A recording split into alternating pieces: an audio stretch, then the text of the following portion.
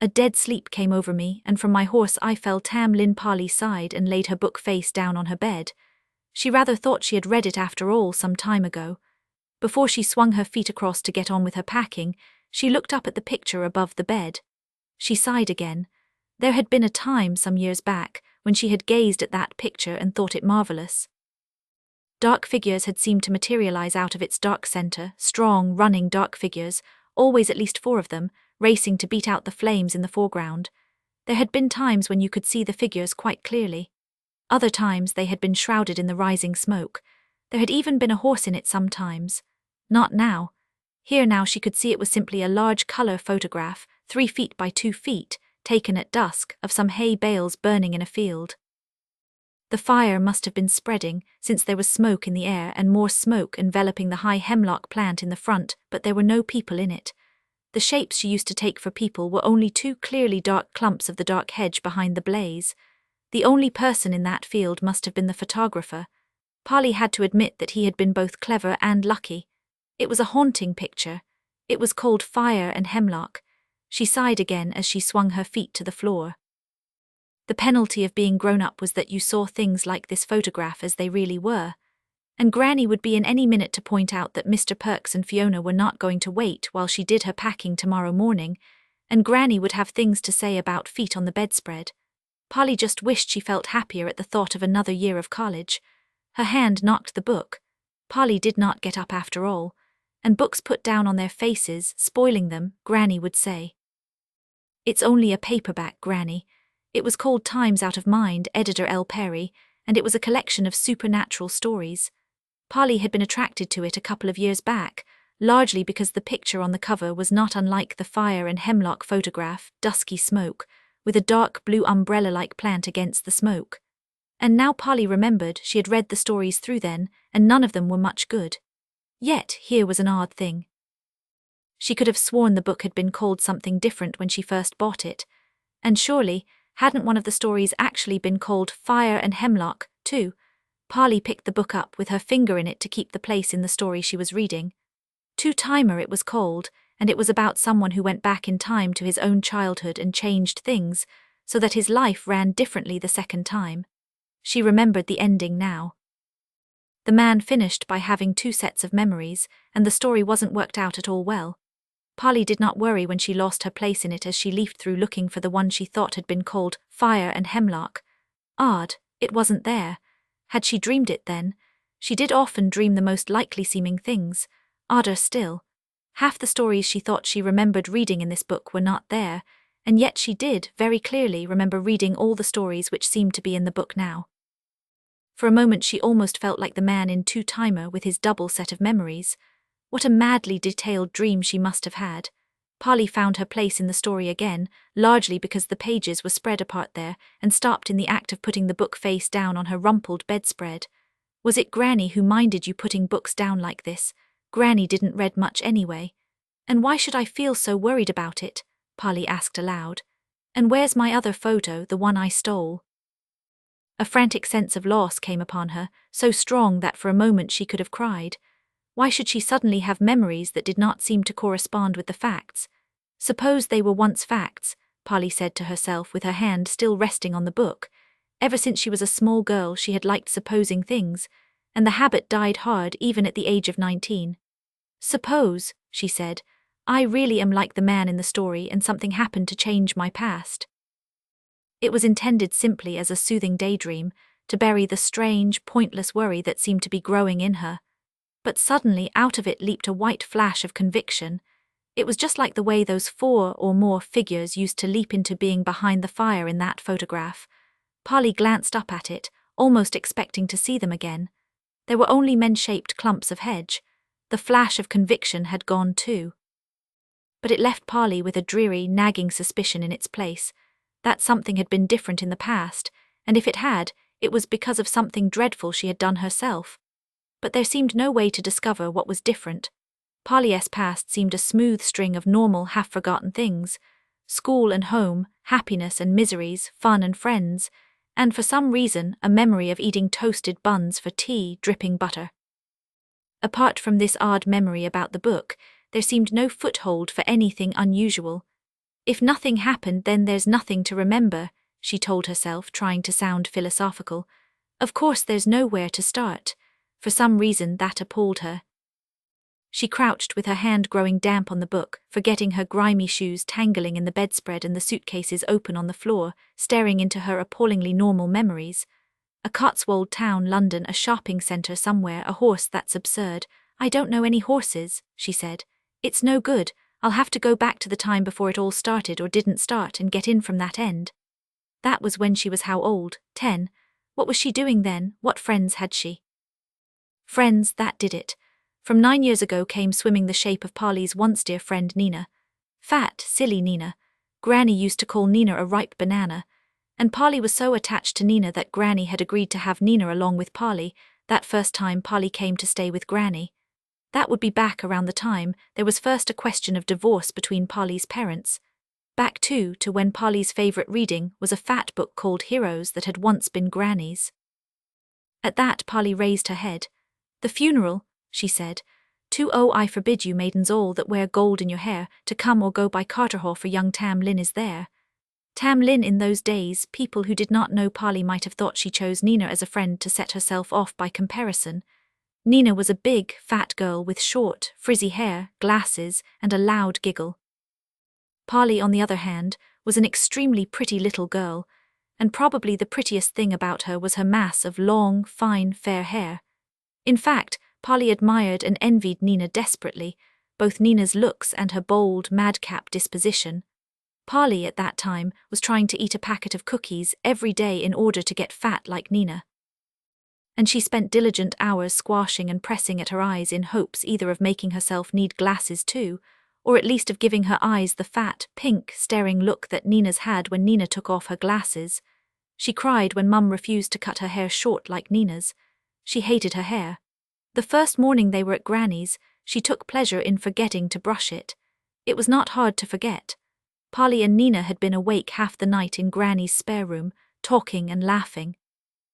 They were wildly excited, and it was such a relief to Polly to be away from the whispered quarrelling at home, and the hard, false silences whenever Mum and Dad noticed Polly was near. They did not seem to realise that Polly knew a quarrel when she heard one, just like anyone does. Granny was a relief because she was calm. Nina's wild, silly jokes were even more of a relief, even if Polly was hardly awake the next morning. The whole first day at Granny's was like a dream to Polly. It was a windy day in autumn. In Granny's garden the leaves whirled down. Nina and Polly raced about, catching them. Every leaf you caught, Nina shrieked, meant one happy day. Polly only caught 7, Nina caught 35. Well, it's a whole week. Count your blessings, Granny said to Polly in her dry way when they came panting in to show her, and she gave them milk and cookies. Granny always made Polly think of cookies. She had a dry, shortbread sort of way to her with a hidden taste that came out afterwards. Her kitchen had a cookie smell to it, a nutty, buttery smell like no other kitchen. While Polly was sniffing the smell, Nina remembered that today was Halloween. She decided that she and Polly must both dress up as high priestesses, and she clamoured for long black robes.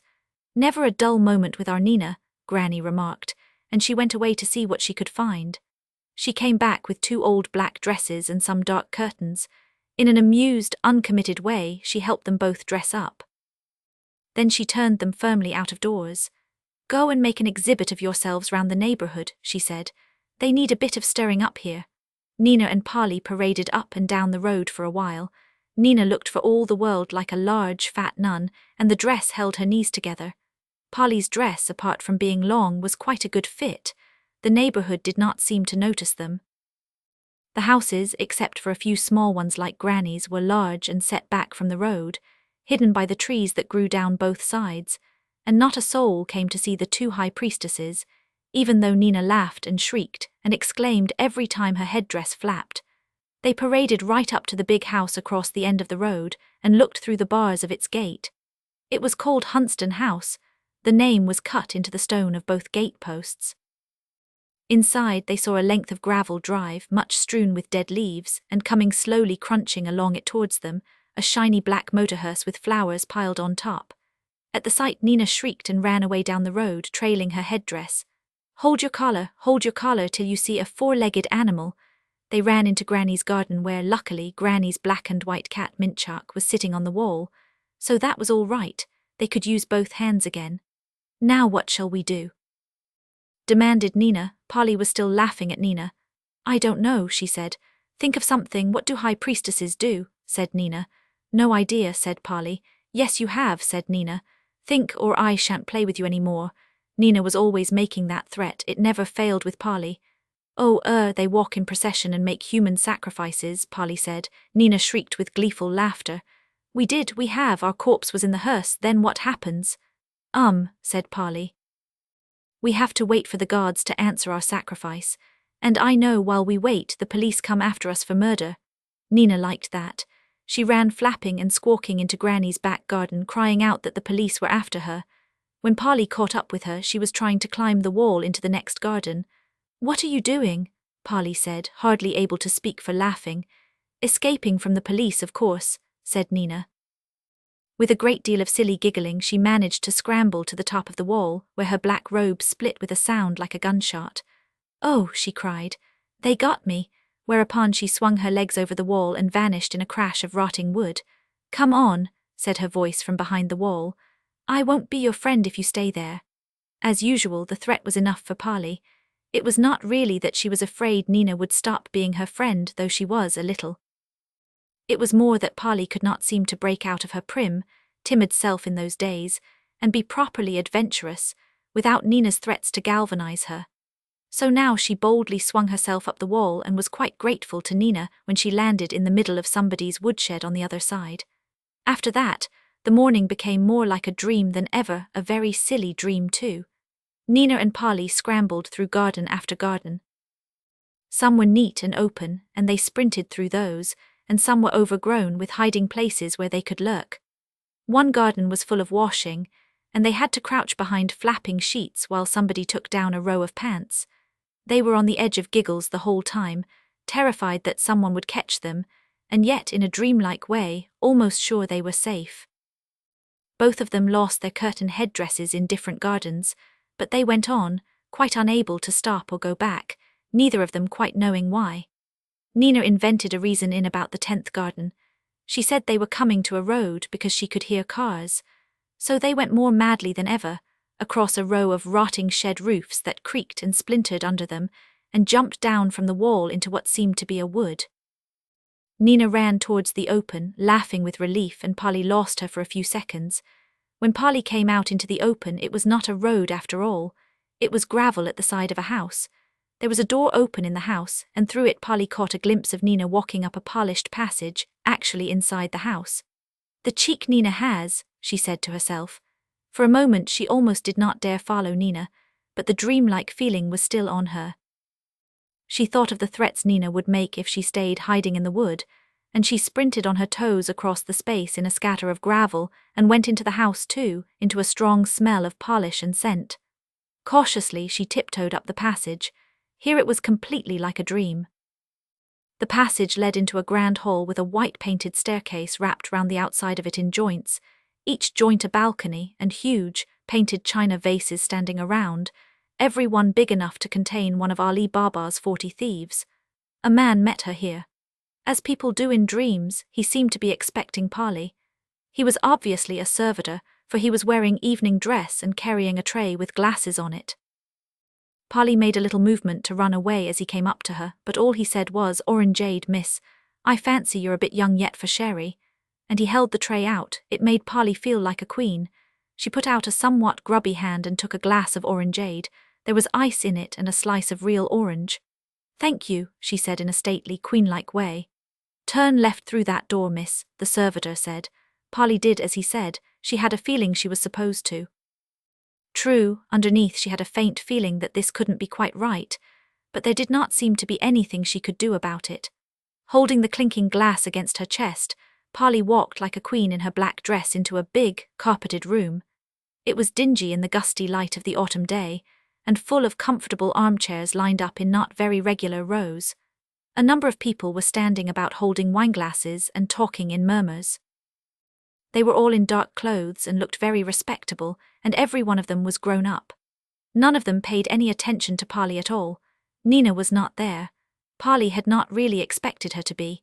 It was clear Nina had vanished the way people do in dreams.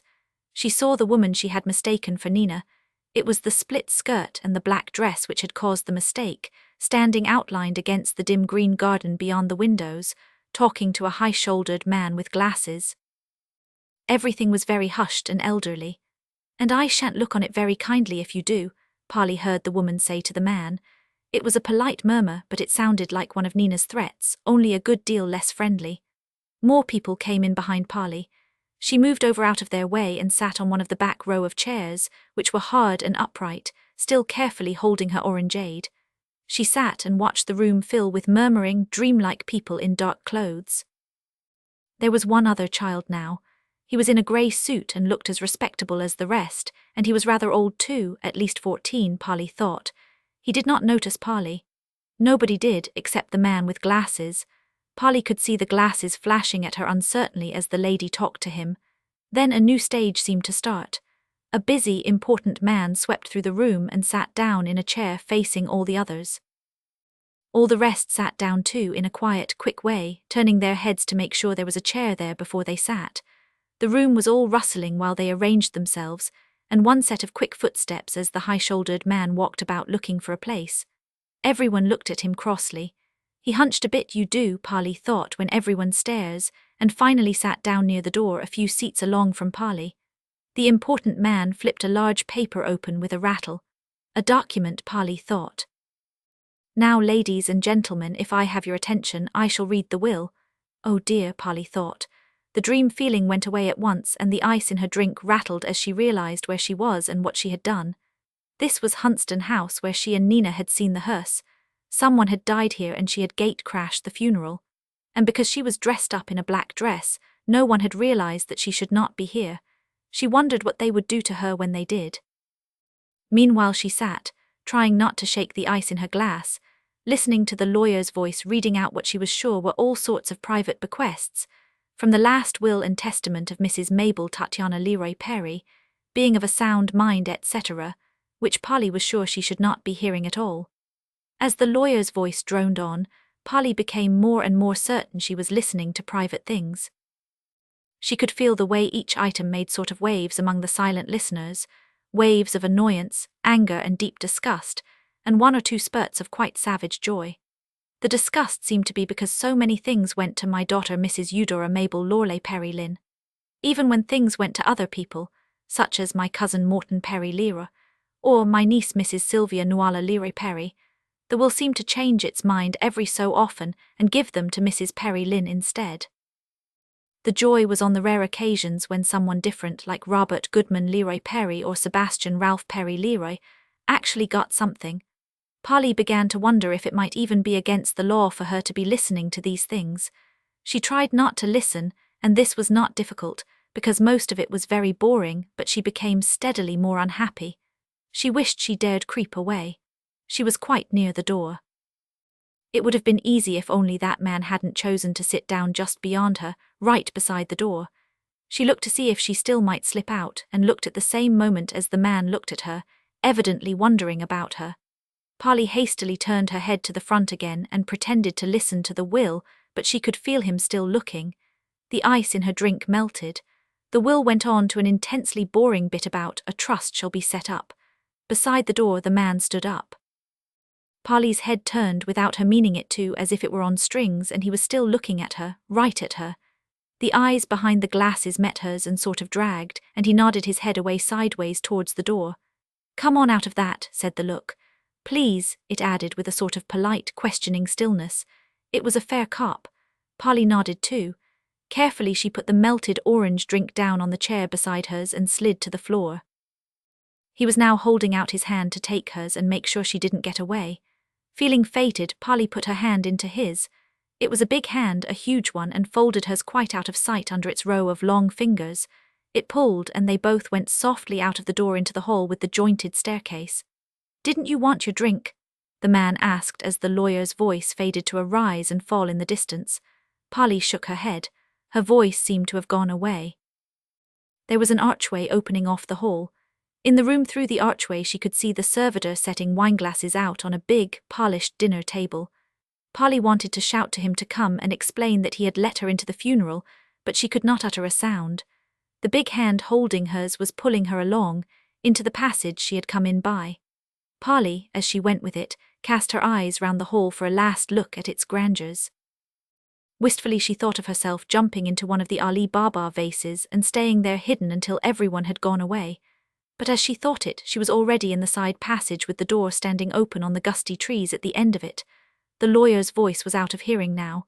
"Will you be warm enough outside in that dress?" the man holding her hand asked politely. His politeness seemed to deserve an answer. Polly's voice came back.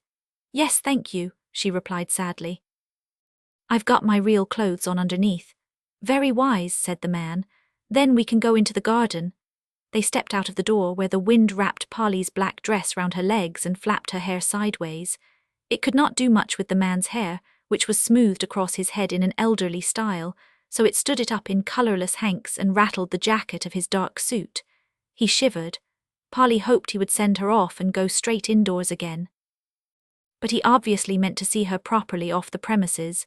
He turned to the right with her. The wind hurled itself at their faces. "This is better," said the man. "I wish I could have thought of a way to get that poor boy Seb out of it too. I could see he was as bored as you were, but he didn't have the sense to sit near the door." Polly turned and looked up at him in astonishment. He smiled down at her. Polly gave him a hasty smile in return, hoping he would think she was shy, and turned her face back to the wind to think about this. So the man thought she really was part of the funeral. He was just meaning to be kind. "It was boring, wasn't it?" she said. "Terribly," he said, and let go of her hand. Polly ought to have run off then. And she would have, she thought, remembering it all 9 years later if she had simply thought he was just being kind. But the way he spoke told her that he had found the funeral far more utterly boring than she had. She remembered the way the lady she had mistaken for Nina had spoken to him, and the way the other guests had looked at him while he was walking about looking for a seat. She realized he had sat down on purpose near the door, and she knew, perhaps without quite understanding it, that if she ran away, it would mean he had to go back into the funeral again. She was his excuse for coming out of it. So she stayed. She had to lean on the wind to keep beside him while they walked under some ragged, nearly finished roses, and the wind blew white petals across them. "What's your name?" he asked. "Polly." "Polly what?" "Polly Whittacker," she said without thinking. Then of course she realized that the right name for the funeral should have been Leroy or Perry Leroy or Leroy Perry, like the people who got the bequests in the will and had to cover it up. "I'm only adopted, you know. I come from the other branch of the family, really." "I thought you might," he said, "with that hair of yours." "And what part of the family are you?" Polly said quickly and artificially to distract him from asking more. She took a piece of her blowing hair and bit it anxiously. "Oh, no part really," he said, ducking his head under a clawing rose. "The dead lady is the mother of my ex-wife, so I felt I ought to come. But I'm the odd man out here." Polly relaxed. He was distracted. "He said my name's Thomas Lynn. Both part surname?" Polly asked doubtfully. "Everyone's so double-barreled in there." That made him give a little crow of laughter, which he swallowed hastily down as if he were ashamed of laughing at a funeral. No, just the second part." "Mr. Lynn, then," said Polly. She let her hair blow round her face as they walked down some sunken steps and studied him. Long hair had its uses. He was tall and thin and walked in a way that stooped his round, colourless head between his shoulders, making his head look smaller than it really was, though some of that could have been distance. He was so tall that his head was a long way off from Polly. Like a very tall tortoise, Polly thought. The glasses added to the tortoise look. It was an amiable, vague face they sat on. Polly decided Mr. Lynn was nice. "Mr. Lynn," she asked, "what do you like doing most?" The tortoise head swung towards her in surprise. "I was just going to ask you that." "Snap," said Polly and laughed up at him. She knew, of course, by this time that she was starting to flirt with Mr. Lynn. Mum would have given Polly one of her long, heavy stares if she had been there. But, as Polly told herself, she did have to distract Mr. Lynn from thinking too deeply about her connection with the funeral, and she did think Mr. Lynn was nice anyway. Polly never flirted with anyone unless she liked them. So as they edged their way between two vast grey hedges of uncut lavender, she said, "What I like best, apart from running and shouting and jokes and fighting, is being things." "Being things?" Mr. Lynn asked. "Like what?" He sounded wistful and mystified. Making things like heroes up with other people, then being them, Polly explained. The tortoise head turned to her politely. She could tell he did not understand. It was on the tip of her tongue to show him what she meant by telling him how she had arrived at the funeral by being a high priestess with the police after her, but she dared not say that. "I'll show you," she said instead. "Pretend you're not really you at all. In real life you're really something quite different." "What am I?" Mr. Lynn said obligingly. It would have been better if he had been like Nina and said he would not be friends unless she told him. Without any prodding, Polly's invention went dead on her. She could only think of the most ordinary things. "You keep an ironmonger's shop," she said rather desperately. To make this seem better, she added, "A very good ironmonger's shop in a very nice town, and your name is really Thomas Piper. That's because of your name, Tom the Piper's son, you know." Mr. Lynn smiled. "Oddly enough, my father used to play the flute professionally." "Yes, I sell nails and dustbins and hearth brushes. What else?" "Hot water bottles and spades and buckets," said Polly. "Every morning you go out and hang them round your door and stack wheelbarrows and watering cans on the pavement, where passers-by can bark their shins on them." "I see," said Mr. Lynn. "And what else? Am I happy in my work?" "Not quite happy," Polly said. He was playing up so well that her imagination began to work properly. Down between the lavender bushes, the wind was cut off and she felt much calmer. "You're a bit bored, but that doesn't matter because keeping the shop is only what everyone thinks you do. Really, you're secretly a hero, a very strong one who's immortal," Mr. Lynn said, startled. "Well, nearly," said Polly. "You'd live for hundreds of years if someone doesn't kill you in one of your battles. Your name is really Tan Cowl and I'm your assistant." "Are you my assistant in the shop as well, or just when I'm being a hero?" asked Mr. Lynn. "No, I'm me," said Polly. "I'm a learner hero. I come with you whenever you go out on a job." "Then you'll have to live within call," Mr. Lynn pointed out. "Where is this shop of mine? Here in Middleton. It had better be so that I can pick you up easily when a job comes up." "No, it's in Stow-on-the-Water," Polly said decidedly. Pretending was like that. Things seemed to make themselves up once you got going. "That's awkward," Mr. Lynn said. "It is, isn't it?" Polly agreed. "If you like, I'll come and work in your shop and pretend to be your real-life assistant too. Say when I found out where you lived, I journeyed miles from Middleton to be near you." "Better," Mr. Lynn said. "You also pretended to be older than you are in order not to be sent to school. But that sort of thing can easily be done by the right kind of trainee hero, I'm sure. What's your name when we're out on a job?" "Hero," said Polly. "It is a real name," she protested as the tortoise head swung down to look at her. "It's a lady in my book that I read every night. Someone swam the sea all the time to visit her." "I know," said Mr. Lynn. "I was just surprised that you did. And it's a sort of joke," Polly explained. "I know a lot about heroes because of my book." "I see you do," said Mr. Lynn, smiling rather. "But there are still a lot of things we need to settle."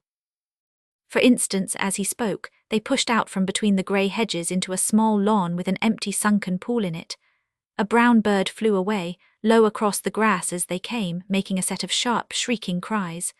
The wind gusted over, rolling the dry leaves in the concrete bottom of the pool, and a ray of sun followed the wind, travelling swiftly over the lawn. "For instance," said Mr. Lynn and stopped. The sun reached the dry pool. For just a flickering part of a second, some trick of light filled the pool deep with transparent water. The sun made bright curved wrinkles on the bottom, and the leaves, Polly could have sworn, instead of rolling on the bottom were, just for an instant, floating, green and growing. Then the sunbeam travelled on, and there was just a dry oblong of concrete again. Mr. Lynn saw it too. Polly could tell from the way he stopped talking. "Heroes do see things like that," she said, in case he was alarmed. "I suppose they do," he agreed thoughtfully. "True, they must since we both are, but tell me what happens when the call comes to do a job. I'm in the shop selling nails. We each snatch up a saw, or I suppose an axe would be better, and we rush out. Where do we go? What do we do?" They walked past the pool while Polly considered. "We go to kill giants and dragons and things," she said. "Where? Up the road in the supermarket?" Mr. Lynn asked. Polly could tell he thought poorly of her answer. "Yes, if you like, if you're so clever," she snapped at him just as if he were Nina. "I know we're that kind of heroes. I know we're not the kind that conquers mad scientists, but I don't know it all. You do some of it if you know so much. You were just pretending not to know about being things, weren't you?" "Not altogether," Mr. Lynn said, politely holding a wet lump of evergreen bush aside for Polly. "It's years since I did any. Beside you, I'm the learner. I'd really much prefer to be a trainee hero too. Couldn't I be? You could happen to be there when I kill my first giant, and perhaps it could be thanks to you that I didn't get squashed flat by him. If you like, Polly agreed graciously. He was so humble that she felt quite mean to have snapped. Thank you, he said, just as if she had granted a real favor. That brings me to another question. Do I know about my secret life as a hero while I'm being an ironmonger, or not? You didn't at first, Polly said, thinking it out. You were awfully surprised and thought you were having visions or something, but you got used to it quite quickly. Though at first I blundered about, utterly bewildered, Mr. Lynn agreed. We both had to learn as we went on. Yes, that's how it must have been. Now, what about my life selling hardware in Stow-on-the-Water? Do I live alone? No, I live there too when I get there, said Polly. But of course there's your wife, Edna. No, there isn't, Mr. Lynn said. He said it quietly and calmly, as if someone had asked him if there was any butter and he had opened the fridge and found none. But Polly could tell he meant it absolutely. Well, there has to be, she argued. There's someone, I know, her name's Edna, who bosses you round and makes your life a misery and thinks you're stupid and doesn't allow you enough money and makes you do all the work, my landlady, said Mr. Lynn. No, said Polly. Sister, then, said Mr. Lynn. How about a sister? I don't know about sisters, Polly protested. They wandered round the overgrown garden arguing about it. In the end, Polly found she had to give way about Edna and make her a sister after all. Mr. Lynn was just quietly adamant over it and he would not budge. He gave in to Polly on most other things but not on that.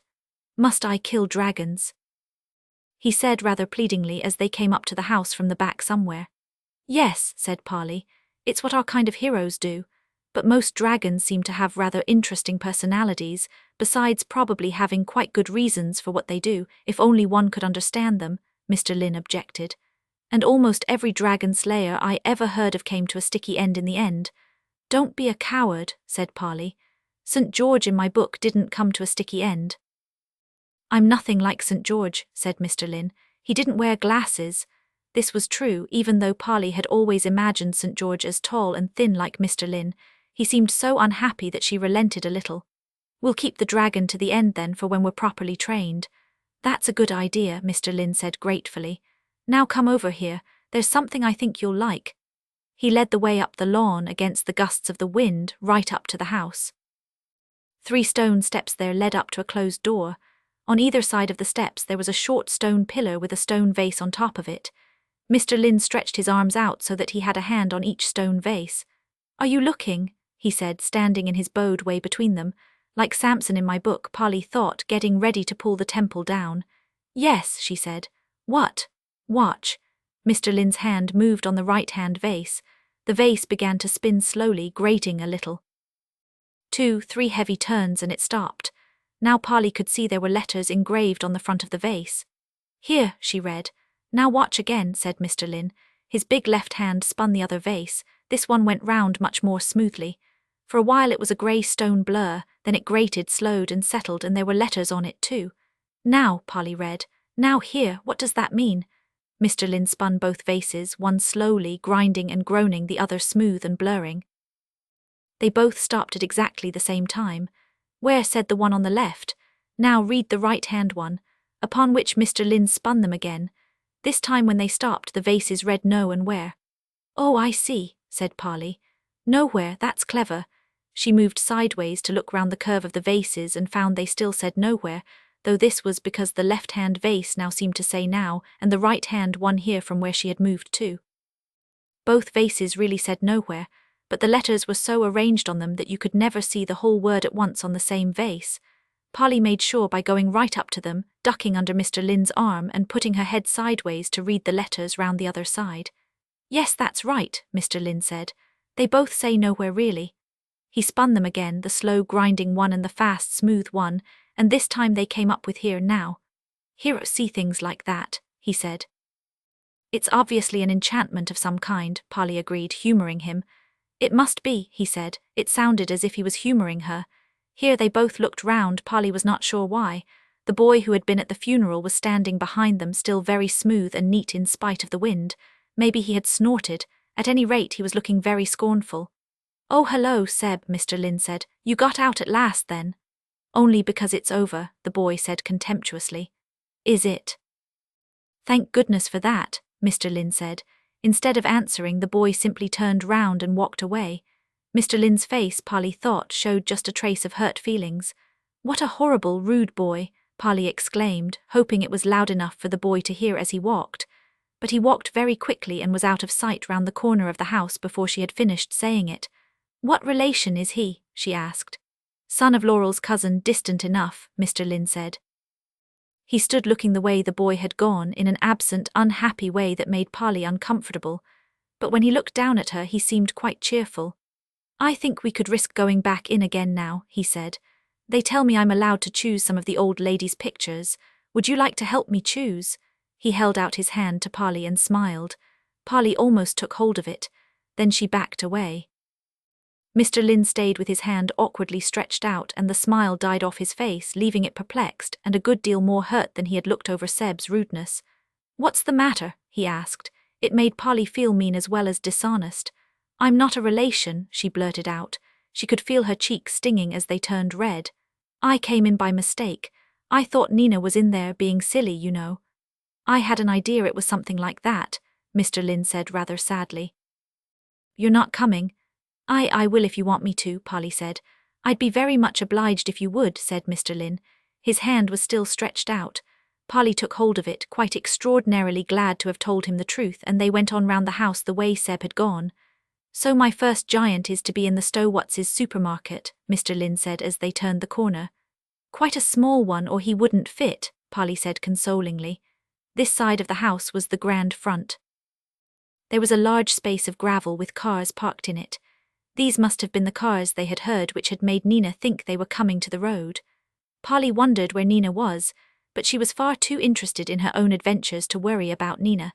Numbers of people, dark-dressed and sober from the funeral, were drifting out of the open front door of Huntston House and wandering about on the gravel. Some seemed to have come out for fresh air. Some were getting into cars to leave. Polly and Mr. Lynn went along the side of the house to the front door. Even a small one would get into the local papers, Mr. Lynn said. What do we say to the reporters? Leave all the interviewing to me, Polly said grandly. Perhaps it was a strange conversation. Perhaps this accounted for the unfriendly looks they got from the people round the front door. Some pretended not to notice Polly and Mr. Lynn. Others said, "Hello, Tom," but they said it in a grudging sort of way, and raised their eyebrows at Polly before they turned away. By the time she and Mr. Lynn had edged their way inside into the grand hall again, Polly was sure this had nothing to do with their conversation. The people crowding the hall, she could somehow tell, were the most important members of the family. Every one of these gave Mr. Lynn a disapproving look, if they bothered to notice him at all, before turning away. Before they had pushed their way halfway across to the stairs, Polly did not wonder that Mr. Lynn had wanted her to keep him company indoors. The one person who spoke to Mr. Lynn was a man Polly did not like at all. He turned right round in the middle of talking to someone else in order to stare at Mr. Lynn and Polly. He was a big, portly person with a dark, pouchy piece of skin under each eye. "Slithering off as usual, are you, Tom?" he said jovially. It was not nearly as jolly as it sounded. "No, I'm still here, Morton, as you see," Mr. Lynn said, ducking his head apologetically. "Then stick around," the man said, "or you'll be in real trouble." He laughed to pretend it was a joke. It was a deep, chesty laugh. Polly thought of it as a fatal laugh, the way you think about a bad cough. The man turned away, laughing this chesty laugh. "Laurel told me to tell you," he said, and went back to talking to the person he had turned away from. "Thanks," Mr. Lynn said to his back and towed Polly on across the hall. They had reached the foot of the jointed staircase when the servitor politely stopped them.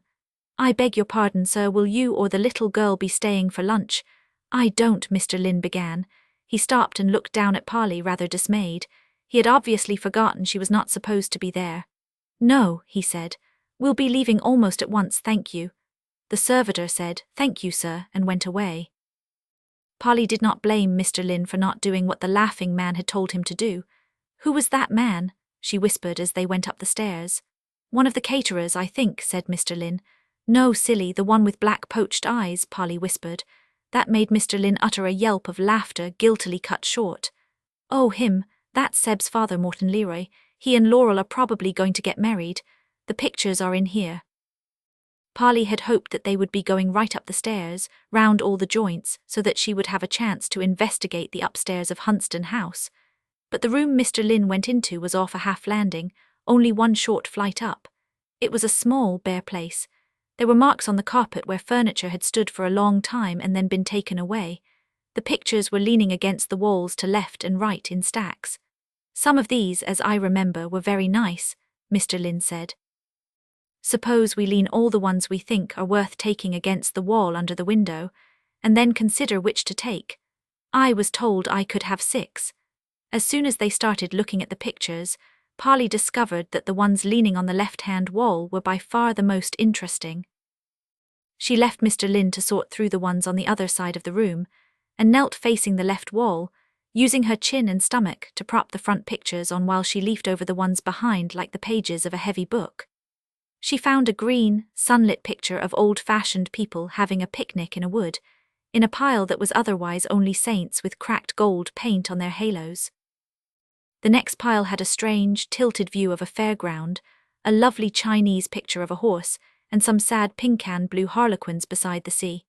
Polly put all these against the end wall at once. The one on top of the third pile she liked too. It was a swirly modern painting of people playing violins. Underneath that was a big blue-green picture of a fire at dusk where smoke was beginning to wreathe round the vast skeleton of a plant like cow parsley in front. Polly exclaimed with delight at it. Meanwhile, Mr. Lynn was saying, "I don't remember half these pictures, take a look at this. Dismal, isn't it?"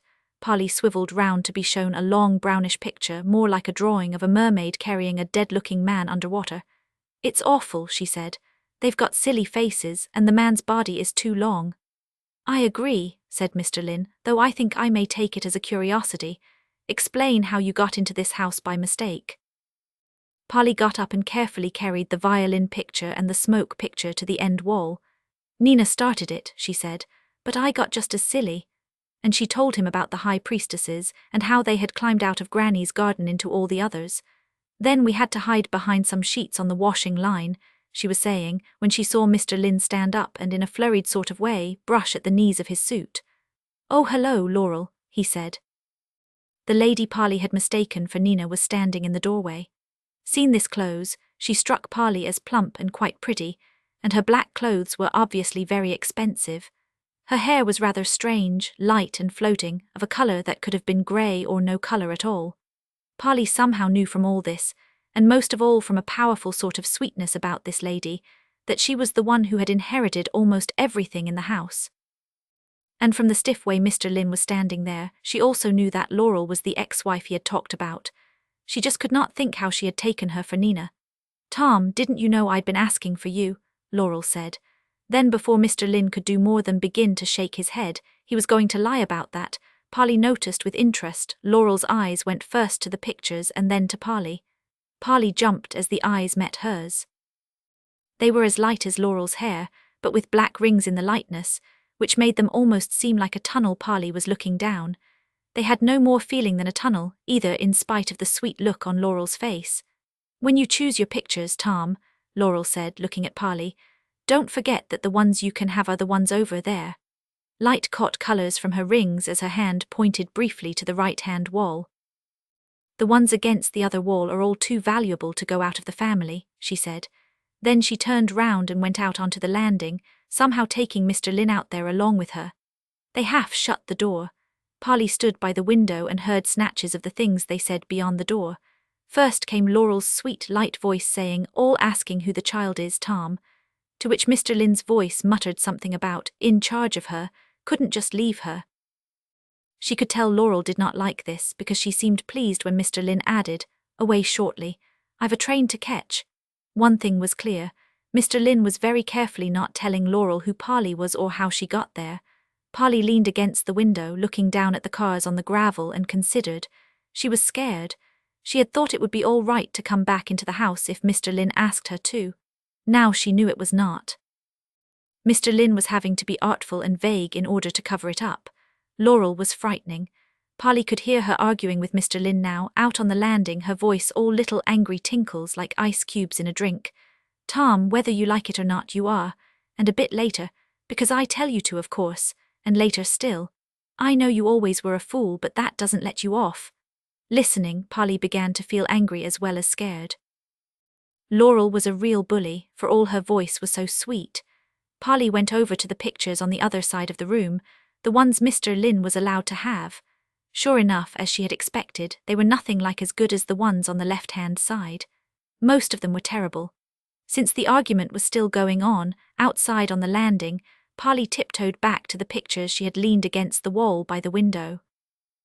Back and forth she tiptoed, putting all the good, interesting pictures she had already chosen into the stacks against the right-hand wall, and a few, not so terrible, to lean on the wall by the window, to look as if they had been chosen. Then, to make things look the same as before, she took terrible pictures from the right-hand wall to the left-hand stacks. They ended up a complete mixture. When Mr. Lynn came back into the room, Polly was kneeling virtuously by the right-hand wall, taking her mind off her evil deed by studying a picture called The Vigil of a young knight praying at an altar. "Do you think he's a trainee hero?" she asked Mr. Lynn. "Oh no, put that back," he said. "Don't you think it's soppy?" "It is a bit," Polly agreed cheerfully, and watched Mr. Lynn choose pictures through her hair while she slowly put The Vigil back. That was how she got Fire and Hemlock, of course. When he sorted through the doctored stacks, Mr. Lynn picked out every one of the pictures Polly had chosen. "I didn't know this would be here," he said, "and oh, I remember this one." He was particularly pleased by the swirly one of the violins. When he came to the picture of the fire at dusk, he smiled and said, "This photograph seems to haunt me. It used to hang over my bed when I lived here. I always liked the way the shape of that hemlock echoes the shape of that tree in the hedge." "Here," he said, and put it in Polly's hands. "You have it." Polly was awed. She had never owned a picture before, nor had she expected to profit from her bad deed. "You don't mean I can keep it," she said. "Of course you can," said Mr. Lynn. "It's not very valuable, I'm afraid, but you'll find it grows on you. Keep it instead of a medal for life-saving." At this, Polly tried to say thank you properly, but he cut her short by saying, "No, come on. I think your granny may be worried about you by now." Mr. Lynn had to carry the picture along with his 5 others. It bumped against Polly's legs as she walked, which threatened to break the glass. The other funeral guests were having lunch by then. Polly could hear the chink of knives and forks as they hurried through the empty hall. Polly was glad. Polly knew if they met Laurel on the way out, Laurel would know at once that Mr. Lynn had all the wrong pictures. Thinking of Laurel as she trotted beside Mr. Lynn down the windy road caused Polly for some reason to say, "When I come to work as your assistant in your ironmonger's shop, I'm going to pretend to be a boy. You pretend you don't know." "If you want," said Mr. Lynn, "as long as that doesn't mean cutting your lovely hair." The lovely hair was blowing round Polly's face and getting in her mouth and eyes. "It's not lovely hair," she said crossly. "I hate it. It drives me mad and I want it cut."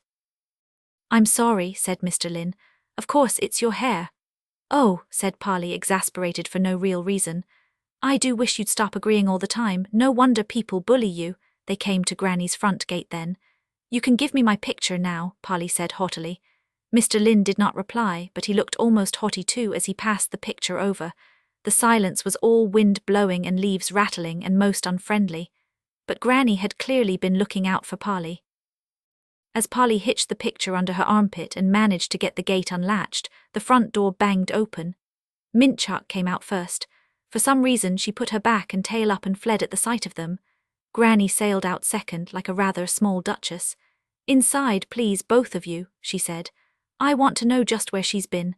Polly and Mr. Lynn stopped giving one another haughty looks and exchanged guilty ones instead.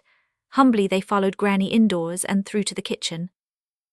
There sat Nina over a half-eaten plate of lunch, staring wide-eyed and full-mouthed.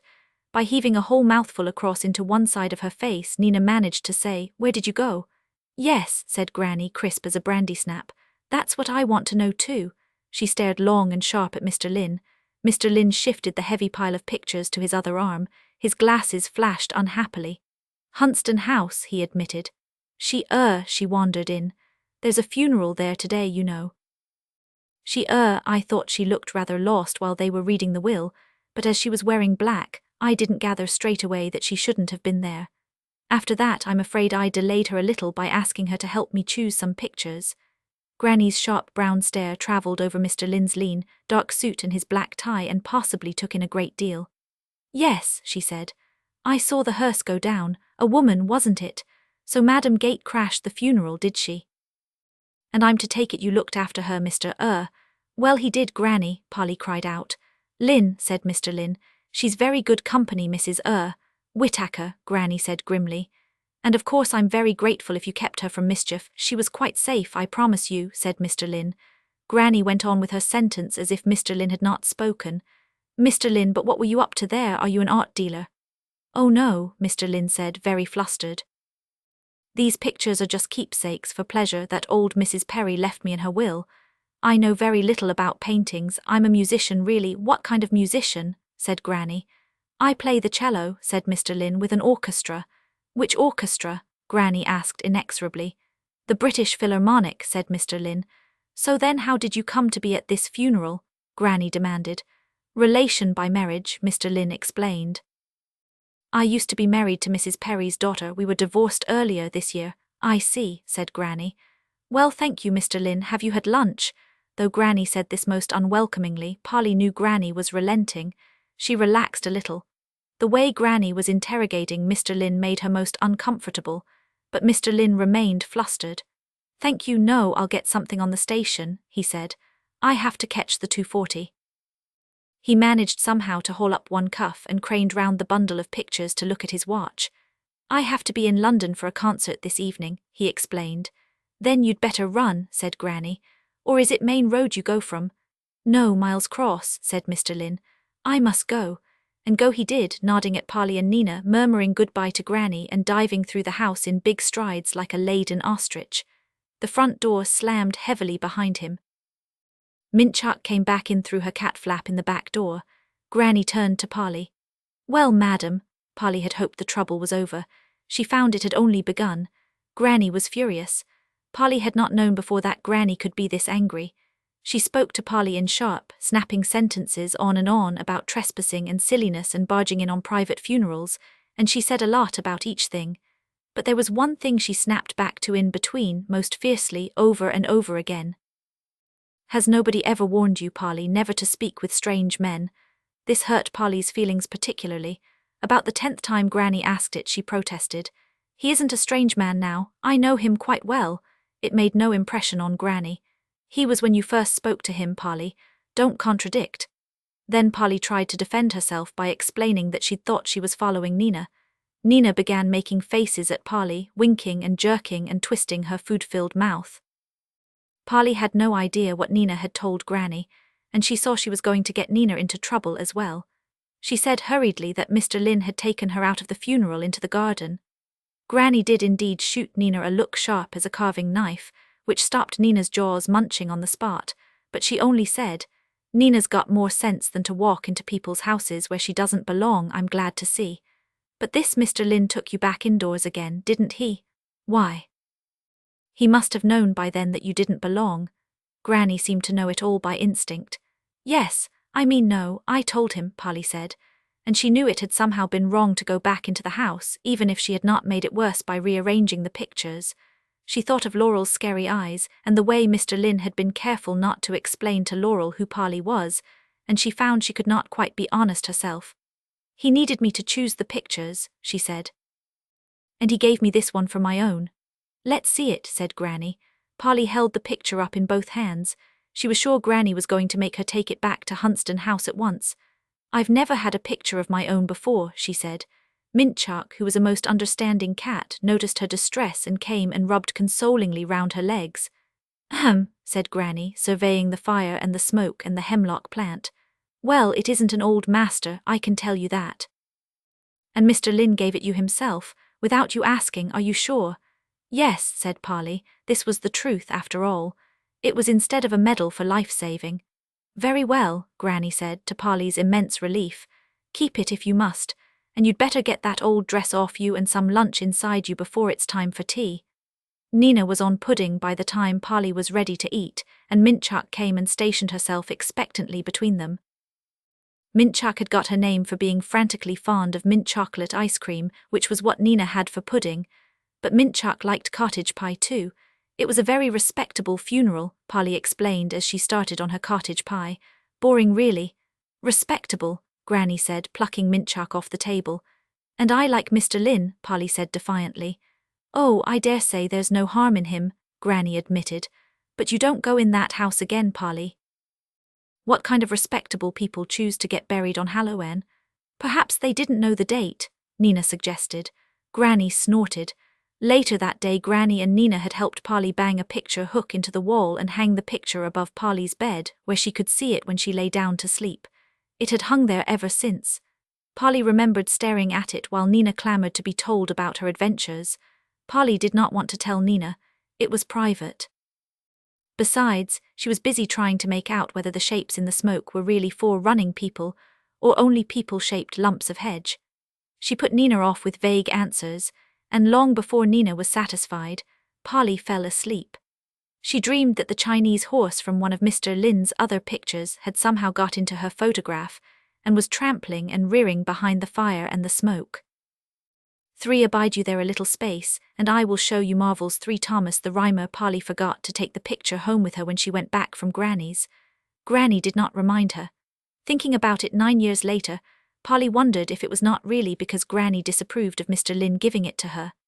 On the other hand, it could have been that Granny knew, as well as Polly did, that home was not a fire and hemlock sort of place. Home had bright, flowered wallpaper with matching curtains.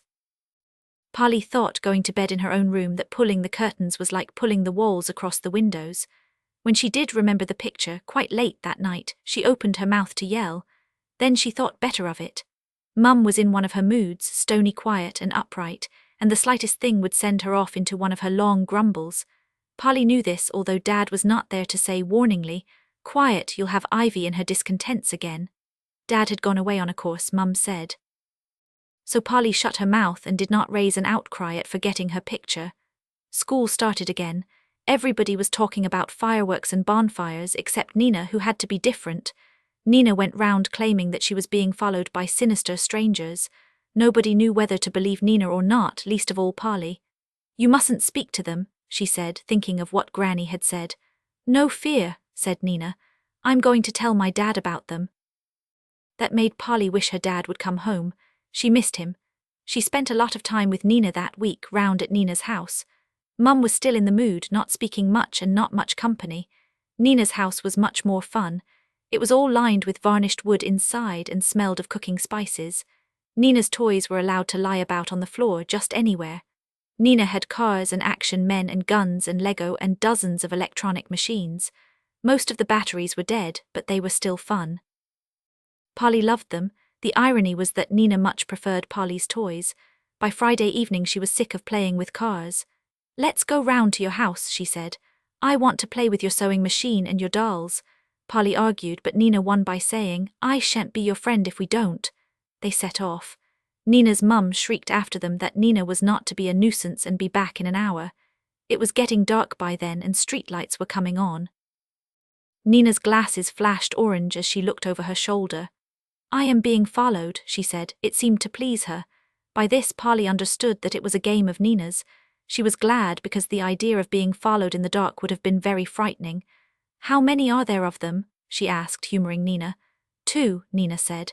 "When it's the man, he sits in his car pretending to be someone's dad. The boy stands across the road, staring."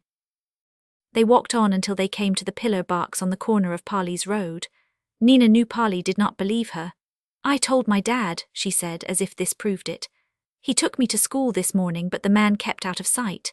He would, Polly thought, if he wasn't there anyway. All the same, it was a relief to rush up the path to her own front door and burst breathlessly inside. Ivy met them in the hall, carrying a long, fat envelope. She handed it to Polly. She was still in her mood. "This came for you," she said in her stony mood voice. "What have you been up to now?" "Nothing, Mum," Polly exclaimed, genuinely surprised. The envelope was addressed in Granny's writing to Miss Polly Whittacker. At the back, somewhat torn where Mum had slit the envelope open, Granny had written, "Sorry, Polly. I opened this. It wasn't a mistake. You never know with strange men." Inside was another envelope, fat and crackly, with a typed address to Polly at Granny's house. It was slit open too. Polly looked at it mystified and then up at her mother. "Why did you open it as well?" Nina took a look at their faces and tiptoed away upstairs to Polly's room. Ivy smoothed at her beautifully set hair. "It was from Granny," she said in a stony voice. It might, I thought it could have been something to do with your father. 2 tears oozed from her eyes. She shook them away so angrily that some salty water splashed on Polly's mouth. Stop standing staring at me, can't you? She said. Go upstairs and play. There seemed nothing Polly could do but climb the stairs to her room. There Nina was busily setting out a doll's tea party. Polly could taste salt still, but she pretended not to notice it and sat on her bed and opened her letter. It was typed like the envelope, but not in an official way. Polly could see mistakes in it all the way down the first page, some crossed out with the right word written above in ink, some crossed by typed slanting lines and sorry, typed before the right word. The paper it was typed on was a mad mixture, all different sizes. The first page was smooth and good and quite small. The next page was large and yellowish. There followed 2 pages of furry paper with blue lines on, which must have been torn out of a notebook, and the last pages had clumps of narrow lines, like telegraph wires, printed across them. Polly, after blinking a little, recognized these pages as music paper. At this stage, delicately and gently, almost holding her breath, Polly turned to the very last page. The end of the letter was halfway down it, followed by an extra bit labelled P.S. She read, with best wishes to my assistant trainee hero, Thomas G. Lynn. The name was signed in ink, but quite easy to read. It really was from Mr. Lynn then. Polly felt her whole face move, as if there was a tight layer under her skin, from solemn to a great, beaming smile. Polly in those days was slow at reading. Long before she had finished the letter, Nina had given up even threatening. She played crossly on the floor by herself and only looked up once or twice when Polly laughed out loud. Dear Polly, after I had to run away so abubbly sorry. Suddenly, I had quite a while to sit on the train and think, and it seemed to me that we still had a lot of details to settle concerning our secret lives. Most of the things are questionoin sorry. I need to ax you. You know more about Th Cessie's things than I do, but one thing I could settle was our first adventure sorry. Vadentru sorry, job with the giant. I think it happened like this. Of course if you think differently please say so, and I shall risk your annoyance by agreeing with you. Here goes. The first thing you must remember is that Mr. Thomas Piper is very strong. He may look exactly like me, not unlike an ostrich in gold-rimmed glasses, but he has muscles which I, in my false identity as a mere cellist, lack. Every morning he lifts mighty sin-sari, sun-blistered wooden shutters, 2 of them, from the windows of his shop, and carries them away indoors. He follows this by carrying outside to the pavement such items as rolls of chicken wire neither you nor I could lift, piles of dustbins, graden rollers neither of us could move, and stacks of hefty white chamber pots that we would have to take one at a time. Every evening he takes it all in again and brings out the shooters. He could, if he wished, win an Olympic gold medal for weightlifting, but this has never occurred to him. In between customers he idly sharpens axes and stares out into the street thinking. Like me, he has an active mind, but not having been given the education which was thrust upon me, his mind whirs about rather. He buys old books from junk shops and reads them all. Most of them are horribly out of date. His sister Edna, who, you tell me, hates him to spend money on useless things like books, tells him he is mad. Mr. Piper thinks she may be right. At any rate, on this particular morning, his thoughts are whirring about worse than ever, because he has been reading an old book called Don Quixote, about a tall, thin man who had read books until he went mad and fought some windmills, thinking they were giants.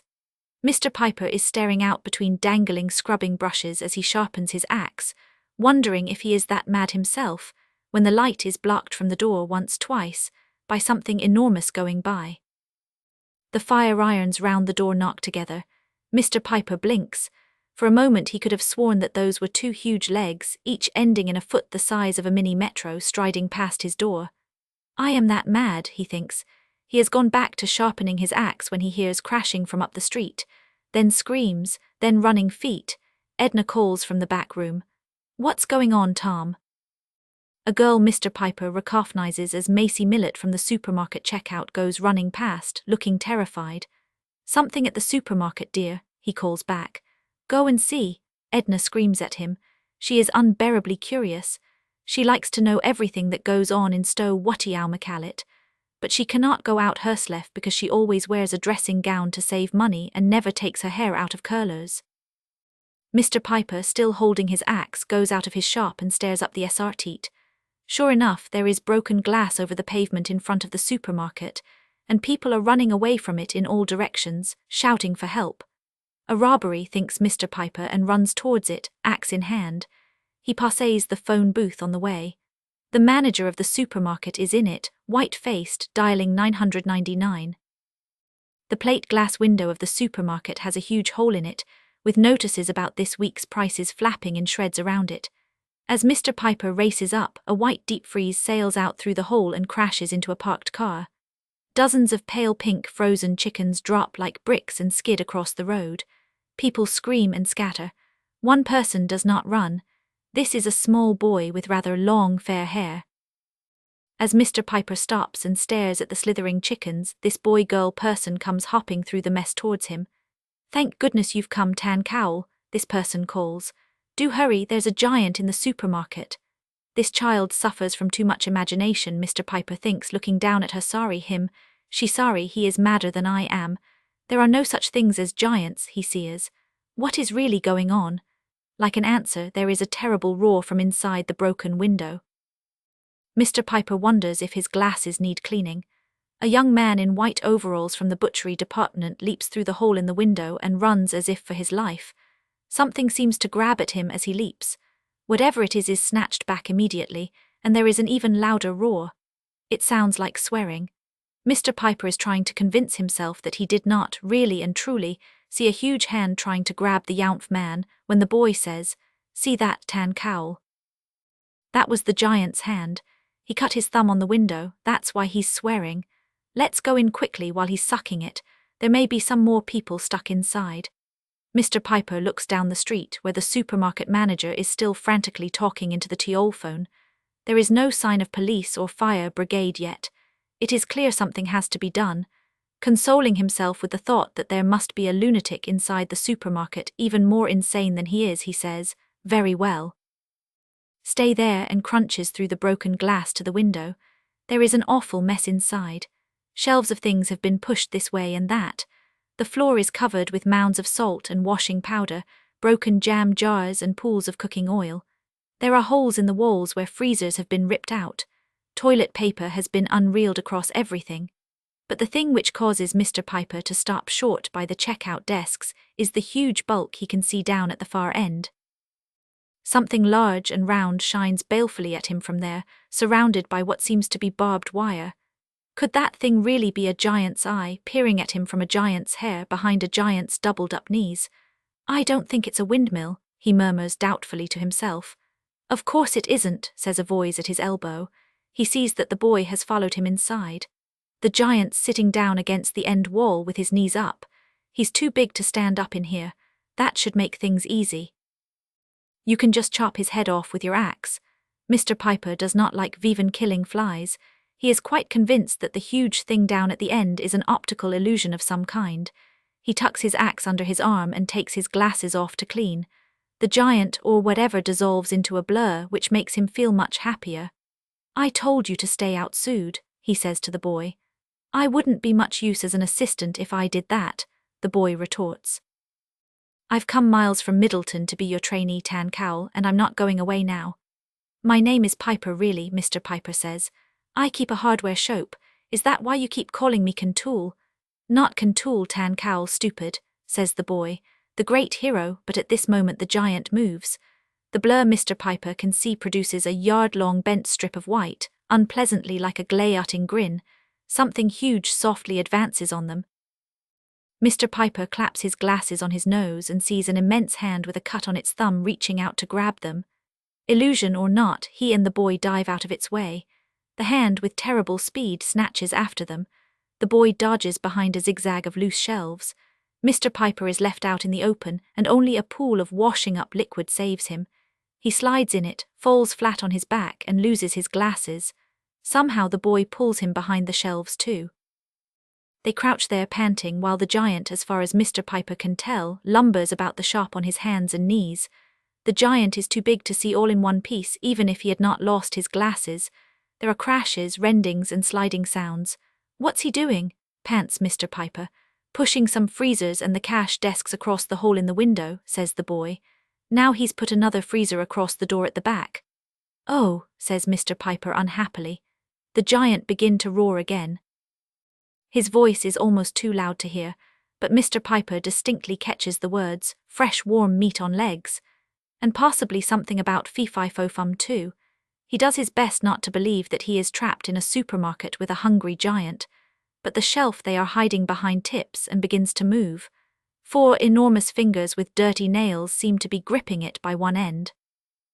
The boy and Mr. Piper get up and tiptoe hurriedly behind the next lot of shelves, skipping over smashed pickle jars and trying not to crunch in cornflakes. Mr. Piper has to do this by smell and instinct since he can hardly see the floor. "Kill him," the boy whispers as they tiptoe. "You're a hero, you can't be a coward." "Oh, can't I just?" Mr. Piper whispers back. The shelf they are now behind begins to move too. They tiptoe on through tins of dog food and mushy peas. "There are no such things as giants," Mr. Piper explains as they go. "This is some kind of illusion." The latest shelf moves and they scuttle behind another. Now a low rumbling begins, getting gradually louder. If Mr. Piper were not doing his best to know better, he would swear it was the giant laughing with triumph, because the giant is moving his prey shelf by shelf into a corner where the upended freezers spill out squashed butter and squinched cartons of yogurt. They will be trapped in that corner. The boy sighs. "Do me a favor, Mr. Piper. Pretend there is a giant. Pretend we'll be dead in a minute unless you do something." Mr. Piper's foot slips in yogurt. He goes down with one knee and a pound of butter. The giant's rumbles becomes a roar. The boy's advice suddenly seems excellent. Mr. Piper swings his axe round in threatening circles as he kneels. The laughter stops. The blurred shape of the giant on all fours against the windows looks at them with its bushy head tipped on one side. Then a vast arm stretches. Mr. Piper scrambles round on his knees and chops desperately at the huge hand reaching out at him. "Throw tins at his face," he gasps to the boy. "Get him to stand up." "Good idea," says the boy. He picks up a tin and hurls it and another. His aim is good, but he is not strong enough to worry the giant who just comes crawling towards them. Mr. Piper throws a tin himself and chops again with his axe at the reaching hand. The giant gives a roar that buzzes the windows. They snatch up tin after tin and bombard the giant's head. The giant, kneeling hugely opposite, keeps on grabbing at them. Mr. Piper chops at his fingers every time he does, keeping him at bay. He feels hopeless now. He can only see the reaching fingers when they are almost too close. He cannot see properly to aim tins. The boy keeps hitting, but this does not worry the giant at all. On the rare occasions when Mr. Piper's tins hit, they make him rear up and bump his head on the ceiling. "What's up there?" pants the boy. "Anything that might help." As far as Mr. Piper knows, there is the supermarket manager's flat up above. He is hoping that there are iron girders in the ceiling on which the giant might be induced to brain himself, but they run out of tins just then. Mr. Piper scrambles backwards to the nearest shelf and seizes a packet off it at random. Beside him, the boy hurls a large cheese. It misses because the giant moves his bushy head aside. He moves it into line with the packet Mr. Piper has just thrown. It turns out to be a packet of flour. It succeeds beyond Mr. Piper's wildest hopes. It hits the giant in the eye and bursts all over his face. The giant howls, so loud it hurts their ears. He claps both fists to his face and most unwisely rears up on his knees. The great bushy head goes straight through the ceiling. The giant howls again and falls over backwards, smashing 2 sets of shelves underneath him. And things begin to rain down on the giant through the hole in the ceiling. First comes a large sofa, then a television, followed by a squad of armchairs. While the giant is gasping from these, there is a pause, full of sliding noises. Then a kitchen table falls on him, followed by a washing machine, a big refrigerator, a dishwasher, and finally a heavy gas oven. The gas oven hits the giant in the stomach and knocks the breath out of him with a woof that blows all the toilet paper into the air.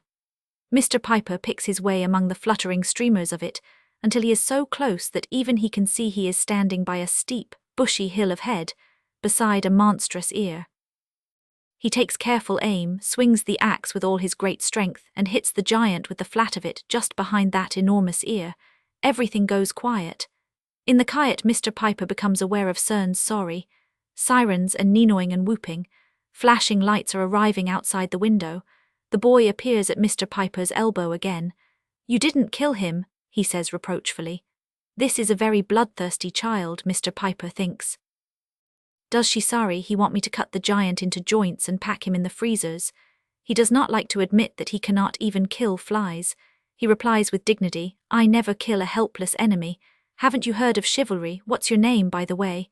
Hero," says the boy. "There are police cars and fire engines outside. What shall we tell them?" "Nothing," says Mr. Piper. "We'll go out of the back door. I'll move that freezer as soon as I've found my glasses." "Here they are," Hero says, and puts the glasses into Mr. Piper's hand. As Mr. Piper fumbles them onto his nose, Hero explains, "I picked them up and kept them.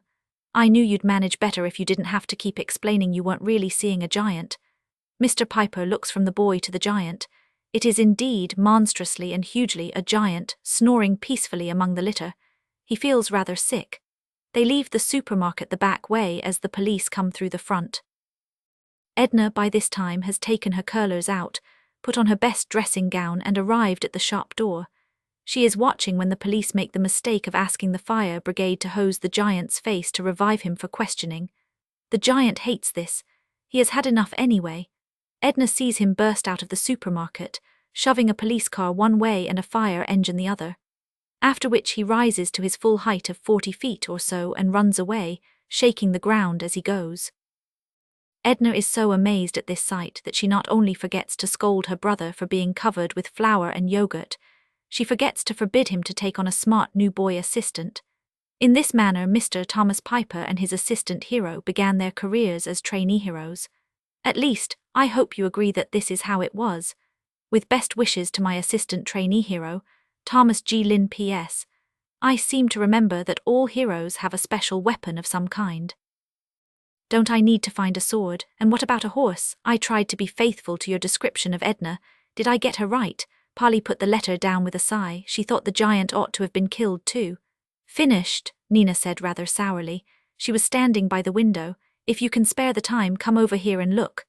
"Why?" said Polly, still seeing broken supermarket in her mind's eye. "Because," Nina said with awful patience, "one of the people following me is standing across the road." That fetched Polly across the room. Funny thing, she thought as she pressed her forehead against the window in order to see into the dark outside. Real life trumps made up things every time, if this is real, of course. "Where? I don't see anyone." "Under that person opposite's big bush. There," said Nina. Polly could see the figure now. It looked like a boy humped in an anorak. While she looked, the person shifted, stamped feet, and began walking up and down. He must have been cold standing out there in the dark. He stopped before he got to the streetlight and turned again, but at that end of his walk there was enough light to show he had neat hair and a scornful set to his smooth face. And Polly had sharp eyes. Her heart thudded rather. She said, "He's called Seb, he was at the funeral." "Why is he following me?" Nina whispered. "I'm scared, Polly." Polly asked, feeling rather shrewd and detective-like. "Did the man following you have two sort of black lumps under his eyes?" Nina nodded. "He's the scary one. He sits in his car and stares." "He's Seb's father," said Polly. "Mr. Morton Leroy, is he here now?" "I told you," Nina said irritably. "They take it in turns, but why?" Polly had just been reading Mr. Lynn's letter. Mr. Lynn obviously thought she was bold and bloodthirsty, and she wanted to prove he was right. "Let's go out and ask him," she said. Nina replied with a shocked giggle. She could not believe Polly meant it.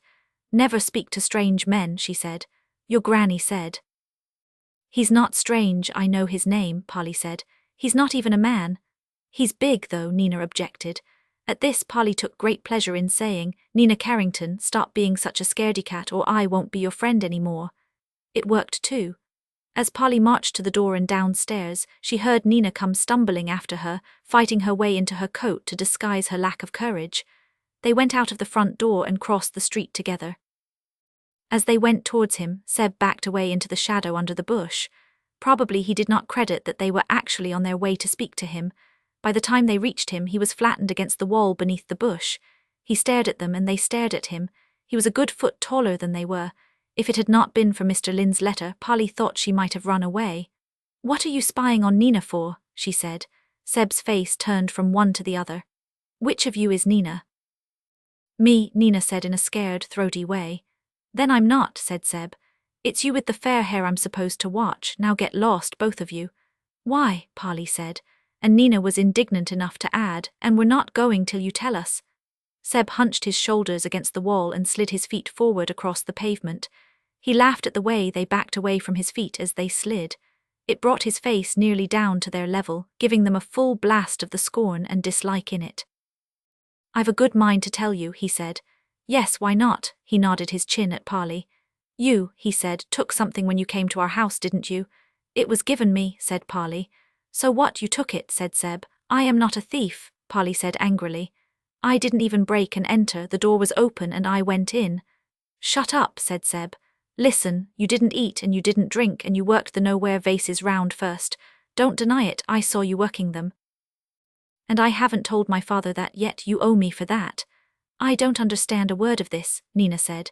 And it was me you were following, not Polly. You shut up too, Seb said, jerking his chin at Nina. You only come into it because the two of you act like Siamese twins, trotting to her house, trotting to your house, trotting to school together. I didn't know even little girls could be that boring. We're not boring, said Polly. Yes, you are boring as hell, Seb retorted disagreeably. Hell's not boring, Nina said smartly. She hated not being the center of attention.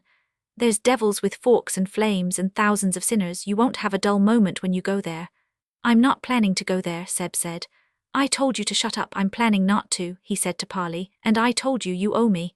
Polly was puzzled and scared, but she said defiantly, Laurel's not having it back, it's mine. Laurel doesn't know, said Seb. Luckily for you. Have you seen or talked to a certain person from the house since the funeral? Polly thought of the varied sheets of Mr. Lynn's letter lying on her bed across the street, and her heart began bumping again. Yes, she said, I'm talking to you now. And she prayed that Nina had not chanced to notice who the letter was from, or if she had, that Nina would have the sense not to say. Very funny, said Seb. You know that's not who I mean. Nina, to Polly's relief, looked puzzled to death. All right, said Seb. You haven't, and I should know, standing outside in all weathers watching. Don't you have to go to school at all? Nina interrupted. Seb sighed. Yes, I do, you boring little girl, but it's still half-term. Shut up, I'm talking to her. He stood himself up and turned round to face Polly. Now see you, this is a warning, don't have anything to do with a certain person. Understand? Come on, promise, you owe me to promise. Polly stared up at Seb's shadowy, orange-lit face. Since she could not pretend not to know what he was talking about, she thought rapidly for a way not to promise. She said rather vaguely, It's very kind of you to warn me. Kind, exclaimed Seb. He stamped about in disgust. Polly stood back, gently holding her breath. It looked as if he was distracted. Who's kind? I don't do favors. I only told you because I'm sick of standing outside your beastly home and your boring school every day for a week. My feet are killing me. Yesterday I got soaked to the skin, he complained for quite a long time. Polly let her breath out and tried not to look smug. She could tell he was a selfish person. His own sufferings meant more to him than making her give promises. All the same, Seb was not a fool. Having grumbled until Nina was yawning and shivering, he gave Polly a bad moment by rounding on her threateningly. Don't forget, he said.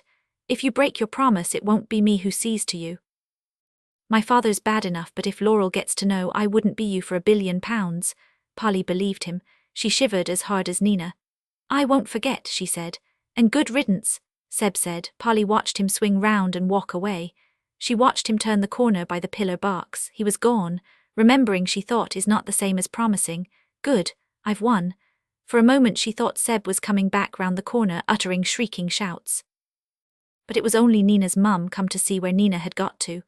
I was worried, cherub. If somebody really is following you, they weren't, Nina said crossly. That was a mistake. Her glasses flashed at Polly, puzzled and conspiratorially, as she was towed away.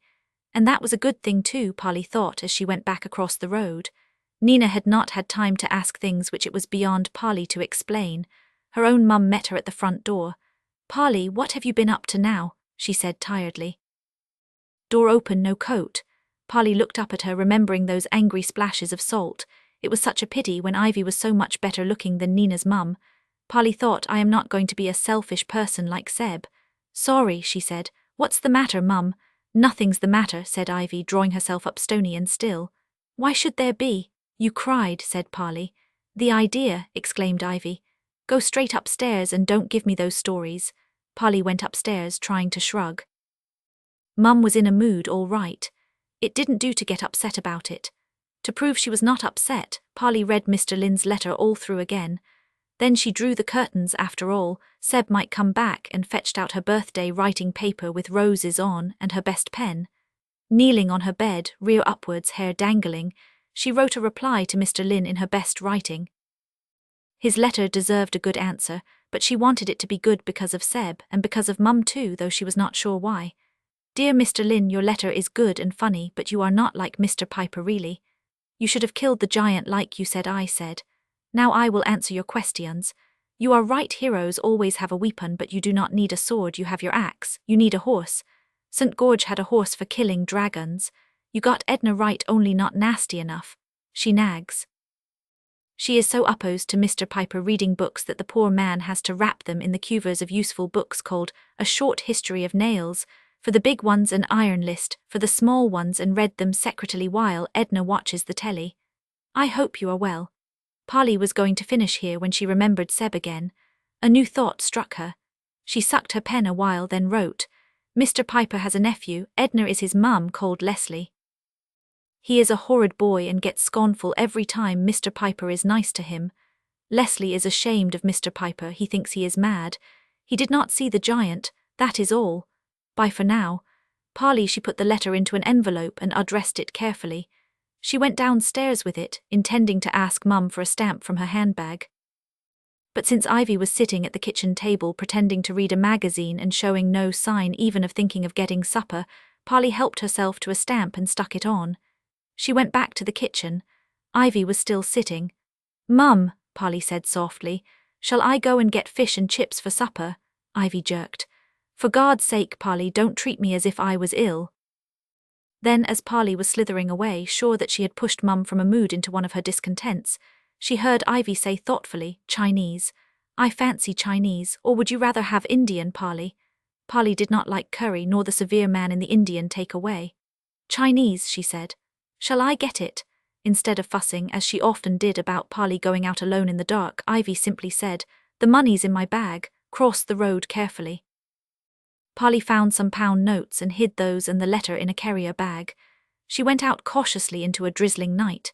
There was no sign of Seb. Nevertheless, Polly smuggled the letter into the pillar box on the corner, looking round everywhere as she did it, as if it was the guiltiest thing she had ever done. She had no doubt she was breaking the promise Seb thought she had made. Then she went on her way to the Chinese take-away, thinking she was probably quite heroic. For the steed that my true love rides on is fleeter than the wind. With silver he is shod before, with burning gold behind. Tom Lynn, in those days Polly never quite believed that a letter you put in a pillar box really got where you meant it to go. She was astonished to get a reply to her letter a week later. She had almost forgotten Mr. Lynn by then, because she was so worried about Dad. Dad had been away so long that Polly knew he was not on a course. She thought he might be dead, and that somehow Mum had forgotten to tell her. The reason she thought this was that Ivy's mood seemed to be over, and she was behaving the way she always did, but Polly could tell it was a disguise to cover the mood still going on underneath. Polly dared not ask her about Dad in case he really was dead. She almost dared not ask Ivy anything for fear of being told about Dad, but she had to ask about Mr. Lynn's letter. Mr. Lynn had scrawled it in big, crooked handwriting, and Polly could not read a word. Ivy read the letter, frowning. What's this, asking you to drop in and have tea with him when you happen to be in London next? How old does he think you are? Things to discuss, what things, who is he? Polly went skipping round the room. He plays the cello in the British Symphony Orchestra, she said as she skipped. Granny S. met him. You can ring Granny and ask her if you like. But Ivy did not seem to be getting on with Granny. She stood, stony and doubtful, holding the letter.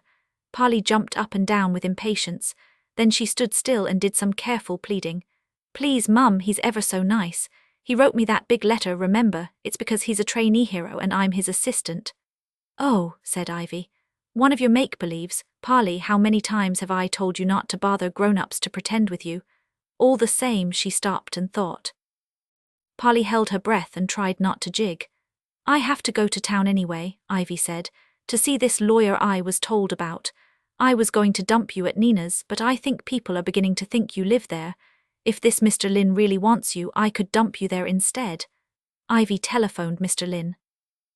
While she was doing it, Polly remembered, with a jerk, like someone landing on her stomach with both feet, the promise Seb had thought she made, and his threats about Mr. Morton Leroy and Laurel. She was suddenly terrified that one of them could tap the telephone and listen in to Ivy talking to Mr. Lynn in her brisk, unfriendly telephone voice. But nothing seemed to happen. Ivy came away from the phone, saying, "Well, he sounds all right. Wanted to know what you like for tea." "Now don't let him spoil you, Polly, and don't be a pest." This was the thing she went on saying, almost mechanically, all the next few days and all the way up to London in the train. Polly listened without really hearing. Now she had started being frightened. She was terrified. She was excited, but she was terrified too. They took a stopping train from Main Road station, and Polly could think of nothing but Laurel's strange, empty eyes. It seemed no time before they were in King's Cross. Polly felt that Mr. Lynn must think very quickly to have made up the whole giant story on the way. "Now, don't let him spoil you and don't be a pest," Ivy said as they got off. "Oh, come on, Polly, what do you keep looking round for?" Polly was looking for Seb or Mr. Leroy. She was sure they were there somewhere, and that, even if they did not know where she was going, they would guess at once when they saw her all dressed up in her nice dress. The odd thing was that her very terror made her all the more determined to see Mr. Lynn. "I must be quite brave after all," she thought. Ivy took Polly's wrist and dragged her downstairs to the taxis. Polly's head was turned the other way the whole time. They took a taxi to Mr. Lynn's address because Ivy only knew that it was somewhere quite near the lawyer's. Polly stared out of the back window for other taxis following her with Seb in them, and for big, expensive cars with Laurel in them. Laurel, she knew, would have a chauffeur to drive. Laurel would be sitting beside him wearing dark glasses. She saw a lady exactly like that and she thought she was going to be sick, but it was a different lady entirely. Meanwhile, Ivy kept repeating the lawyer's address and making Polly say it back to her. Both of them talked like machines. "And tell him to bring you there at 5:30 sharp," Ivy said again as the taxi stopped. "Now, don't let him spoil me and don't be a pest." "I know," Polly said as she climbed into the road. And she promptly forgot all that. She was relieved to find herself in a quiet street with no Seb, no Mr. Leroy, and above all, no Laurel. Mr. Lynn lived in a very Londony house, with steps up to the door, regular windows, and a stack of bell pushes beside the door. Polly found and pressed the one labelled Lynn. The door was opened almost at once by a very glamorous lady in tight jeans. The lady had a baby bundled onto one tight denim hip, and she grinned so cheerfully at Polly that Polly was convinced she must be Mrs. Lynn. But it seemed not. The lady turned round and shouted, "Hey, second floor, visitor for Lynn." Mr. Lynn was hurrying down the dingy stairs. "Sorry to trouble you, Carla," he said. "Hello, Polly, hero, I should say." "Not at all," said Carla. "I was just going out."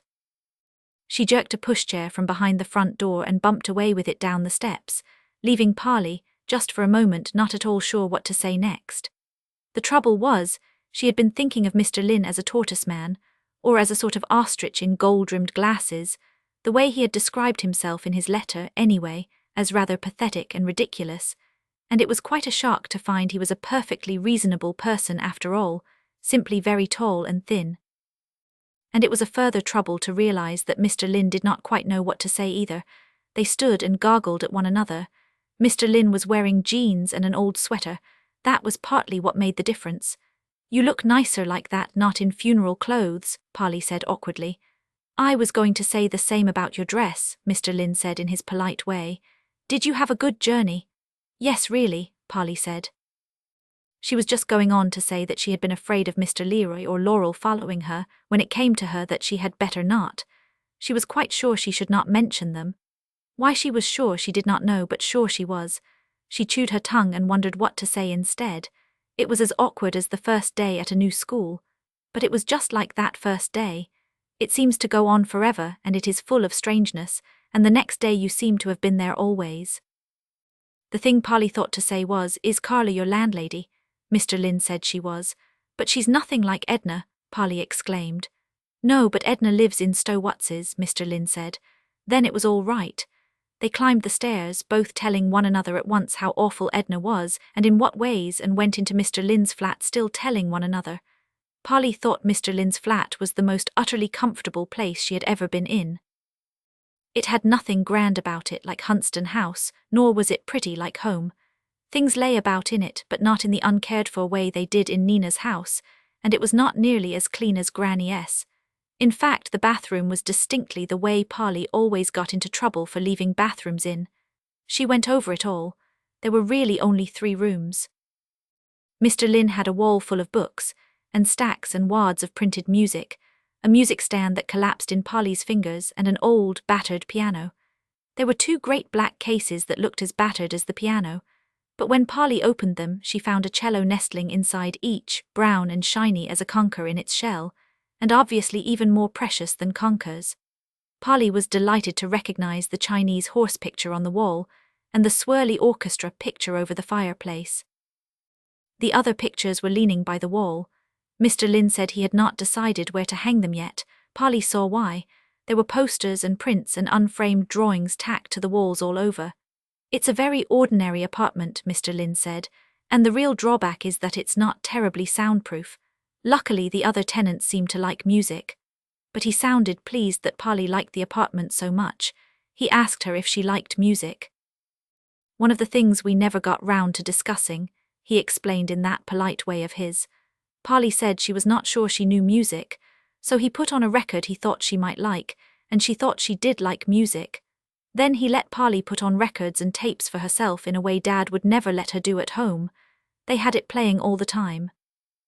Meanwhile, Polly toasted buns at the gas fire, and Mr. Lynn spread them with far too much butter and honey, which Polly had to be careful not to drip on her nice dress while she ate them. She ate a great deal. The music played, and they went on discussing Edna. Before long they knew exactly the pinched shape of her face and the sound of her nasty, yapping voice.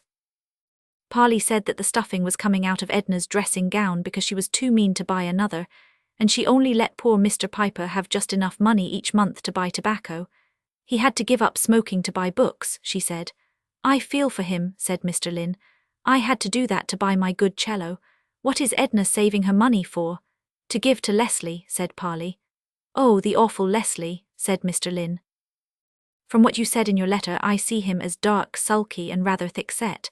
Utterly spoiled, of course. Is Edna saving to buy him a motorbike? When he's old enough, she gives him anything he wants, said Polly. She's just bought him an earring shaped like a skull with diamonds for eyes. Shaped like a skull, agreed Mr. Lynn, for which he is not in the least grateful. How does he get on with my new assistant? We hate one another, said Polly. But I have to be polite to Leslie in case he guesses I'm not a boy. And for fear of annoying Edna, said Mr. Lynn, she'd have you out like a shot if Leslie told tales. When they had settled about Leslie and described the shop to one another, which took a long time, because both of them kept thinking of new things, they went on to Tan Cowell himself. I don't understand about him, Mr. Lynn said dubiously. What relation does he bear to me? I mean, what happens when he's needed? Do I have to become Mr. Piper in order to become Tan Cowell, or can I switch straight to Tan Cowell from here? Polly frowned. It isn't like that, you mustn't ask it to bits. Yes, I must, Mr. Lynn said politely. Please don't put me off. This is the most important piece of hero business yet, and I think we should get it right. Now can I switch straight to Tan Cowell or not? Yees, Polly said. I think so, but it's not that simple. Mr. Piper is you too. But I don't have to rush to what's on the water and begin each job from there, do I? No, and neither do I, said Polly.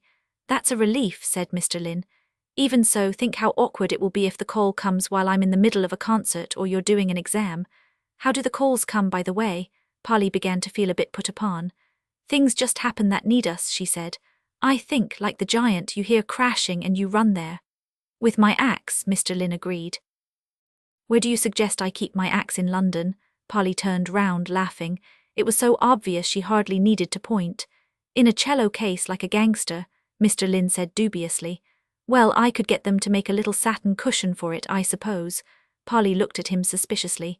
You're laughing at me. Absolutely not. Mr. Lynn seemed shocked. How could I? But I don't think you realize just how much that good cello cost. It was odd, Polly thought then, and later, and 9 years after that, remembering it all. She never could completely tell how seriously Mr. Lynn took the hero business. Sometimes, like then, he seemed to be laughing at them both. At other times, like immediately after that, he was far more serious about it than Polly was. But I still don't understand about Tan Cowell, he said thoughtfully, with his big hands clasped round his knees. They were sitting at opposite end of the hearth rug. Where is he when he or I do his deeds? Are the giants and dragons and so forth here and now, or are they somewhere else entirely? If it had been Nina asking this, Polly would have answered that was not the way you played. But Mr. Lynn had already proved that you could not put him off like that, and she could see he was serious. She pushed aside the empty plates and knelt up in order to think strenuously. Her hair got in the way and she hooked it behind her ears. Sort of both, she said. The other place they come from and where you do your deeds is here, but it's not here too. It's oh, bother you, I just can't explain. Don't get cross, Mr. Lynn begged her. Maybe there are no words for it. But there were, Polly realized. She saw in her mind 2 stone vases spinning, one slowly, the other fast, and stopping to show half a word each. With them she also saw Seb watching, looking scornful. Yes, there are, she contradicted Mr. Lynn. It's like those vases. Now, here and nowhere. The idea of Seb was so strong in her mind as she said it that she felt as if she had also told Mr. Lynn how Seb had tried to make her promise not to see him. Nowhere, repeated Mr. Lynn. Now here, yes, I see. He was not thinking of Seb at all. Polly did not know whether she was relieved or annoyed. Then he said, you mentioned a horse in your letter, a nowhere horse, I suppose. What is my horse like? Do you have one too? No, said Polly. She would have liked one, but she was sure she had not. Your nowhere horse is like that, she said, pointing to the picture of the Chinese horse on the wall. They both looked up at it. I'd hoped for something a bit calmer, Mr. Lynn confessed. That one obviously kicks and bites. Polly, I don't think I'd stay on his back 5 seconds. You'll have to try, Polly said severely. Mr. Lynn took it meekly. Oh well, he said.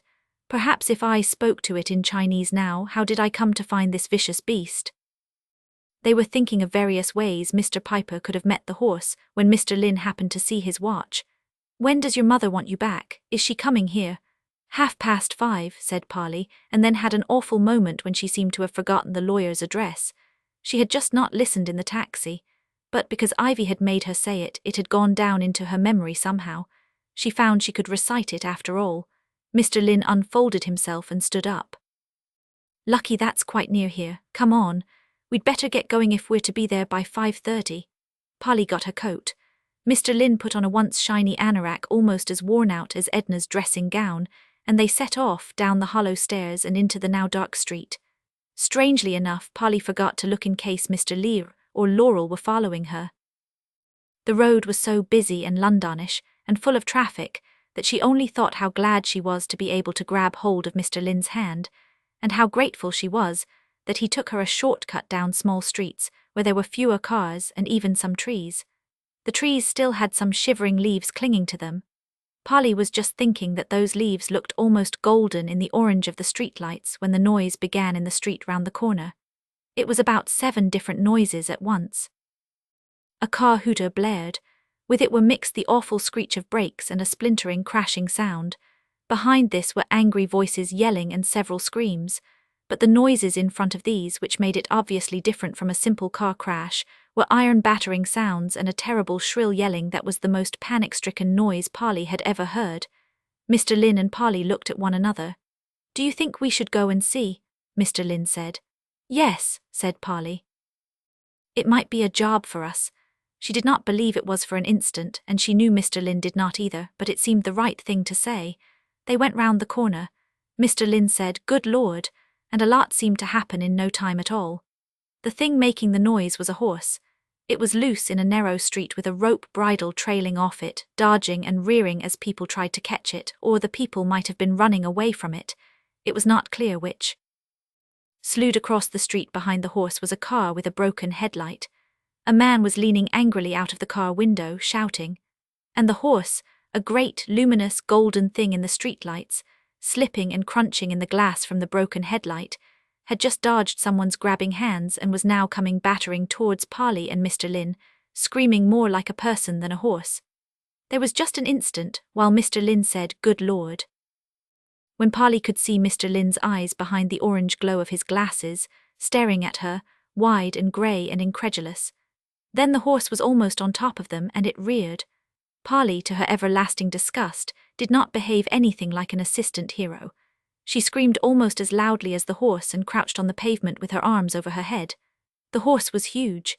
It stood above her like a tower of golden flesh and bone, beating the air with its iron hooves and screaming. Polly saw a big eye, a rolling bulge of blue, brown and white, shot with veins and tangled in pale horsehair, stuff like detergent bubbles dripping, and huge, square teeth. She knew the horse was mad with terror, and she screamed and screamed. She heard Mr. Lynn say, "Here." Something hard and figure-eight-shaped was pushed into her fending hand. Polly's fingers closed round it without telling her what it was. She just knelt and screamed among flying shadows, while the front hooves of the horse crashed down close beside her with Mr. Lynn's feet next to them. Then its back feet crashed. Mr. Lynn's hunched shoulder had hit the horse in its side as its back feet left the ground to lash at Polly, and swung it round just enough to miss her. After that, he managed to grab the rope trailing from the horse's nose. There was furious trampling and squealing. Sparks that were pale in the orange light came from under the horse's feet, and the horse's head, twisting and flattened, more like a snake's than a horse's, darted at Mr. Lynn's arm and tried to fix the huge teeth in him. Mr. Lynn said words which Polly, up to then, had thought only Dad and the dustman knew, and pulled hard down on the rope. There was a further rush of feet and sparks, and the two of them were trampling away from Polly towards the crashed car. The horse stopped screaming. Polly could hear the things Mr. Lynn was saying quite clearly. Most of it was to the horse, but some of it seemed to be just swearing. She giggled rather, because Mr. Lynn was not behaving like a hero either. Nor did he look like one. As the horse stamped round in a half-circle in front of the broken car, with Mr. Lynn hanging on to the rope at the end of both long arms and his anorak up under his armpits, he looked more like an orangutan than anything else, or perhaps a spider monkey. His hair, which even the wind at the funeral had not done much to disarrange, was all over his face, and he seemed to have lost his glasses. Here Polly's fingers told her again about the figure-of-eight object she was clutching. She looked down and found it was a pair of gold-rimmed glasses. She scrambled up and backed against a wall behind her, holding them very carefully. It would be awful if she broke Mr. Lynn's glasses. The horse was sliding about in the broken headlights. "Look where you put your bloody feet, you fool," Mr. Lynn said to it. It looked as if he was going to make it stand still any second. The motorist climbed angrily out of his smashed car. "I say," he called out in a loud, hectoring voice, "is this your damned horse? It could have killed me." That set the horse off again. It became all orange, rearing panic, high on its back legs, with Mr. Lynn frantically leaning on the rope. He swore at the horse, then at the motorist. "No, it is not my horse," he added. "Get out of the way." The horse managed to land out with a hind foot before its front feet hit the road. The motorist bolted for his life. Mr. Lynn yelled at the horse that its grandfather was a donkey with venereal disease and told it to come off that. And the two of them came rushing back up the street again. They trampled round in front of Polly, with Mr. Lynn practically swinging on the rope. Polly could feel waves of terror coming off the horse. She had to hold both hands and Mr. Lynn's glasses to her mouth to stop herself screaming this time. In front of her were huge, bent, golden hind legs, stronger than she could have imagined, and a tail that lashed her face like her own hair in the wind, only harder, smelling of burning. Someone's burned it, she thought. No wonder it's so upset. The next thing Polly knew, the motorist was standing beside her, watching the horse and Mr. Lynn rush away down the street. "How was I to know it wasn't his bloody horse?" he said to Polly. "He's behaving as if he knows it." "Be quiet," Polly said. Her voice was thick from screaming. "Mr. Lynn's being a hero." The motorist did not seem at all grateful. "Well, he needn't have said that to me," he said. When Polly did not answer, he gave her up and went to complain to some of the people further down the street. Polly could hear him. All the time Mr. Lynn was dragging the horse to a standstill, telling someone that the horse had appeared out of the blue right in front of his car, and that people shouldn't be allowed to own wild animals like that. The horse stood still at last, orange flecked with detergent stuff, swishing its tail. Each of its legs seemed to be shaking at a different speed. Polly could see shivers chasing up and down them as she walked gently towards it. Mr. Lynn was rubbing its nose and calling it soothing bad names. "You cartload of cat's meat," she heard him say. "Mindless dog food, they'll eat you in Belgium for less than this." Before Polly had reached Mr. Lynn, people at the sides of the road began crowding forward. "That'll be them," someone said. "Help at last." The horse shivered and stamped. "Keep back, can't you?" Mr. Lynn said over his shoulder. Everyone, Polly included, prudently stopped. Two small, worried-looking men in greasy body warmers slipped hurriedly round the broken car and came rather cautiously up to Mr. Lynn and the horse. "Thank you, sir," said one. "Thought we'd never catch him." "Kid let off a firework in his stall," said the other. "I thought I smelled burning," Mr. Lynn answered. The horse answered too in his way by putting his head down and letting one of the small men feed him peppermint. Mr. Lynn passed the other one the rope. This made it clear to the motorist and to all the other people that the horse belonged to the two little men. They crowded round at a safe distance and called complaints. "Wild horses like that. Ruined my car. Panicked the whole street. Really dangerous. Ought not to be loose. Scared my old mother stiff. No end of damage, police." In the midst of the babble, Mr. Lynn somehow located Polly and stretched a long arm backwards to her. Polly put his glasses into his hand. Mr. Lynn thankfully put them on. He took them off again quickly. "Can't see a thing, all greasy," he said. On one side of him, the motorist was trying to grab his arm. On the other, one of the little men was trying to thank him. Mr. Lynn was clearly embarrassed. Polly could see sweat shining on him. "Polly," he said, "find the back door." Polly looked round. There was more movement up the street where a police car was coming whispering to a stop. At last. "The fuzz are never here when you need them," someone said. Polly realized that she would never get to the lawyers by 5:30 unless they went at once. "This way," she said. "Quick." She pushed Mr. Lynn round the broken car and along the empty street beyond. Everyone's voices rose to a big babble and then faded as Polly kept on pushing Mr. Lynn. "The police are there now," she explained. "Thanks," said Mr. Lynn. He was trying to clean his glasses on a handkerchief. "Keep guiding me or I shall be apologizing to doorsteps and lampposts. I can barely see a thing without my glasses." This was obviously true. Polly found she had to steer Mr. Lynn round 3 dustbins, some plastic sacks and a bicycle. His face looked odd with no glasses and his hair hanging down in front of it. It looked longer and smoother, more like a real face. But his eyes did not look fat like Nina's did. "However did you see the horse?" she said. "It was a bit big to miss," he said in his most apologizing way. Then he added in quite a different way, "But what an extraordinary thing, though, just after we'd been talking about my horse." "You'd almost think you would," Polly agreed. "But it wasn't the right color to be the Chinese horse." "Streetlights," said Mr. Lynn as she steered him round a doorstep. His elbow was bony and quivering rather. Polly kept her hands on it to guide him and stared up at Mr. Lynn's bewildered, naked face. She wanted to say what she had to say before he put his glasses on again and could look at her. She took in a gasp of breath. "I didn't help at all. I was too scared." "You aren't heavy enough to have stopped it," said Mr. Lynn. "You'd just have dangled." Polly thought that was very nice of him. He finished cleaning his glasses at the end of the street and put them on. He looked up at the street name, then at his watch, and set off again much faster in the direction they needed to go. "If it's any comfort," he said, "I was scared stiff too." "But you did something," Polly said, rather breathless from hurrying. They turned into another street before she got her second wind. "How did you know what to do?" she asked. "You did know." They swung round another corner with Polly sort of swirling out on the end of Mr. Lynn's arm. "Laurel taught me about horses," Mr. Lynn said. They were opposite a small park now. "Clowns, clowns, clowns," said notices along the park fence. Coloured lights looped in the trees. Jack's Circus read a canvas banner over the park gate. There was music and a smell of squashed grass and of animals. Polly could just see the orange-white shine of the big tent above the entrance booth by the gate. "That's where the horse came from," said Mr. Lynn. I wondered how he looked down at Polly. "Are you all right?" "Oh yes," Polly said drearily. Mr. Lynn slowed down and looked carefully at Polly. "Now come on," he said. "You must know that when heroes do their deeds in these modern times, there has to be a modern explanation. I can't have everybody guessing I'm really Tan Cowl, can I? This circus is only a disguise." Polly smiled gratefully, although she rather thought that it was not the circus that was the matter with her. It was the way Mr. Lynn mentioned Laurel. "Anyway," she said as they hurried on again, "you are a hero, except for swearing. That may be a disguise too." Mr. Lynn gave his guilty cut-off yelp of laughter. It was not just the way he laughed at funerals. He always laughed like that.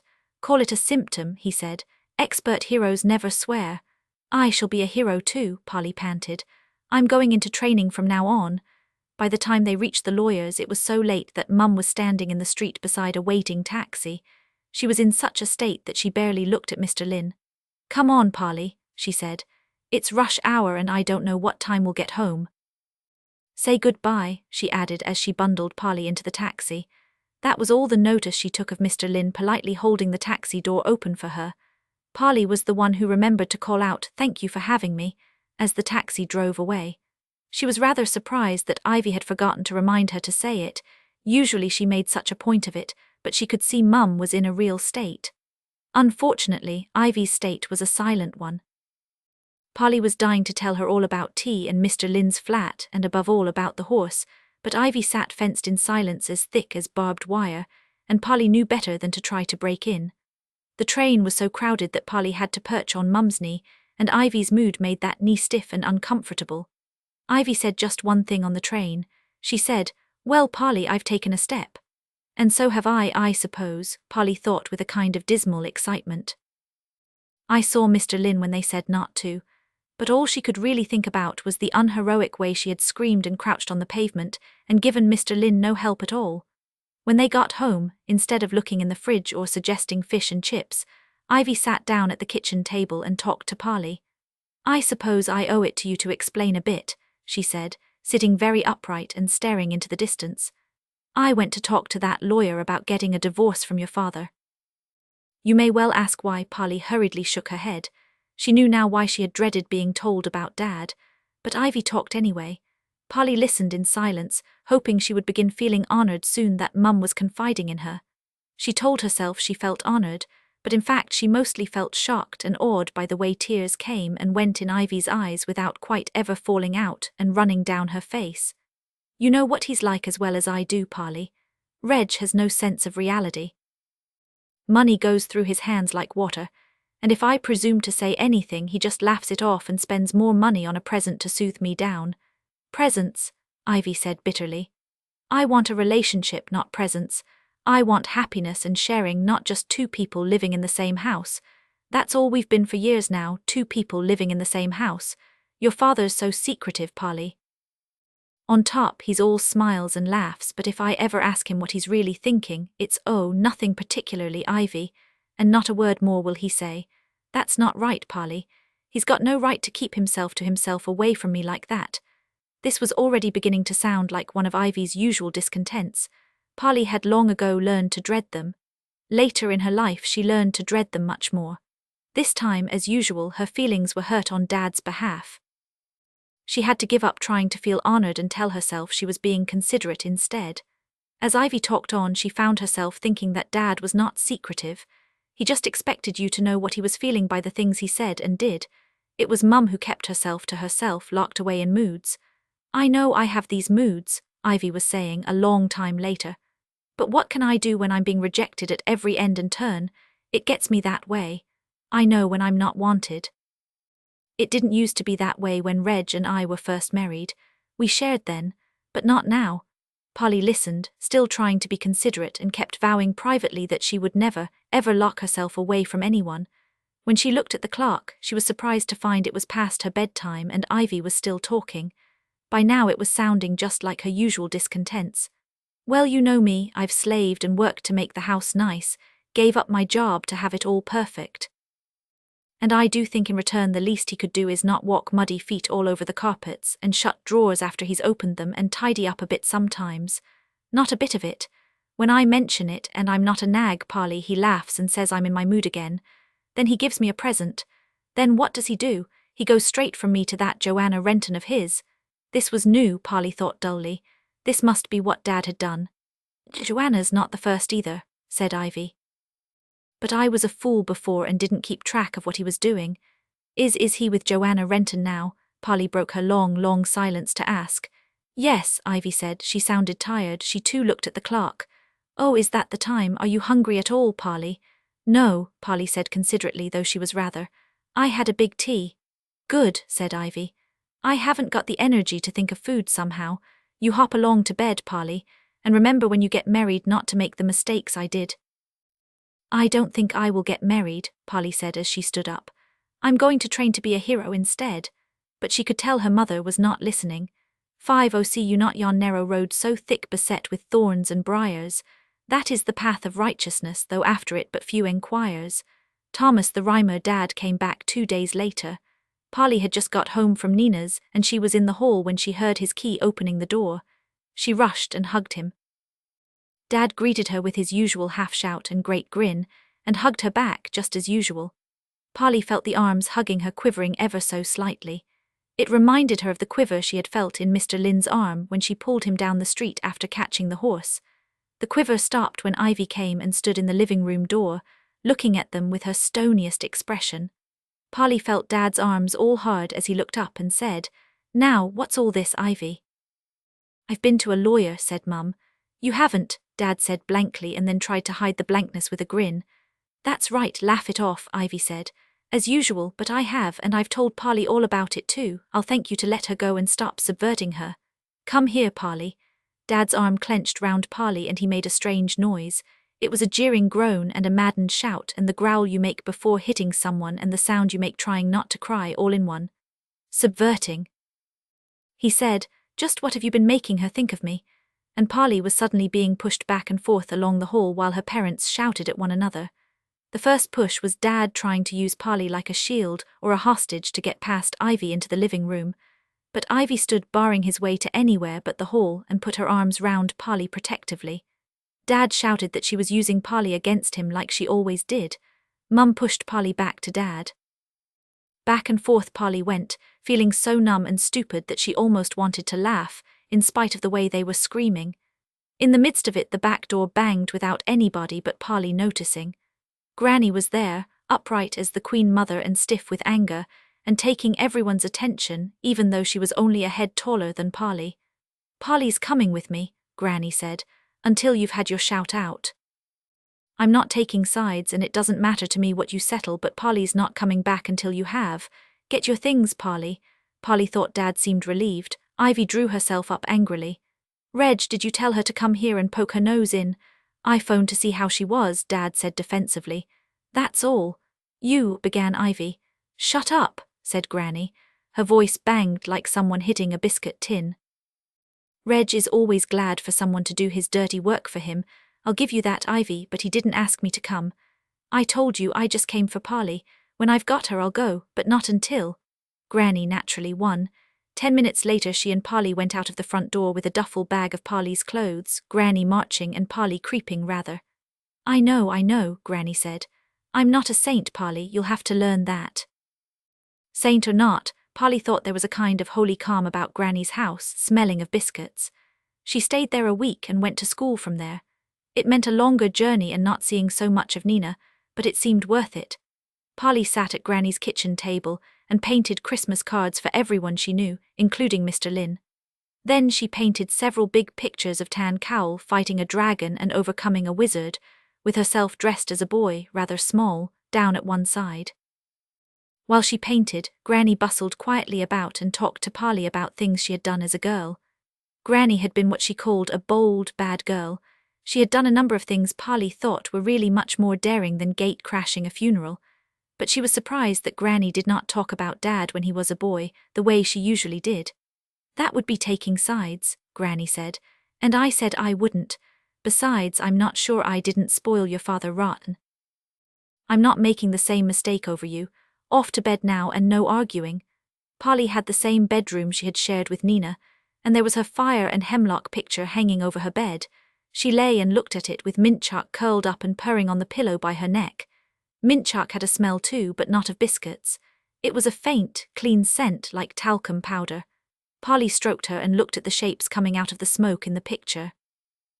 They really were 4 men, rushing to put out the fire before the whole field caught.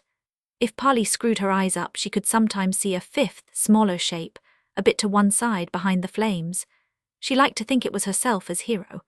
There was no doubt in her mind that the bigger shapes were Tan Cowell and his 3 friends. If she went on staring with her eyes squinched, she found she could see the misty shape of the Chinese horse too, rearing amid the vapor that was rising all round the 4 men. The horse and the smaller shape disappeared when she knelt on her bed with her face right up against the picture, but the 4 men were always there. Polly spent some time thinking what Tan Cowell's friends might be like. When she was tired of painting, she wrote Mr. Lynn a letter about them. Some of the letter was about awful Leslie and dreadful Edna, and some of it was suggestions about how to fight dragons, but the friends were the important part. Tan Cowl has 3 friends who are heroes too. They are Tan Audle, who is someone I don't know, and Tan Thair and Tan Hanivar. I know them. Tan Thair is Jarly, he can make music sound out of nowhere to frighten his enemies. Tan Hanivar is rather a sad case because he keeps turning into things and doesn't want people to know. He can be a wolf or even a dragon. It is very hard for his friends not to kill him by mistake. At the end of the week, Granny took Polly home, with her paintings, cards, and letter in a new folder. Mum seemed glad to see her. She hugged Polly and told Granny she was grateful, but Dad was gone. His hi-fi had gone too, and an armchair and a number of smaller things from round the house. The divorce was definite. Definite, said Ivy when Polly asked. In a way it made home as peaceful as Granny's house. Polly got very busy then preparing for the Christmas play at school. She remembered to send her Christmas cards, but she clean forgot the letter. After all, hero business was only a game and school was real. Mum and Dad both came to the school play, but they did not look at one another and they sat on opposite sides of the hall. Polly did not know Dad was there until she came on the stage as the youngest of the 3 kings. Nina told her. Nina was King Herod. She had turned out to be far better than any of the boys at ranting and roaring and looking kingly. Miss Green said that none of the boys could get on the stage without looking sheepish, and she made them all shepherds for obvious reasons, as she said. So Nina was having the time of her life in a wriggly stuck-on mustache and beard, shouting and strutting and having everybody executed. But her eyes kept moving from one side of the hall to the other, keeping tabs on whose parents were there. "Your dad's come," she said to Polly out of the side of her mouth. "I know." Polly whispered with rather a jolt because she had not known at all, and she got on with trying to offer King Herod some gold. "Away with it," cried Nina. "I am not your King of Kings, and I know no more than you where he may be." "It is not you but a child, your majesty," said Polly. "A star rising in the east told us that he was born." "This is terrible news," King Herod said to the audience, and to Polly. "And what else does that star tell you? Do you know where the child is?" Polly sighed and nodded to the first question. She shook her head to the second question, but it was one of the other kings who had to explain that they were following the star, so she could not speak. This conversation, she thought, was exactly like the way the deeds of Tan Cowl were mixed up with the real world. She wished she could have explained it to Mr. Lynn like this. She felt prickly anger with Nina for being so nosy, and it made her go cold and stony. She suddenly knew how Ivy felt. "Then I tell you what," Nina was saying as she strutted round the stage. "I'll entrust the 3 of you with a very important mission." She strutted up behind Polly. "I wish to honor the King of Kings myself. I'd like you to tell me when you found him." Polly pressed her lips together and refused to say more than the lines she had learned. The 3 kings left the stage. Nina had a good rant and then left too. She pushed through the angels waiting to go on and found Polly. "Tell me what it's like not having your dad at home. Was that boy a detective?" "No," Polly said stonily. "My mum says divorce marks you for life," Nina persisted. "Do you feel very different?" "I'm just the same as ever I was," Polly said loudly. Miss Green looked round from arranging Angel's wings and shushed. "Now go away," said Polly. "Dad left the hall before the play finished." "Why do you think he came?" Polly asked Mum as they walked home. "Because I told him to," said Ivy. "I told him you had a right to have your own father take an interest in you." "I wish you hadn't," Polly said. Not wanting to mention Nina, she explained. "He was bored, I saw him yawning." "So was I bored," Ivy retorted. "I didn't see why I should be the only one. That play has not changed one word since you started at that school. And before that I was the angel Gabriel in it myself. I could almost scream by now." This was one of the queer things about divorce which Polly could not have described to Nina. The way Mum said this kind of thing to her that she would normally have said to Dad instead. And the way Dad was not really gone. He was not there, but he hovered in the background all the time. Polly wished he would go right away and get it over with. She went away with Mum for Christmas to Auntie Maud. Auntie Maud's house was full of tiny cousins, staggering or crawling or lying in cots and bawling. Since they all thought Polly was marvellous, Polly barely had time to notice that Mum was out most of the day. "Ivy needs to relax," Auntie Maud told her. The only time Ivy was there during the day was Christmas morning when they all opened their presents. Polly's big present was a doll's house from Dad. He must have forgotten she had one already. Polly tried to be brave. She had wanted a fort and some tanks and guns. She smiled. "I told him that was what you needed. Ivy said, collecting wrappers. I hope you like it. Polly smiled until her face ached and slowly unwrapped the last parcel. She was lucky to get anything from Dad. Auntie Maud had told her so. She did not want to be ungrateful. A shower of paperback books fell out of the parcel. With them was a badly typed note. You've probably read all these already. If you have, throw them away. They were the things they told me in the bookshop that nobody should grow up without reading. Merry Christmas. TGL they were from Mr. Lynn. The smile on Polly's face became real. She sorted through the books. The only one she had even heard of was The Wizard of Oz. There were 11 others. Polly hovered a moment between 5 children and it and one most enticingly called The Treasure Seekers, and then picked up at random The Wolves of Willoughby Chase. She began to read it. She read for the rest of Christmas, mostly kneeling on the floor with her hair dangling round the book like a curtain, but sometimes when a cousin crawled up and tried to grab the book, she took it away behind the sofa and crouched there in the shadows. She never heard the television. She only vaguely heard Ivy saying, "It's no good speaking to Polly when she's reading, Maud. She's deaf and blind. Reg used to stop her. You let her be." Polly read greedily, picking up another book as soon as she had finished the first one. She felt like a drug addict. She had read the Barks of Delights and The Lion, The Witch and the Wardrobe too before she went home and was beginning The Sword in the Stone. She read the rest in the week before school. Then she surfaced with a flushed face and a deep sigh. The feast was over. "And I only sent him a Christmas card," she wailed. That was easily remedied. She had a whole letter waiting, forgotten in her folder of paintings. But the letter, when Polly looked at it, seemed very thin and out of date. The 12 books she had read since made her realize how little she had really said in it. There was a lot more she wanted to say anyway. So she crouched on the floor with her hair dangling again and wrote 3 more whole pages, like a girl inspired. She told Mr. Lynn about the divorce. He had been divorced from Laurel, so she knew he would understand, and Nina and King Herod. Then she told him about her disappointment over the doll's house and how the books had made up for it. She explained the best bits in all the books, and ordered him to read the 101 Dalmatians at once. "My favorite thou is Henrietta's house," she went on, forgetting the little she knew of spelling in her enthusiasm. "The people in it do lick hero business, only they invent a who's, and in the end it is really true. They have aventures in caves, Tan Cowl must do that it is Essitin. I read till my eyes look like Nina's all fat and pink. And thank you, thank you, thank you. Love, Polly." The letter was now vast. Polly had to steal one of Mum's big envelopes for it, because there seemed no way she could fold it to fit into one of her own. She posted the huge letter quite boldly the next time she went for fish and chips. By this time she was sure that Seb had been fooled when she pretended to promise not to see Mr. Lynn. She did not think he would bother her again, and she was right in a way. It was a long time before she saw Seb or Mr. Leary again. When school started, Polly began training seriously to be a hero. It was not easy and it caused a number of upheavals. The first was with Nina. Nina might have been good at ranting and pretending, but she was not athletic.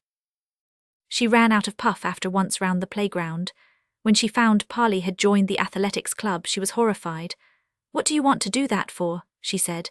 Polly had not been so pleased with Nina since the Christmas play. "To train my muscles," she said coldly. "Then stop," said Nina, "or I won't be your friend any more."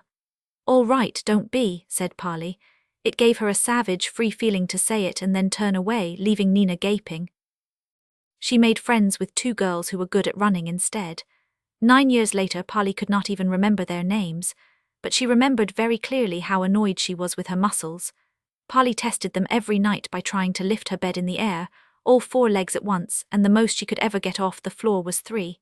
Then Mum would shout to know what she was doing. Besides, Polly said to herself, it's not just strength that heroes need. They need courage and good skills and timing. They need something to make the adrenaline really flow. These were all things she had gathered from watching sport on television. Ivy spent a lot of time around then sitting in front of the television, just sort of staring. Polly got to watch many things that Ivy would have turned off when Dad was there. Polly did the logical thing and asked the boys who played football in the lunch hour to let her play too. They were surprised, but they agreed quite politely. And once Polly had got the rules straight, which took her a week, during which time she played on both sides together and scored 14 own goals, She proved to be a fast runner and a ferocious tackler, and they let her go on. Her knees were perpetually skinned and grey, and the roots of her hair grew dark with mud from heading the ball. Her only worry was that she enjoyed it so much that she was not sure it counted as training. But it was a peculiar thing to do. Myra Anderton, the huge girl who was the school bully, took to standing beside the game and jeering at Polly. Polly was frightened at first. Then she straightened her shoulders and reminded herself that bravery was what training was all about. She was not going to be scared of Myra. She supposed she had better fight Myra at once and get it over. Then she had second thoughts. Heroes do not fight for themselves but for other people. I'll wait until she does something to someone else, Polly thought. Then we'll see. She caught Myra pulling the hair of a little kid on the way home that afternoon. "Right!" shouted Polly and attacked. It was a wild success. The truth was that Myra was so astonished that a peaceful girl like Polly should suddenly go for her that she gave up almost without a fight. The little kid ran away. Myra went over backwards into a puddle, and the only thing she managed to do to Polly was give her an accidental slap in the face as she fell. Polly's nose wept some drops of liquid. She wiped it off and looked at it as she walked away. It looked like blood to her, but it could have been adrenaline, and she was on the whole pleased at the way her training was coming on. The trouble was, Myra had a position to keep up. She planned revenge. 2 days later, Polly was flying about the football part of the playground in the lunch hour as usual when she heard screams. Not just any screams either, but the yells of somebody being really hurt. She looked. She saw Myra had another girl down on the ground and was kneeling on her, banging her head on the asphalt. A fat leg in a grey sock waved feebly in time with the screams. Polly left the game and sped to the spot. Myra got up and went for Polly as she came. Polly had just time to realize that the screaming girl was Nina before battle was joined. It did not go on for long. A dinner lady noticed, in spite of everyone standing round to hide the fight, and the two were pulled apart after only a minute. But in that short time Polly had torn Myra's skirt off her and made Myra's nose bleed, and Myra had hit Polly in both eyes. Myra did some expert whining and said it was all Polly's fault. Polly and her 2 black eyes were marched to the headmistress. All the teachers had noticed the change in Polly this term. The headmistress thought she knew the reason. So after the usual telling off, which Polly stood through as stony as ivy, she said, "What's the matter with you at the moment, Polly? You used to be one of our nicest girls. Is there something wrong at home you'd like to tell me about?" "No," said Polly. It was something like the way she had deceived Seb. She meant she did not want to tell the headmistress. "Then why are you doing it?" said the headmistress.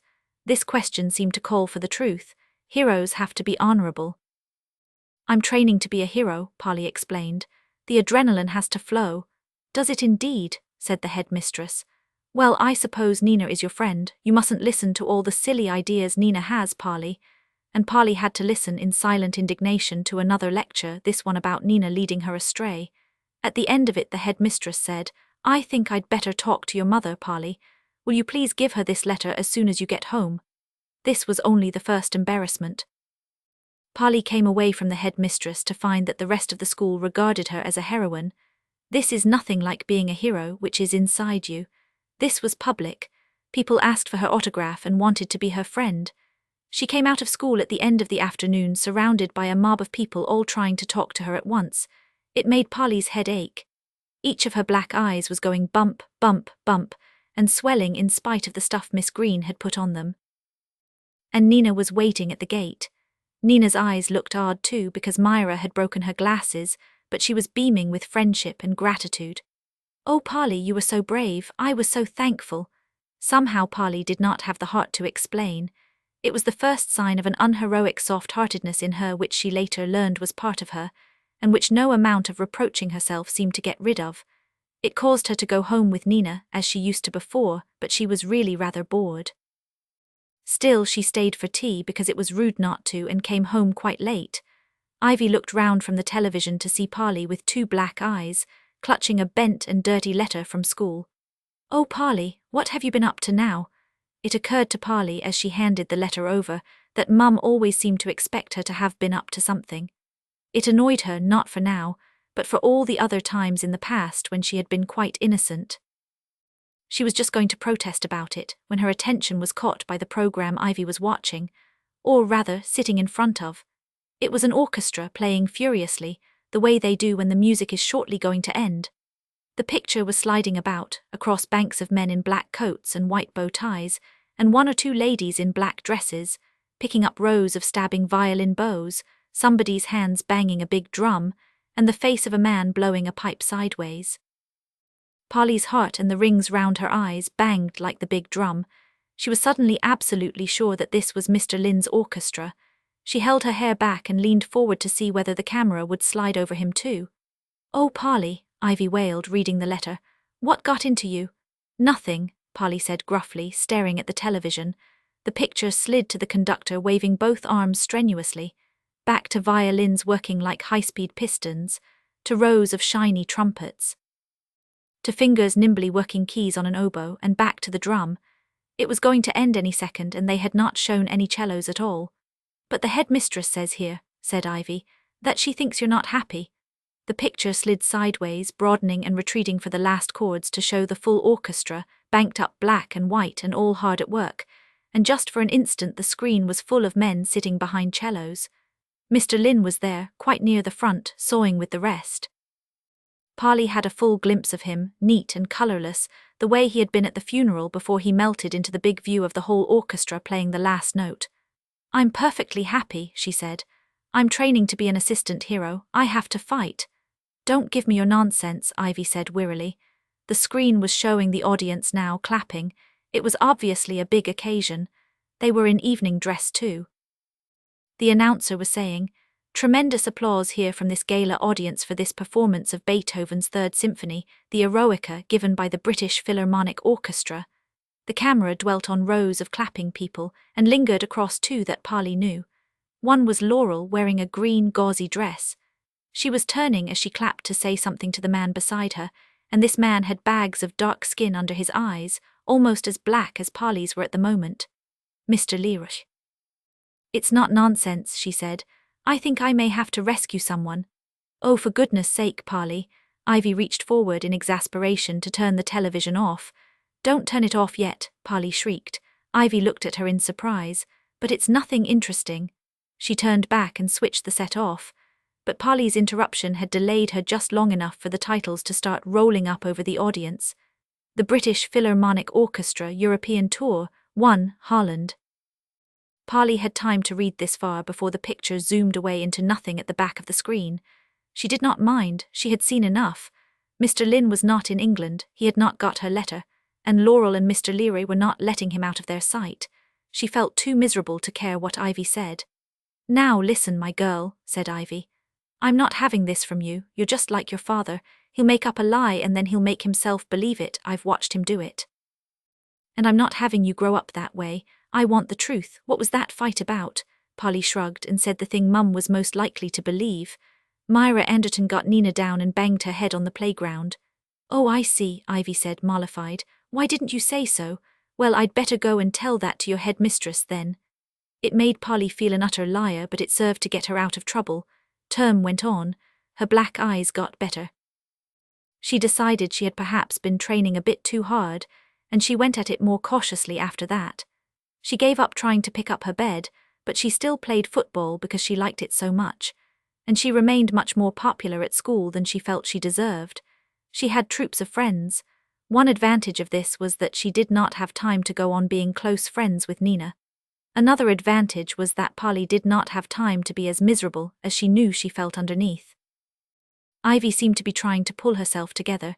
She surprised Polly by getting a job in the office of Middleton Hospital. Polly had to come in and get her own tea and do the shopping on Saturdays. Polly quite enjoyed that, though the house seemed very quiet. Just before school broke up for Easter, a puffy brown bag of a parcel arrived for Polly. Ivy had left for work when the postman brought it. Polly nearly made herself late for school. It was from Mr. Lynn. Inside was a ball of cotton wool, and inside the cotton wool were 5 rather elderly-looking plastic soldiers. Polly did not mind their old look, because she saw at a glance they had been much loved. Each of them had been carefully painted in the correct colours for the uniforms. Since 2 of them were Highlanders with tiny plaid kilts, Polly could see the painting had been very difficult to do. Wrapped round them was one of Mr. Lynn's badly typed letters. Dear hero, your letter was waiting for me when I got back from Europe. Sorry. The continent. I'm glad you liked the book so much and very sorry about your disappointment over the dollhouse. I had a front, sorry. Fought once. I've no idea where it went, but I still seem to have these soldiers from it. I hope you will like them. Sorry there aren't more. What with caves and other heroes, there is a great deal for us to discuss. Can you suggest a day when I can call for you and take you out for the day? I am free the first week of April. By the way, Tan Cowl has managed to change his horse into something else. You will see what I mean when I see you. TGL Polly was free the first week in April too. Holidays started then. She sat straight down to write and tell Mr. Lynn so. Then she looked at the clock and found she had to go to school instead. The day seemed endless. But she was home at last, and the letter was written and posted. The soldiers were put in a place of honor in Polly's room. And the day was endless again. To have something to do, Polly got out her nice dress and tried it on. There was a grease stain in front where she had dripped butter and honey despite all her care, and a muddy patch on the back where she had crouched on the pavement, afraid of the horse.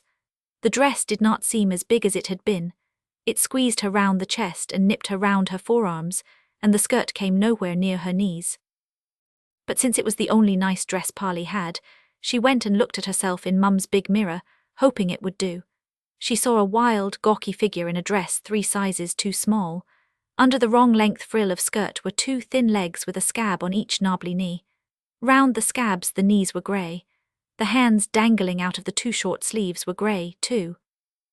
The wild tails of her hair were not quite grey, but they were drab somehow and rather like snakes, and the face among the snakes had a sulky look, even though the sulky look was just breaking up into tears. "Oh no," wailed Polly and completed bursting into tears as she fled downstairs to the telephone.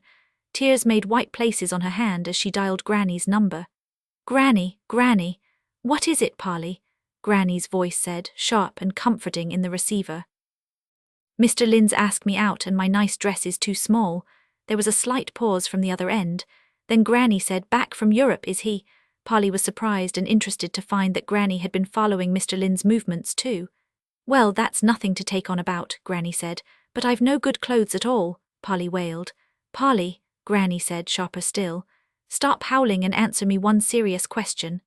"Yes," Polly gulped. "Did Mr. Lynn ask you out, or did you ask him?" said Granny. "He wrote and asked, I never said a word, promise," said Polly. "And he sent me a parcel with soldiers in, all right," said Granny. "I'm not sure I like it, Polly, but if he's free to ask, I suppose he must want to see you. But be wary of what he gives you. Keep that to yourself, understand? Now, are you sure you want a dress? Wouldn't a pair of jeans and perhaps a nice jacket be better?" Well, Polly remembered Mr. Lynn's old anorak. "Much better, but I haven't even got any jeans that fit, Granny." "I thought that was what you were asking me for," Granny retorted. "I'll buy you them for your birthday, Polly. I'm not made of money." Polly's birthday was not till June, but it was worth having no present from Granny then, just to be properly dressed now. She thanked Granny gratefully. "I don't do it to be thanked," Granny said and rang off. Polly went upstairs and carefully put the soldiers in her folder along with her paintings. When Ivy came home, she was waiting in the hall. "Mum, my hair needs washing." "I suppose it does," Ivy agreed. Neither of them could remember when Polly's hair was last washed. They went up to the bathroom, where they both had rather a shock. Polly's hair hung in snakes because each piece was matted into itself in a sort of rope, and Polly had head lice. Ivy had to go out for a special shampoo and a fine-tooth comb. But the comb would not go through Polly's hair. "Don't you ever brush your hair?" Ivy said, grimly dragging an ordinary comb through it. The dragging made Polly's head sore, her eyes watered. "Not often." "Then you should," said Ivy. "You're big enough now in all conscience. I don't know, Polly, this is such a mess I think I'd better cut it all off. You'd look quite nice with it short after all." "No," shrieked Polly. She jumped up and dragged her hair away. "Don't you dare touch it, I like it long." "After all I've done for you," Ivy said, losing her temper too. "You haven't done anything for me, you let me get lice," Polly screamed back. They shouted at one another for quite a while. At length Ivy gave in. "You always did have such a will, Polly, all right, but I thought you wanted it short." "I don't any more," said Polly. It took 2 hours to get Polly's hair combed and another hour of washing after that. The water that came out of her hair was dark brown for the first 2 washes. Ivy washed it yet again and combed it. Nits floated in the wash basin and had to be rinsed away. Let this be a lesson to you, Ivy said at last. Yes, Polly sighed. Her head ached worse than it had done with 2 black eyes, but she was rewarded by having a cloud of silver fair, crackly hair as clean as it was bright. She saw why Mr. Lynn had called it lovely now. She was rather careful about combing it after that. 6:00 they rode on, and further on the steed went swifter than the wind until they reached a desert wide and living land was left behind. Thomas the rhymer Mr. Lynn had a new anorak. It was the first thing Polly saw when she opened the door to him. He had an altogether more prosperous look somehow. Won't you come in? She said politely. No thanks, Mr. Lynn said, smiling all over his face. I want to show you my horse. Polly locked the front door and hid the key for Ivy and went out into the street with Mr. Lynn. There was a small cream-yellow car nestling against the curb, somewhat the shape of a teapot. He pointed to it proudly. Like it, Polly laughed. The car's number plate was TC 123. Oh yes, a modern horse, and TC for tan cowl. Of course, agreed Mr. Lynn. As soon as I saw the number plate, I knew I had to buy it. Hop in. He opened the passenger door for her and Polly climbed in, feeling very grand and relaxed in her new jeans and jacket. I don't know what I'd have done, Mr. Lynn said, climbing in the other side, if I'd failed my driving test. I only took it last Thursday, you see. I'd have had to call for you in a taxi. Now, let's see. Choke, ignition, handbrake, check mirror.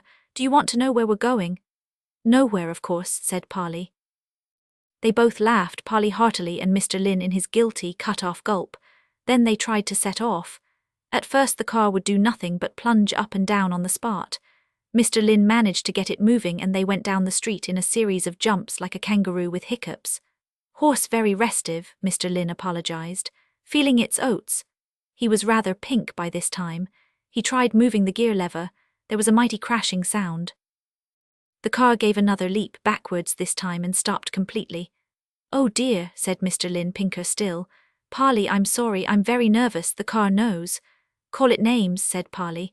Like you did the horse. No, you call me names, said Mr. Lynn. It's my fault. All right then, said Polly. I'll call you Tan Cowl, trainee hero of the West, and ironmonger and Thomas Piper, axefighter and giant killer and horse tamer and someone who's going to kill dragons soon.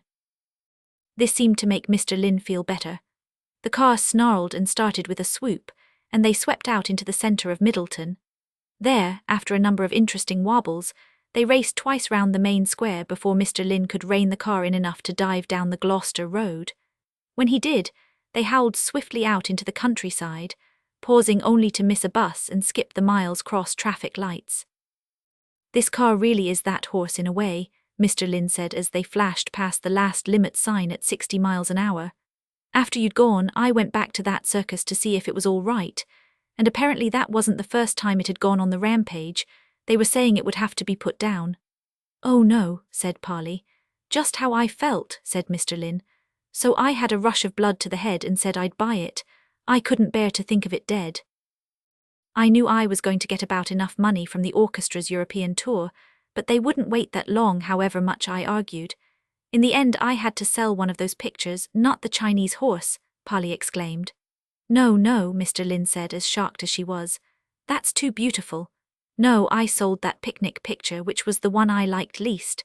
Laurel had been more generous than I'd realized. It turns out to have been a genuine impressionist, and it fetched quite an awesome price. So I could afford to feed the horse once I'd bought it. Where do you keep a horse in London? Polly asked. I don't, said Mr. Lynn. The circus people put me in touch with a woman who boards horses out in the country, and she discovered why I'd bought Lorenzo. I'm afraid the horse is called Lorenzo, and offered to buy him off me. That's how I got the car. I paid for it with the money Mary Fields gave me for the horse. That's where I thought we'd go first. You'd like to see the horse again, wouldn't you? Yes, Polly said dubiously. Are we going anywhere else? Mr. Lynn gave his gulp of a laugh. Stow on the water, he said rather triumphantly. Did you know it's a real place? I thought if you agree we could go there and look for hardware shops. It's in the Cotswolds, not far from Mary Fields' farm. Polly thought that was a marvellous idea. Good, said Mr. Lynn. Though I know there really is no such shop, I almost believe it's real. I can see it, and even smell the beastly smell in Edna's kitchen if I close my eyes. Don't close your eyes, Polly said swiftly and firmly. She had realized by now that Mr. Lynn drove the way heroes drive. The little car seemed to have a surprisingly fast engine hidden under its rounded bonnet, and Mr. Lynn drove it with his foot hard down to the floor, turning to talk to Polly as he drove. He did not seem frightfully particular about which side of the road they were on, and he clearly had a passion for overtaking everything else going the same way. Polly was not at all frightened. After all, Mr. Lynn had driven all the way down from London without crashing, but it was clear to her that his heroic style of driving was not possible if he had his eyes shut. "No, of course not," Mr. Lynn said with that slightly irritating meekness of his. And the car continued to nibble at hedges and swerve into the paths of oncoming lorries under a pale blue spring sky. Seagulls sat in ploughed fields on either side. Polly thought were driving away to nowhere, and snuggled down in her seat. She felt all easy and light, like you do when you stretch after sitting still, or get into your own clothes after playing dressing up. Last term had been all wrong somehow. It was as if she had been pretending to be someone else. "I saw you on television once," she said. "Just for a second." "Oh, did you?" Mr. Lynn hunched his high shoulders. "I wish you hadn't. I hoped I'd got away without being seen. They so rarely point the cameras at the cellos. I hate the way we look, like a set of very neat carpenters." "Only for an instant, I almost didn't," Polly assured him, and she felt so comfortable that she added, "And I saw your Laurel, you know, in the audience with Mr. Lear." "Yes, they spent their honeymoon abroad," Mr. Lynn said. "I saw quite a bit of them."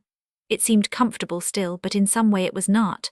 Polly went on carefully, "And how's Seb? Have you seen him?" "No, though I was wondering if you might have done," said Mr. Lynn.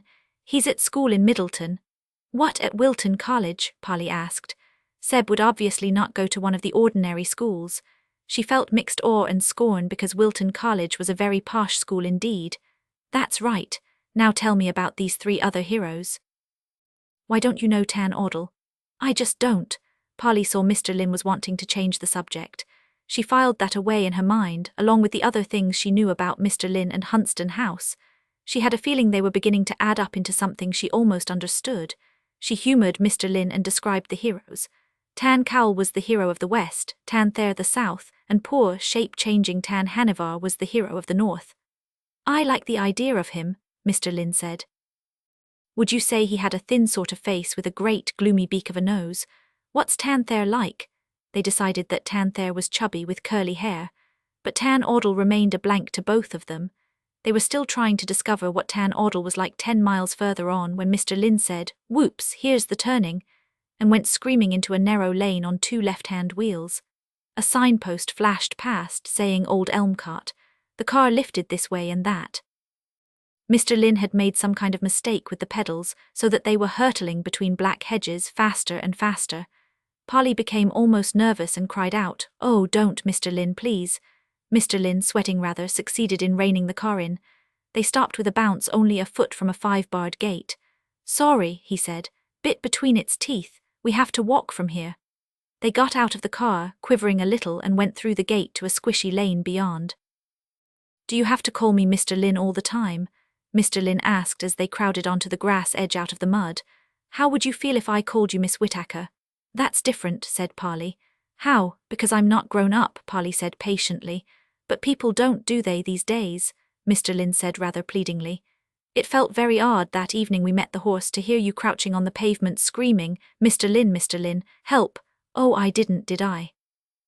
Polly felt as embarrassed as Mr. Lynn was about being on television and turned her head away to look at the hedge. She had not known there had been words in her screams. Mr. Lynn saw he had put his foot in it.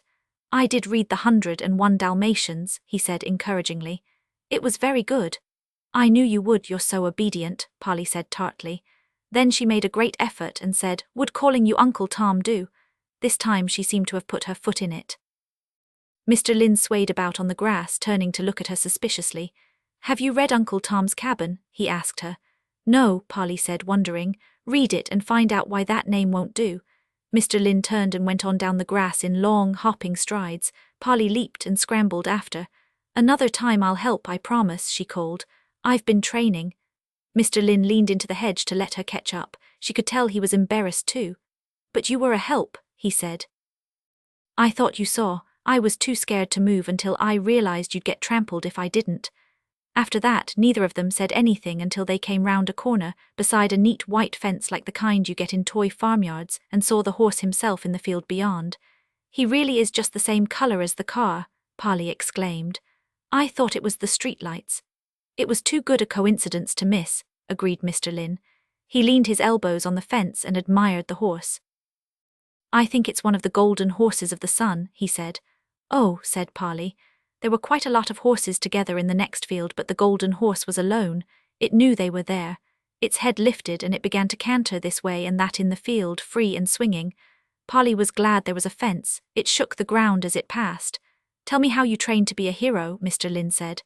"I need to far more than you do." "I don't advise it," Polly said. She told him about the difficulties she had got into. Mr. Lynn gave several gulps of laughter, but when she got to the adrenaline, he suddenly burst out laughing just like other people did. Polly looked at him in surprise. She had not known he could laugh properly. Mary Fields heard the laughing and came ducking out of the barn at the corner of the field. "Hello there, Tom," she called. She was a small, angle-faced lady with a bush of short, light hair, the same color hair as Laurel's, Polly thought. Mr. Lynn seemed partial to that sort of hair. He rubbed his hand over Mary's hair as he introduced Polly. Mary Fields shook hands with a grip that crunched Polly's knuckles, and they all went into her farmhouse for coffee. The house was yellowish stone, almost the color of the horse, and smelled damp inside. Polly did not enjoy this part much. At that stage of her life, she did not like coffee, and Mr. Lynn and Mary seemed to have a lot to say that Polly could not join in, mostly about horses and music. Polly's one effort to join in was a disaster. She politely asked Mary Fields if she went riding on the golden horse. Mary gave a loud laugh. "Good Lord, no. Anyone who tried would get badly hurt, I can tell you. He was trained as a bucking bronco. I'm keeping him for stud." Polly was shocked at Mary's language, too shocked to talk any more. She sat nursing her cold mug of coffee, feeling dejected. "This is not nowhere," she thought. "This is horribly here now. I wish we could go." At last Mary said, "Well, do you two want to stay for some lunch?" Mr. Lynn looked meditatively at Polly. "No, thanks very much. We ought to be getting on." They stood up to go. Among the moving chairs and Mr. Lynn's goodbyes, Polly distinctly heard Mary Fields say, "See you when you've got rid of little Miss Prim there." Polly knew Mary meant her, and she knew Mary did not like her. "And I don't like her," she thought as she followed Mr. Lynn back along the muddy lane. She wondered why. Polly was not sure, but she knew the thing which had most upset her about Mary's shocking remark was not the words, but the way Mary had said it in order to shock her. Beyond that, she gave up. She was not used to grown-up ladies behaving like girls at school. They got lost driving to Stow-on-the-Water.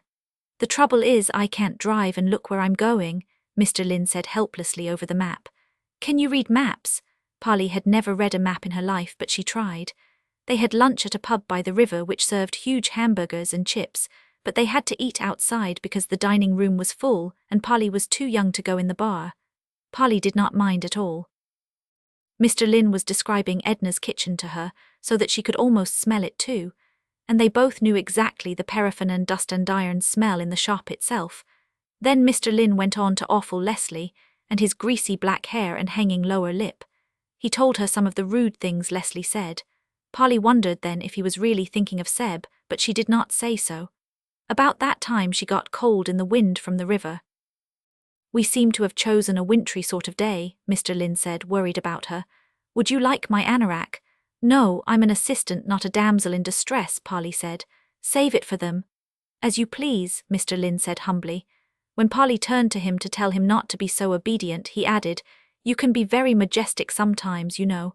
Polly got into the car rather scrunched. That was when she realized that a lot of Mr. Lynn's humbleness was a joke, even if some of it was real. She never found it easy to sort out which was which. Stow-on-the-Water, when they finally found it, was made of the same yellow horse-coloured stone as Mary Fields' farm. The main street opened up at one end into a market square, where there was a bridge over the river and a cross in the middle. After they had parked the car with a jolt and a shriek of brakes that made everyone in the square whirl round to look, Mr. Lynn went over to the cross and leaned towards it studiously. He said he thought it was Saxon. Polly tried to look as if she felt that was old and reverent. A war memorial would have struck her as just as old and a lot more historic. "Now," said Mr. Lynn, "to look for ironmongers." They looked up, And there it was, facing them across the square, Thomas Piper Hardware. There were shiny folding ladders propped outside and stacks of new yellow wood labelled do-it-yourself. The whole shop had a new, clean look, most definitely modern. But it was there, Thomas Piper Hardware. The discovery shook them both more than they had bargained for. Polly looked up at Mr. Lynn, and Mr. Lynn looked down at Polly, and his eyes were as round and amazed behind his glasses as they had been when he first saw the horse. "What do you make of that?" he said. "I don't know," said Polly. "I don't like it somehow." They stood and stared at the shop. They stood until Polly began to shiver in the wind again. "We're not being very brave, are we?" said Mr. Lynn. "We can do better than this, come on." They sauntered towards the shop. Polly wandered away to the left, pretending she was going somewhere else. Then Mr. Lynn wandered away to the right. But it was only a short distance. In no time they were standing beside the shiny ladders, looking at a display of bright orange jugs, bowls and lawnmowers in the window beyond. "We ought to buy something," Mr. Lynn whispered. He sounded nearly panic-stricken. "Think of something we can ask for." "Tools," said Polly. "Yes, people can always use more tools," Mr. Lynn said thankfully. They went in. The shop was as bright and modern inside as it was outside. Everything was arranged on corridors of clean shelves, rather like Mr. Lynn had described the supermarket where the giant was. A clean, sharp smell of plastic and paint and detergent met their noses.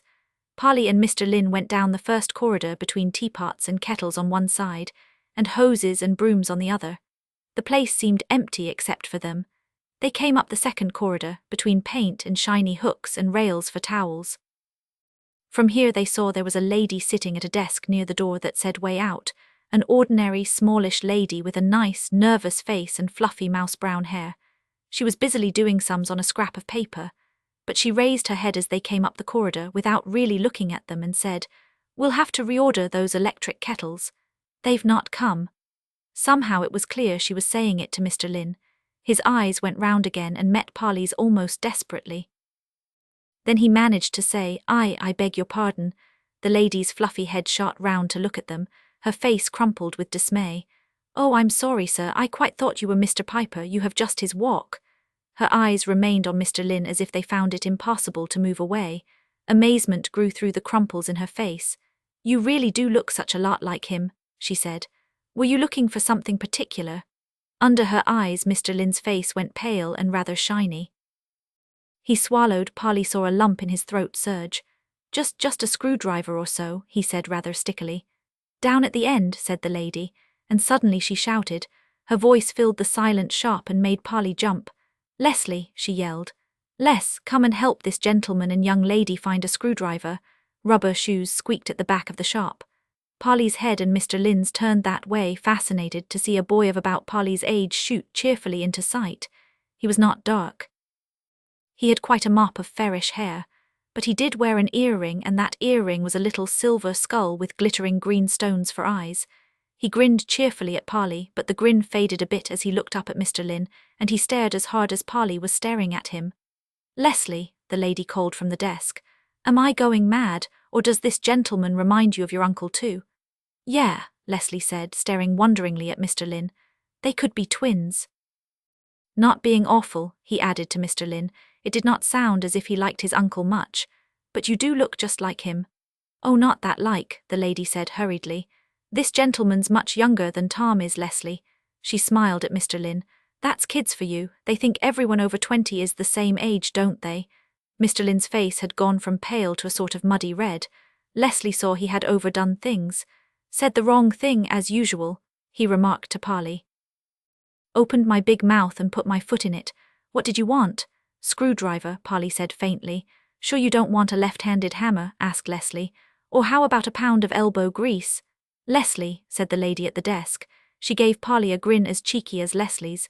"He's a terror with his jokes," she said. "Take no notice." "Down this end," said Leslie, and squeaked bouncily off to the end of the shop. Polly followed him, scarcely able to see straight for confusion. She knew just how Mr. Lynn must be feeling. Leslie was nice. The discovery made her squiggle inside, in a way that could have been pleasant but was probably nasty. And she could see from the way the lady at the desk watched Leslie, not quite smiling as he went, that she adored Leslie. She was obviously his mother, and clearly adored him because, not being stupid like Edna, she knew Leslie was worth it. Utterly confused, Polly looked dimly at rows of screwdrivers, large, small, with wooden handles and transparent plastic handles, and picked up a packet of assorted small ones because they were nearest. Mr. Lynn, equally at random, seized a couple of large ones from higher up. They followed Leslie back to the cash desk, where Mr. Lynn paid for all of them in a distracted rush. "Thank you, sir," said the lady. "I do wish Mr. Piper was here. I'd love to see the two of you side by side. I just can't get over how like him you are." "He is, you know," Leslie said to Polly. See you," Polly replied, looking to one side of Leslie's earring and not meaning it at all. When they got outside, Mr. Lynn's face was white again. "Ye gods and little fishes, Polly," he gasped. "I don't believe this," and he went away across the square in enormous strides. Polly sprinted after him, and together they threw themselves inside a door marked Ye Olde Cotswold Cafe Teas. Almost without seeing where they were, they collapsed at a table, and Mr. Lynn ordered scones and cakes and Coke and milkshakes after one wild, random glance at the menu. The waitress looked wondering and asked him if that was what he really wanted. Yes, yes," he said, and when she had gone he sat puffing as if he had run a race. Polly sat sort of recovering too. Ordinary feelings began coming back like pins and needles. "It's all true," she said, "except that it isn't." "That's what's so unnerving," said Mr. Lynn. "Mr. Piper, the shop, Leslie, but none of it quite like we thought. Do you think the woman's name was Edna? I was dying to ask her, but I couldn't think of a way to ask that didn't seem rude." "I bet it was," said Polly. "I can't get over Leslie being nice, and we got the name and the earring right, but he was fair-haired. I can't get used to him not being dark and sulky. Much the same with Edna, if that's her name." "No dressing gown," said Mr. Lynn. "And no curlers," said Polly, but she was doing sums. "We got her too old-fashioned," Mr. Lynn said glumly. "We got the whole thing about 20 years out of date." "But it was there," said Polly. "It is still. I can see it out of the window." "That's what's so appalling," said Mr. Lynn, hunching his shoulders in order not to look. The waitress came back with a tray and a look which said, "Don't blame me, this is what you ordered." She set out 2 ice cream cones, 2 cheese pancakes, 2 bright green milkshakes and an oat cake. Mr. Lynn stared at it rather, but he was too shaken to protest. He took the pancakes and let Polly have the rest, and they did seem to make him feel better. At length he interrupted the snoring noise Polly was making with the bottom of the second milkshake to ask in a rather hushed way, "Mr. Piper wasn't there, why not, Polly?" Polly looked up into his glasses and found a hunted look staring out at her. "It's all right," she said.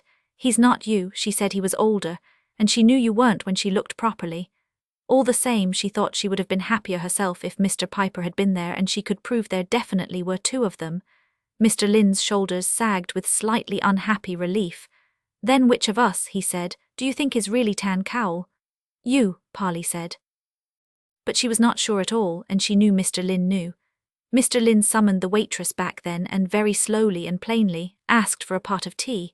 Polly had some Coke to wash down the oatcake. After that, they felt like facing normal life again. They went out into the square, carefully not looking towards Thomas Piper Hardware, and explored the rest of the town. The most interesting thing they found was a small bookshop, which Mr. Lynn dived into like a homing pigeon. No, more like a homing ostrich, Polly thought, with his long legs and the way he bent his head going in. Mr. Lynn bought a stack of books for himself, and one about dragons which he insisted on giving to Polly. "I don't think Granny likes you giving me things," Polly said awkwardly. "I don't think your Granny likes me," Mr. Lynn said, "but please take it. It keeps my mind off Edna if her name is Edna." They went back to the square with their parcels.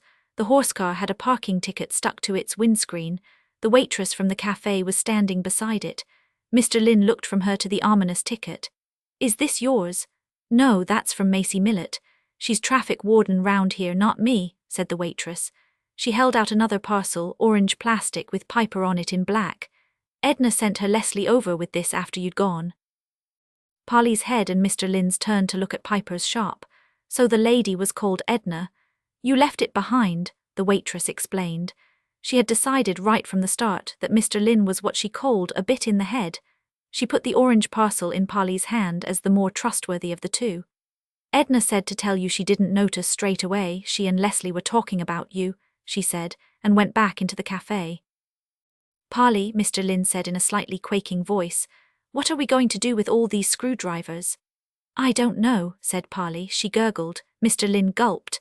They both leaned over the car and screamed with laughter. Mr. Lynn drove even more heroically on the way back. Polly could not blame him. He had a lot on his mind. But some of his maneuvers did bring a slight taste of green milkshake to the back of her throat, and sometimes she could not prevent herself saying things like, aren't you supposed to drive on the other side of the road? Or, I think that driver was hooting at us. And after he had dropped her outside her house, she did wonder if he would reach London without getting wrapped round a tree on the way. He must have done. He wrote her a letter a week later. The thing I hadn't bargained for about hero business, the important part said, is how terribly embarrassing it is. I wish the floor would open in Piper's shop. I squirmed. I realized in one blinding moment that when they speak of heroes having iron nerve, they do not mean they can spring forward and seize the bridle of a wild horse. That is child's play, sorry, Polly, I mean quite easy by comparison really. No, what they mean by iron nerve is the same as a thick skin.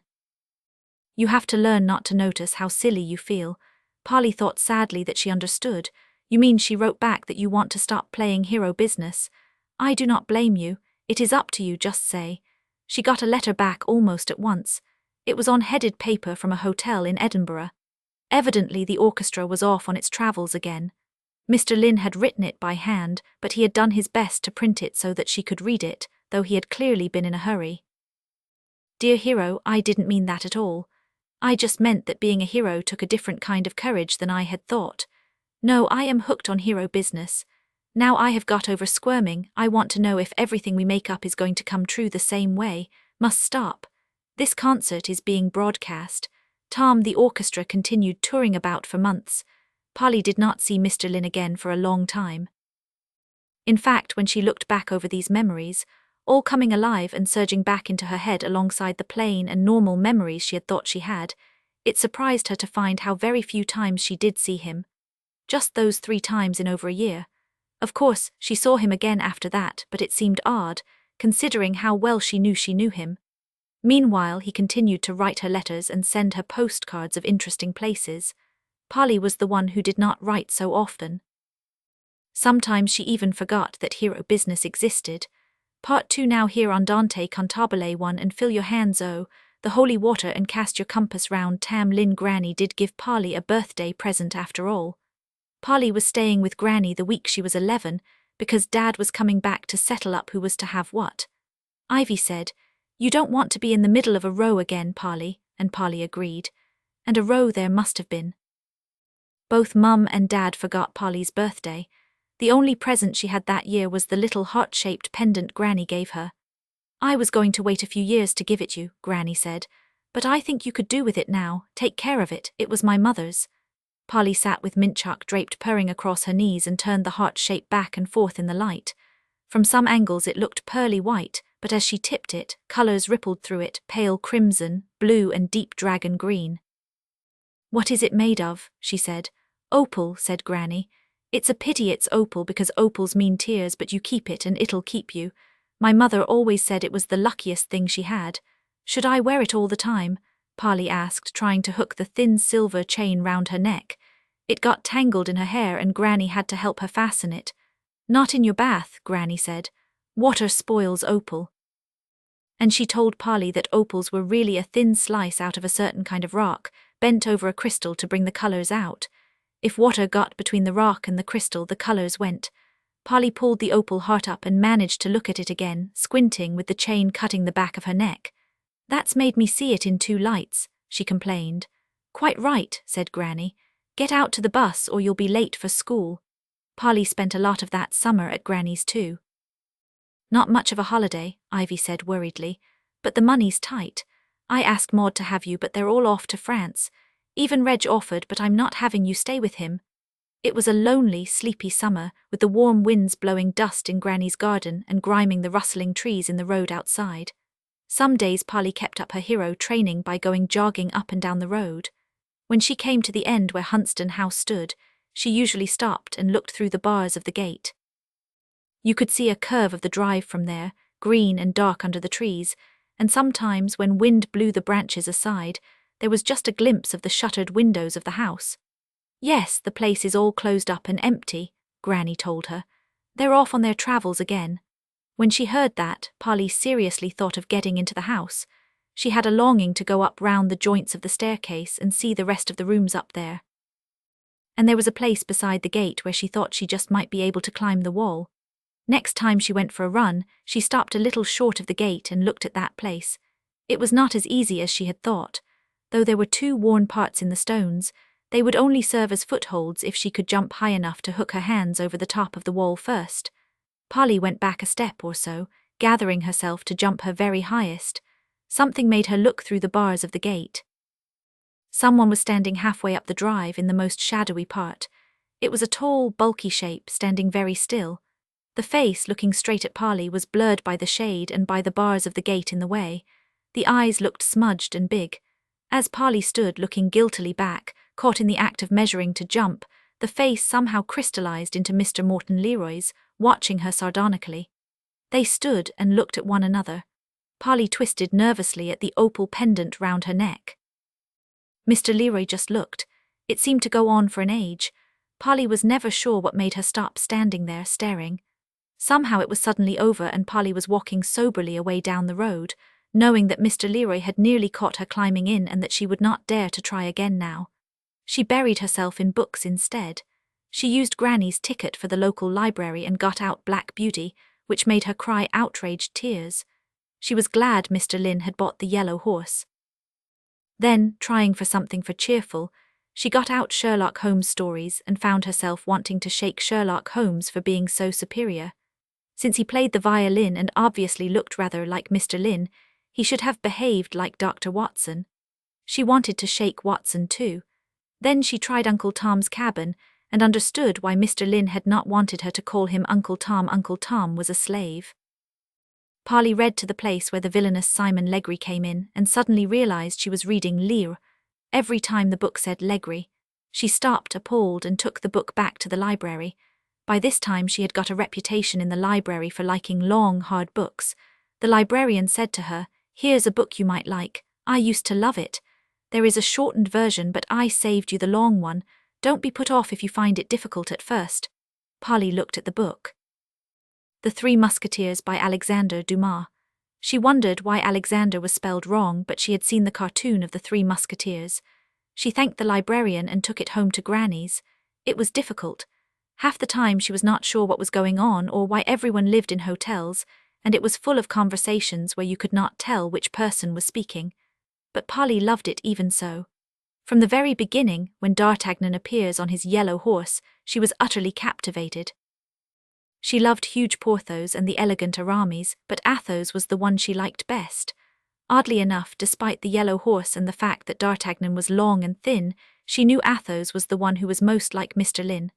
Athos had once been married to the beautiful, dreadful lady, and the lady was obviously Laurel. Polly read it twice. Then she sat down and wrote a long and excited letter to Mr. Lynn. "Dear Tom," she began, "that looked wrong, it was wrong." She never could think of him as anything but Mr. Lynn, but she supposed she had better practice in order not to hurt his feelings. She told him all about the Three Musketeers. Then she told him all the latest ideas she had had about Tanthere and Tanhanevar, and the whole set of adventures for them all to have conquering the evil Cardinal Legris. She got a postcard back from Cardiff. "Thank you, hero. You have given me some ideas too." More later, TGL Granny really did not go in for reading. Polly knew that now. She said too much reading would ruin Polly's eyes, and she taught Polly to cook to take her mind off books. Polly was not good at it. Her first sponge cake had a kind of soggy valley in the middle. "Well, it's nothing a blind man on a galloping horse wouldn't see," said Granny, "but it doesn't look much like a sponge cake to me." "It's a new kind," Polly said, "called volcano cake. That runny stuff in the middle is the "Oh, is it?" said Granny. "Put it down for mint chalk and let's try apple pie instead." Someone had given Granny a basket of windfall apples. Granny was very good at peeling them in one entire long strip. "There," she would say, passing Polly a heavy green curl, "throw it over your left shoulder and it'll make the initials of the man you're going to marry." Polly threw strip after strip of peeling, but they never did make anything except playthings for mint chalk. Each one broke up and splattered about the kitchen floor into circles and lines that even Granny had to admit were meaningless. "You see, I'm not going to marry," Polly said, secure in the knowledge she would be a hero instead. When Polly went home at the end of summer, she found everything had been moved out of her room into the tiny room at the back. Ivy, with a duster tied round her head, was briskly and cheerfully painting the room that had been Polly's. "You're in there from now on," she told Polly, pointing to the tiny room with her paintbrush. "We're going to take in lodgers. They'll have to have this room because that one's too small." Polly looked round the echoing empty square of her old room. The flowery paper was not quite hidden under white paint, and there were drips on the bare boards. "My folder," she said, "with my soldiers in." "All through there," said Ivy. "I put everything on the floor. You can make yourself useful by sorting your junk out."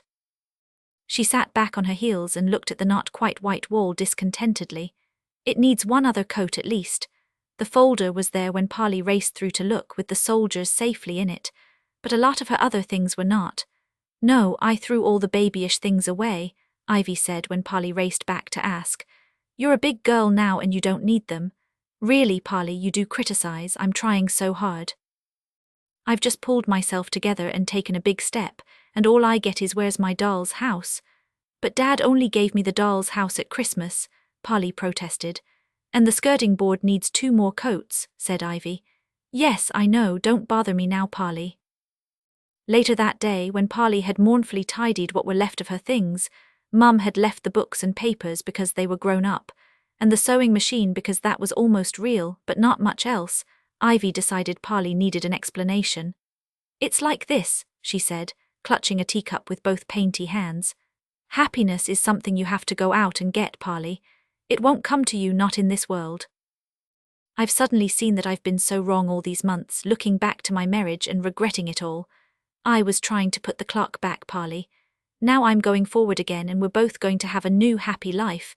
We'll have a lodger for money and you'll be at the new school. "When are we going to get my uniform?" Polly asked. "We start next week." "Tomorrow," said Ivy. "Polly, I'm going to make that room so nice. I've got some lovely curtains and a matching bedspread. If I make it nice enough, I can charge a lot for it. It'll be good for us both, having someone else in the house to talk to." In the end, it was Granny who took Polly to buy school clothes. Ivy was too busy painting. "Don't blame her, Polly," Granny said. "She's been very down and she's trying to pull herself up. Ivy's got character, I'll give her that. Try and understand." Polly did try to understand. She was positively saintly, she thought, not mentioning all the other things Ivy had thrown away. But she did regret her old room. The new little one was like a crowded box, and the water cistern chuckled loudly all night from a cupboard in the corner. Polly would have been very miserable in it but for the excitement of starting at Manor Road School. She loved it. The whole first term was like a long, long birthday party. There was a crowd of new friends, and a mass of new things to do, new ways of speaking, new ways of thinking. There was also Nina. Polly wondered how she could have forgotten how largely Nina figured in her life at Manor Road. Nina was the only other girl who came on from junior school to Manor Road with Polly. The others had all gone to Miles End, which was said to be rough. Nina set out to astound and shock and lead. After trying 1 or 2 other things, she came to school with a book she had found in her aunt's house. It was called Popular Beliefs. "I'm starting a superstition club," she said. "You join by having a superstition which isn't in this book." Polly became a founder member of the club the same day. She had developed a habit of taking her opal pendant out from under her new school tie and twiddling it during lessons. She did it in French. The French master told her that jewelry was not allowed and she must either put it away or describe it to him in French. "It's not jewelry, it's lucky," Polly exclaimed indignantly. "It used to be Granny's mother's." Nina passed her a note enrolling her in the Superstition Club on the spot. The club became all the rage in the course of a week. Everyone joined. The rules were to believe all the superstitions in Nina's book and to find as many more as you could. If you found 10 new superstitions, you received the Order of the Black Cat, personally drawn by Nina on a page of her rough notepad. People's blazers soon became decorated with rusty pins they had picked up, their hands black with rescuing pieces of coal, and their shoulders sprinkled with spilled salt every lunch hour. Funerals and ambulances caused hands to leap to collars, and a number of people nearly got knocked down in the street. either by not walking under ladders or by going out of their way in order to be able to say a black cat had crossed their path. 2 people were found crying in the cloakrooms because they had broken a mirror. Everyone's pockets became loaded with lucky charms, lucky bus tickets and lucky mascots. And as the club grew, a wave of superstition grew with it, mounted and spread far beyond the club, right up to the senior end of the school until it mixed with everything everyone did. Polly spared a little attention for music too. She had joined the choir and enrolled for free violin lessons because she knew next to nothing about music. She wanted to learn. Listening to Mr. Lynn talking about music to Mary Fields had made her feel really stupid, but she did not think much about Mr. Lynn otherwise, even though he wrote her 2 quite long letters around then. One letter was a rewriting of the giant story, making Mr. Piper's shop much more like the real one they had found in Stow-on-the-Water. Polly preferred the second letter, which was about Tan Cowell, Hero and Tan Hanivar hunting for treasure in some caves. Here Tan Hanivar accidentally turned into a dragon, and the other 2 nearly killed him before they realized.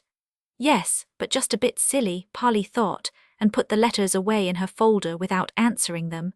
She was really far more interested in the Superstition Club. The club gained a mighty boost from the approach of Halloween. By then everyone in the school was a quivering mass of strange beliefs. Spirits were talked of, and auras and astral bodies, and someone saw a ghost down near the biology lab. And on Halloween itself, a magpie landed on the windowsill during school assembly. Assembly stopped short while everyone scuffled to cross fingers, touch wood and intone, "Hello, Mr. Magpie, how's your wife?" The headmaster said irritable, sensible things. The magpie flew away in a frightened whirl of black and white, and nothing much happened, either lucky or unlucky. After that, Nina said she was tired of the club. She was possibly rather frightened by its success, but it is easier to start something than stop it. The superstition simply took a new turn and became a craze for fortune-telling. The day the craze started, Polly had her fortune told 3 times, once by paper top, once by palmistry, and once with a pack of cards. The next day she had it done by tea leaves and I Ching. Each one came out different. They varied between never marry for money from the paper top to take a maiden to wife brings good fortune from the Book of Changes. Then she tried the 3 bowls. One was full of water, one half full and one empty. You asked a question, shut your eyes and dipped your hand. The full and empty bowls were yes and no. The one half full was maybe. It became a common sight to see girls squatting like witches around plastic cups of water, breathlessly watching someone's groping hand. Polly did it frequently, but no matter how often she tried, she always got her hand in half full, lukewarm maybe. She gave up and put her name down for the prefect's mirror instead. The prefects were doing a roaring trade, charging 10 pence a look, and the waiting list was long. You looked in the mirror in a nearly dark room full of other people queuing for their turns, which perhaps accounted for it, and you saw the face of someone behind your reflection who was going to influence your life.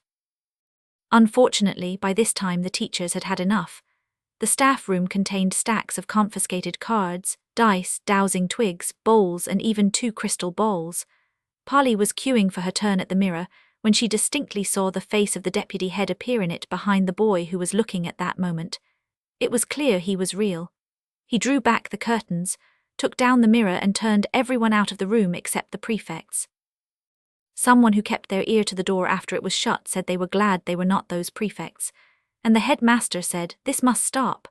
It didn't straight away, of course, but the frenzy seemed to be over. Nina turned her attention to the stamp club.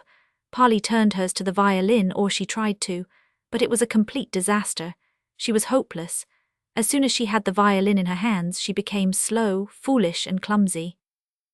Long after the other learners were playing proper tunes, Polly scraped and wailed and made noises like a sea lion in distress.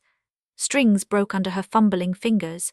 Hairs streamed from her bow and got mixed up with her own hair. She hated practicing too. She had to do it at school because Ivy forbade it at home. "I'm not having the lodger disturbed with that noise," she said. No lodger had yet appeared, but Ivy was always considering him as if he was there.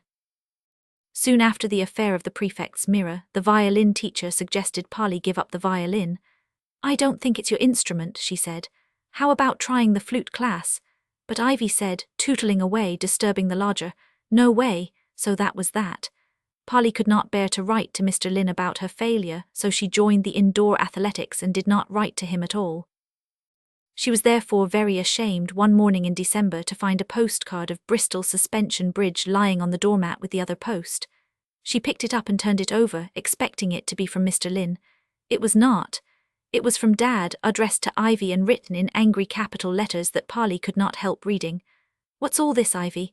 I've told you I want to come back." "Reg, I'll have that, Polly," Ivy said, coming up behind Polly on her way out to work. She took it from Polly's fingers with a snatch. "I saw," said Polly.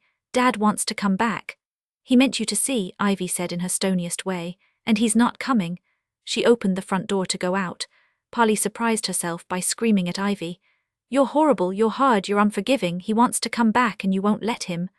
Ivy looked round at her, holding the door open, and looked for a moment as if she was going to smack Polly. Then she simply slammed the door in Polly's face. "I hate you," Polly screamed to the footsteps going away behind the front door. That surprised her too. She stood for a while and wondered if it were true. It did not seem to be, to her relief. Just something you shout, she thought. "I'm glad." Too, she had not picked a rose, but barely one when up and started young Tom Lynn, the lodger, came about a week later. He was a fattish, cheery man, full of energy, called David Bragg, who worked on the Middleton Star. He had been divorced too, Ivy said, and he knew how it felt. Polly was shy of him. David made jokes all the time and Polly never understood them. She was shy of his pink, hairy arms, which she saw a lot of because David sat watching television with his shirt sleeves rolled up whenever he was in, and she was shy of his loud, cracking laugh. Ivy made her shyer still by making a great fuss of the lodger and cooking him huge meals. "We shall be happy now, you'll see," Ivy said. Ivy did seem happy. David persuaded her to go down to the pub with him most evenings, and she seemed to like that. Polly was glad. She had a peaceful, empty house to do her homework in, which made it a good thing all round. At school, the fortune-telling craze was dying away at last. Everyone was rehearsing hard for the carol concert. Polly stayed late for choir practice 2 evenings a week. One evening she came latish out of the school gates with Nina, to find herself being waited for. A familiar figure was stamping its feet outside, looking rather withered with the cold but very glad to see her. "Dad." Polly set out to run towards him, paused, and then walked up to him with both hands held out. She felt rather ridiculous, but that was the way it took her. "Aren't you glad to see me?" Dad asked, taking her held-out hands. "You know I am," Polly said. She was very conscious of Nina. Nina stood and stared a moment and then walked off with some other girls. When Nina had gone, Polly could smile. Dad smiled too, his well-known merry smile. He looked just the same except that his eyes were more crinkled. "Have you come to meet me?" she asked. He nodded. "Let's go home, you've got a key, haven't you?" "Oh, thank goodness," Polly said. "It's been so strange." They walked home hand in hand. Dad was obviously glad to see her. He kept looking at her and smiling. "You have grown, Polly." "Of course, what did you expect?" Polly said happily. "Why are you coming home?" "Has Joanna Renton gone off you?" "Well, you could say that," he said, sounding rather uncomfortable. "I didn't know you knew about her." "Only a bit," Polly assured him, as if that made it all right. She was so happy that she had gone quiet all over. She felt like someone listening to great chords of music that were not to be interrupted by speaking. They walked most of the way home without saying a word, even though Polly's mind was crowded with things she wanted to tell Dad. She could tell him all that later. As they turned into their street, she said out of the quiet, "Now you're back, we don't need David Bragg, do we? Will you tell him to go?" Dad half stopped walking. "David, is he there?" They went on more slowly, and Polly felt more thoughtful than quiet. It was the first sign she had had that David Bragg was rather more than just a lodger. Still, she thought it was bound to be all right now. She unlocked the door and they went indoors. Dad, now she saw him in the whole light, looked rather thin and threadbare. She could see 1 or 2 grey hairs glinting on his head, mixed into the thick curls Mum used to call Dad's halo. Mum was just coming downstairs. She stopped like a statue when she saw them. "Oh no," she said. "Isn't that just like you, Reg, sneaking in on Polly's coat-tails? What do you want this time?" "What do you expect," Dad said quite mildly for him, "when you won't answer any of my letters? Ivy, I told you I want to come back. Can't we talk about it at least?" "No," Ivy said, and began to come downstairs like a statue walking. Polly felt Dad move to back away and managed to stand still. "What's wrong with you, Ivy?" he said. "You've just shut down on me, you can't do that, you have to talk." All right, Ivy said stonily. Talk if you must, go in the living room and wait. Why? Dad and Polly too glanced at the living room. The television was on in there and they could see one of David's pink arms as he sat watching it. Because I'm going to phone your mother to come and take Polly away first, Ivy said implacably. I'm not having her here for you to get round, go on in. Dad went into the living room looking determined and a little nervous. He looked almost out of place there, Polly thought in some surprise. As Ivy went to the phone and dialed Granny's number, she heard David say with one of his laughs, an attack of the prodigal's old son. Something like that, Dad answered as he sat down. None of your damn business, is it? Oh, you knew, Mum said to the phone. You would, yes, of course he's here. And yes, I do want you to fetch her now, she thinks he's the bee's knees and I'm not having it. She put the phone down and turned to Polly. There was an unusual look on Ivy's face as if she pitied Polly. You shouldn't let people play on your feelings, my love, she said. In this world you get taken to the cleaners for having a soft heart. All he wanted was to get in this house, you know. Yes, Polly said dismally. After what seemed an age during which everyone simply waited, Granny arrived and took Polly away. Polly spent the rest of the month at Granny's and did not go home again till after Christmas. She also stopped being friends with Nina. Nina came up to her at school the next day and said, You'll get into trouble, you're not supposed to go off with strange men. I didn't, Polly said. She could not think what Nina meant. Yes, you did, said Nina. Twice. Once with the man at the funeral and then again last night. That was my dad last night, Polly said. Nina was astonished. It never was, he looks quite different. He does not, Polly shouted. She turned and walked away from Nina. But that was only annoyance like the way she had shouted at Ivy. The real thing that made her stop speaking to Nina was the way people kept coming up to her all day, saying, Is it true what Nina says, you come from a broken home? Broken right in half, Polly replied to each one. There's a hole in the middle where the garden is. You get rained on trying to go upstairs. She walked home to Granny's trying not to cry. She lay in bed that night, staring at her fire and Hemlock picture, and decided she would definitely climb the wall into Hunston House as soon as term was over. She was not quite sure what this had to do with anything, except that it did. She hoped Mr. Leroy would catch her doing it. She would have liked to go for him the way she had gone for Myra Anderton. She wanted to fight someone, but Granny remarked that the house was still shut up. They can afford to go away to the sun, she said, pots of money rolling in it. The sun was shining the first day of the holidays, when Polly went down the road to the big gates of the house. It was a frosty sun, melting bleakly from streaks of hard grey cloud. The big leaves of the laurel bushes overhanging the drive of Hunston House were fringed round the edges with frost. Polly blew on her gloves to encourage herself, spat for luck, and ran at the wall where she had measured it in the summer. It was as easy as climbing wall bars. She was up in a second, unsticking her gloves from the frost at the top of the wall and swinging over and down. Crunch! Into dead leaves under the trees. She crept crunching forward to the front of the house. There it was, shuttered, sad and majestic. Even so, Polly at first did not dare come out from among the trees, in case there was someone inside it. The Perry Learys were clearly rich enough to have the garden looked after while they were not using the house. Someone had pruned the roses and cut back the lavender hedges beyond. It made the garden seem empty and much smaller. Unless, Polly thought as she tiptoed through, it was simply that she had grown. She looked back at the blind, yellow pile of the house. That still seemed big, although the garden had shrunk. A mere few steps brought her to the empty concrete oblong that should have been a pond. Remembering that something had seemed to happen to that pond before, Polly stood for a while watching it. But it remained a frosty oblong of concrete. She went past it through further shrubs until her way was blocked by the wire netting round a tennis court. Now she had a choice, to go back or to cross a slope of frozen lawn towards the house. Polly hesitated. Crossing the lawn really would bring her out into the open. She stood in the bushes and watched the house carefully, and it was empty. Lived-in houses give you a sense of life, and Hunston House was dead, dead as the bare twigs of the pruned roses. The part facing her was a French window with 3 steps leading up to it. At the bottom of the steps were the 2 pillars, each holding a vase, and the window beyond was shuttered and dead like all the others. Come on, Polly said out loud. Behave like a trainee hero for once. She walked up the lawn towards the steps with the 2 vases as if she had a perfect right to be there. Under her feet the frozen grass made slow, wheezing munches like somebody chewing ice cubes. Funny, Polly thought as her feet munched. She had remembered the steps with vases as leading up to a plain door, but they clearly led up to a shuttered window. The vases, when Polly reached them, still stood as she and Mr. Lynn had left them. Now, said one, glittering with frost. Here, said the other. By stretching her arms to their very widest, Polly could rest a glove on each one. She gave each an experimental push, then a harder pull the other way. It was no good. She could not budge them. Either they were frozen at the bottoms or Mr. Lynn was a good deal stronger than Polly.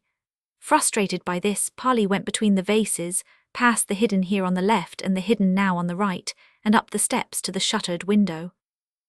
She put her glove on the window's frosted handle and turned it with an angry push. It opened. Polly recoiled. I wonder they don't have vandals, she said, but I suppose they've locked the shutters inside. To see if this was true, she opened the window wider and shoved at the tall wooden shutter beyond it. It moved under her hand, folding inward a foot or so. Polly stood very still. The house felt dead, she was sure. There was nothing from the garden except a sparse twitter of birds, though when Polly looked round, she was dismayed to see her long line of footprints, green in the white grass, leading straight to the steps like a pointer. So they'll know I was here anyway, she said, and slipped sideways inside, round the shutter. She left the window standing ajar. She did not want to be locked in the house. She was in the room where the will had been read. She knew it by the sharp, furry smell of the carpet.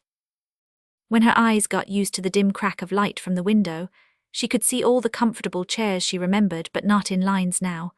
They were arranged to make it a room for gracious living. The door to the hall was open. Polly tiptoed across to it. She felt rather silly tiptoeing, but she could not walk properly, although she could tell the house truly was empty by the smell and the feel. It was quite warm. That was what gave the carpet the sharp, unused smell. Clearly the riches which paid for the garden to be done could easily afford to keep the heating going all winter too. The hall was a brighter dimness. Light lived in the shiny floor and in the white paint of the jointed flights of stairs going round the space and back again. And there were the Ali Baba vases, with their own faint fizz of light from the patterns on them. Polly avoided them rather. She knew they were empty, of course, but they were still big enough to hold a person, and tiptoed to the archway of the dining room. But it was too dark in there, and besides, what Polly wanted was to explore the rooms up the jointed stairs. She sped there and up the stairs in a light scudding of feet. The room at the first landing was a dark hole. It felt bare. Polly could tell that the stacks of pictures had been taken away. She scudded on up and round a joint to the next landing and gently opened the door there. A study of some kind, she thought. Books, leather chairs, a neat desk swam there in the twilight. But there was a bed too. And as Polly's eyes adjusted, she picked out posters on the walls. The Who, Rolling Stones, David Bowie, and a spiky picture of an unreal landscape labelled Michael Moorcock. A boy's room. Polly realised it must be Seb's. She took her head out and closed the door, knowing she was spying. Guiltily she went up and round to the next joint. The door there was slightly open. Polly slipped through to a short corridor with a blue gleaming bathroom opening off one side into a space of scents and silks. There was a real four-poster bed in here on a white fluffy carpet. The faint shine of the bed's curtains, the frills at the top and the quilt across it suggested dark pinkish satin. Polly took her glove off to touch it and it was satin. She put the glove on again because this room was cold, or maybe it was the thievish way Polly was feeling. She knew this was Laurel's room. It was a big dimness with rosebuds on the walls, a soft rosy carpet under the bed's white fluffy one, silken chairs. One whole wall was folding cupboards with clothes inside. A second wall had a lot of valuable-looking little pictures hung on it in a pattern. Near the window, instead of the lavish dressing table Polly had expected, there was a curious wooden chest, bent and carved, with silver hairbrushes and pearly-looking combs on it. Above the chest, a luminous oval of mirror looked at Polly from the wall. Polly stood in front of it and looked back at herself in the mirror, surrounded in a dim silver filigree of birds, leaves, and animals. The cracks of light from the shutters made the mirror look dark and deep. Polly's hair blazed white in it, and her face looked shy and wondering, not at all like the face of the trespasser she was. Over her left shoulder, very clearly, she could see one of the photographs in the pattern of little pictures on the far wall. That made her snort with laughter and the face in the mirror grin, remembering the prefect's mirror and the face of the deputy head. She turned round to look for the real picture, and was rather astonished to see that the wall was too far away for her to pick the little oval photograph out. The pictures seemed just a pattern of blobs from where she stood. She had to go right up to them and search with her face close to the wall before she found the right one, near the middle of the pattern. She could still not see it properly. She had to unhook it and carry it into the cracks of light from the window before she could. It was a slightly old-fashioned picture of a mischievously grinning fair-haired boy. Whoever he was, he looked older than Seb, and he was too fair anyway. He was nobody, Polly knew. Yet there was a sense of familiarity about the photo, as if the mirror trick had worked and Polly was going to know this boy sometime. Polly stood holding the little oval picture in both gloved hands, struggling between her superstition and her conscience. She was quite sure she was holding something that was going to be important to her, and she was horribly tempted to keep it. On the other hand, it would be stealing if she did. And her conscience went on further and told her that she had already stolen 1 picture, no 6, from this house. That jiggery-pokery with the pictures during the funeral, which she had conveniently told herself was a trick Laurel richly deserved, had caused Mr. Lynn to go off with 6 pictures that should have been Laurel's. Since just one of them had proved valuable enough to pay for a horse, then a car, this made it too serious to be a trick. And to steal another one now would be like victimizing Laurel, wronger still. Regretfully, Polly crossed the room to hang the photo up again. Halfway across the room, she heard voices down in the hall.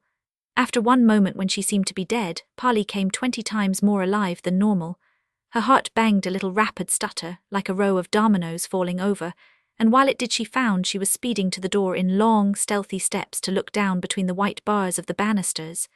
As she went, she heard one of the voices was Mr. Lynn's. It came echoing up quite clearly. "If you like," she heard Mr. Lynn say. "Though I really don't see what business it is of yours." The relief Polly felt at knowing his voice vanished when she heard the deep, chesty voice that answered. That was Mr. Leroy's. "Come off it, Tom," this voice said. "Laurel's interests are mine these days. You must have known Laurel would find out in the end, and you must have known she wouldn't like it when she did." Polly clutched the photo guiltily to her chest and edged forward so that she could see them. They seemed to be standing in the middle of the hall below, side by side rather than face to face, as if they were about to walk into the dining room. The sun must have got round to the French window Polly had left open. A long shaft of light cut through the hall from the living room and fell across both men, so that Polly could see them from the knees up, as if they were floating. It gave both of them a pale, wintry look, particularly Mr. Lynn. He did not seem to be enjoying this meeting at all. "I suggest you put it right by letting us finance you," said Mr. Leroy. Spots of light from Mr. Lynn's glasses dazzled round the hall as he answered, "Thank you, Morton, but I've told you before that I prefer to pay my own way. I'm quite aware of the risk. Risk?" Mr. Leary's fatal laugh set up a faint, chiming buzz from the Ali Baba vases. "Tom, you haven't begun to see the risk you run. You've made Laurel furious." "Can't Laurel tell me that for herself?" Mr. Lynn asked. "Oh, she will if you want, believe me," Mr. Leary said. "But I don't think you'd enjoy it. You'd better let me handle her.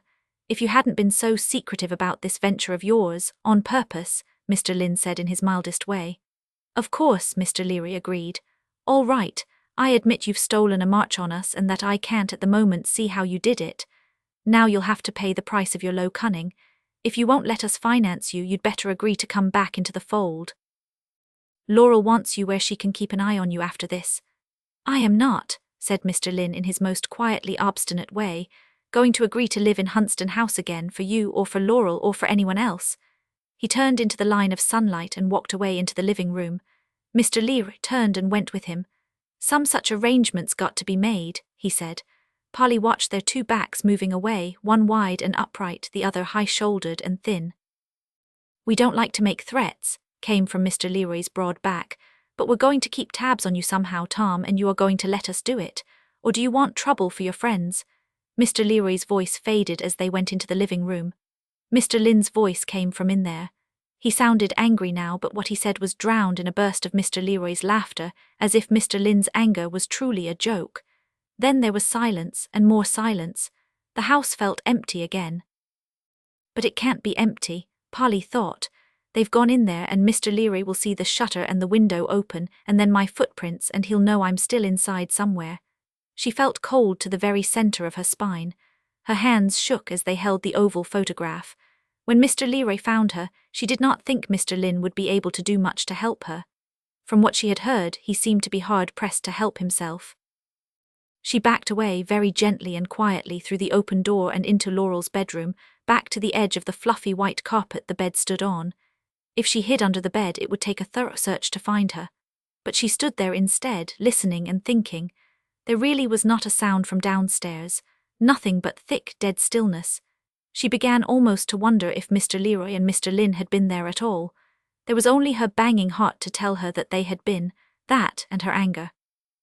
Her anger seemed to have been growing all this time, underneath her fear, until it was large enough to hide the fear completely. She thought of Laurel and Mr. Leroy in the audience on television, watching Mr. Lynn. As if they owned him. Polly thought, they don't. They can't. Nobody owns anyone like that. She laid the photograph carefully down on the satin quilt of the bed and went across to the pattern of little oval pictures hanging on the wall. Taking one out had left a rather obvious gap in the middle of the pattern. But there were, as Polly thought she had remembered, a number of spare hooks sticking out of the wall round the pictures. Evidently Laurel liked to spread the pictures about and arrange them into different patterns from time to time. Quite carefully and calmly Polly unhooked pictures and rehung them in new places to make another, wider-spaced pattern so that it would not show that one was missing. I might as well do something useful while I'm waiting for Mr. Leroy to find me, she told herself. And I'm wearing gloves like a good criminal should. It was lucky that all the pictures had the same kind of oval gold frame. Not all of them were photographs by any means. Quite a number were tiny paintings of a face or a full-length person. 2 were black shapes of people cut out of paper, and some were probably charcoal drawings. Polly arranged them with real artistry. There was one miniature painting of a young man in old-fashioned clothes, including a cloak thrown back across one shoulder, that Polly thought was much the nicest. He was leaning against a tree holding a sort of banjo, and his face looked nice. She would have liked to put him in the middle. But since the photograph of the fair boy had come from there, Polly sensibly replaced it with a photograph as like it as she could find, of another fair boy who was only slightly more old-fashioned. She left the paintings round the edges where they had been before. It looked good when she had finished, almost the same. She went and picked up the stolen photo, zipped it carefully into her anorak pocket and walked softly out of the room and down the stairs, telling herself she was going to her doom. She did not quite believe she was, even as she went. The house felt so empty. Downstairs, she knew it was empty. The sun had left the open shutter, and the hall and the living room were dim, and as deserted as they were dim. Polly let herself out through the window and pulled the shutter closed. She pulled the window shut and heard the click as it latched itself. It would not open when she tried it. She walked down the steps between now and here on the vases and back across her line of footprints. They had spread wide and green in the sun, but they were the only set of footprints. Mr. Leroy and Mr. Lynn had not come or gone this way. The puzzling thing was that they did not seem to have used the front door or the side door either. When Polly peered at these doors from the bushes, she could not see any prints on the frosty gravel, nor any tire marks on the drive. She did not see another living creature until she met Mintchuck sitting on the wall in front of Granny's house. 3-0 they rode on and further on. They waded rivers above the knee, and they saw neither sun nor moon, but they heard the roaring of the sea. Thomas the Rhymer feeling very guilty for a number of reasons, Polly bought Mr. Lynn a copy of the Three Musketeers for Christmas and got Granny to help her pack it up. Granny's parcels were works of art made of closely woven string and brown paper. Well, it's bound to be late, and I dare say he's a bit old for it, but they say it's the thought that counts, Granny said as they came back from posting it. Why are you always like that about Mr. Lynn? Said Polly. Like what? Said Granny. Sort of sarcastic, said Polly. Why don't you like him? Granny shrugged. Oh, I expect he's well enough in himself. I just have my reservations about the company he keeps. Since Polly knew exactly what Granny meant about the Leroy Perrys, she did not say any more. She just went quietly back to the paper chains she was making. Dad stayed with them over Christmas to Polly's delight. Mind you, Granny said I wouldn't take sides and I'm not, but I think this is fair. Fair, Dad said angrily. I've a good mind to get a court order. He told Polly rather grimly that Mum and David Bragg had gone away together for Christmas. but most of the time he was just as Polly remembered him from over a year ago, laughing and making silly jokes with Granny and Polly. Polly forgot the new wrinkles round his eyes and the grey threads in his curls and romped with him as if she were 5 years old. There was only one 5-year-old thing she refused to do. "Play Let's Pretend now," Dad said pleadingly several times. "No," said Polly, "I've gone off it." "Why?" asked Dad, but Polly did not know. "Don't pester her, Reg," said Granny. Polly did not dare show Dad or Granny, particularly Granny, her stolen photograph. She looked at it secretly when she went to bed each night, under her fire and hemlock picture. Looking back on that Christmas, Polly was rather surprised at the way she thought a great deal about both her pictures, and scarcely at all about that meeting she had overheard between Mr. Leroy and Mr. Lynn. That was so queer, somehow, that she had to push it to one side of her mind. Instead, she stared at the fire and the mysterious figures behind the hemlock. Up to now, Polly had assumed they were trying to put the fire out, but this Christmas it began to seem to her that the people might really be trying to keep the fire going, building it up furiously, racing against time. You could see from the clouds of smoke that the fire was very damp. Perhaps if they left off feeding it for an instant, it would fizzle out and leave them in the dark. The stolen photograph had a much more ordinary look. It was slightly faded with age. Polly, from much looking at it, became certain that the bit of the house behind the grinning boy was Hunston House. But he was not Seb.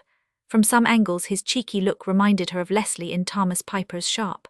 But he had the wrong hair to be either Leslie or Seb, too fair and long and untidy for Seb, and not curly enough for Leslie. Besides, he was older than both of them. Polly decided she simply had not met him yet.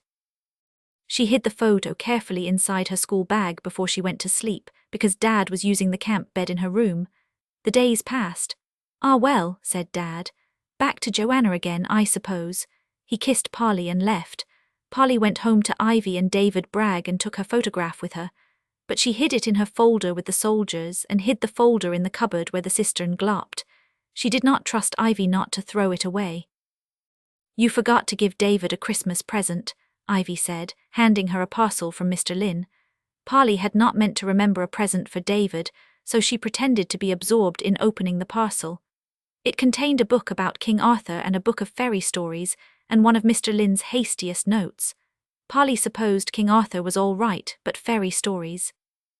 Still, she was sure, without wanting to think of Mr. Leroy, that Mr. Lynn had things on his mind, and she tried not to blame him. School began next day, and rain with it. For weeks Polly arrived at school soaking wet to find games cancelled yet again and everyone depressed and coughing. The Superstition Club had vanished as if it had never been. At home there was David Bragg and his jokes to avoid, and Mum hanging lovingly over him, consulting him about everything. "What do you think, David?" Ivy said this so often that Polly took to imitating her secretly and jeeringly in front of the mirror in her little box of a room. "What do you think, David?" With it went a stupid, languishing smile. David did not speak much to Polly. They both seemed to know they had nothing in common. Then, just before half-term, came a proper letter from Mr. Lynn, thanking her for the book. It must have gone astray in the Christmas post, he said, because it had only just arrived. "Do you have a H-laugh trem?" He went on in his bad typing, or if not his oyer mother leakly to visit her elsewhere again. "I haven't seen you for ages. If you come up to London, I promise to meet you at the Statin." Ivy did indeed go and see her lawyer quite often, but she saw no reason to take Polly. "I've enough to buy without spending money on unnecessary jaunts," she said. "You've grown out of all your clothes again." This was true. They spent a tiring Saturday shopping. All dressed up with nowhere to go. Polly said bitterly, and she gave up all hope of seeing Mr. Lynn. Oddly enough, it was David Bragg who paid Polly's fare. Polly did not understand quite why. It seemed to happen because she met him by accident in the middle of town the day school broke up, when she was walking home with 6 friends. David was across the street, talking to a lady. Polly looked at them because the lady David was with seemed to be Mary Fields. She was not Mary Fields. Polly had lost interest and was turning away when David suddenly waved and came bounding through the puddles on his rather short legs. It was raining, of course. "Hello, Polly," he called. Polly had to stop and talk while her friends stood waiting impatiently and getting wet. "Polly," David said earnestly, "I've long felt you deserved rich rewards for sanctity and forbearance and all that jazz. Is there something you haven't got that you'd like to have? Speak up. Sky's the limit and so on. Polly looked at his face carefully and saw he meant it. I need a return fare to London, she said. And some spending money for when I'm there, she added, since miracles seldom happen and it is best to get the most out of them when they do. Done, cried David. Money under plane cover this evening as ever is. And he bounced off again, back to his lady. He was as good as his word. He put an envelope full of pound notes into Polly's hand that night before she went to bed. Polly had a vague feeling he expected something in return, if only she could understand what it might be, but she did not let ignorance stop her taking the envelope. She wrote Mr. Lynn a hasty card, and on the day she had said, she mounted a fast train at Miles Cross Station and was rattled up to London on the morning of what proved to be the only fine day of the half-term holiday. She felt very brave and grown-up doing it, and she worried all the way in case Mr. Lynn had not got her card or turned out to be doing something else that day. To her relief, he was waiting for her on the platform, with the sun gleaming mildly on his glasses and a well-known large hand held out to shake hers. They were talking as if they had not met for 5 years, or only been away 5 minutes before they had even got off the platform. Tan Cowl must have some more adventures, Mr. Lynn greeted her. Like a password, Polly replied, and we must find out about Tan Audle soon. It's stupid not knowing him. The horse car, TC 123, was waiting outside, and they climbed into it, still talking. But there was a slight break in their talk as they set off, and Polly discovered that Mr. Lynn still drove as heroes do. It seemed to be the way he was made. They shot into the traffic, squealing on 2 left wheels, cut in front of a bus, tipped a cyclist neatly into the gutter, and dived between 2 taxis through a gap that would have been small for the cyclist. But the taxi drivers knew a hero when they saw one and sheered off, honking their horns. Those horns were drowned in a new outburst of honking as the horse car shot across in front of the oncoming traffic and screamed into a side street on 2 right wheels. 2 old ladies leaped for their lives. Missed them, remarked Mr. Lynn. Polly was not sure if he said it with relief or regret. The car's feeling its oats, he explained, realizing Polly had gone quiet. Do you get killed often? Polly said. Old heroes never die, said Mr. Lynn. But I do rather surprisingly often drive the wrong way up one-way streets. I think I am now. They were. Somehow they missed the van coming the other way. Polly tried to take her mind off this heroic driving by asking, very casually and carefully, Were you in Middleton just before Christmas? No, Mr. Lynn said, surprised. I was stuck here with concerts. I'd have looked you up if I had been. Why? I was staying at Granny S. and I thought I saw you, Polly said carefully. The little car leaped from the end of the side street and heroically dived among traffic going round a large roundabout. You couldn't have done, Mr. Lynn said, whizzing across the front of a lorry and squealing into the next turning. I really wasn't there. Did you see Mr. Leo at all? Polly asked. I thought I saw him too. With a jolt and scream of protest, the car stopped for a red light. I did run into him just before Christmas. Yes, Mr. Lynn said, carefully and with just a touch of grimness. It reminded Polly of the way Dad talked about David Bragg. And he changed the subject by asking about her stay at Granny's. The lights changed while Polly was in the middle of telling him about Dad and David Bragg. The horse car set off with a bellowing roar before any of the other cars had moved. There were red lights at intervals all down that road. Mr. Lynn treated each one as if it were the starting block for the 100-meter dash, screaming off ahead of all the other cars, only to rein in with a jerk as the next light turned red. It was fun. Polly began to enjoy the way heroes drove. She felt quite used to it by the time they roared into the street outside Mr. Lynn's flat, and Mr. Lynn parked the car by the simple expedient of knocking the rear bumper off the car in front of the only space there. I don't think my car likes other cars, he explained as he knelt in the road, putting the other car's bumper roughly back in place. It does this rather often. Perhaps it would rather be a horse, Polly suggested. That must be it, agreed Mr. Lynn. Mr. Lynn's landlady, Carla, opened the door for them before they got there. The baby from last time had grown into quite a large toddler, hanging on to Carla's hand and shouting, but otherwise Carla was just the same. I thought it was you, she said cheerfully. I heard the crash. Learn to drive, can't you? As they went upstairs, she shouted after them through the toddlers, yelling, Get him to show you his collection of parking tickets. It may be a record. When they reached the privacy of Mr. Lynn's flat, Polly asked, feeling rather mature, Is Carla a one-parent family? Not quite, Mr. Lynn said. I think there are several Mr. Carlas. It's rather confusing. Oh, said Polly, and felt childish after all. Mr. Lynn gave her one of his considering looks. People are strange, he said. Usually they're much stranger than you think. Start from there and you'll never be unpleasantly surprised. Do you fancy doughnuts? They were excellent doughnuts, soft, sugary and fresh. Polly ate them absently, though, considering Mr. Lynn in return. He was behaving cheerfully enough, but he was not happy. She knew the signs from Ivy. There was a sort of effort going into his cheerful remarks. She could feel the pushes. She decided not to say anything about it. She knew how useless it was with Ivy when she was in a mood. But Mr. Lynn was not Ivy.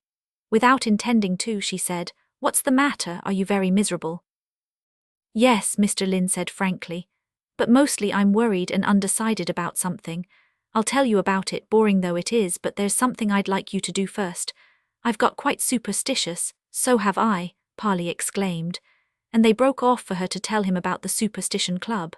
When she got to the deputy head in the mirror, Mr. Lynn gave a great yelp and began laughing properly. Polly stopped then because she was getting unpleasantly close to telling him how she had stolen the photograph. "What did you want me to do?" she said. "Cheer me up," confessed Mr. Lynn.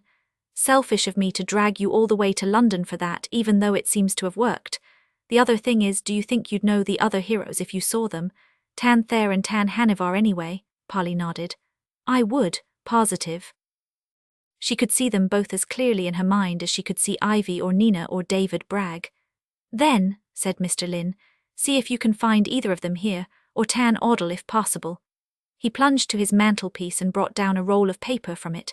After he had spread it out on the hearth rug and it had rolled up, and he had unrolled it and pinned it down with 2 books and a salt cellar, Polly saw it was a mass photograph of the British Philharmonic Orchestra. It was very posed.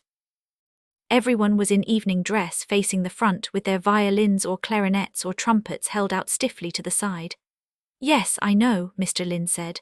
"The BPO posing for Madame Tussaud's, rows of stuffed penguins. The conductor comes along with a big key, probably a flat, and winds us all up. Can you see any of them?" Polly saw Tan Thayer almost at once.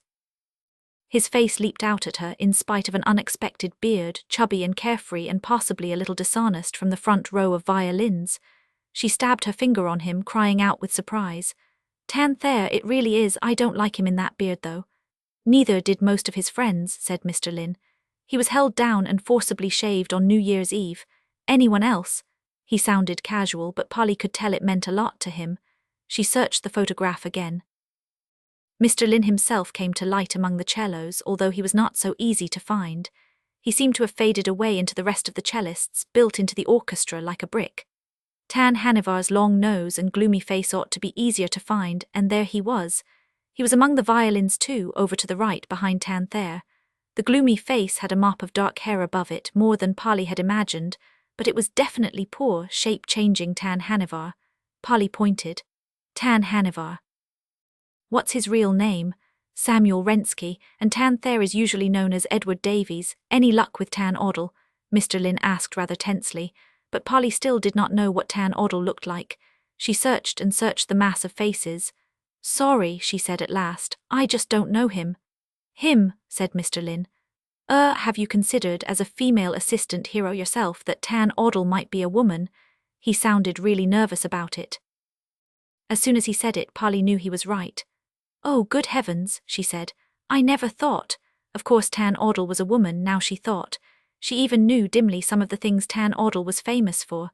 She went back to the photograph, scanning the ladies in dark dresses she had been ignoring up to then, very much ashamed of herself. And there was Tan Audle at last. She was in among the set of those big violins, violas, they were called. "Here," she said, with her finger under the strong, squarish face with strong, square black hair. Tan Audle was not pretty, but she looked nice. Mr. Lynn leaped up with a shout. "Anne Abraham, you've done it, Polly, you truly did it. I can hardly believe it." He was so excited that Polly had to pull his sweater to get him to explain why. Then he seemed to think she might find the explanation boring. "It's like this," he said, folding himself down onto the hearth rug rather apologetically.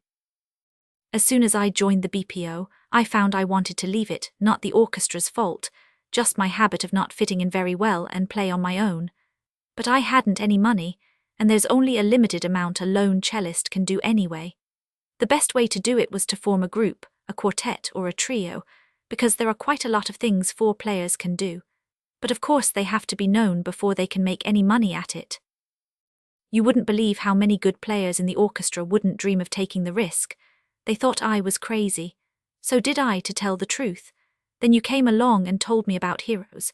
And then there was the horse which made me sell a picture, and I thought, damn it, I can do it.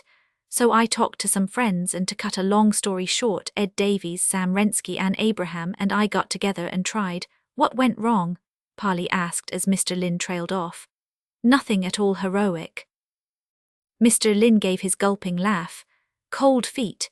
If we want to form a proper quartet, we're going to have to leave the orchestra and try, but it's always possible we'll end up busking in the underground a year from now. I thought I'd sell another picture. He pointed. Polly swiveled round to look at the pink and blue clown picture leaning against the wall. Her face went hot with guilt, and she had to stay turned away when Mr. Lynn said, I thought it must be a reproduction or at least a copy, but it turns out to be a real Picasso. He added, sounding unhappy, It's not money, though. It's, well, are we good enough to foist ourselves on the public? That made Polly turn back. Granny says the only way to find out is to try, she said. I say that too, she added, thinking about it. I know, Mr. Lynn said in his humblest way. And I hope you'll forgive me, Polly. Since it started with you in a way, I thought I'd let you decide.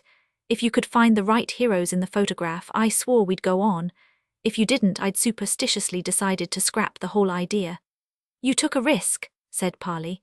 She was extremely glad she had not known how much depended on her finding Tanthere and the others. Suppose I hadn't found them, or what if I did find them but they weren't the ones you meant? Mr. Lynn bowed his head over his big hands and looked ashamed. I think I'd have approached the ones you chose instead. You have a knack of telling me the right thing. And at that he sprang up. Now you deserve a treat. Where would you like to go in London? What shall we do? The rest of the day was a great golden excitement to Polly.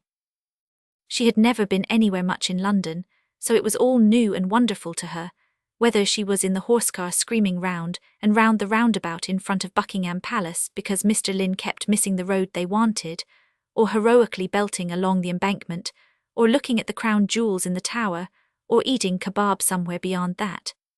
Now Mr. Lynn was happy again. They talked and talked the whole time, but Polly only remembered snatches of what they said. She remembered being in front of the Houses of Parliament, eating a hot dog. She looked up at Big Ben and said suddenly, Tan Cowell and the others have to be on a quest for something. Do you insist? Said Mr. Lynn. Yes, said Polly. All the best heroes are. Very well, said Mr. Lynn. What are we looking for? Polly replied promptly, an oboe sipped. But when Mr. Lynn questioned her, she had not the least idea what an oboe sipped could be. Later they were standing looking at the Thames somewhere while Polly ate a chalk ice. She spent most of the day eating something, and Mr. Lynn asked her if she had liked the books he had sent for Christmas. Polly did her best to be tactful. It was not easy because the chalk ice had just fallen apart and she was trying to balance a sheet of chocolate on her tongue while she sucked at the dripping ice cream beneath. King Arthur's all right, she said liquidly. You don't like fairy stories, have you read them? Said Mr. Lynn. Polly was forced to shake her head. Please read them, said Mr. Lynn. Only thin, weak thinkers despise fairy stories. Each one has a true, strange fact hidden in it, which you can find if you look. Oh, rye, said Polly over a dissolving handful of white goo and brown flakes.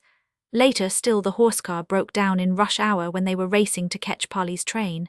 Mr. Lynn was quite used to this. Shouting that the brute always did it when he was in a hurry, he leaped out and pushed the car at a run onto the nearest pavement. There he first kicked it in the tire, and then tore open the bonnet and prodded inside with the largest stow-on-the-water screwdriver while he called it a number of very insulting names. Then he kicked it again and it started. The only language it understands, he said as they roared off again. They arrived not quite too late for Polly's train and ran towards the platform among the thousands of other hurrying people. Polly shouted across the hammering of their many feet, You know, the way you got the car to start is the only peculiar thing that's happened this time. Beware famous last words, panted Mr. Lynn. Not true, think of the way you spotted the heroes. As they came near the barrier, he stopped almost dead. Polly thought she heard him say, Famous last words indeed.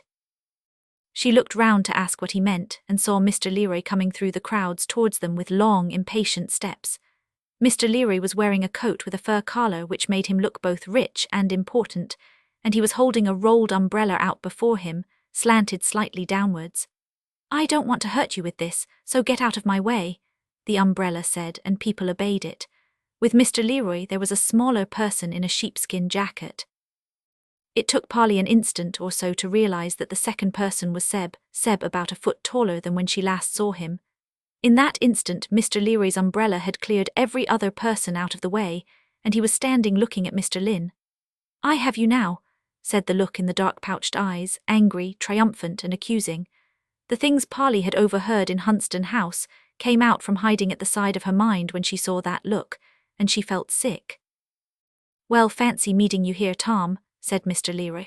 The friendly surprise did not go with his look at all. "Hello, Morton," Mr. Lynn said. Polly wondered how he could take it so calmly. "Are you going down to Middleton?" "No, I'm just putting Seb on the train after his half-term," Mr. Leroy said. "I assume you're doing the same with," the dark pouches under his eyes moved as he looked at Polly, "this young lady." Polly had an idea that Seb was looking at her too, rather consideringly, but when she tore her eyes away from Mr. Leroy to make sure, Seb was staring scornfully at a book stall. "Yes, I am," said Mr. Lynn, "and she's going to miss the train if she doesn't go now." "Seb can look after her," said Mr. Leroy. "Got your ticket, Seb?" "Yes," Seb said. "Off you both run then," said Mr. Leroy. "I can see the guard getting ready to signal. Hurry." Mr. Lynn said, "Bye, Polly." "Better run," and gave her a firm, friendly smile. Seb glanced at the air above Polly, jerked his head to say, "Come on," and set off at a trot towards the ticket barrier. There was nothing Polly could do but call "goodbye" to Mr. Lynn over her shoulder as she ran after Seb. The train really was just about to go.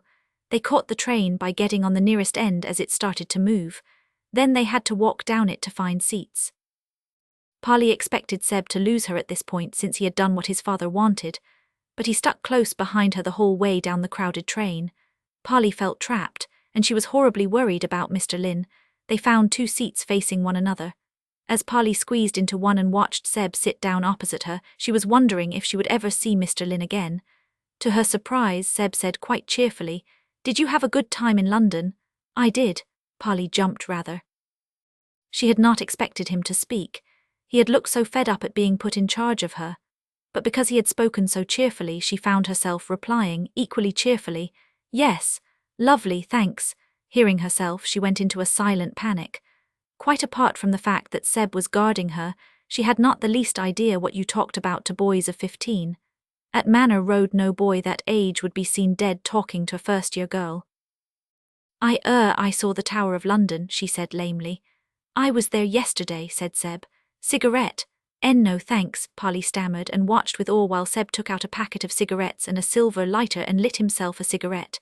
It was all the more awesome because he was sitting beside a no smoking sign on the train window. She could feel her eyes going wide and round. "My father objects," Seb said, blowing lines of smoke like a dragon. "You don't, do you?" "Oh no," said Polly. "Good place, London," Seb said. "Better than school." "Yes," said Polly. That seemed to bring the conversation to an end. Polly thought she was relieved, but it seemed so awkward just to sit there that she began to feel compelled to say something else. But what? The only things she wanted to say were to ask about Mr. Lynn and why Mr. Leroy did not want him to see her.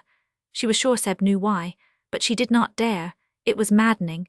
She seemed far more afraid of Seb now than she was when she was 10.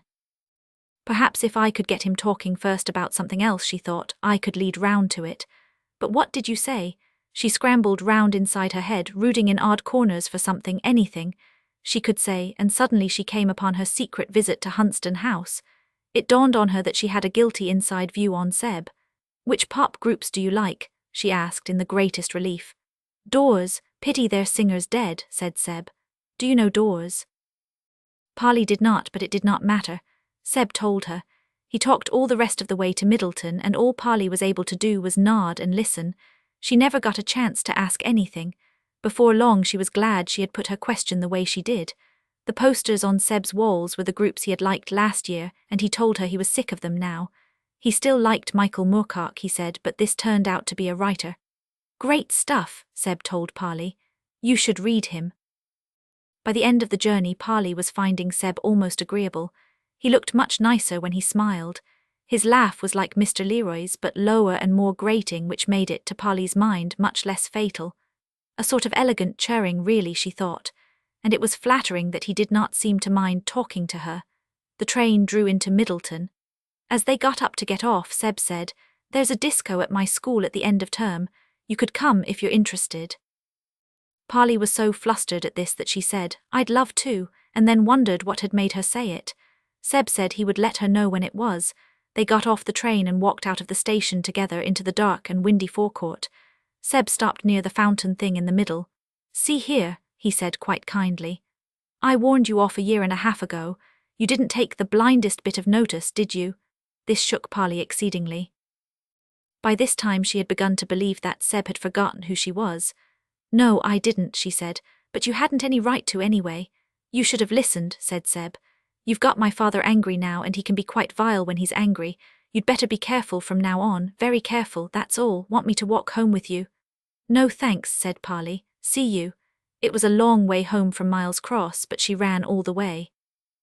It was a relief to find that Ivy and David were out when she got there. She did not feel like talking. About a week later, Mr. Lynn telephoned. Polly had got used to taking messages for David Bragg, and she answered the phone in the way she had invented to make it less boring. "Good evening," she said in a silly squeak. Then, making her voice go deep and booming, "Whittacker residence here and Bragg lodging." "Good Lord," said Mr. Lynn. "Is that what it is?" "Miss Jeeves, would you be so good as to tell Hero that Tan Cowell wishes to speak to her?" "Oh, it's you," shouted Polly, and found she was blushing at the telephone. "I thought it was, are you all right, really all right?" "Very well, thank you," Mr. Lynn said in his polite way, but he was upset. Polly could hear he was. She clenched her teeth and half shut her eyes, thinking of all the things she had imagined Mr. Leroy doing to Mr. Lynn. "Polly, do you remember us discussing selling a picture?" "Yes." Polly's conscience gave her a guilty jab somewhere in the middle of her chest. "One of the ones you helped me choose," Mr. Lynn said, causing Polly another jab. "And I told you it turned out to be a Picasso. Well, it seems that we somehow got all the wrong ones. They've just found out. Laurel's been on to me and Morton Leroy, and they're trying to trace the one I sold to buy the horse. Of course I've had to give the Picasso back. Oh no," thought Polly. "This is Mr. Leroy's revenge." "Do they want my fire and cow parsley one too?" she asked, with a further guilty jab because of the stolen photograph hidden upstairs in the cistern cupboard. "They haven't mentioned that one yet," Mr. Lynn said. "It's a photograph, so maybe it isn't as valuable as the others. I won't say anything about it unless they ask." "Thank you," said Polly. Then, because of her relief, her mind turned round to see Mr. Lynn's point of view. "Does that mean you won't have any money to start your quartet with?" "I'm afraid not," Mr. Lynn said rather colourlessly. "All the pictures," said Polly. "The Chinese horse and the musicians too. I can keep those two on condition I don't sell them. But I've had to give the carnival picture back with the clowns. It's fair enough, it was a mistake, but after all this time," Polly thought, she interrupted fiercely. "You're not going to stop doing your quartet, not now you've decided you mustn't." "Thank you for saying that," said Mr. Lynn. "That's why I rang really. I am going on with it. The others have said they'll risk it. But it means I'm going to be very occupied for quite some time, trying to get people to listen to us, and I'm not going to have time to see you or think of Hero business or even write very much. I'm sorry." "I see," Polly said miserably. "This is a goodbye call." "Oh no, no, no," said Mr. Lynn, but she could see it was, even though he added, "By the way, do you think an obersipt is a sort of container of some kind?" "I see it as a small jewelled phial." "A little vase with a lid," said Polly, "carved out of one precious stone and worth a king's ransom. It may be, what's in it though? Something even more valuable, obviously, the water of life, the key to all knowledge." "Not quite, I'll work on it," said Polly. "Is Michael Moorcock any good?" "Well," said Mr. Lynn, "you may prefer Asimov, I'll see you. For the moment you'll have to think of me as away on a quest for an audience." Polly put the phone down, full of stony, ivy-like anger. Curses upon Mr. Leroy, a very civilized revenge. He had stopped her seeing Mr. Lynn and punished Mr. Lynn for seeing her, all in one neat sweep. She knew she had broken the rules by seeing Mr. Lynn, which was what allowed Mr. Leroy his revenge. But it seemed so hard and horrible that her wrongdoing over the pictures should rebound on Mr. Lynn. "I'll do something to Mr. Leroy one of these days," she said to herself. Something quite legal this time, but quite awful. Then she went sadly upstairs and tried to read the book of fairy stories. Cinderella, how stupid! Polly turned to the next story, but instead of reading it, raised her head to look at the clown picture in her mind's eye. She could see it clearly.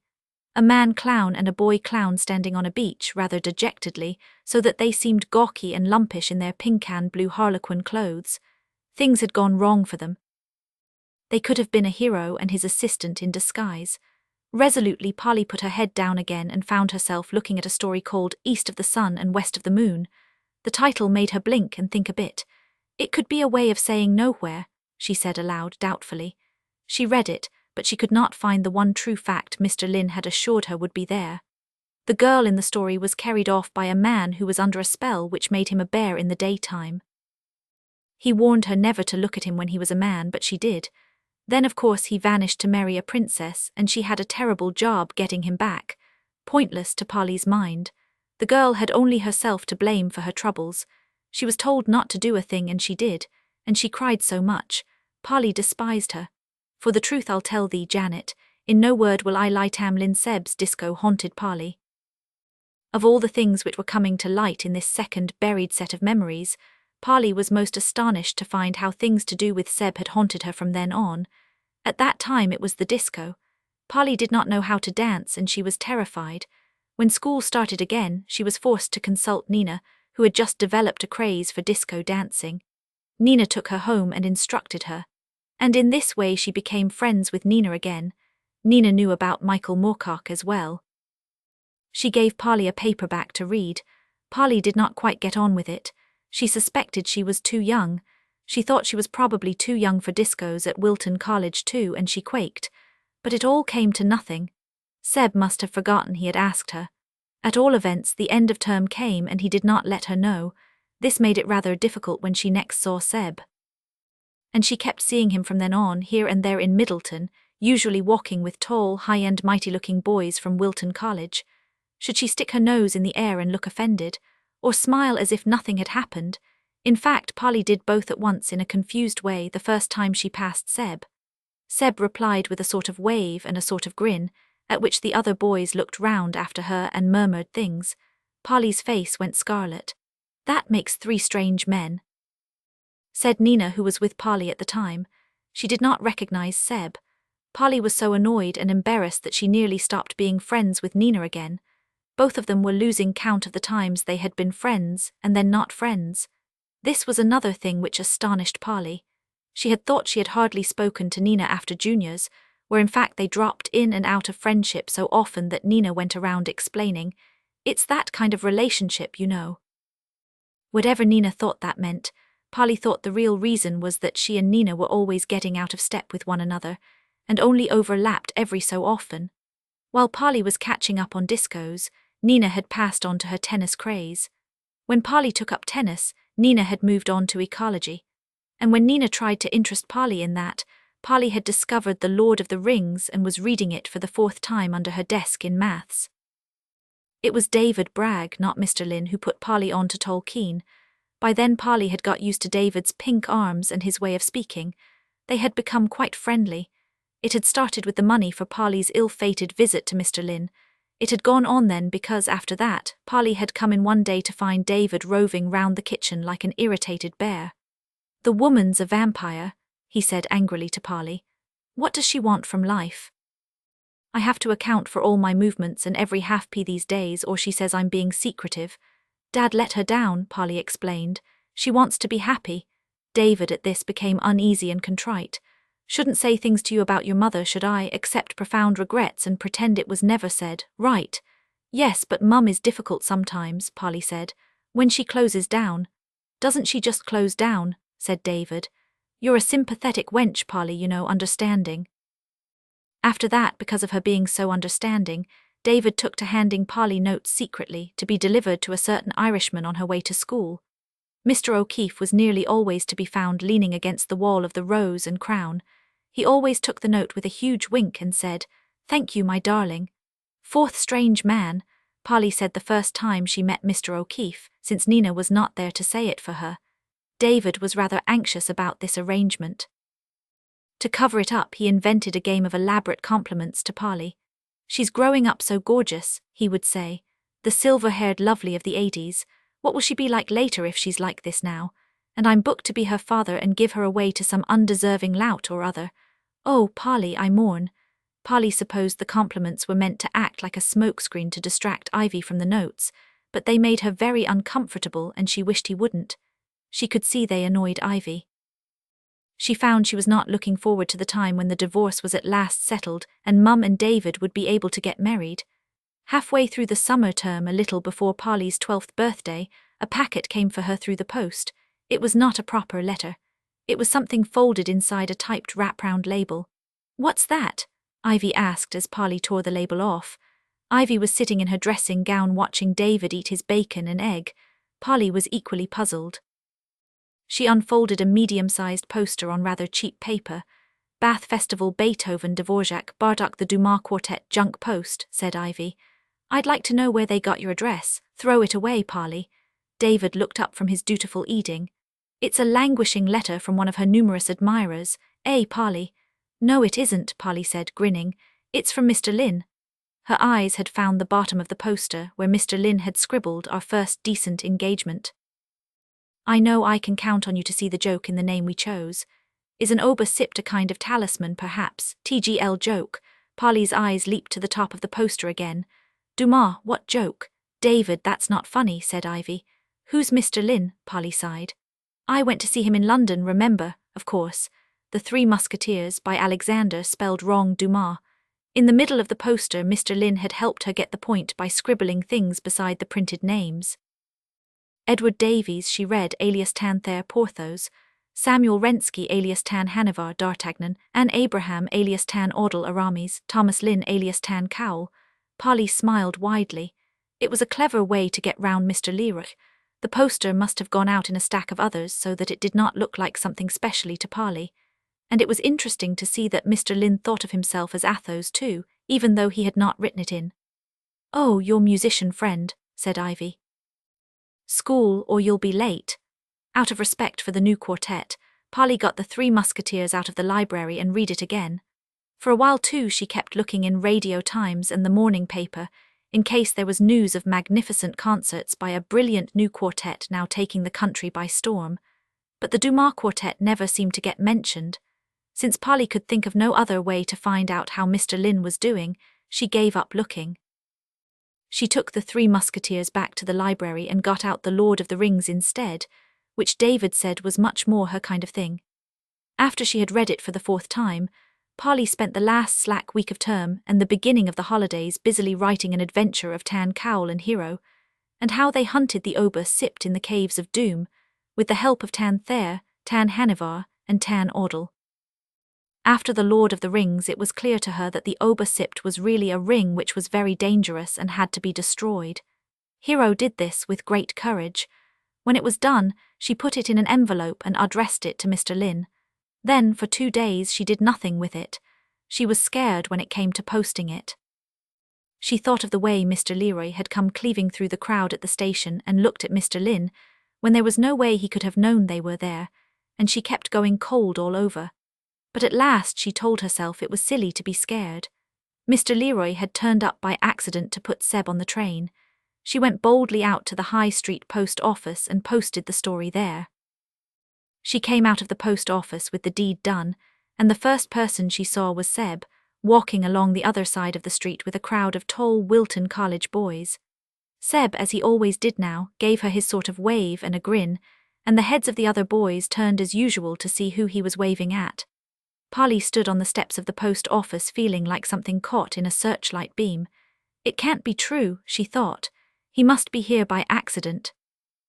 But she would have given a great deal to be able to reverse posting that letter, like playing a film backwards, and have it zoom up out of the letterbox into her hand. For days she waiting for something awful to happen. She expected Mr. Lear every time she ran down to the Rose and Crown with a note from David, but the trouble came from Mr. Lynn instead. A postcard came from Edinburgh. On the back of Edinburgh Castle it said, "No, it's not a ring. You stole that from Tolkien. Use your own ideas." TGL, it hurt Polly's feelings horribly. For a whole day she hoped Mr. Leroy would get Mr. Lynn for that. For another whole day she evolved nasty schemes for getting Mr. Lynn herself by jumping on both his cellos. She could almost feel the satisfying splintering of precious wood under her shoes. On the third day she decided to have nothing more to do with Mr. Lynn. Ever. On the fourth day she got another postcard, of St. Andrew's golf course this time. Sorry, it said. I was tired in my last, damaged my good cello. Forgive criticism, but you used to have much better ideas on your own. TGL. When she read about that damaged cello, Polly's mind jolted and flew to Seb passing in the street. She was appalled.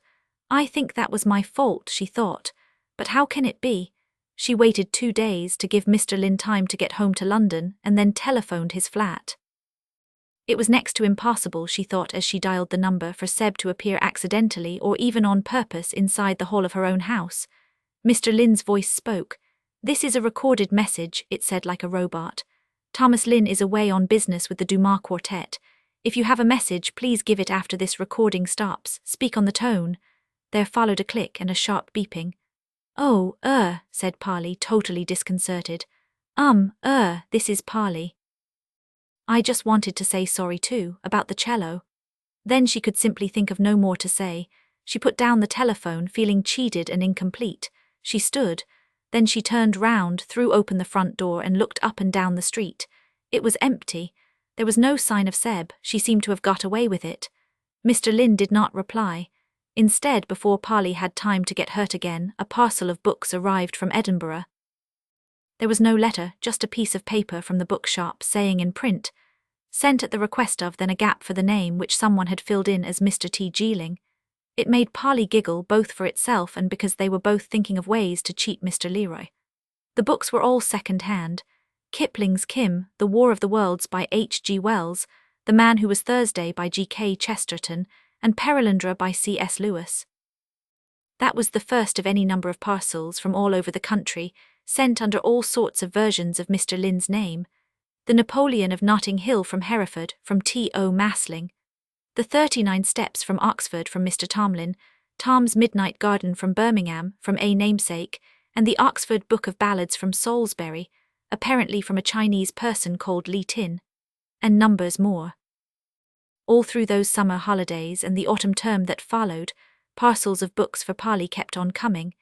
It seemed as if every time Mr. Lynn arrived in a new place, almost his first act was to find a bookshop and get it to send Polly books under some idiotic new name. The only trouble was that all Polly seemed to be able to do in return was to ring up the robot machine in London and tell it, Polly, thanks, and to read the books, of course. 5 But she grips and holds him fast. Tom Lynn school started again in the autumn, with Polly and Nina both feeling very mature and second-yearish. This was the term that Nina discovered doors, and made Polly look nervously over her shoulder for Seb every time Nina talked about them. Nina's parents did not care for doors either, or any of the other groups Nina listened to. They decided that Nina's tastes were getting corrupted and contrived somehow to push her into acting. Polly always wondered how they did it.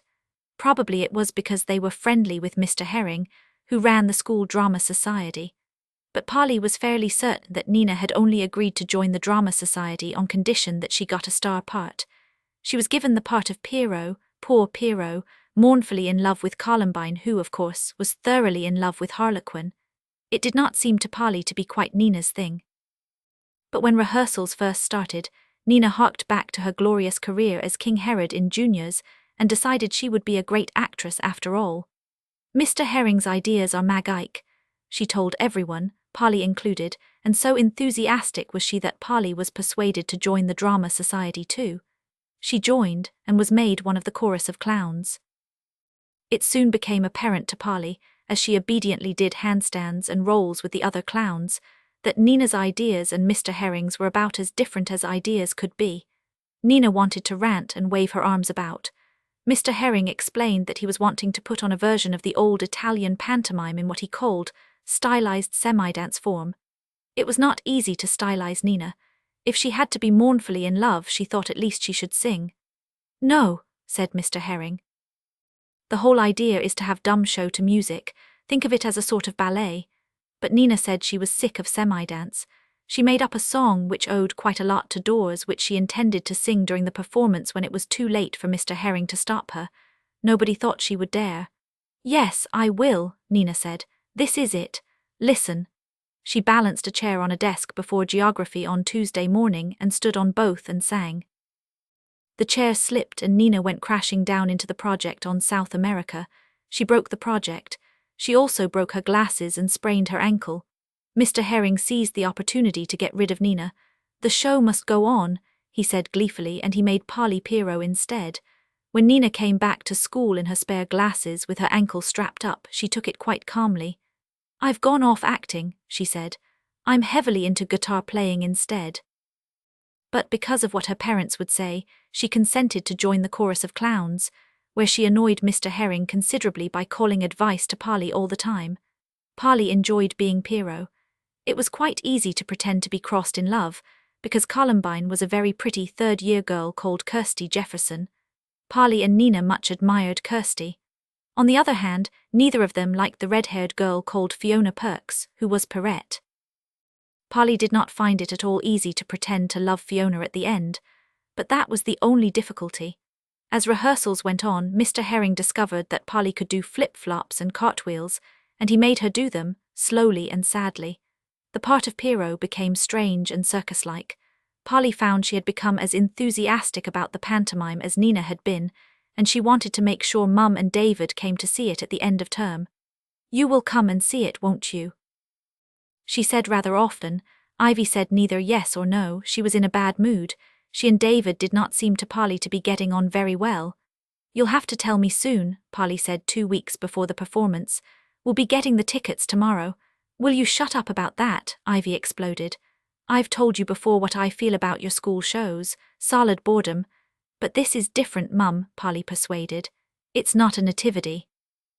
It's supposed to be what pantos used to be before they started being Dick Whittington and things. It's more of a dance. My part's a sort of morning acrobat." "Oh, it's arty, is it?" Ivy said disagreeably. "Then definitely no. I did my bit when you were in juniors and that's it as far as I'm concerned." "Come on, Ivy, where's the old esprit de corps?" David intervened. "It won't hurt to go." "You keep out of this," said Ivy. "I'd like to see Polly Gorgeous do her stuff," David said unwisely. "I bet she's terrific," Ivy rounded on him. "Gorgeous, is she? I've watched you, David. You've been making up to Polly on the sly for months now. You're always trying to get her on your side. Just leave off, will you?" David began to be seriously alarmed. He gave Polly a look which warned her not to say anything about the notes to Mr. O'Keefe and protested. "But that's nothing but good old togetherness, Ivy. I don't want Polly to hate me." "Hate you? She'd walk through fire for you these days, and you know it." Ivy said, "Wouldn't you, Polly?" "Oh, I wouldn't put it quite so high as that," David said. "Would you, Polly?" Polly stood there with Ivy looking at her angrily and David pleadingly and did not know what to answer. If she said she hated David, Ivy would be angry. If she agreed with Ivy, David would be in trouble. "He's all right," she said. "But what about the pantomime, Mum?" "Don't change the subject," said Ivy. "Hear that, David?" "All right," she said. "When Polly says a thing like that, she means it." "I know, Polly, you've got her eating out of your hand and I'm not having it." Polly was annoyed at having her careful answer made to mean the wrong thing. "That's not what I meant," she said. "You don't know what goes on in my mind. Nobody does." "Yes, I do," said Ivy. "Better scarper, Pole," David said warningly. "That's it, advise my daughter what to do," Ivy said. Polly took David's advice and went upstairs to do her homework, where she sat against the glopping cistern instead and read The Castle of Adventure. It made a relief from the rather difficult books Mr. Lynn kept sending, and it almost distracted her from the sound of Ivy's voice downstairs. Eventually Ivy's voice stopped. Then Ivy came in and sat on Polly's bed. "Sorry about that, Polly," she said. "Still, it's cleared the air and we know where we stand. Happiness depends on being honest. David's been quite honest with me now, and we've settled to go away for a bit together to get to know one another again. I've rung Granny and she says she'll have you till we get back. Would you mind terribly? We'll be back before Christmas, promise." That meant they were not coming to the pantomime. Polly moved her shoulders against the cistern cupboard and sighed. "That'll be fine, Mum," she said nobly. "Have a good time." "I knew you'd say that," Ivy said, which made Polly feel rather low. She would have liked Ivy to notice how noble she was being. Still, it was good to go and live in Granny's biscuit-smelling house again, and to lie in Granny's spare bed staring up at her fire and Hemlock picture. She was sure now that the picture was valuable. She was guiltily convinced it must be, since the other pictures she had chosen for Mr. Lynn had one and all turned out to be worth such a lot.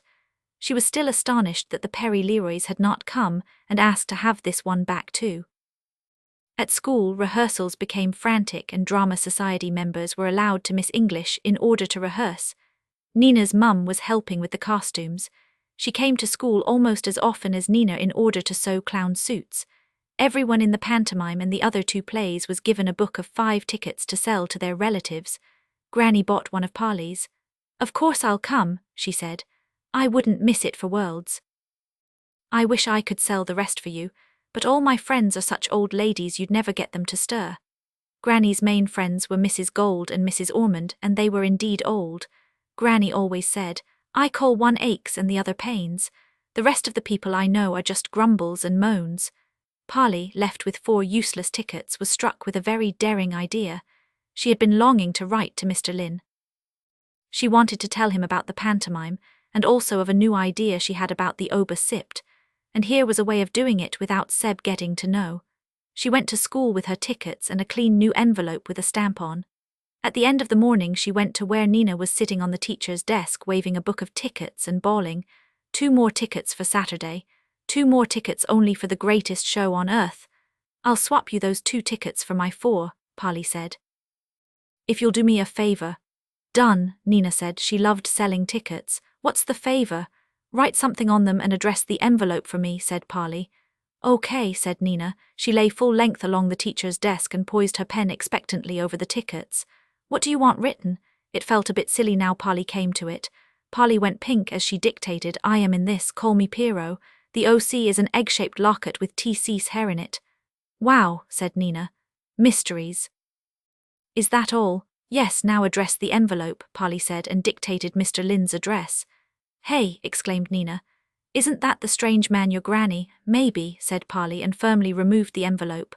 She put the tickets in it and stuck it down, leaving Nina waving her book of 4 tickets and bawling, "4 tickets for Friday now, 4 whole tickets, bargain of the century." Polly took the addressed envelope away to the school hall.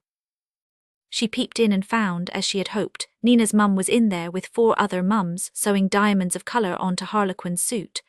Polly went up to Nina's mum. "Mrs. Carrington, do you think you could post this letter for me?" She was not going to trust Nina with anything so vital. Nina's mum was a good deal more reliable. "Yes, of course, dear," said Mrs. Carrington, and put the letter in her rush basket, with one corner sticking out so that she would remember it. Polly thanked her gratefully, and even went on being grateful when Mrs. Carrington turned to the other mums while Polly was going away, and said in a loud whisper, "Poor kiddie. Broken home, you know. I always try to help her." But Polly had long known where Nina got her tendency to gossip from, and it did not bother her much. Her main feeling was triumph at the cunning way nothing of that letter now had anything to do with her. The costumes were finished and tried on. Polly had to practice in hers because the sleeves were so long and drooping. After which Nina's mum had to take the costume away and wash it before the Friday performance. It was white, with enormous black baubles down the front. When she was dressed in it for the show on the Friday, with her hair pushed away inside a black cap kept firmly in place with 16 hair grips, Polly spent some time in front of the mirror in the back room, admiring herself. The art mistress had given her a white face with purple lips, and had spent a long time carefully painting an enormous black teardrop just under Polly's right eye. In the mirror Polly was rod-like and droopy at once. She could have been a bleached version of the smaller, disconsolate clown in Mr. Lynn's stolen Picasso. She was swept away from the mirror by the 2 other sets of actors. The show was in 3 separate bits so that everyone in the Drama Society could do something. The 6th form were doing a 1-act play about a delinquent boy in prison. The 4th and 5th years were doing extracts from The Importance of Being Earnest, and the pantomime came last. There had been arguments about how late this made it for the 2nd and 3rd years, but Mr. Herring had insisted. He said it was traditional, but it was perhaps unfortunate that none of the 3 groups or the orchestra had really rehearsed together before that night. Polly went to part the curtains just a tiny crack, to make sure Granny was in the audience. She was, in the middle near the front, looking small but royal in her old fur coat. The mutter of talk from all the parents out there made Polly's stomach squiggle. The orchestra played the overture they had not rehearsed quite enough. A number of people behind the scenes said it was a pity someone had chosen such modern music. Somebody else pointed out that it was, in fact, tunes from Oklahoma. The curtains were drawn, and everything proceeded to go wrong. In the first play, the delinquent boy turned out not to have bothered to learn his lines. He made them up as he went along, with such freedom and eloquence that the people acting with him just did not know what to do and simply went to pieces. Everyone would have been glad of the interval, except that no sooner were the curtains drawn than the lights failed and left the audience in darkness. In the dark, Mr. Herring tried to make a speech explaining this, but the delinquent boy had so unnerved him that he said, "We'll have you in darkness again any minute now." The audience clapped him for that. The lights came on again for the importance of being earnest, but disaster is a very catching thing. The two boys playing Algie and Ernest forgot their lines. They were supposed to be strolling round a table eating cucumber sandwiches as they talked. When their minds went blank, all they could think of to do was to go on walking round and round the table, eating sandwiches. Nobody realized that anything was wrong. "Help," Algie said hoarsely at last over his shoulder. The stage manager promptly put all the lights out. He said afterward it was the most helpful thing he could think of, but it caused utter confusion because the prompter could not see to tell Ernest and Algie what to say. The pantomime players went on, thoroughly undermined but determined to do better. Harlequin and Columbine met among the clowns.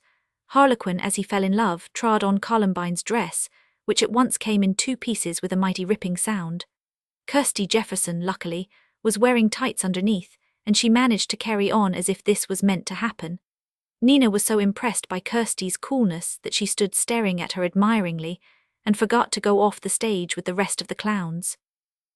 She was forced to loiter miserably at the back of the stage, getting in everyone's way, until she noticed Mr. Herring fiercely beckoning from the wings. Whereupon she sprinted for the wings and cannoned heavily into Polly as Polly came on. Polly reeled on to the stage like a drunk and was further put off by hearing an extraordinary noise from the orchestra, where the girl playing her melancholy tune on a violin had made a terrible mistake. It was so unlike the tape tune Polly had practiced to that she fell over doing her first cartwheel. She tried to get up, but her foot was on one of her trailing sleeves and she fell flat on her back.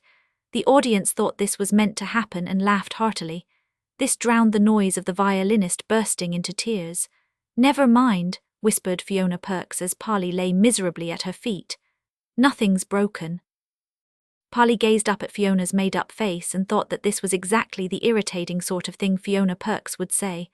"Nothing, only my spirit," she retorted as she struggled to her feet. "Wasn't it awful?" she wailed to Granny afterward. "So," said Granny. "I enjoyed most of it, and it's no more than you'd expect on a Friday." Granny, Polly thought, was probably the most superstitious person in the world. Even the Superstition Club at its height had not been a patch on Granny. She tried to smile. "I wish you'd come tomorrow instead. I bet we get it perfect tomorrow." And of course they did. Everyone was ashamed of Friday. The delinquent boy spent all Saturday learning his part. Algie and Ernest came early in order to rehearse their sandwich scene. The science master worked on the lighting for hours, and Mrs. Jefferson put Kirsty's dress back together with tape to make sure it stayed. Even the orchestra tried to pull itself together. The show went like a house on fire, as Nina kept saying. Nina's parents were there that night to her great glee. She kept going to the curtains and looking out at them and getting in the way of all the people waiting in the wings. Polly was rather nervous. She was meanly glad when, just after the first interval, Mr. Herring took Nina by the scruff of her clown suit and threw her into the girls' dressing room. "I was only looking," Nina grumbled at Polly. "It's interesting seeing everyone. Your strange man is sitting near the back. Did you know?" Cold fear hurt Polly's throat for a moment. Seb or Mr. Lear. Then she had a feeling that all this had happened before. "You mean my dad?" "No, stupid, the one you sent the tickets to," said Nina. "What?" Polly exclaimed. She shoved Nina aside and sped to the stage. The audience was rows of dim pink blobs, but she saw Mr. Lynn's glasses glint near the back. There was no mistaking the angle of them as they sat on his nose. "Good heavens," she heard herself say. "What do you expect if you go and send him tickets?" Nina said behind her. Polly turned round to tell Nina to keep her mouth shut about that and found Mr. Herring bearing down on them. Both of them fled back to the dressing room, Polly laughing like an idiot. She could not remember ever having been so pleased, or so flattered, or so nervous about anything in her life before, and she was sure she was going to make a worse mess of the pantomime even than Friday. But when the time came and the orchestra started the clown music, a sort of steely goodness came upon Polly. She suddenly knew she was going to be excellent. She came drooping on to the stage exactly right, and this time the girl playing the melancholy tune on the violin got it exactly right too. Polly turned slowly through Pierrot's first cartwheel, with her legs drooping just as they should, and she had a sudden sense as she turned that she was part of a transparent charmed pattern in which everything had to go in the one right way because that was the only way it could go. She came out of the cartwheel and went on her knees to Kirsty Jefferson, with her drooping sleeves imploringly raised. The violin sang along, and the audience began going oh-oh, half jeering at Pierrot but half on his side too. They went on doing it, and that was right as well. The pattern had been there always, even though they were all making it just at that moment. Polly went through her part in it with a sort of wondering, alert stillness inside. It was right. It was even right when Kirsty laughed at her and went off with Harlequin. Polly mourned, and the clowns whirled round her, making another part of the pattern. And the audience cheered so much when Fiona Perks came and offered her pink paper heart to Pierrot that Polly felt a real gush of liking for Fiona. She swapped pink paper hearts with her, both of them laughing lovingly, like people enormously relieved about something. As soon as the curtains closed on their last bow, Polly burst off the stage and struggled through crowds of people getting changed, out into the cold, stinging dark of the car park, to catch Mr. Lynn. He was unlocking the door of the horse car, about to get in. Mary Fields was with him. Polly slowed down and approached rather hesitantly, but they were clearly expecting her. They both turned round. "Hello, Polly," they both said. "Did you like it?" Polly asked. Mr. Lynn nodded. Mary Fields said, "Oh, enormously, you were terrific, Polly. You ought to take up gymnastics seriously, or acting for that matter, shouldn't she?" she asked Mr. Lynn. "Quite possibly," he said. Polly knew he did not really agree. She thought it was because he knew there were other things she could do better than those, but she wanted to make sure.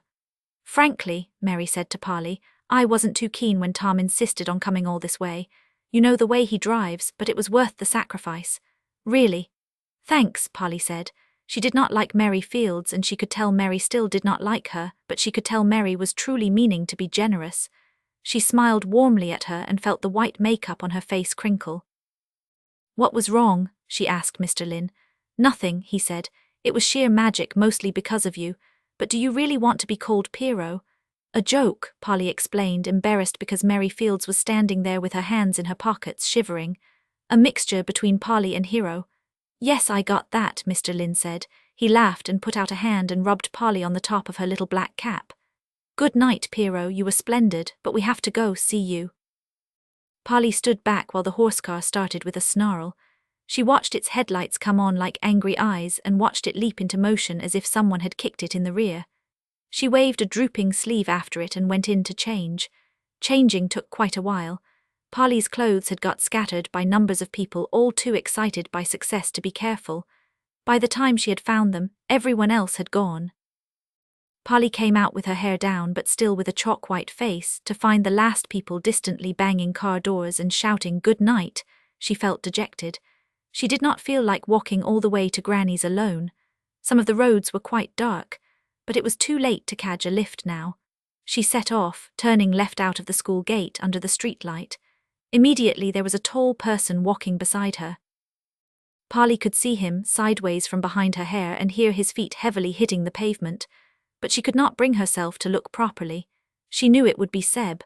The trick with the tickets had not worked, and Seb knew. Her heart banged and she walked faster. The heavy walker beside her kept up with her. Polly could feel him waiting for her to be scared enough to look round. She put off looking and put it off until she came to the next streetlight, and then she could not bear not looking any longer. Her made-up face with its black teardrop turned almost helplessly towards the left. Her black-rimmed eyes met the heavy face and black-pouched eyes of Mr. Leroy. Polly rather thought she stared at him like a rabbit. Mr. Leroy stared back sarcastically. His expensive coat made him look big as a bear. He smelled of fine cloth and expensive living. Instead of an umbrella this time, he was carrying one of those shooting sticks with big rings for a handle that unfold into a seat. He swung it while they stared, gently and unpleasantly. "You keep ignoring warnings, don't you, little girl?" he said. "Why? And why to you too?" Polly retorted. She was so frightened that she seemed to have gone right out the other side into bravery again. "Why, you tell me." "Laurel," said Mr. Lear, gently swinging his stick, "my wife is rather a special person. What's hers is hers for keeps. So, to put it bluntly, keep your thieving hands off, little girl. This is the last warning you'll get." "What about Mary Fields?" Polly asked angrily. "Do you give her warnings too?" "Mary Fields," said Mr. Leary, "hasn't been inside Huntston House. Or," he added, with a specially hard and sarcastic look straight into Polly's face, "taken anything away from there." Polly knew then that Mr. Leroy knew all about the fire and Hemlock picture hanging in Granny's house above her bed, and maybe about the stolen photograph too. The jolt of guilt that gave her and the jolt of yet more fear seemed to shock a lot more courage into her. "You've no right to keep warning me," she said. Her voice sounded so firm it surprised her. "It's none of your business what I do. You don't own people, you or Laurel." Mr. Leary's stick stopped swinging and poised, raised. Polly flinched, thinking he was going to hit her with it, but she managed not to cower away. "Do you think you're safe or something?" Mr. Leary said. He sounded almost astonished. "Do you truly think that pendant you wear is going to keep you safe?" Polly's hand dived to make sure of the opal pendant. It was still there, a well-known little lump under her sweater. "It won't," said Mr. Leary. "I got its measure a while back. Now will you heed my warning?" "No," said Polly, she meant it. But one part of her mind suddenly stood away from the rest and wondered, is this me saying that? What's so worth getting in a fight with Mr. Leary about? Mr. Leary's stick swung and stopped, pointing at Polly. "In that case," he said, "prepare to regret it, little girl. Believe me, you'll regret it. You haven't even begun to see what can happen to you yet." The pointing stick poised, not quite hesitating. "You're very young," Mr. Leary said. "You've got angry and decided to be defiant. Change your mind." Polly found she was shaking her head. "Why?" asked the other part that found her doing it. "He's right. Or perhaps you don't understand," suggested Mr. Leary. The part of Polly which seemed to be questioning everything at once agreed. "No, you don't understand, do you? You could have got it all wrong. He's probably only accusing you of stealing pictures, so you'll give them back before he goes to the police." But the main part of Polly had no doubt at all. She said challengingly, "Then you make me understand. You say what it's about." "All right," said Mr. Leroy. "We are talking about Thomas Lynn. Now for the third time will you do as you have been told?" "No," Polly almost shouted. The two parts of her came together into a pillar of white anger. "I told you no, and I mean no." "You silly little girl," said Mr. Leroy. The stick swung a little further to point properly at Polly and then swept contemptuously away. Mr. Leroy turned as the stick swung and walked off down the street, a triple rhythm of two heavy feet and the sharp tweet of the stick hitting the pavement. Polly hurried home to Granny's, expecting horrors to jump out at her at every corner. She made herself walk, though, and not run, because she did not want Mr. Leary to know how terrified she was. She was sure he knew everything she did. "What's up, love?" Granny asked while she was helping Polly take the white off her face. "Didn't it go well again?" Polly did not dare talk about Mr. Leary in case he knew and did something to Granny. "It was magic," she said. "And I was superb." "That sounds like your friend Nina, not you," Granny said. "Didn't Mr. Lynn come after all then?" Polly stared at her. Granny chuckled. "No, I'm not a mind reader. He rang up and asked if you'd really like him to come. Polly told him about yesterday and about Ivy being away, so he said he would. So was this how Mr. Leary knew?" Polly wondered, or was it through Nina somehow? "Didn't you see him there?" Granny asked. "Yes," Polly said grumpily. "Mary Fields came too." "Who's Mary Fields?" asked Granny. "Mr. Lynn's girlfriend, of course," Polly snapped. "I'm glad to hear he's got one," Granny said. "And you look worn out. Go straight to bed and I'll bring you up some cocoa. And pleasant is the fairy land for those that in it dwell, but at the end of 7 years they pay a tax to hell." Tom Lynn. For a long time Polly waited in real terror for Mr. Leroy to carry out his threats, but nothing seemed to happen. Ivy and David came back and Polly went home. Mr. Lynn did not send her a Christmas present, but that was the only unusual thing. School started, with its usual feeling of this term being the dead end of the year. After a fortnight of it, when nothing still had happened, Polly decided that Mr. Leroy was either bluffing or trying to play on her nerves. She gave up worrying. If something happened, well, it did. If not, how silly she would be worrying about nothing. So, as a way of defying Mr. Leroy, Polly began compiling a book called Tales of Nowhere. First, she made a list of all the things she and Mr. Lynn had made up about Tan Cowl and Hero. Then she drew a map of Nowhere. She did a tracing of a real map of the Cotswolds and gave the places different names, except for Stow-on-the-Water. This seemed right for the way Nowhere was supposed to mix with real life. It rather pleased her to write Dragon over the farm where Merry Fields lived. Then, rather thoughtfully and a little frightened, she put Hunsdon House in too, right in the middle. That seemed right also. The next stage was to paint illustrations for the book she was going to write. Then she settled down to write it. This part of the plan went very slowly. Nina meanwhile had given up acting and the guitar for boys. She and Polly were out of step again. Nina had come back to school with a figure. It seemed to have grown overnight, or at least over Christmas. All the plumpness which had hitherto been all over Nina had somehow settled into new and more appropriate places, and then dwindled to make a most attractive shape. Nina looked good and knew it. She spent perhaps half her time with other girls who were in the same happy state, comparing bosoms, talking of diets and discussing clothes. The rest of the time Nina pursued boys. The boys in her own year were considered quite uninteresting.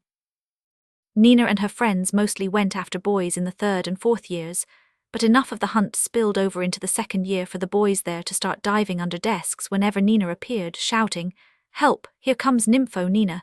"It's a shame she started so early," Fiona Perks remarked to Polly. "What will she have left to do when she's an old woman of 15? Polly liked that remark. It was the kind of thing Granny said. "Nina has to be where the action is," she explained. She always did, and she looked upon Fiona with a great deal more friendship after that. She and Fiona were rather thrown together that term anyway. They were both put in the under-14 athletics team, and they both seemed to remain skinny and rod-like while the other girls burst out into hips and bosoms. "We may be late developers," Fiona said, "but when it happens, everyone watch out." Polly took to Fiona more and more. They were not quite at the stage of sitting together in class, but Polly went once timidly to have tea in Fiona's house. Fiona's house was quite grand, not as grand as Hunsdon House, but a little on the same lines. Polly wished she dared ask Fiona round to her house in return, but things had become really difficult there. Ivy had decided David was deceiving her. Their Christmas holiday seemed to have done very little good. Sacrifice in vain, Polly thought bitterly.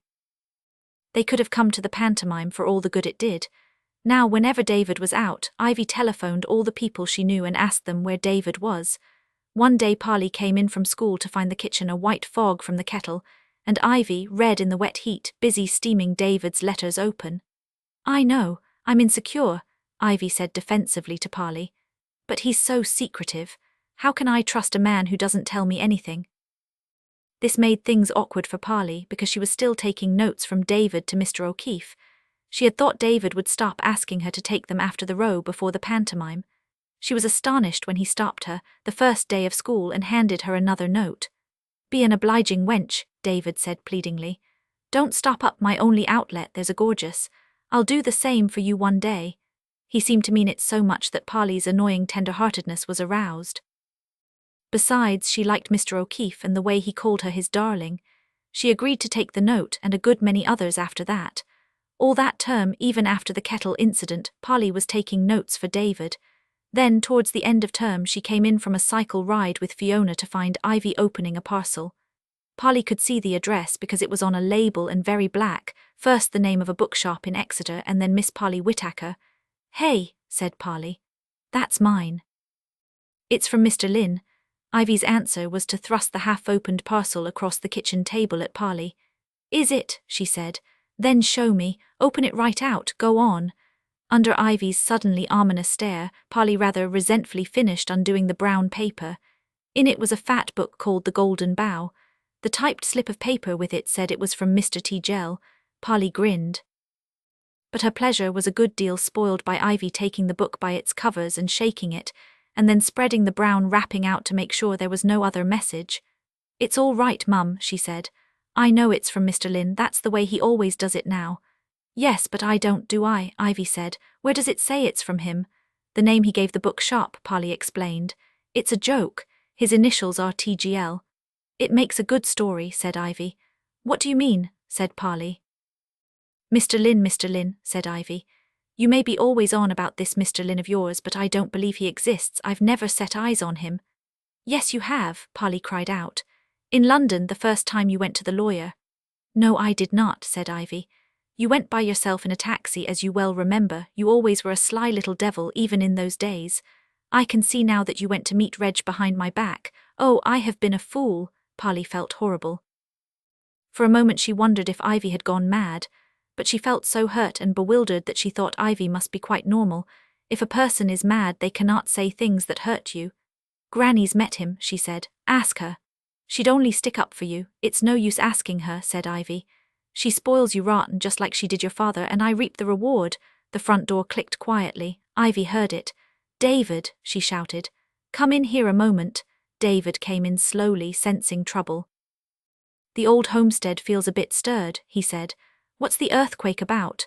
Ivy held the book and the typed note out towards him. David, did you do this? David looked, wincing a little. Not guilty. I couldn't write a book like that to save my life. All that research. He stopped, seeing the way Ivy was looking. I didn't give it her, if that's what you mean. It's that admirer fellow again. What's his face? I know it was supposed to be, Ivy said grimly. My lady here has it all set up for you, doesn't she? She makes herself up this story about this man who doesn't exist. No doubt she believes it. She doesn't know truth from lies, just like her father. Then you step in and start sending her presents, pretending they come from her Mr. Nobody. That's not true, Polly shouted. And David said at the same time, be reasonable, Ivy. Why would I send Polly presents? Why indeed, Ivy said. There was a sort of miserable triumph to her. Because she's been running your errands for you, hasn't she? I saw you look, she shouted as David's eyes met Polly's without either of them being able to help it. Don't deny it. She's been taking your love letters for that Irishman to hand on in spite of all you swore to me before Christmas. Just the odd pound on the dogs, Ivy, David said. He would have done better to have denied everything. The resulting row seemed to shake the house. David got as angry as Ivy and roared that he was not going to stand for being spied on. Ivy screamed that he had reduced her to it by ganging up with Polly. David yelled that he did not care two hoots about Polly. Ivy accused both him and Polly of lying. Polly, in tears by now, tried to make at least David believe that Mr. Lynn had sent her the book. That made Ivy angrier than ever, and she sent Polly away upstairs. Polly defiantly grabbed the golden bough off the kitchen table as she went, at which Ivy screamed, Yes, take your ill-gotten gains, much good may they do you. Polly closed the door on David, yelling that he did not send Polly that book. She went upstairs and tried to read it, but she was too upset. The book shook in her hands and she could not focus on the pages. The only thing she could seem to do was to get out all Mr. Lynn's longer letters and go through them again, first to assure herself that Mr. Lynn indeed existed, and then to lay them all out as proof to Ivy. She knew Ivy would come up and talk to her. She was dreading it. She was right. Ivy came in about 2 hours later. She had been crying and was carrying a letter. Polly, she said, how could you do this to me? I didn't do anything, Polly said sulkily. Mum, look at these letters. Mr. Lynn sent them, he is real. Ivy picked a letter up and glanced at it. Typed, she said. Anyone can type a letter, and it was you that typed them by the look of all those mistakes. Before Polly could protest that there was no one she knew with a typewriter, Ivy dropped the letter back on Polly's bed. Tell all the lies you like in your own mind, she said. It's when you tell them to me that it matters. You've been secretive with me. You've destroyed my happiness with David. You've made him secretive too. I can't have it, Polly. You'll have to leave. Leave, said Polly. She did not understand. Leave, said Ivy. It's my only chance of mending things with David. I had this letter from your father a while ago. Read it. He wants you to live with him and Joanna in Bristol. So there you'll go as soon as school ends. You and Reg should see eye to eye. He believes what he wants to believe too. Polly took the letter Ivy held out. At first she could focus on it no more than she had been able to focus on the golden bough. It swam about behind blinding, rebellious thoughts. The same thing was happening to her now that had happened to Dad 2 years ago.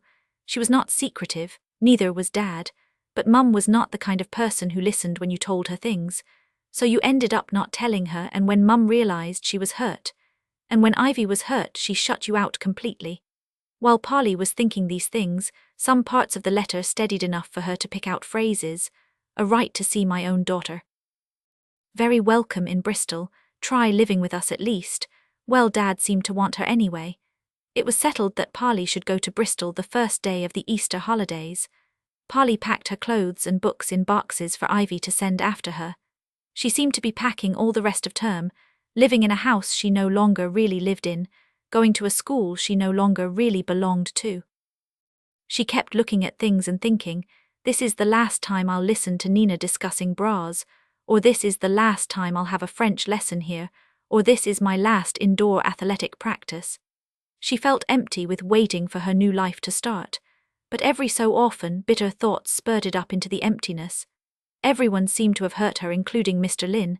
He just thinks of me as a sort of mascot, she found herself thinking. I don't know why I bothered to have a row with Mr. Leary about him. She was glad to be leaving. Almost the only thing she was sorry about was not going on with her new friendship with Fiona Perks. Part 3. Where now? Allegro con fuoco. It was murk night, there was no starlight. They waded through red blood to the knee, for all the blood that's shed on earth runs through the springs of that country.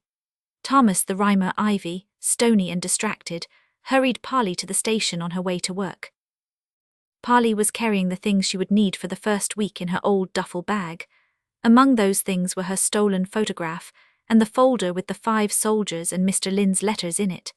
She was not sure any longer that they were valuable or quite why she wanted them, but she did not want to leave them in case Ivy threw them away.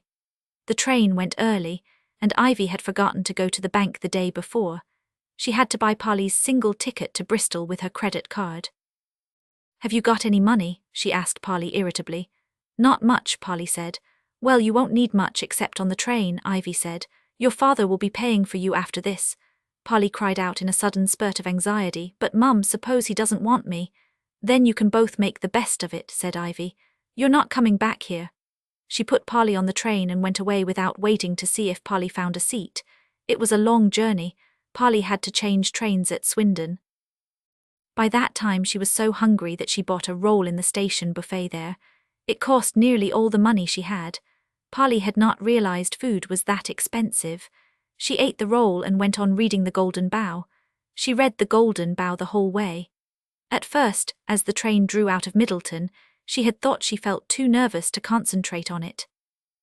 But as soon as she read the beginning, with its strange story of the man pacing round the sacred grove waiting for the man who would kill him and take his place, she was gripped.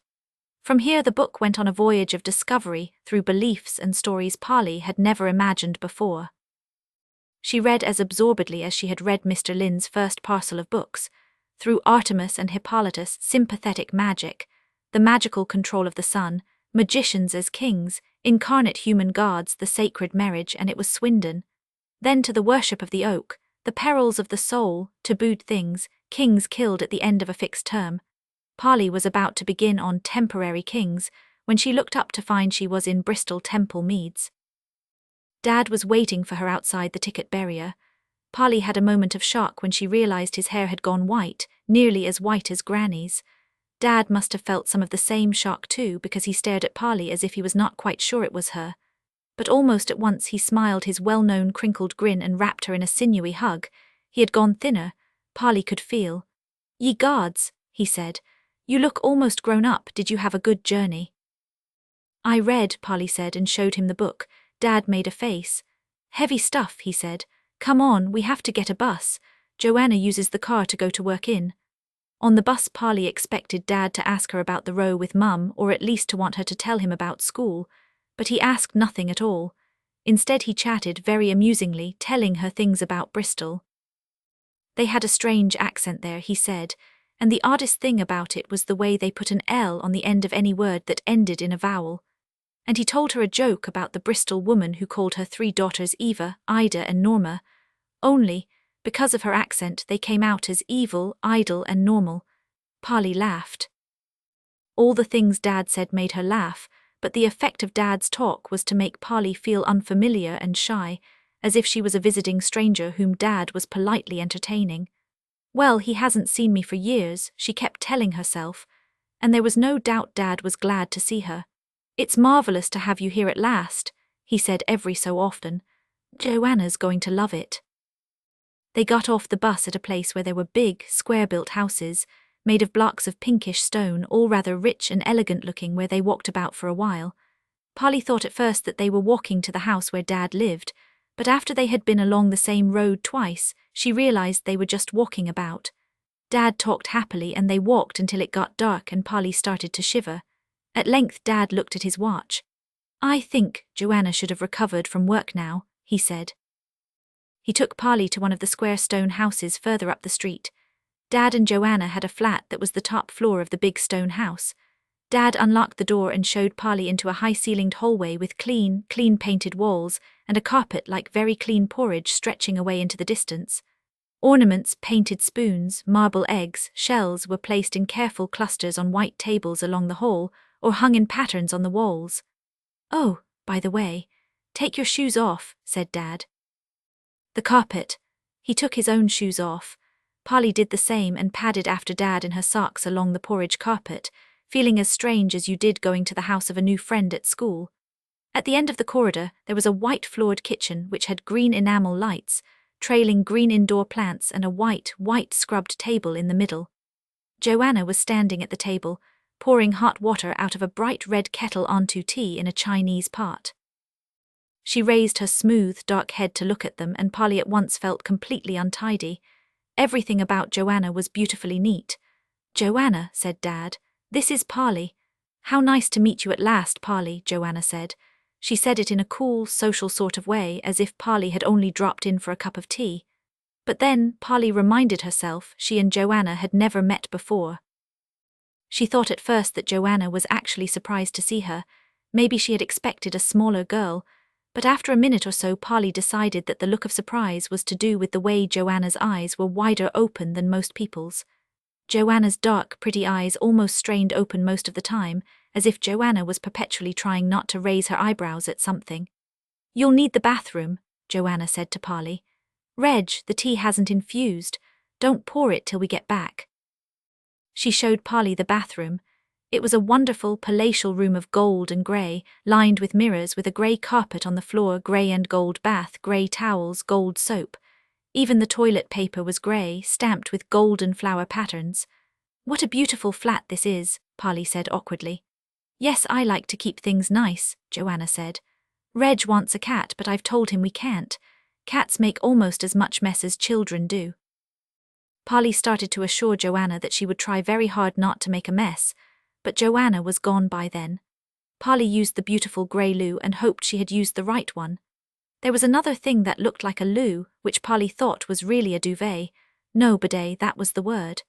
She looked anxiously round in case she had messed anything, and went back along the porridge carpet to the kitchen, where Dad and Joanna were making polite, public sort of conversation over scented tea.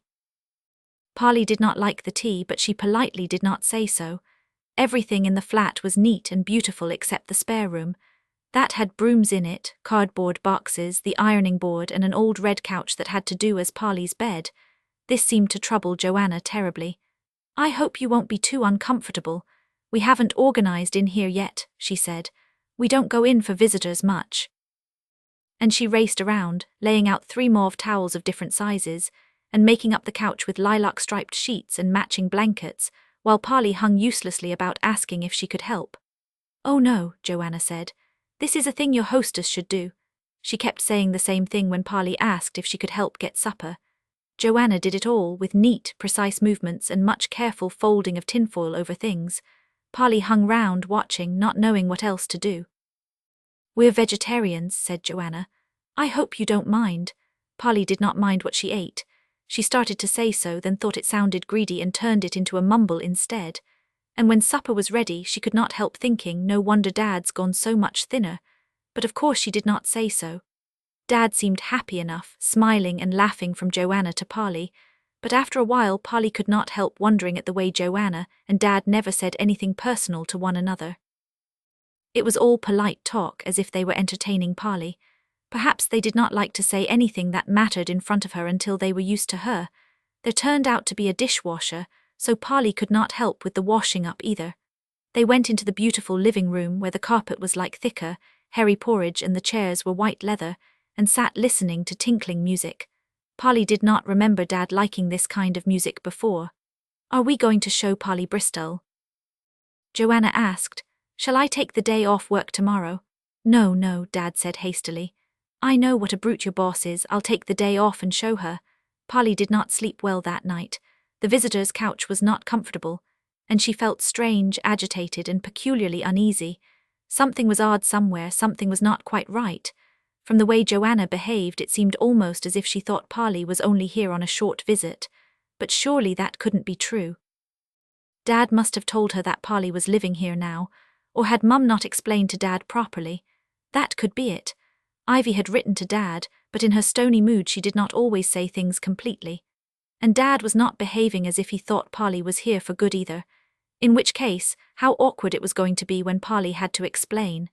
These thoughts made Polly feel so strange in the end that she unpacked the stolen photograph from her bag in the dark. She did not like to turn on the light, in case she fell over a broom or the ironing board and disturbed Dad and Joanna, but she gripped the little oval frame in her hand as she wriggled back among the lumps in the couch, and it was somehow comforting. She fell asleep clutching it. Next morning she tried to ask Dad and Joanna straight out if they knew she was living with them now. She tried several times, but she never seemed to get further than "do you know?" Joanna was hurrying through her routine of getting off to work, and was far too busy getting Polly's breakfast as well to listen or talk. She still would not let Polly help. Polly gave up for the time being and decided to ask Dad during the day. After breakfast, she and Dad walked to Clifton's suspension bridge. While Polly admired it, Dad told her the famous story of the Victorian lady who had tried to commit suicide by jumping off the bridge. But it was such a long way down to the Avon in the gorge beneath that the lady's crinoline had acted like a parachute and saved her life. Then he told her the equally famous story of the students who had jumped off the bridge one April Fool's Day on the end of elastic ropes. They had stayed there, bobbing up and down like yo-yos, until the police had hauled them all up and arrested them for disturbing the peace. Polly laughed. But it seemed to get more and more difficult to ask Dad if he knew this was not just a visit. They walked to the zoo then. Polly found she could not ask straight out, but in front of the polar bears she said bravely, I seem to be an awful trouble to you and Joanna. That's just because Joanna hasn't settled down and got to know you yet, Dad interrupted quickly. Give her time. He sounded so confident that Polly thought with great relief he does know. That's all right then. They looked at sea lions and elephants and then went to the tropical bird house. That was quite magical to Polly because the birds were all loose inside, darting past their heads to perch on the trees, which were also growing there indoors under the glass roof. The moist, warm air was full of twittering and flashing wings. It's like when I dream I'm inside my own brain, Polly exclaimed. Oh, I'm going to come here often and often. I hope so, Dad said rather soberly and devoutly. The way he said it made Polly anxious again. Do you know which school I'll be going to in Bristol? She asked, trying to sound casual. Dad laughed. That's a knotty problem in this town, he said. Let's not worry about that for the moment. Plenty of time when we've all settled down. Polly's uneasiness came back at that and grew. It went on growing all through the day, interesting though the day was. They had a snack at the zoo and then went to see one of the first ever iron ships. Polly could hardly take it in for her uneasiness. And once again when they went back to where the flat was, they stayed outside, walking about, until Joanna had time to recover from work. Polly looked back to the old days and knew that Dad was very nervous about something. As soon as she knew that, her uneasiness flooded everything else, blotting through all her other feelings like spilled bleach. Her throat felt like a sore white tunnel of shame. Dad hasn't told Joanna, she thought. He didn't tell her I was coming, and he hasn't told her I'm here for good, but it did not seem possible. Dad was not like that. It was only Mum who said he was secretive. She was so bleached through by her uneasiness that she found it hard to eat even the small nut cutlet Joanna cooked for supper. Dad was now talking feverishly. Neither Polly nor Joanna laughed at his jokes. Joanna simply got up and went to fetch the sweet. She came back and set a glass of yogurt in front of Polly. Polly, she said, without wanting to pry, is there any chance of your telling us how long this visit of yours is going to go on? Reg and I do have to go out tomorrow night as it happens. Shame bleached Polly right through. She knew for certain that Dad had not told Joanna. He had simply hoped or made himself believe that Joanna would take to Polly, and Joanna hadn't. Oh, that's all right, she said brightly without even having to think. I'm going tomorrow morning. What time train? Joanna asked almost eagerly. Polly glanced through her hair at her father. There was profound and utter relief on his face. 10 o'clock, she invented. She was drowning in bleach, that look on Dad's face. Mum had been right about him after all. Then we can all leave here together, Joanna said. If we go really early, I'll have time to drive you to the station. A bleached kind of pride rose through Polly's shame. That's perfectly all right, she said. I can easily find my own way. Then it's all settled, Reg said heartily. What shall we do this last evening? Polly nearly said. Play Let's Pretend. But she bit it back in time. They watched television and Polly went to bed early, where to her surprise she slept a heavy sleep as if she had been drugged. She still felt drugged when she got up next morning and packed, putting her nightclothes and the photograph back in her bag on top of the other things that she had never even taken out of it. In the same heavy, half-awake state, she went into the kitchen where Joanna was racing through her routine as before. I'm afraid I haven't time to pack sandwiches, she said to Polly. But you can get something to eat on the train, can't you? Of course she can, said Reg. Hurry up, Paul, we have to get to work. Polly nibbled some nutty brown toast she did not want, and then the other two were racing her out of the flat. Outside in the road, Reg waved goodbye to her as he and Joanna hurried to where the car was parked. Shall I drive today? Polly heard him say. Or is it better if I guide you out? Polly was left standing on the pavement with her duffel bag hooked on one shoulder. She turned and walked the other way. Her pride would not let her stand and watch the car drive away. She heard it drive off as she reached the end of the road. Then when it was too late, she remembered that she had no money and no ticket back to Middleton. And he never even asked me if I had, she thought. She knew it was her own fault too. She had been too bleached with pride to remember. But she also knew that Dad had not asked her about money because that was part of the pretense that she was only here for a short visit. Naturally, she would have a return ticket and spending money for her stay. Polly went on walking away. She walked among strong stone houses, then she walked among rows of older area houses joined together into yellow terraces. She walked through a stretch of green park with bushes. It rained a little. The sky was full of rolling, thick clouds, black as bruises and fat and wet. It did not surprise Polly that rain kept falling out of them, and yet in a queer way she was surprised at everything. She kept on walking. She crossed a road and walked on more green, under bare trees swaying and clawing against the clouds. Through the black branches she saw 2 lofty grey towers holding an upside-down arch of white metal. There's the suspension bridge, she thought, and aimed towards it. You had to pay to go on the bridge.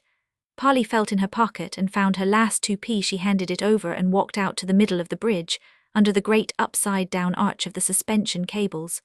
The bridge was a flat double strip under the cables, hung high up between 2 cliffs. Polly walked out to the middle and stopped. The wind took her hair there and hurled it about. She leaned both arms on the chubby metal fence at the edge and looked down, dizzyingly far, to the sinewy brown water of the Bristol Avon racing between thick mud banks below. The wind hurled seagulls about in the air like waste paper. The bridge swayed and rumbled under cars passing behind Polly. March, she thought. Wind. The trees on the opposite cliff were the same bruise colour as the clouds, only pinker. There were no leaves yet. She thought of the parachute crinoline lady, and wondered if something like this had happened to her too. A long time later, when she was nearly frozen, the wind flapped Polly's hair in her face so hard that she had to turn her head to shake it away. Among the flying light strands of hair, she caught sight of someone standing at the far end of the bridge, leaning on a stick and looking at her. Only a glimpse of a tall, bulky figure with the wind flapping its coat. Polly kept her head turned towards the river. She counted 100, then she looked. Mr. Leroy had gone by then, but she knew it had been him. Now she knew whom she had to thank for the situation she was in. She turned and walked back across the bridge. Mr. Leroy was not going to be able to stand and gloat over her. But what was she to do? There was a notice pasted up at the end of the bridge. Samaritans, it said, and a telephone number. But Polly had no money to telephone, and if she begged money off someone and rang them up, the first thing they would do would be to get hold of Dad. It would be the same if she explained at the railway station or went to the police. They would get Dad and he would be exposed, and so would Polly's shame, and Joanna would open both eyes so wide. Anyway, it was all Mr. Leroy's doing really, but she still had to do something. Polly thought, if I see a policeman I'll say I've lost my memory, and set off walking again. This time she went steeply downhill and walked, terrace after terrace of elegant houses, but she never saw a single policeman. Then I'll go to the railway station and tell them I've lost my memory there instead, she thought. Somewhere near a big church she met a traffic warden and asked him the way to the station. He was kind. He directed Polly just as if she was a car. After the centre you drive over 3 roundabouts, see? I see, said Polly. 3 roundabouts. That's the ideal, he said. They really do say it, Polly thought. Evil, idle and normal. She knew she was going to get lost not being a car, and she did. She found herself in a part with tall office blocks, narrow towers of office, each with 1,000 windows.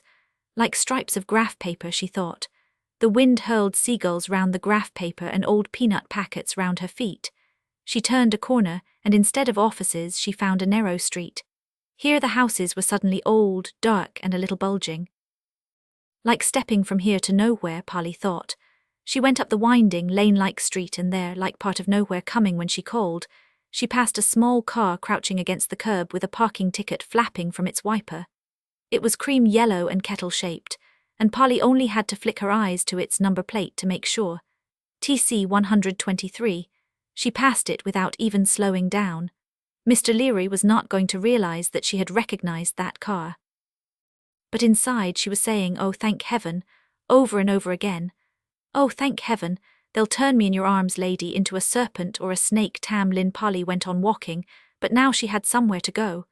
She was following a tugging in her head. It was like an instinct, the way migrating birds go, or salmon swim, sure and unhesitating, to the right place in the end. It took her round in a devious U-turn, back through the small streets under the graph paper buildings, across 2 very busy roads and up a slanting street to one side, to the elderly-looking front of a concert hall. Notices were stuck on it, one for wrestling, the Western Whirlwind v. Clapham Pete, and one for a concert, the Dumas Quartet tonight 7:30. The part that said Dumas Quartet was an oblong strip of paper stuck on top of some other name and flapping loose in the wind. But it was there. Thank heaven, the doors of the hall were shut. Polly knew at a glance that she could not get in that way. She only turned her eyes sideways to make sure and to read the notice and walked on without pausing so that Mr. Leary would not know, uphill and round the side, a way she could not have found without her instinct, and arrived at a side door which was not quite shut. She went straight in. Nobody seemed to be about, but now she had something to guide her beyond instinct. There was music. Overhead somewhere there were thumps and shuffling. Maybe it was the wrestling. The music was coming from below. Polly went down bleak stone steps and down more, with the music getting louder all the time. She opened a door. Inside was a dingy green-painted cloakroom sort of place, fairly brightly lit. In the middle of it, 4 musicians were sitting on tubular metal chairs in front of music stands, playing. They seemed so wrapped up in what they were playing that Polly simply stood by the door, not liking to interrupt. It did not matter anyway. Her instinct had brought her to the right place. Mr. Lynn said, "Just a minute," and stopped playing. The rest of the music broke off while he was leaning his cello on its spike against the chair and carefully laying his bow across the seat. The first violin said, "But I swear I got that right this tea," to Mr. Lynn's back as he went over to Polly. "What is it, Polly?" he said without fuss or exclamation, quite quietly. "What's wrong?" Now that Mr. Lynn was really there, standing in front of her in shabby old jeans, with his chin covered in unshaven golden hairs and a faint, familiar scent coming off him, Polly found it hard to speak without crying. She blurted out what had happened with Dad and Joanna, and then bit her lips together hard. "Jesus wept," said Mr. Lynn. "Lucky we happened to be here." Polly breathed in, then out. "And even if I had any money, I can't go home." Her voice started to jiggle about. "Mum thinks anyway. She says I ganged up with David against her." "I see. Pig in the middle again," said Mr. Lynn. "Can you go to your grandmother?" Polly nodded. Tears were pushing to get out of her eyes. "Then don't worry about a ticket," Mr. Lynn said. "I'll get you one. Wait till you feel better and then we'll see what we can do." Polly waited, breathing fiercely in and out. When her tears had stopped pushing and retired a little, she nodded.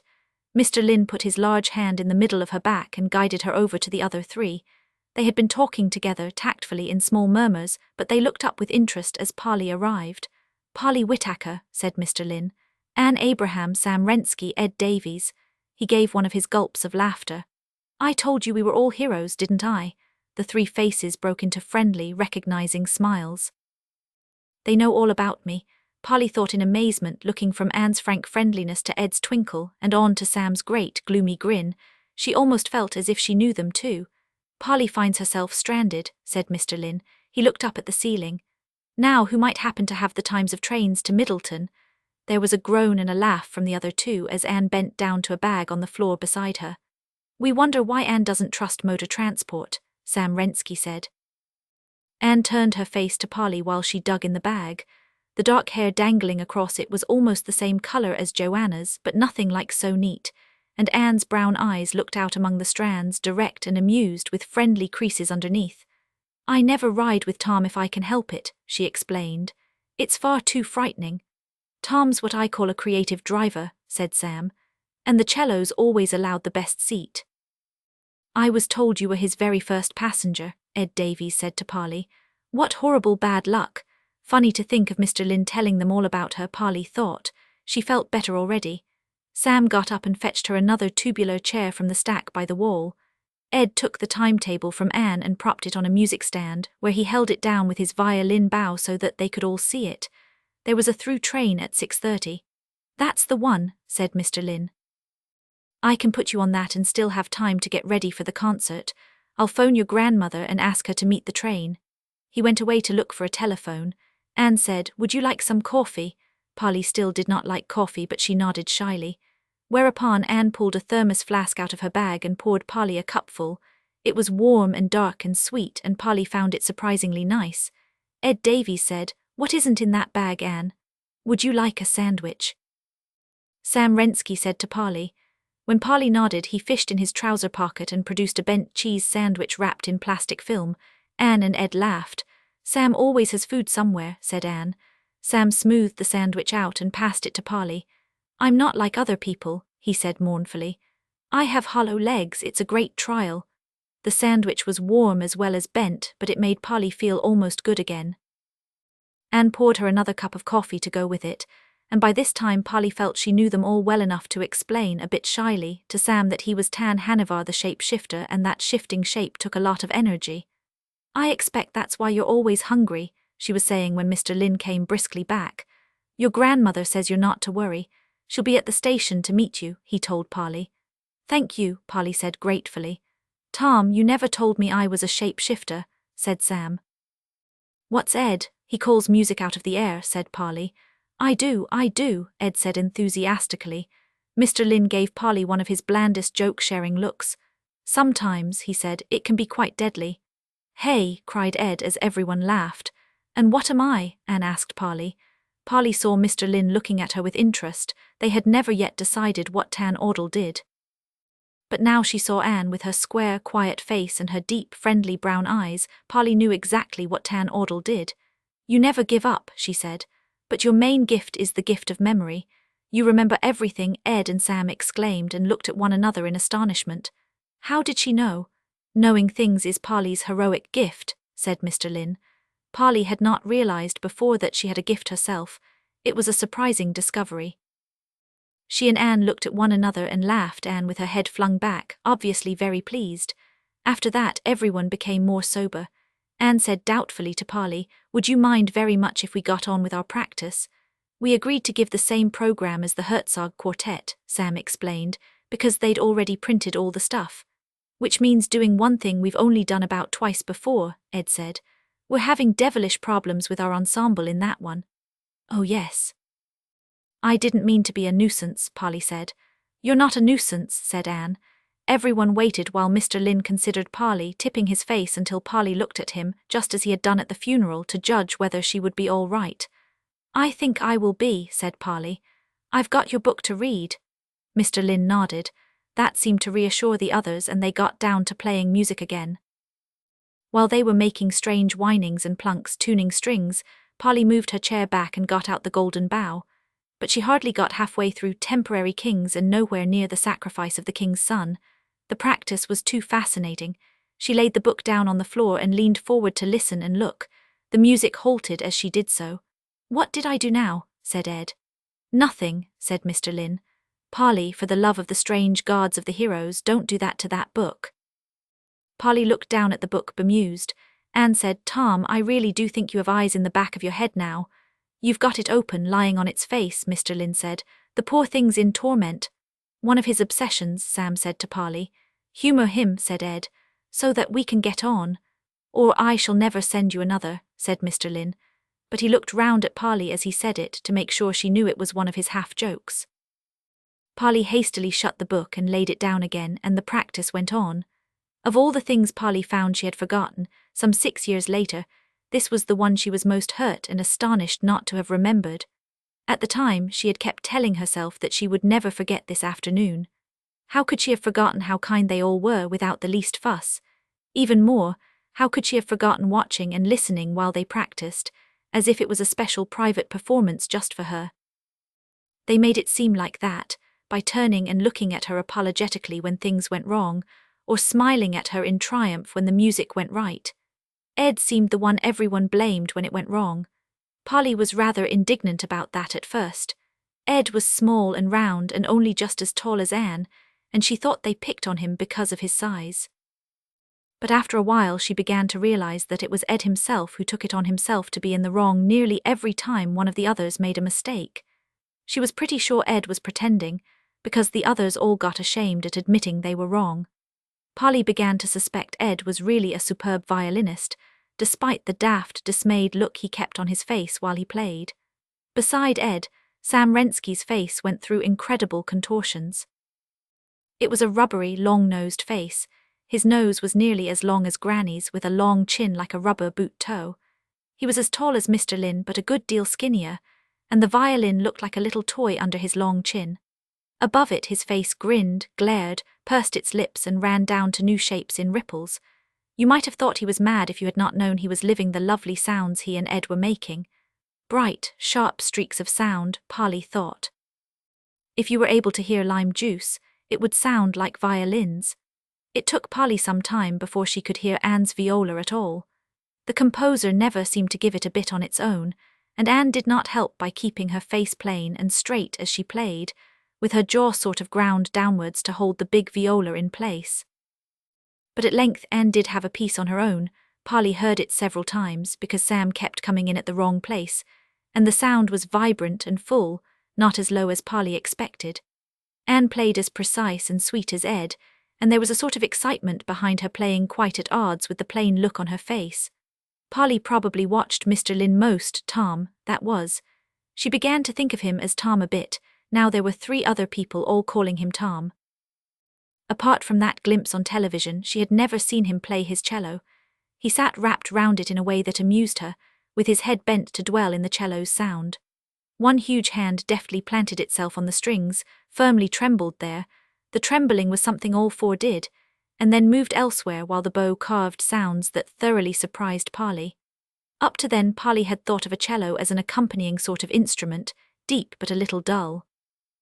Certainly Mr. Lynn made it chuff and rumble at times, but that was only one of the things he made it do. He seemed to be able to make every sound, from a melodious groan to high song right up in the same range as Anne's viola, either in a tactful undertone, or a smooth shout, or a stringy rasp. But it was the bell-like song in the middle which surprised and delighted Polly most. She liked that even better almost than the moments when Sam or Ed would gasp, "Put your back in it, Tom." And the music suddenly widened until it seemed amazing that only 4 of them were making it. I am lucky, Polly thought. Dad and Joanna seemed to be something that had happened last month instead of only that morning. Just how lucky she was Polly gathered from their talk during the times they were all leaning forward, pointing at the music on the stands with their bows. A lot of these times they were saying things like, Sam should be watching Anne when Anne comes in off the beat here. Or Tom, how about starting that forte here instead? Or okay, let's take it again from D. But they said enough round the edges of these things for Polly to gather that they had been asked to do this concert at very short notice late last night, because the Herzog quartet who should have been doing it had all gone down with flu. They were pleased to get the chance to play, but they were all rather nervous. And but for this chance they would have gone back to London today. Finally they all put down their instruments and stretched. Ed said, "That'll have to do," and Sam said, "I'm starving." "Polly and I had better go," Mr. Lynn said. "Will someone look after my cello?" Polly stood up rather regretful. She would have liked to hear the proper concert now. "Wait a moment," Anne said. "Money." Oh yes, a whip-round for Polly, Ed said. She'll need to eat on the train, won't she? Each of them gave Polly £1. She was so grateful she almost cried again. It's nothing, Anne said. We happen to have it, you don't. I'll see to the cello, Tom. Polly and Tom left the peeling green cloakroom with Ed and Sam, who were going to look for food. And we have to look for my car, said Mr. Lynn. I know, I left it somewhere quite near. It was dark outside by then. He took Polly's bag off her and they set off the opposite way to Ed and Sam. I saw it, said Polly. That's how I knew you were in Bristol. It had a parking ticket. It's used to them, said Tom. Where was it? I'm not sure, Polly said. Lucky we left time to look then, he said. They crossed the 2 busy roads, which were now busier than ever. As they arrived safely on the other side, Polly asked hopefully, Do you think you might marry Anne? Not a hope, Mr. Lynn said cheerfully. Anne has her own ideas about such things. They turned into a narrow street with old houses, which Polly was sure was the street where she had seen the horse car, but it was empty, all blue twilight and orange streetlight. The wind met them here. It whipped Polly's hair in front of her, set Tom's anorak rattling and the rubbish in the gutter rolling and pattering as they walked up the street. Polly thought of herself walking in the wind all morning. She found she was able to talk about Dad and Joanna now without threatening to cry, and she began telling Tom, shouting against the wind at first, and then talking normally as they turned into another narrow street where the wind was less. There was no car there either. Paper and old leaves tumbled gently along behind them. Mr. Lynn yelped with laughter over the grey and gold toilet paper. I wish I'd known you were here, having that kind of time, he said. It makes me think, said Polly. What happens to all the people who don't have someone like you they know? God knows, he said very soberly. And they walked the rest of the way down that street without speaking. The rubbish pounced and pattered behind them in the wind, almost like little creatures running after us, Polly thought in a dreamlike way. At the end of the street they were among the graph paper towers and the wind was fierce. This is wrong, Polly said. It was in an old street. I know. This is the most confusing town I've ever been in. Mr. Lynn turned round to go back up the old street. Polly felt him go stiff. I think we'll keep on the way we were going, he said carefully. Polly turned too against the wind and looked back up the street. Her dreamlike feeling at once became the feeling of pure nightmare. For a moment, as you do in nightmares, she could not move. In the middle of the dark little street, the pattering rubbish was slowly piling upon itself, floating slowly and deliberately into a nightmare shape.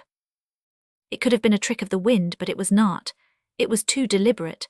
Plastic cups, peanut packets, leaves, and old wrappers were winding upwards, putting themselves in place as parts of a huge bear-like shape. As Polly watched, a piece of newspaper rose like a slow ghost to make the creature a staring face. Tom seized her wrist while she stared and pulled her away among the tower buildings. They did not exactly run, but they went in long strides as fast as they could walk. Both of them kept looking back. The creature of rubbish was following, billowing on pattering, man-like legs. What can we do? Said Polly. Throw a lighted match at it. Her head was turned over her shoulder. It was coming rustling after them against the wind. I thought about that, and I don't think so, Mr. Lynn said. There's a risk it will just come after us burning. Let's find somewhere where there are a lot of people. Beyond the towers, they came to some kind of shopping precinct. It was wide and paved and quite well lit, with lighted shops all round. A lot of people were there, heads down against the wind, hurrying so that the place was full of banging feet.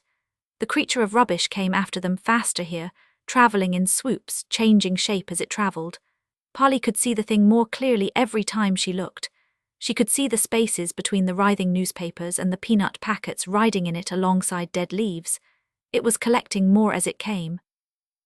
Every time Polly looked, it was larger with more legs, but it never fell apart and it always had that staring newspaper face. It's mostly made of air, she said. It may not be able to hurt us. Do you want to bet on that? Said Mr. Lynn. As he said it, the thing was near enough to put out a pattering piece of itself and search towards their heels, so near that they could hear the 100 papery parts of it scuttling along the pavement. They both ran. They ran sideways across the precinct, behind a kiosk and some concrete seats. But the thing streamed sideways too, round the kiosk and rattling across the seats and kept on coming after them. Quite a few people looked up curiously as Tom and Polly pelted past them. No one else can see it, gasped Polly. I know, proper clowns we must look, Mr. Lynn panted. If only we could find my damn car. They raced along beside lighted shops and whirled round a corner into another open stretch of precinct. They could tell by the rustling and rattling that the thing was close behind. Both of them were sure that the car was somewhere over to the left of this space. Tom took Polly's wrist and dragged her over that way, and then retreated hurriedly as the newspaper face and a storm of small rubbish rose, billowing and reaching for them. As they backed round the corner again, Polly caught a glimpse between the spaces of it, of a dark, bulky figure standing watching against a lighted shop window. "Mr. Leary." "Yes," Mr. Lynn said. "I know." It was that quiet manner of his that ran you up against silence. Since Polly was not 10 years old any longer, she knew better than to say any more. She simply sprinted back the way they had come, with Tom's hand lugging at her wrist and the creature scuttling close after, wondering if this nightmare would ever end.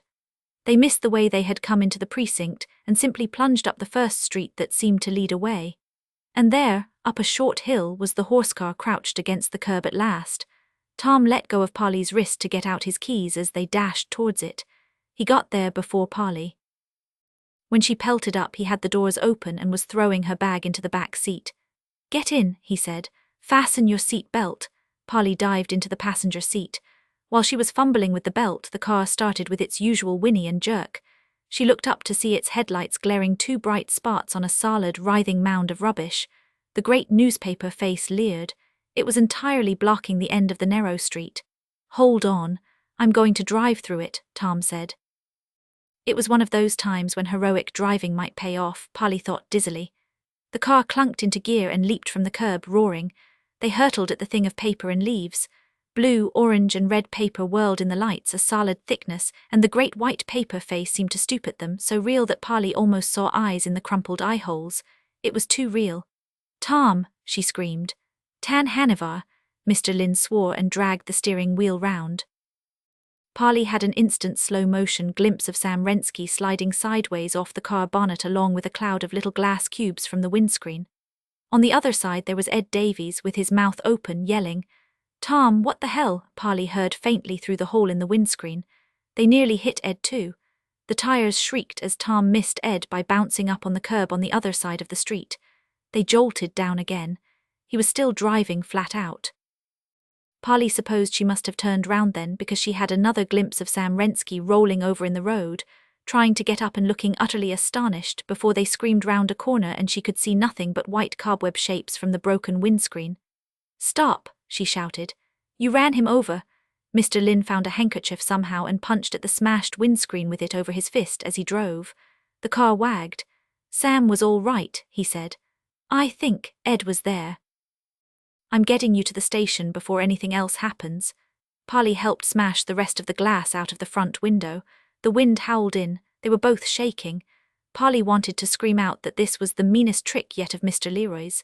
It was meaner even than all the things he had done to Polly herself. He had nearly made Tom kill Sam. Sam had probably been badly hurt anyway. But she knew Tom would not talk about Mr. Leroy. Was it Sam and Ed all along? She said as they roared along a huge, orange-lit road. "Not paper at all." "I don't know," Tom said. "I just don't know." Polly thought he was going to run into silence then, but he went on, "What is it about us?" and roared through some traffic lights just as they turned red. Cold air whistled in Polly's hair. "We make things up and then they go and happen. I wrote you a letter, something very like this." "Mr. Leroy uses them," Polly wanted to say, but there was more to it than that. She thought of Mr. Piper's shop in Stow-on-the-Water, which seemed to have nothing to do with Mr. Leroy.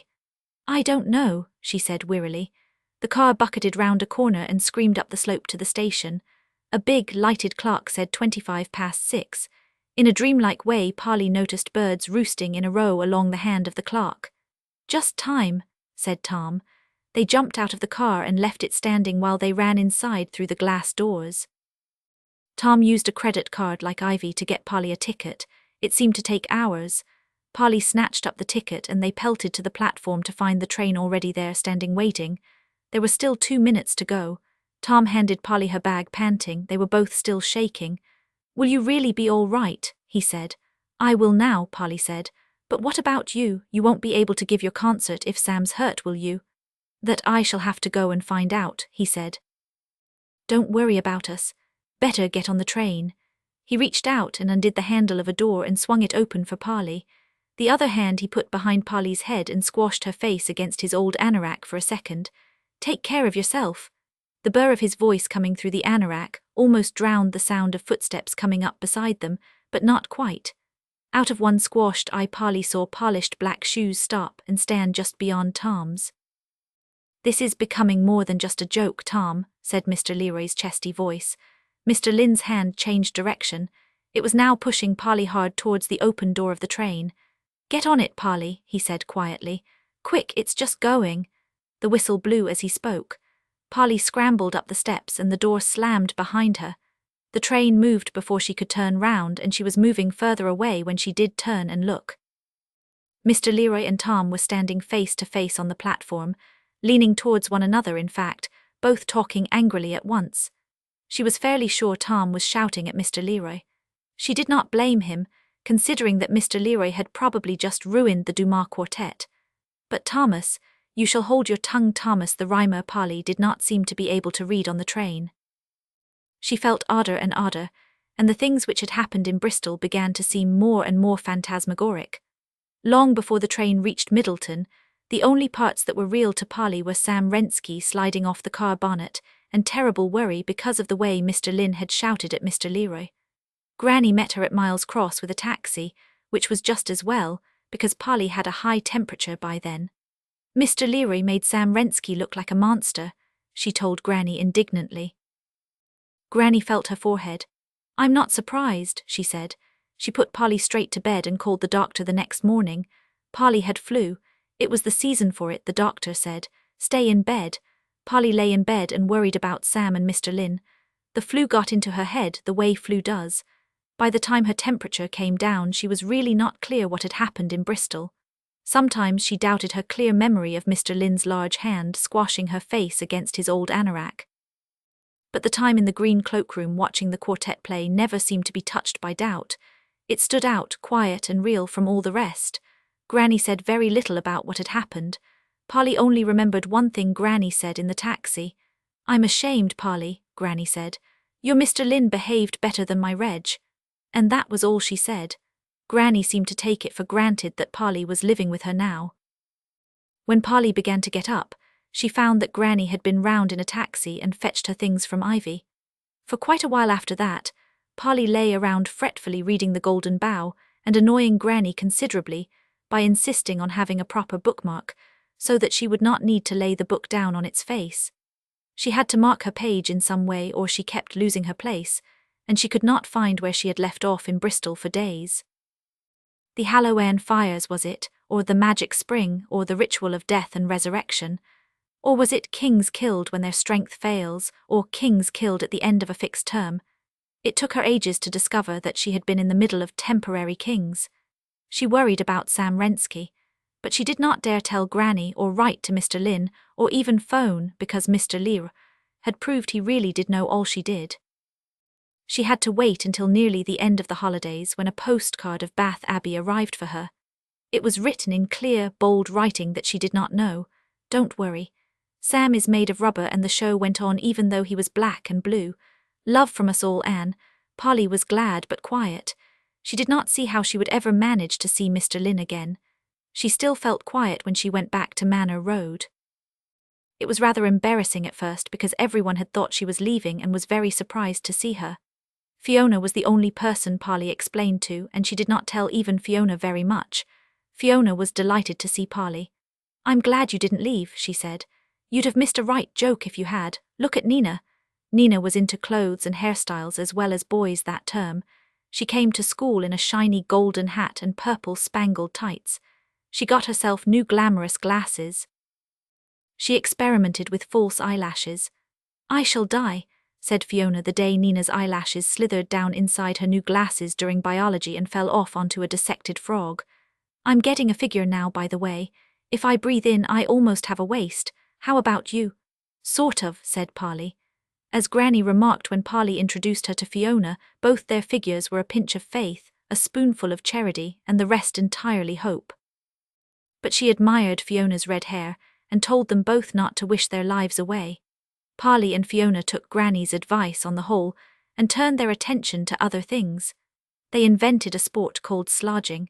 You pretended you were urban guerrillas who were planning to blow up the town hall or some other target. You sneaked into the place and spied out the best place to plant your bombs. In this way, Polly gate-crashed a number of places at least as imposing as Hunston House, and was once caught red-handed lurking in the yard at the back of Woolworth S. Polly could not think what to say and had to leave it to Fiona. Fiona said a boy had thrown her purse over the wall and she and Polly were looking for it. It had my dinner money in it, she explained with an artistic sniff. Oddly enough, Polly remembered slodging. It seemed to be in both parts of her memory. So why was it she had not remembered her 13th birthday party? Granny said invite some friends. She knew Polly needed cheering up. Polly invited a number of people, including Fiona and Nina, and it turned out that Nina, as well as Granny, admired Fiona's red hair. With Polly's party as her excuse, Nina bought a packet of red hair dye and tried to dye her hair, but she forgot to read the instructions on the packet. The result was spectacular. For one whole day, Nina blazed through the school like someone's prized dahlia, red and sort of blonde and near black in streaks, with her hair in an enormous shark. Her mum met her at the school gates and marched her to a hairdresser. Nina arrived at Polly's party with almost no hair at all. That was, Polly knew, about the last time Nina's mum had any say in what Nina did. What made her forget that? And here was another thing Polly had all but forgotten. About a week later, right at the end of term, when Nina's hair was already beginning to grow back in little wriggles, they all went on a school outing to the Cotswolds. It was a scorchingly hot day, and Mr. Partridge, who was in charge, began to look martyred long before they even reached the Cotswolds. Polly envied Nina her cool hairstyle. Sweat ran out under Polly's hair, wetting her neck and dripping past her ears. She drank 5 cans of fizz while they were seeing round the Roman villa. Laughing and shouting, they were herded back on the coach again, getting hotter and hotter. Fiona's freckly face went a pale mauve which clashed with her hair. Polly was in a hot, fizzy daze by the time the bus stopped in the market square at Stow-on-the-Water. Out they all got again. Mr. Partridge gathered them all round the cross in the middle and told them it was a very old Saxon cross. The sun beat down. Polly stayed at the back where it was cooler. People round her filtered quietly away over to the supermarket to buy more fizz. "Oh, boredom," said Fiona. "What's the first sign of sunstroke?" Polly looked round over her shoulder. It was still there, Thomas Piper Hardware. There was a display of garden seats outside this time. It would be cool in there. "Let's pretend we want to buy a lawnmower," she said. The idea made Fiona giggle. They were edging quietly away when Nina came plunging after them, asking in a loud whisper where they were off to. "Nowhere that would interest you, Nina," said Fiona. Since Fiona did not like Nina much, that Polly thought irritably was a stupid thing to say. Naturally, Nina crossed the square with them, and they all went into the clean, cool shop together. School holidays must have already started in Stow-on-the-Water. The only person in the shop was Leslie. He was sitting at the cash desk in a brown overall some sizes too big for him, minding the shop. These days he had a lot of fair, curly hair. Polly could only just see the skull earring glittering through the curls. Leslie's face lit up cheekily at the sight of them. Aye, he said. "What can I do for you today?" This was invitation enough for Nina. She leaned her elbows on the cash desk and stuck out her much-discussed bosom at Leslie. "A lawnmower," she said.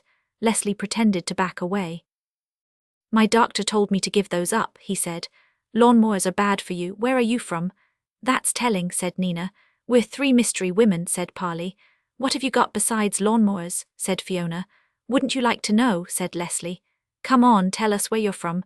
"Wouldn't you like to know?" said Nina. Everyone seemed to understand everyone else so well that the flirtation went with a swing for some time. Then Leslie pointed to Polly. "I know you," he said. "You came in once with that fellow who looks like my Uncle Tom." When Polly had finished being astonished that he remembered, Leslie said, "And you're all from Middleton, aren't you?" "How do you know that?" exclaimed Nina. The questioning turned the other way round for a while, with Leslie playing mysterious until he laughed and said, "Saw you getting out of that coach. Tweedle Brothers, Middleton. I'm coming to Middleton myself soon. That's why I asked." All 3 of them clamoured to know why. Leslie winked at Fiona and said, "Heard of Wilton College?" "You're never going there," said Nina. "It's a public school." "I am so," said Leslie. "Won a music scholarship. I start next term. Tell me your names and I'll look you all up when I come." None of them really believed him. Nina said pull the other one. Other what? Asked Leslie. Fiona said Leslie would be a fish out of water there. Polly said college boys were not allowed to meet girls from the town. I will, I'm different. I'll be out and about, Leslie promised. I swear I'll meet you. What's the date today? July the 24th, said Polly. Then September the 24th, said Leslie. Let's make a date. Come on, tell me a good place to meet. Town hall steps, Fiona said dubiously. What time? Said Nina. Yes, if we are going to make fools of ourselves, we don't want to stand on the steps all day, Polly said. When? Nor do I want to, said Leslie. I tell you what, oops. A tall man in a brown overall like Leslie's came and leaned both knotty hands on the cash desk. His glasses glinted ominously at Leslie. Leslie edged away, looking thoroughly subdued. Are you girls wanting to buy anything? Mr. Piper asked unpleasantly. None of them could think of anything they could even pretend to buy. Nina gulped. Fiona looked at the floor. Polly stared. Mr. Piper was in some ways quite startlingly like Mr. Lynn. He was the same height with the same sort of high shoulders and the same forward thrust of the head. His face was a very similar shape. But there, to Polly's relief, the likeness stopped. Mr. Piper's mouth was pinched with self-righteous bad temper. His face was lined with peevishness and his eyes were dark. The hair above it was grey, cropped as short as Nina's. I see, he said. Then get out, all of you, I know your kind. I'm not having girls like you in my shop. Fiona blushed bright, unhappy mauve. Nina sullenly unhitched herself from the cash desk. Polly said, we were only talking, there's no need to be so rude. There's talk and talk, isn't there? Mr. Piper said nastily. Out! They began to move sluggishly towards the door. Nina, with great presence of mind, said loudly, 12:30 lunchtime, and looked ostentatiously at her watch, which in fact said 20 minutes to 3. Leslie, looking demurely down at the desk, nodded slightly. Get out! Snarled Mr. Piper. They hurried outside into the heat. What a horrible man, said Fiona. Polly nodded. She hated to think that she had, in some back-to-front way, half made Mr. Piper up. The likeness to Mr. Lynn made her feel sick. I was clever, wasn't I? Said Nina. Over the time. Do you think he'll— But at that stage they were interrupted by Mr. Partridge, in a mood which made him at least as unpleasant as Mr. Piper, striding across the square and shouting to know where the three of them had been. They'll turn me in your arms, lady, into a deer so wild, but hold me fast, don't let me go. Tom Lynn. David Bragg left Ivy soon after Polly was 13. Polly knew because Ivy came round to Granny's house at the start of the holidays and told her about it. I'm not saying it was all your fault, she said to Polly, but it was partly through your slyness and meddling. I couldn't trust him after that. I was only trying to get a little happiness for us both, and now it's gone. Polly squirmed. Her time in Bristol had left her raw and embarrassed. Ivy did not seem to her to be telling the truth any more than Dad did. Is that all you have to say? Granny said to Ivy after an hour or so. Well, she can come back now, said Ivy. She's not coming, said Granny. She's my daughter, said Ivy. And you sent her off without making sure she had anywhere to go to, Granny said. But not once, not once. Have you mentioned that this afternoon? You haven't even asked how she got back here to me. She stays here, Ivy, that's my final word. Granny was altogether warlike that summer. She was determined that Polly should be legally allowed to live with her, and that there should be money for her keep from both Reg and Ivy. She sailed out like a small upright army of one to do battle with offices and banks and solicitors. She got her way too. When Polly went to be interviewed with Granny at one of the offices, she heard a man in a side room say, "Oh my God, it's Mrs. Whittacker. I don't care what she wants, just give it her." After that interview they went to a tea shop for a treat. Granny loved treats. They had coffee and cakes, and Polly had ice cream as well. She had taken to coffee after the coffee from Anne Abraham's flask. It had seemed like the perfect drink then, and it still did. She still thought ice cream was the perfect food. The difficulty of drinking one while eating the other fascinated Polly. "You are being generous," she said to Granny, out of her new embarrassed rawness. "Arranging to keep me, I mean." "No, I'm not," Granny retorted. "Being generous is giving something that's hard to give. After I gave up teaching, I'd next to nothing to do, and I began to feel no one in the world needed me. Now you need me. It's a pleasure, Polly." "Thanks." Polly contracted her throat with ice cream, expanded it again with coffee, and asked, "What made the man in that office say, 'Give it her'? Like that?" Granny chuckled. "Remember that day I was so late home?" "I had him that day. refusing this, denying that, saying maybe to the other, and I lost patience.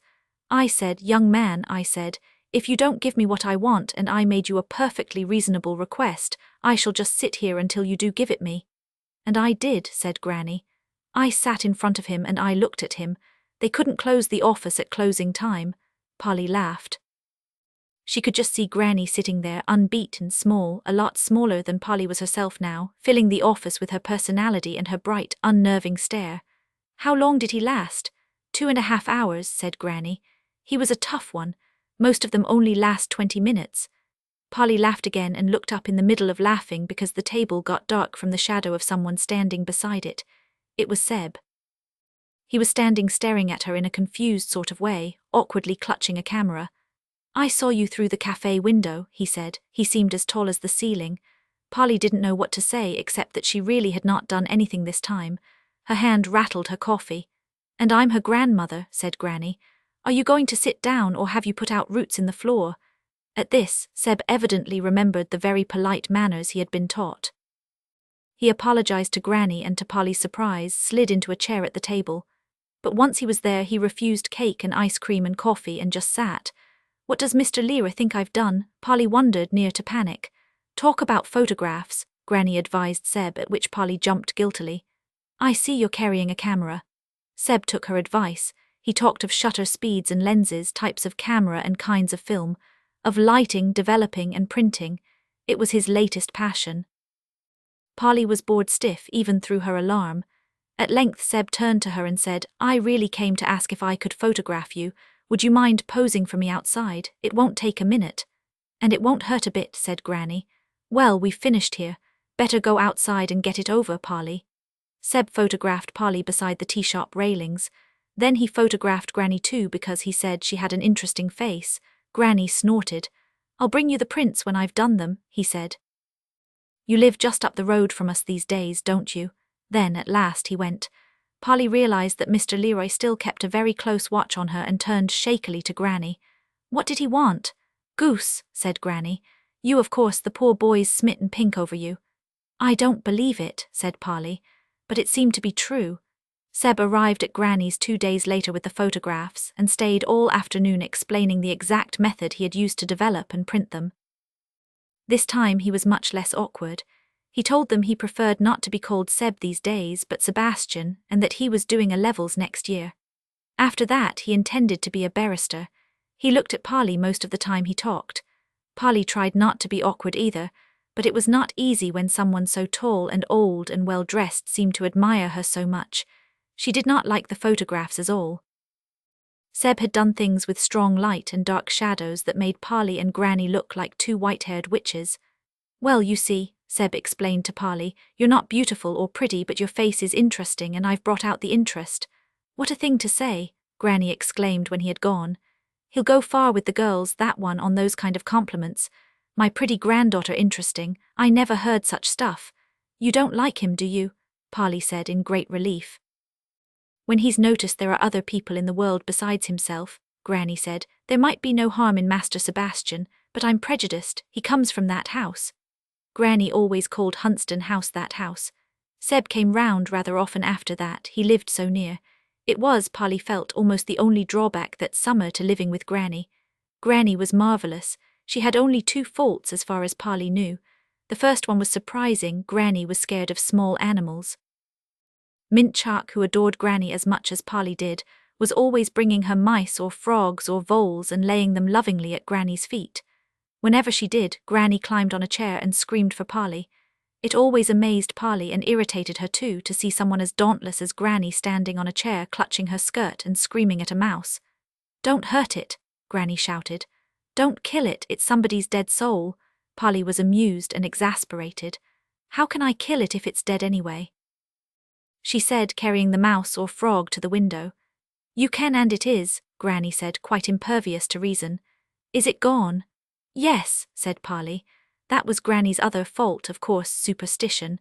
It was because of Granny's superstition that Polly went on wearing the little opal pendant, although she knew Mr. Leroy had found a way to get round it. Granny became so alarmed the one time Polly took it off that Polly humoured her and put it on again. There was no arguing with Granny about such things. She had superstition written all through her like the words in Seaside Rock. The pendant did not even seem to be able to keep Seb away. He called most afternoons. By the end of the summer, Polly was not scared of him any longer, but she was quite bored. One afternoon they were in the garden, where Seb was telling her about the agonies of withdrawal he had suffered when he gave up cigarettes, when he suddenly broke off talking and grabbed Polly and kissed her. It was the first time anyone had done that to Polly. She should have asked Nina about it, she thought wryly, as Seb's face met hers and their noses seemed to get tangled up. It was not much fun. She wondered whether to wriggle loose, but Seb was breathing heavily and passionately, and seemed to be enjoying it so much that it brought Polly's annoying soft-heartedness out. She stood there and let him press his face close to hers and tried to decide if you kept your eyes open or shut them, and in the end she settled for one of each. What a funny thing to invent to do, she thought. What do people see in it? I'll send him packing if you like, Granny said when Polly came in pretending nothing had happened. I didn't before because I thought he might cheer you up. I'm quite cheerful, Polly protested. She was ashamed that Granny should offer to manage Seb for her. But Granny was right about her not being cheerful. The time in Bristol seemed to have bitten deep, and it took her a long time to get over it. She found it hard to concentrate on anything, even when she was back at school that autumn. Nina was still into boys. It was, as Fiona said, a lifetime's obsession with Nina, but Nina was still quite up to running various other crazes side by side with boys. That term Nina's craze was protesting. Women's rights, vivisection, oppressed ethnic minorities. Nina went on a march for each one and found a new boyfriend on every march. She was always trying to make Fiona or Polly march too. Consequently, they both thought it was a demo of some kind when Nina came rushing up to them one morning calling, "Are you two coming to the town hall or not?" "What are we protesting?" asked Fiona. "Moron," said Nina. "Where's your memory? We said we'd meet that boy from Stow-on-the-Water there." Polly and Fiona had clean forgotten Leslie. Fiona said Leslie had just been having them on. Polly thought it might have been a joke too, but she was suddenly seized with pleasure at the thought of seeing Leslie again. She pointed out to Fiona that 3 people waiting an hour on the steps of the town hall didn't look nearly as silly as 1 or even 2. So in the end they all 3 went. They approached the town hall expecting to feel foolish, but to their astonishment Leslie was there. He was standing waiting on the step, a surprising sight in every way, for he was dressed in a spruce grey suit like other Wilton College boys with a Wilton tie, and his mass of curly fair hair was smooth and short and neat. His skull earring had been replaced by a small gold sleeper. He was quite as surprised to see them as they were to see him. "There, and I made sure you'd forget," he said. After that they all stared at one another awkwardly until Fiona, who also had pierced ears, remarked on his sleeper. "Doesn't Wilton allow earrings?" she asked. "No way," said Leslie. "Rules about everything, but I wanted to keep my options open, as you might say. No one's made me take it out yet. Where is there to go in this town?" The ice was broken and they went to the Blue Lagoon for chips, talking busily. The girls wanted to know what Wilton College was like inside. Leslie told them it was all made of concrete, got up like a church with pointed arches and cold as the grave. "Except hall, that's pink marble and done Roman," he said. Lessons were easy, though all the teachers were mad. The most difficult part was getting on with the other boys. "Half the time they make me feel like an old man," he said. "Maybe you grow up quicker being brought up common the way I am, but it gets me down the way they all laugh at me." Seeing how concerned Polly was looking, he said, "It's okay, nothing I can't handle, just stupid. Because of me playing the flute, joke of the century because my name's Piper." "But I thought," Polly began. Fiona at once kicked Polly's ankle and leaned forward to change the subject. Leslie, however, smoothly changed the subject himself. "Did you know you were famous in our school?" he said to Polly. "Everyone says our head boy's in love with you. Lear, know him, he's got a photo of you up in his study." "Seen it, it's awful, but it's you definite. Can I say I know you? It'll do me no end of good with the crowd." Polly found Fiona and Nina staring at her odd. "Oh, Seb," she said gruffly. "Yes, I suppose I do know him, and so do you know me, so you might as well say." "Thanks," Leslie said. He was obviously grateful. "Now I've got a real touch of class," he said. Fiona and Polly got up to go soon after that. Nina said, "I'll be along, I need the ladies, you lot go." "Why did you kick me?" Polly asked as they walked back to school. "Broken home of some kind," Fiona said. I saw the look come on his face, I know it from you. Sometimes I can see you think, God, someone's going to ask, nice isn't he, Leslie? Do you really know the head boy of Wilton? I know Seb Lear, said Polly. I didn't know he was head boy. Nina did not come back to school that afternoon. Neither, Polly suspected, did Leslie. The next day it was all over Manor Road School that the head boy of Wilton College was in love with Polly Whittacker. People kept coming and asking Polly if it was true. Polly got very gruff about it, but it did make her feel more kindly towards Seb. The day after that a parcel came for Polly, addressed in strange writing. In it were several cassette tapes, Bach, Beethoven, Brahms, and a note in small, fat writing. Tom thought you might like these. He says throw them away if you don't. We gather he didn't kill you that eventful night, or someone would have tried to sue him by now. Our show is still on the road, just about. Anne and Sam send love. Yours, Tanther, alias Ed, almost on tiptoe in case Mr. Lear found out. Polly borrowed Fiona's radio cassette player and listened to the tapes. She got so addicted to them that Granny promised her a cassette player for Christmas, and Mr. Leroy did nothing. Polly relaxed and then relaxed further, from a tension she had not known she had.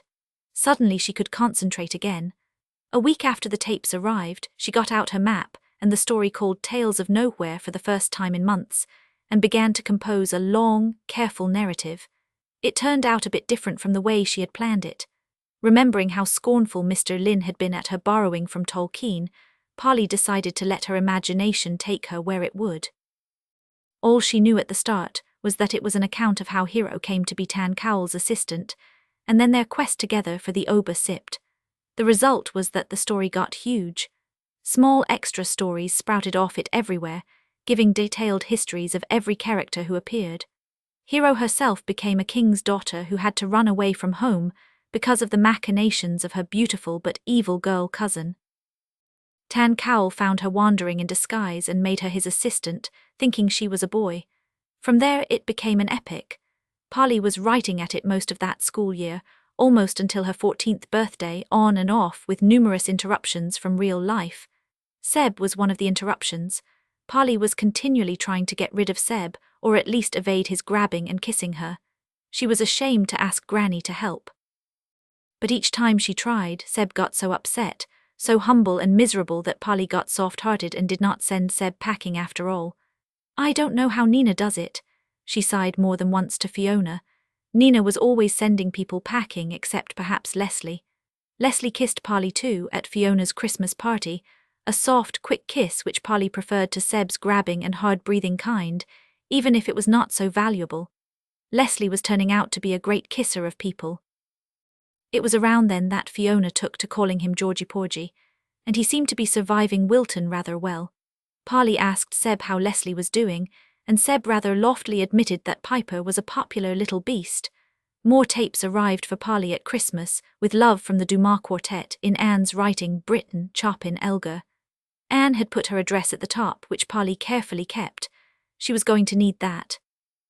There was another parcel of tapes a month later, this time from Sam Foray Handel Hayden. Going through the alphabet, isn't he? Granny remarked. What does he do when he gets round to Webburn? Go back to Bach. She, like Polly, had no doubt who the tapes were really from. Polly finished her huge narrative during the summer term. The day after she had finished it, she went round with the oddest mixture of feelings, pride at having got it done, sick of the sight of it and glad it was over, and completely lost without it. By the evening, Lost Without It came out on top, and she began to make a careful copy in her best writing. That too suffered interruptions. Polly was put in the athletics team again, and she was also a courtier in the school summer play. This was Shakespeare's Twelfth Night. Polly was much struck by the similarity of its plot to her own story of Hero and Tan Cowell. She would have given a great deal to act the part of Viola, but that went to Kirsty Jefferson, and Polly consoled herself by going on copying her story. Shakespeare, she discovered, borrowed plots for his plays from all over the place, so there, Mr. Lynn, her story was all her own. The longer she spent copying, the more she admired it. Some parts were really good. The part in particular where Tan Cowell is wounded in the shoulder and Hero has to dress the wound. She strips off Tan Cowell's armor and sees the smooth, powerful muscles rippling under the silken skin of his back. Wonderful, Polly went round whispering it admiringly to herself. The silken skin of his back. She was still wonderfully pleased with that bit when she finished copying it at last. Oh, well done. Polly packed it in a vast envelope addressed to Anne, with a note asking her to give it to Tom. I seem to have lost his address, she wrote, to fool Mr. Leroy. For the same reason she got Fiona to write Anne's address and post it for her. Then she waited for signs of applause and admiration from Mr. Lynn. Nothing happened for quite a while, and when it did, it was clear Mr. Lynn felt strongly on the matter. He had risked writing himself. Maybe this was because he was far away, or maybe not. The postcard was from New York. It had 2 words written on it: sentimental drivel. TGL Polly stared at it in outrage. She could barely believe it. What's up, love? Asked Granny. Oh, nothing, only one of the famous Lynn postcards, Polly said bitterly. I hope he treads on his cello. She went to school furious. That day she went without lunch so that she could put the money in Granny's telephone jar. Granny worried a lot about the size of her phone bill. Polly walked home in the afternoon, still furious. He can't have gone off hero business, she kept thinking. What's the matter with him? He used to like it, he told me he was hooked on it. What's wrong? Seb crossed the road and tried to walk beside Polly. Oh, stop bothering me, Polly snapped. Polly, that's not like you, Seb said in a huffy, pleading way. At this, Polly was angry enough and hungry enough to turn round and say, yes, it is like me, you just don't know what I'm like. I told you to stop bothering me. Go away and don't come back for a year, I'm too young. Seb stood and stared at her. He was even angrier than Polly was, and fighting so hard to control it that for just a moment he almost looked like Mr. Leroy. Like Mr. Leroy, he said, you're going to regret that. Then he walked away. Polly went home without another thought for Seb except a mild relief that he seemed to have been sent packing at last. She put her lunch money in the telephone jar and dialed Mr. Lynn's number. She was answered by the robot, sounding a bit old and scratched these days, but she had been expecting that. Polly, she said crisply, what the hell do you mean sentimental drivel? And slammed the phone down again. Again it was some time before anything happened. During that time Polly had been taken out of the hurdles and put in the relay and the 400 meters, and asked to be a sailor as well as a courtier in the play. Also during this time, Ivy kept telephoning to tell Polly all about her new lodger, Kenneth Curtis. She had had a couple of girls before that and had not got on with them. Kenneth, she wanted Polly to know, was different. It's quite platonic, she said, but I feel so peaceful now. I think I may have got my hands on a little happiness at last. She wanted Polly to come round at least for a visit. Don't you? Said Granny. At last, the Saturday before Polly was 14, a letter arrived from London. It was in the spiky, flowing writing of Sam Rensky. Dear Polly, Tom wishes you, for some reason I can't understand, to consider the human back. He says there are many other matters you should consider too, but that was a particularly glaring example. He invites you, he says, to walk along a beach this summer and watch the male citizens there sunning themselves. There you will see backs stringy, backs bulging, and backs with ingrained dirt. You will find, he says, yellow skin, blackheads, pimples, enlarged pores, and tufts of hair. This is making me ill, but Tom says go on. Peeling sunburn, warts, boils, moles, and midge bites and floppy rolls of skin.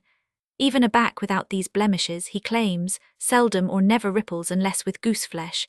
In fact, he defies you to find an inch of silk or a single powerful muscle in any 100 yards of average sunbathers. I hope you know what all this is about, because I don't. I think you should stay away from the seaside if you can. Yours ever, Sam.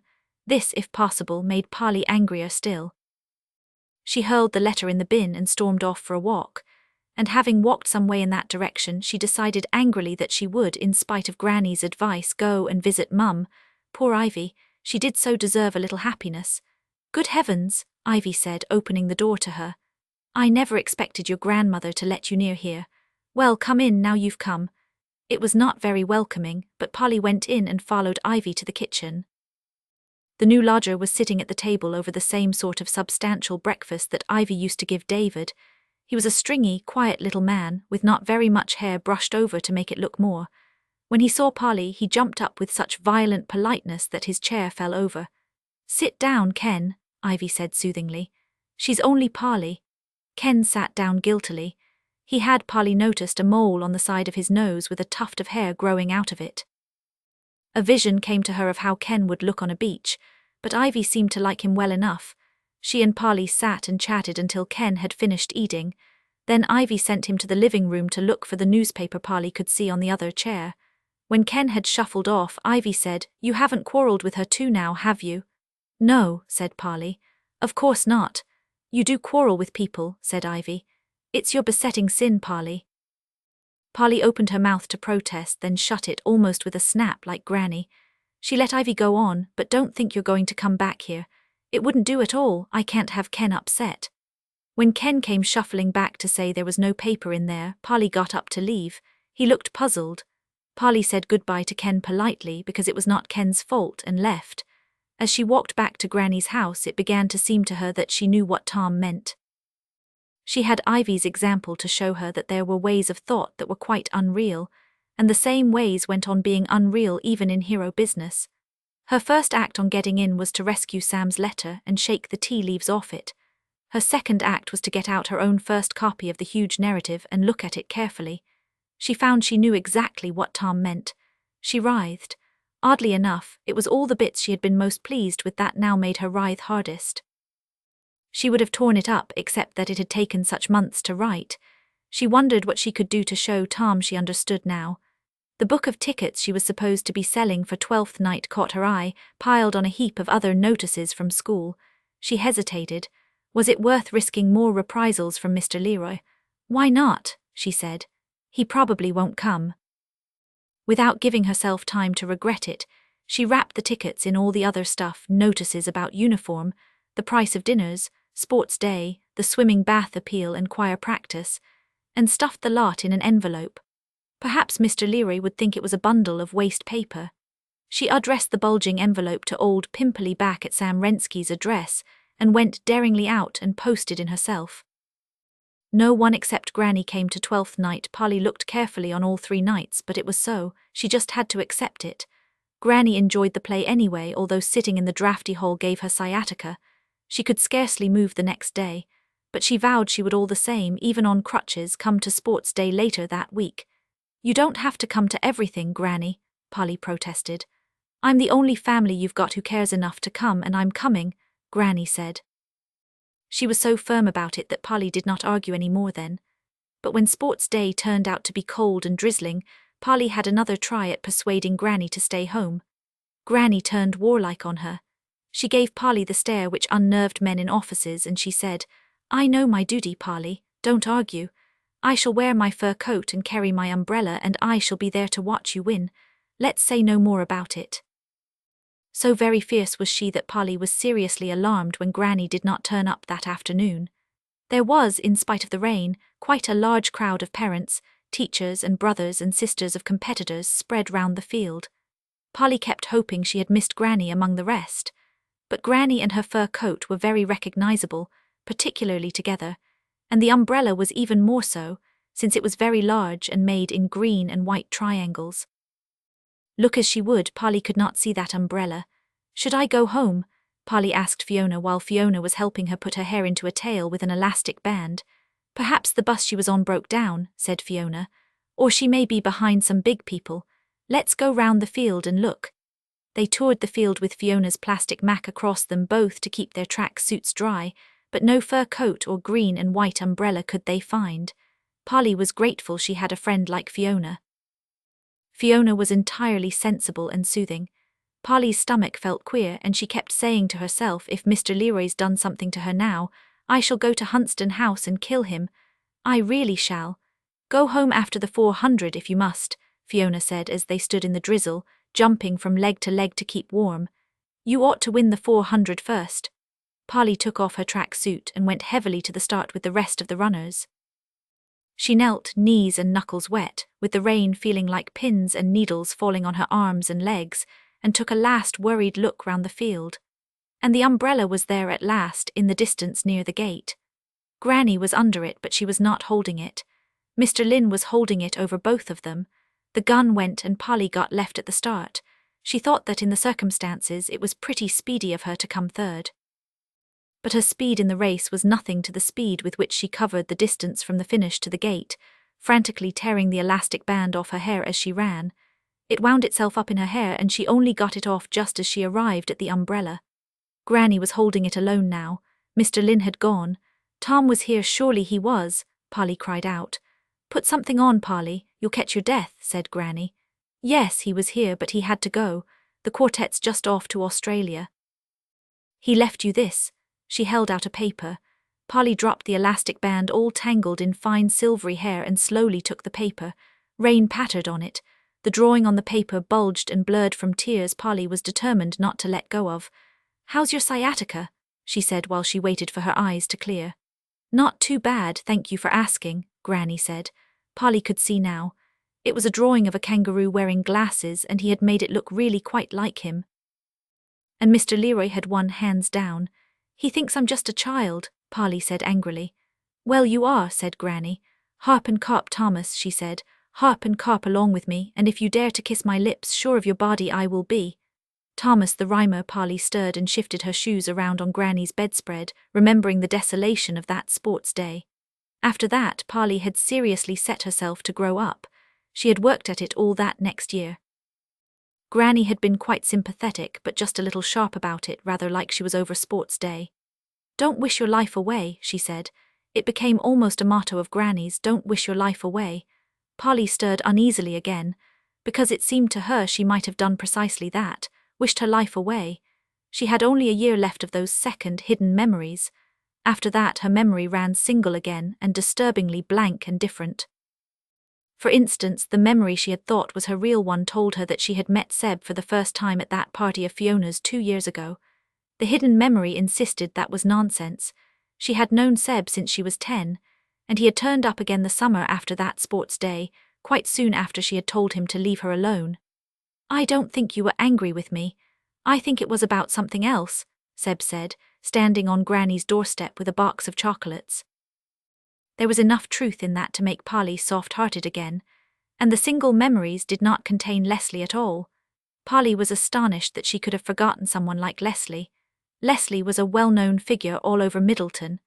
Wilton College did not seem to be able to contain him like it contained its other boys.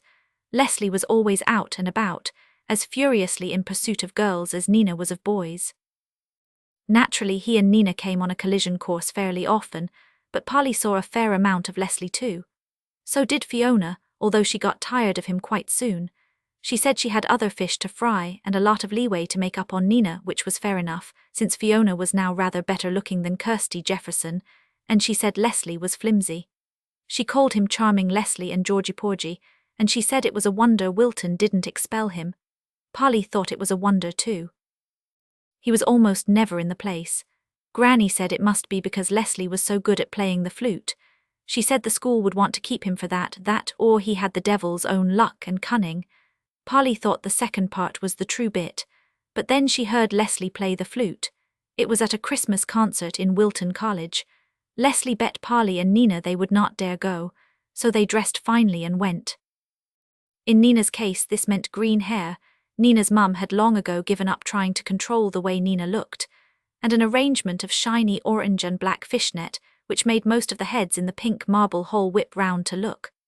Leslie stood forward on the platform, with the lighting glinting charmingly on his hair and his demurest look, and he played the flute. The music soared among the pretend Roman pillars, teasing, trilling, coaxing. Polly was entranced. She had not known Leslie had it in him. He seemed to have the gift of keeping your attention on him too. Until Leslie had finished, Polly did not look at anyone else. Then, during the much duller violin player, she saw Seb in the audience. Seb was around all that year, Polly's hidden memories told her, doing Oxford and Cambridge entrance first, and then plunging round Middleton on a motor-bike bored. Both memories lost sight of him then, for nearly 2 years, until he turned up at Fiona's in his last year at London University. Seb was sitting across the hall from Polly. Laurel was with him. It gave Polly quite a jolt to see Laurel. She hung her head and looked across at them through her hair, and hoped that Nina's finery would not cause Seb to turn like everybody else and notice her. She somehow could not bear the thought of going near Laurel or talking to her, and yet she felt a good deal of squeamish curiosity about her. She let her hair dangle and stared. Laurel was beautiful. Polly saw that now where she had not seen it when she was 10. With her pearly pale face, big eyes and dark eyebrows in the clouded pale hair, she was quite staggering. She looked young and slender too. She could have been the same age as Nina. Seb was leaning over Laurel, being very attentive. Laurel was obviously the kind of person who needed attentiveness. Polly was glad Seb was too busy to see her and irrationally annoyed about it at the same time. She seemed to hover between the two feelings all the rest of the concert. Afterwards, Laurel went up to talk to someone near the platform, taking Seb with her. Polly and Nina left without Seb seeing them. "Hideous place," said Nina. "Stuffy old people. But wasn't Leslie fabulous? I'd no idea Mozart was such exciting stuff." Inevitably after that, Nina got a craze for Mozart and borrowed all Polly's tapes. Next time Polly saw Seb, she meant to say casually that she had seen him with his stepmother at the concert. But she forgot, because Seb started to talk about Thomas Lynn. "Old Tom's doing quite well in Australia," he said. "Funny, because no one thought he would make anything of that quartet. He was always supposed to be such a fool." From then on, every time Polly saw him, Seb seemed to make some remark or other about Mr. Lynn. He always referred to him as Old Tom in a disparaging way, and made it clear that he himself thought Mr. Lynn was not up to much, but he did let fall, all the same, continuous little drops of information. Polly was thirsty for them. No letter had ever come to her from Australia. Seb was her only source of information, and she drank the drops up greedily. "Of course he was always hanging around the house when I came to stay as a kid," Seb said. "And he was quite nice to me. I suppose he was bored, so I mustn't get at him. He gave me quite a good camera once." Another time, Seb told Polly, "I remember the row there was when old Tom decided to take the cello up professionally. Laurel and he split up over it. Of course everyone agreed with Laurel. Thundering away on that stupid great fiddle for money, everyone said. You don't need the money." And he said in that daft way of his, "It's not for money," and stuck to it. My father says old Tom always was as obstinate as 6 mules tied head to tail. Most of the things Seb told Polly, however, were more recent than this. Polly vividly remembered the fine spring day when Seb remarked to Polly that old Tom had been flat broke at the time of the funeral and heavily in debt when he had to give the pictures back. "Trust him to make a mistake like that," said Seb. "There can't be many people who'd walk off with a Picasso by accident." Polly flinched at Seb's churring laugh and said she did not feel well. She went home to Granny's to sit in her room and stare at her fire and Hemlock picture. Stolen too, and Mr. Lynn flat broke and still sending her books from all over the country. Then she got out her stolen photograph and looked at that. Now she knew Leslie, the boy in it was less like him. When it was taken he was, or had been, the same age Leslie was now. "And of course I never met him," she thought. "I was as superstitious as Granny in those days." That seemed to make keeping the photograph much less of a crime. She decided to hang it on her wall opposite the fire and Hemlock picture. "I might as well have all my crimes on view," she thought as she hammered in the nail. But holding the photograph, ready to hang it on the nail, brought back to her suddenly that odd scene she had overheard while she was stealing it. Mr. Leroy talking bullyingly to Mr. Lynn, and her feeling that Mr. Leroy seemed to own Mr. Lynn. And they had not been in the house, Polly was sure of that now. They had been in London or somewhere, and she had somehow got tuned in to their talk. And why would Mr. Lynn himself never talk about the Leroys? Not that he ever talked about himself much. Thoughtfully, Polly hooked the little oval frame on the nail. Mr. Lynn would not stay in Australia for good, she knew. The Leroys would want him. For good or ill, that was nevertheless a cheering thought. Granny noticed the photograph the next time she came into Polly's room. "That's a new one," she said. She went up to it and looked. She said. "He looks to have been a nice lad. I'll give him that at least." "Give who that?" said Polly. "You're Mr. Lynn, of course," said Granny. "I thought that's why you had it." "No, I had it from superstition," Polly said. She could not believe Granny was right. People changed as they grew old, that was true. But the difference between Mr. Lynn and the boy in the photograph was more than that. Polly thought of photos she knew, Granny as a girl, Dad as a boy. Granny as a girl had a recognizable bright snap to her face, and Dad, now Polly knew what he was like, had, even in those days, the gleaming, shifty smile she had seen in Bristol. The boy in the photograph did not have the same look as Mr. Lynn at all. It was as if he was going to grow up in a different direction, a careless, light-hearted direction, into someone more like Leslie Piper. Polly thought for a while. Then she carefully drew and cut out a tiny pair of paper glasses. She unhooked the photo and laid the glasses on the boy's face. They were too big. Still, Polly pushed them into place with her fingernail and then with a nail file gently tipped them to the right familiar angle. Then there was no doubt. "Perhaps it's Mr. Piper," said Polly. But it was not. The boy was definitely Thomas Lynn. "Oh, heavens," Polly cried out. "However young did they get him?" She clapped her hand over her mouth. She had not meant to say that, not out loud, not even in her head, and Mr. Leary could well have overheard. She added carelessly, "Anyway, he's gone to live in Australia now, so why bother?" But she did bother. Now she thought she realized that Seb, whenever he gave her news of old Tom, had seemed to know exactly whereabouts in Australia he was. Next time she saw Seb, she asked innocently, "Does Mr. Lynn write to your parents a lot, then?" Seb laughed. "Old Tom. Laurel says he'd rather do anything than write a letter." That, Polly knew, was not true, but she guessed that Seb was telling the truth as he saw it.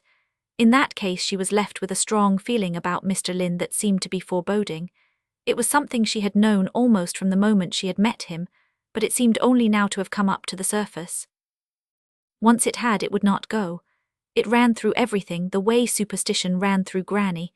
It seemed to get worse through the rest of that year, like a thunderstorm gathering, through the summer term, through exams and sports day, even through Polly's 15th birthday, gathering like a cloud.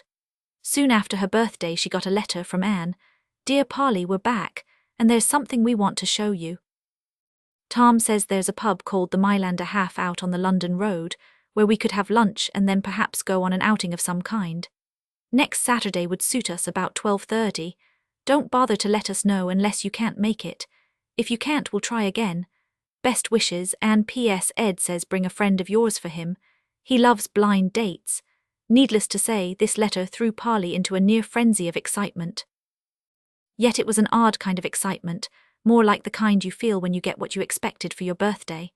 Polly knew that somehow, all through the gathering cloud of foreboding, she had been expecting this, saying to herself, "It's getting to be nearly time they were back," without quite knowing she had been.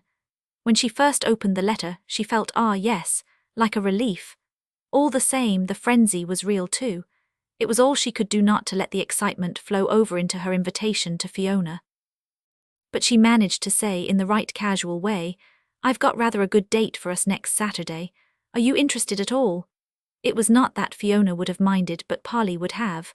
The pride that had risen up in Bristol rose up now, and she could not bear anyone except Granny to know how important this was to her. She was determined to look her best. She washed her hair twice that week. She tried on outfits, earrings and shoes, and rejected them, and then tried them on again until Granny said, "Lord, Polly, I'd rather share a house with Nina. What's wrong with blue denim? Better that than overdressed any day." Granny was right.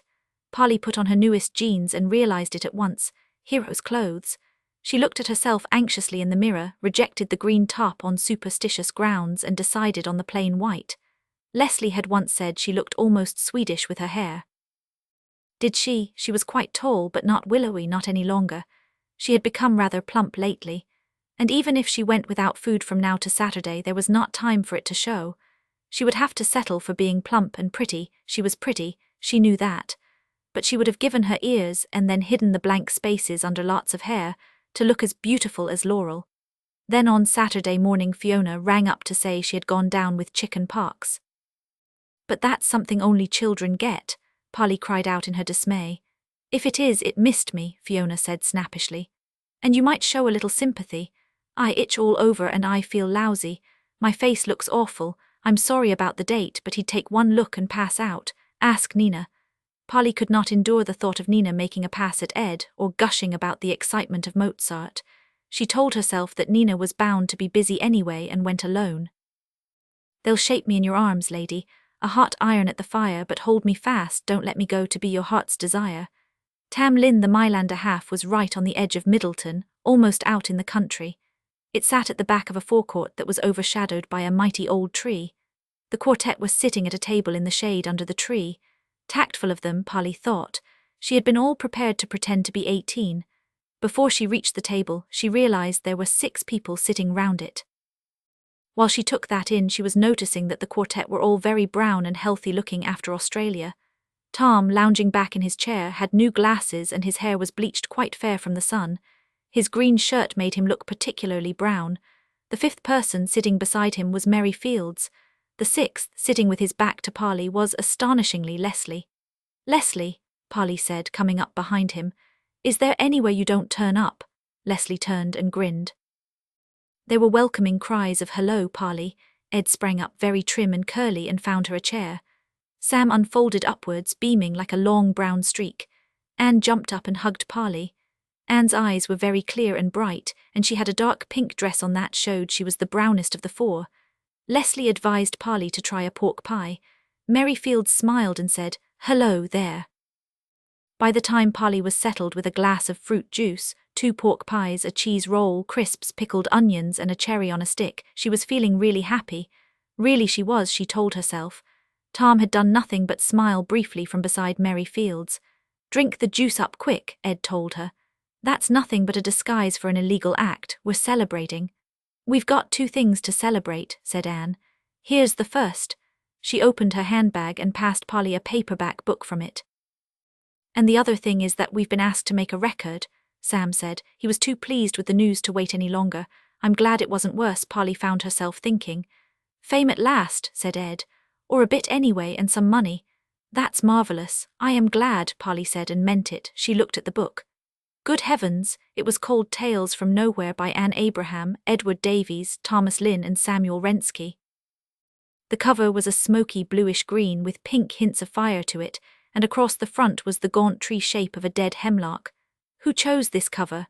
"The publisher did that," said Anne. "We just made up the stories." Sam and Ed interrupted one another to tell her how they had done it. "We had to spend such hours traveling or sitting about waiting, you see, that we got into the way of telling one another stories to pass the time. Tom started it." "No, wasn't it Anne?" "Anyway, it was Tom who said we should write them down. So we wrote them down and read them aloud and told one another where they stank and rewrote them, and Tom typed them. Then Anne went behind our backs while we were in New York and sent them to a publisher. We all nearly dropped when they said they'd print them." They smiled at Polly proudly while she flipped through the book. "I'd love to read it," she said. "Can I borrow it?" "That one's your copy," said Tom. It may have been the first time he spoke to Polly. "We saved it for you. On condition I don't put it face down on the floor, I know," Polly said, and managed to meet his eyes for the first time. Thank you all so much." They had written their names in it, she found, now she looked properly. She was touched, it was an honor. "Now the celebration," said Ed. "Everyone's glass empty, good." He and Sam fetched a couple of bottles of champagne out from the shade under the table. Leslie's eyes met Polly's, odd, neither of them had ever had champagne. The most Polly had ever had was a couple of glasses of red wine at a Christmas party. In fact, 4 years later, as she brought this up from her memory, she thought it was a marvel she behaved later on as well as she did. She remembered Ed bending over one cork and Sam's long, curving thumbs forcing at the other. There were 2 swift, loud pops. Corks soared up into the tree. Sam and Ed secretively foamed champagne into Polly's and Leslie's empty glasses, and then turned and filled everyone else's openly. The other people on the forecourt stared rather. They drank toasts to the record, the book, and to Australia. By that time Polly's head had gone a little muzzy. Probably Leslie's had too, because he remarked that champagne seemed to act quickly. Polly remembered Anne passing round snapshots of Australia. Some of them were quite hard to focus on. "The blurred sideways ones without heads are all Tom's," somebody said. "I used to do a lot of photography," Tom said ruefully. "I seem to have lost the knack." Mary Fields, who no doubt felt a little left out, Polly thought, blurrily charitable, took over the conversation then. She had been to Australia as a nurse a few years back. She had tried to buy a horse there and someone had cheated her. Leslie and Polly were left to one another. For a while they simply smiled and lay back in their chairs. Polly remembered looking up at the big leaves of the tree and tracing the heavy skeleton of branches among them. Soaring, she thought, like music made solid. "How did you come to be here?" she asked Leslie. "Tom asked me," said Leslie, "to look after you." "I don't need looking after," Polly said, stabbed with annoyance. "Besides, you hardly know Tom." "Know him quite well," said Leslie. "Used to come into the shop a lot, him and Mary. That's how I got sent to Wilton. Mum asked him about schools once. He said Seb Leroy seemed happy at Wilton. What's the tie-up between him and Seb?" But before Polly could get round to deciding how you described the stepson of an ex-wife, Leslie gave a great champagne-filled grin. "Leroy's stepmother, now she's quite something," he said, staring happily up into the tree. "Don't tell me you know Laurel," Polly exclaimed. It rang out rather. She saw Tom glance over at them. "Laurel asked me to tea," Leslie said, swirling the last of his champagne smugly. Polly's champagne had turned into warm, thin wine. She drank it away in one long pull. Yuck. And suddenly everyone wanted to leave. They were getting up, arguing where to go next. That part was very fuzzy to Polly, but she knew that the group headed by Ed and Leslie won. It's only just round the corner, they insisted. Polly was preoccupied with aiming tails from nowhere at her bag. She kept missing and only got it put away safely as they all rushed off and swept her away with them. After that, somehow, they were in a fairground. Of course, Middleton Fair, Polly remembered saying. She was somewhat restored by the sharp scent of petrol and squashed grass, and bewildered again by the music battering through the sound of heavy engines. It all seemed bright and peculiar in the hot sunlight. She found Tom beside her.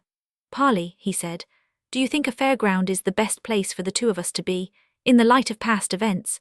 "Past events, paper monsters and so on," Polly said. A little mistily she saw Tom nod. She had meant to behave with great dignity, but that nod assured her that they had, after all, shared a number of experiences in the past, and he knew it as well as she did. "I don't mind," she said. She seized his arm with both hands and hugged it.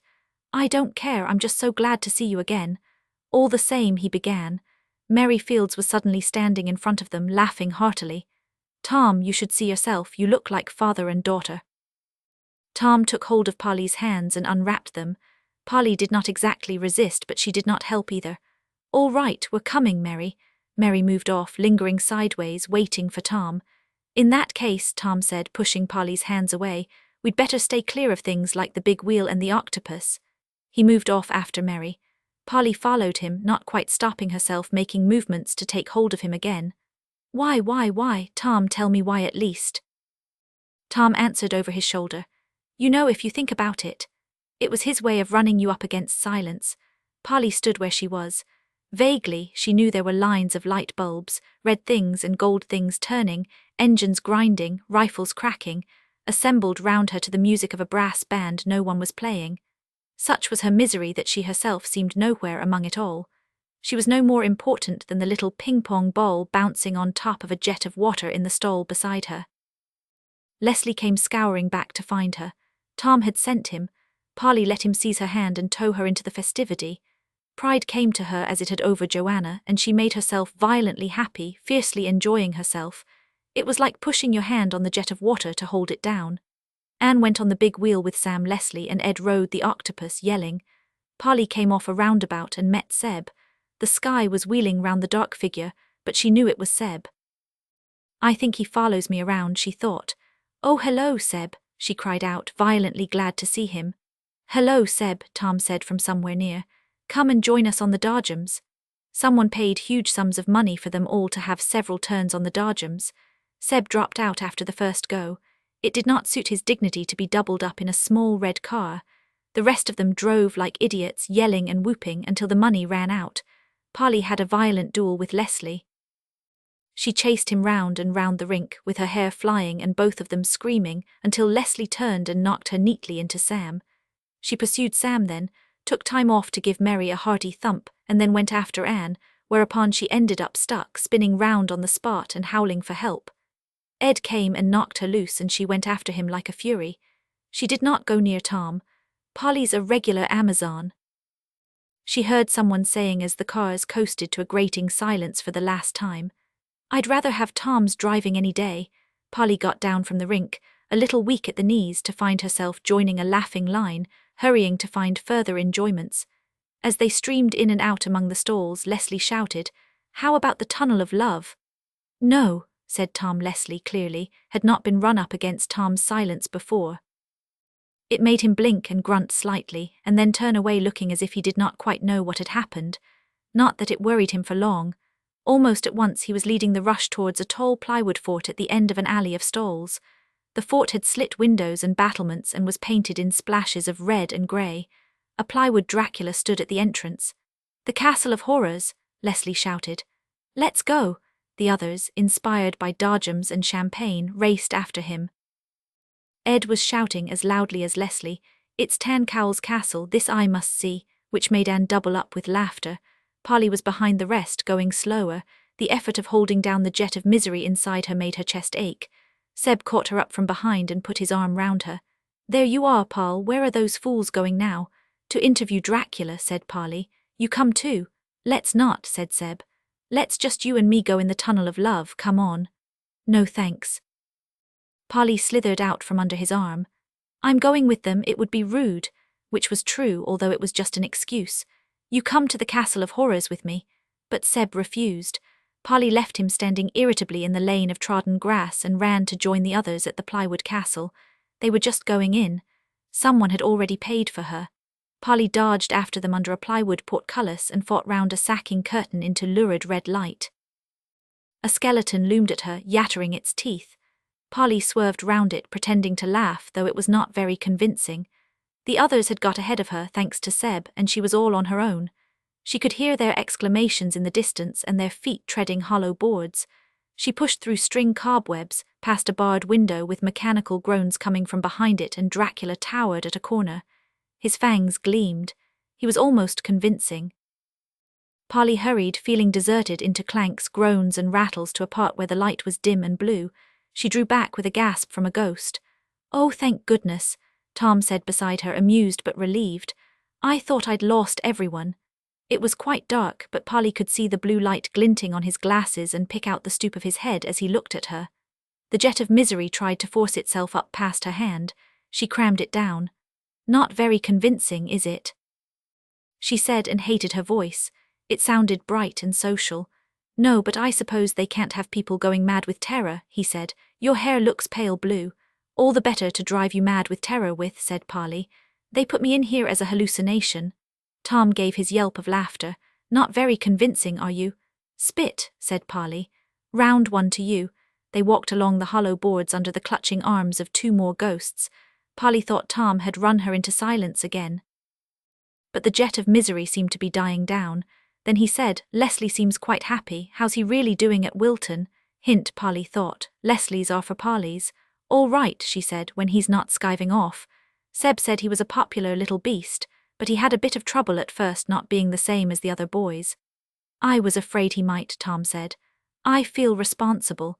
I told Edna how good the music was there, but I didn't dream she'd take me seriously. I hated the place when Laurel sent me there. Laurel sent you, Polly said. More string cobwebs surrounded them. It was quite a fight to get through. Polly thought silence had descended for certain this time, but Tom said, dim and blue and breathless from being tangled in string, my parents had died and we'd nothing. I was in council care when Laurel almost adopted me. I know how Leslie felt. Telling me things, Polly thought. A farewell gift. She came loose from the string and turned to watch Tom fight through. Something clanked beside her. A suit of armor with an axe raised in its metal first was seemingly bearing down on her. Knowing it would stop before it reached her, Polly ignored it. Leslie's tougher than, Tom shouted, watch out, and tore loose from the string. Polly snapped round to see the suit of armor really coming for her, and another clanking up from the other side. After that, things happened so fast that her memory had it simply as a clanking, blue-lit whirl. She remembered aiming a great kick at the nearest suit of armor and seeing it sway away backwards. The whistling wind from its axe as it just missed her face was one of the things that stood out. So was the gong-like ringing from her other kicks. But her chief memory was a dim blue sight of Tom wrestling to hold up the arm of the second suit of armor, which kept going mechanically up and down, with the axe just missing his hair. With that went a rumbling of some sort from overhead. Polly came at a run to kick that suit of armor too. Tom said, no, don't be a fool, and kicked her instead hard on the thigh. Polly staggered sideways and fell over in a whirl of frantic blue metallic sights. Something was falling out of the roof, and the first suit of armor was raising its axe again. Polly rolled desperately away, deafened by crashing metal. Next thing she knew, an iron portcullis had dropped out of the roof, trapping Tom underneath it. That held him in place while the first suit of armor brought its axe down. Polly knew because she felt him jerk while she struggled to heave the spiked metal grill up off his back. She did not remember getting up. She was just there, heaving at the bars. Get this off me, he said. I'm trying, Polly snapped. Lucky I've got muscles, she thought as she somehow rescued his glasses and rammed them in her pocket. The portcullis was mechanically forcing itself down and down. Polly trembled with the effort of heaving it. Tom fell on his face under her feet, and that just enabled her to hold it clear of him while he rolled out from underneath. It dropped with a clang then, and the metal spikes ran into the floorboards. Jesus wept, said Polly. Tom was simply lying there with his face in his arms. In the blue light, the back of his shirt seemed to be oozing black, shiny stuff. "Get us out," he said, "before anything else comes for us." Polly looked round rather wildly. Quite near her face, a white crack of light threaded the blue dimness. She put out her hand and felt plywood. "Here's a way," she remembered saying, and after that a fury of kicking and tearing until she had managed to loosen a panel of plywood and let sunlight come blinding in. She went on bashing and made a bigger hole. Tom climbed to his feet, and she somehow helped him drop several feet down into the white daylight, to trampled grass smelling of petrol, into a roar of heavy engines. Tom went on his knees there, bent over, muttering things. The stuff oozing from his shirt was red by daylight. "You're bleeding," Polly said, shouting above the engines. "A lot." "That's what it feels like," he said. "It hurts like hell. Can you get my shirt off and look?" "Yes." Not at all wanting to, Polly helped him get one arm out of its sleeve and then gingerly took hold of the green shirt by its collar. She had to peel it off. It made her teeth ache and her spine fizz with horror. More blood kept coming, and she was terrified that he was only being held together by the shirt. While she peeled, Tom said in a tight, grating sort of way, "You are now about to see a human back." "Oh, shut up," she said. "You would say that. I've seen backs every time I go swimming." And having by then pulled the shirt down and seen the mess the portcullis and the axe had made between them, Polly could think of nothing else. She dithered, holding the shirt wadded up, not knowing whether to press it to the big oozing cuts or not. Her teeth felt about to fall out. There were maroon-coloured dents too that must have been really painful. "Tom, this looks awful. But how about the bit round the edges?" Tom said almost jeeringly. "Brown, and you've got muscles," Polly said. "I don't know what to do."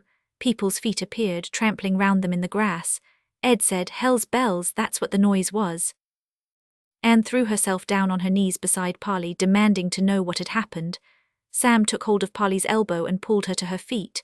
"Are you all right? What happened?" "It was," Polly began, but Tom interrupted her.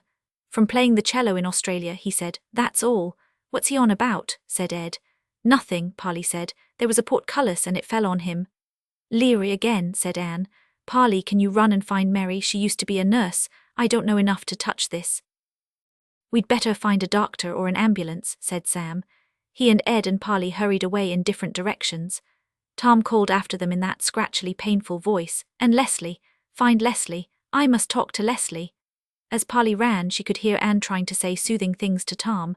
They were in a back lane of the fair, among engines on huge wheels, blue oil fumes, and the canvas rears of stalls. The sensible place to look for Mary would be the proper exit to the Castle of Horrors. Polly dived through the nearest gap that seemed to lead to the main fairground and cut in past a deafening lorry engine. Mr. Lear and Seb were just beyond the gap. Polly saw them both in profile, yelling at one another, and backed hastily out of sight. "Do it this way, there's a much better way," Seb almost screamed. His voice cracked as badly as Tom's. And Mr. Lear bellowed, "To save our skins, that's why." Polly fled, found another gap, and sped through. There was a throng of people outside the Castle of Horrors, most of them angry and frightened. The man in charge was waving his arms and shouting, "It's all quite safe, I tell you." He seemed panic-stricken. "It's quite safe." Mary turned away from the back of the crowd and saw Polly. Her face changed from annoyance to horror. "Polly, what's all that blood?" Polly looked down and saw that the front of her white shirt and some of her hair were stained with bright red blotches. "It's Tom's," she said. "Come quickly." A piece of the castle fell on him. Mary put a firm arm round her. "Easy now," she said. "Show me where, it'll be all right." That was the thing about Mary. She was nice, even though she and Polly did not like one another. They were slower getting there than Polly wanted to be. Her leg and side quite suddenly began to hurt appallingly where Tom had kicked her. Mary helped her limp through into the back part of the fair again, where they arrived too late to be of use. An ambulance with its blue light flashing on top was already backed up into the grassy lane. 2 ambulance men were just finishing putting some kind of dressing on Tom's back. Everyone else was standing watching, including Leslie, who looked as sick as Anne did. Polly gathered that Leslie was the one who had called the ambulance. Tom was now swearing steadily. His face looked odd.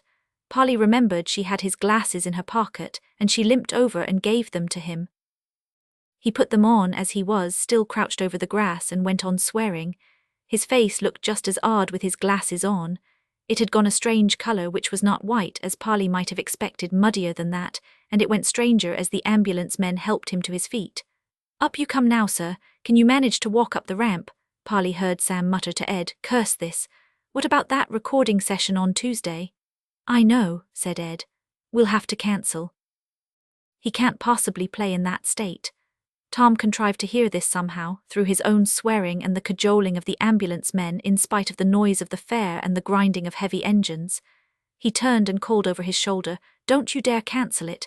Either I'll play or you'll get doused or someone. And do you hear, you're not to cancel that recording.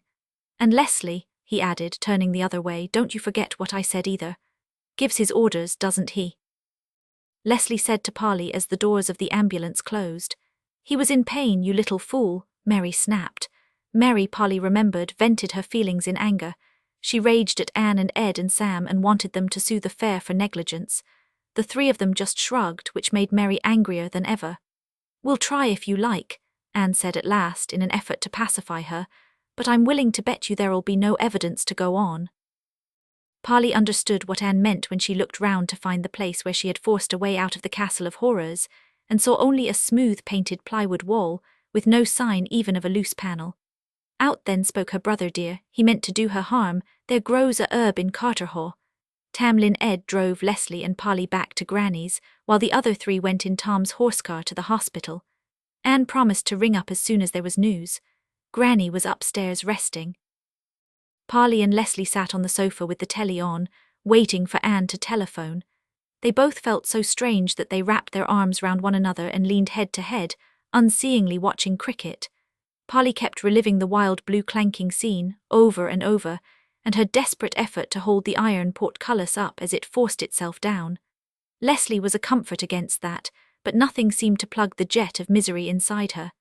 That seemed to be a separate thing, and stronger than ever. I hate that Mary Fields, Leslie remarked. First female I've ever hated. So do I, Polly confessed. Leslie, those suits of armor I saw, Leslie said. I was coming along behind those cobwebs, but you were talking about me, so I didn't call out. That's how I got the ambulance so quick. I went back out the front way. To tell you the truth, I thought he might have been even worse hurt than he was. He, Polly began again. Needn't have gotten hurt at all, Leslie said, if he'd stayed put. They were both after you, weren't they? Must have been programmed like robots. Yes, said Polly. She had been trying to tell herself that Mr. Leroy had done his usual thing of injuring both Polly and the quartet in one go, but she had not convinced herself this time. She knew Leslie was quite right. They stared at cricket a while. Something's going on, Leslie said at length in an injured way. I don't understand about Tom. He kept coming into our shop, Mum said. And she said each time he came, my Uncle Tom hid out the back until he'd gone. Now, why would he do that? Don't get me wrong, I've nothing against Tom. I like him even though he had no business warning me off Mrs. Leroy like he did just now. Really angry he was about that, Polly sighed. He used to be married to Laurel. Leslie, he does know. Ah, said Leslie. Then in that case he's bound to think she's bad news, isn't he? I thought there was something.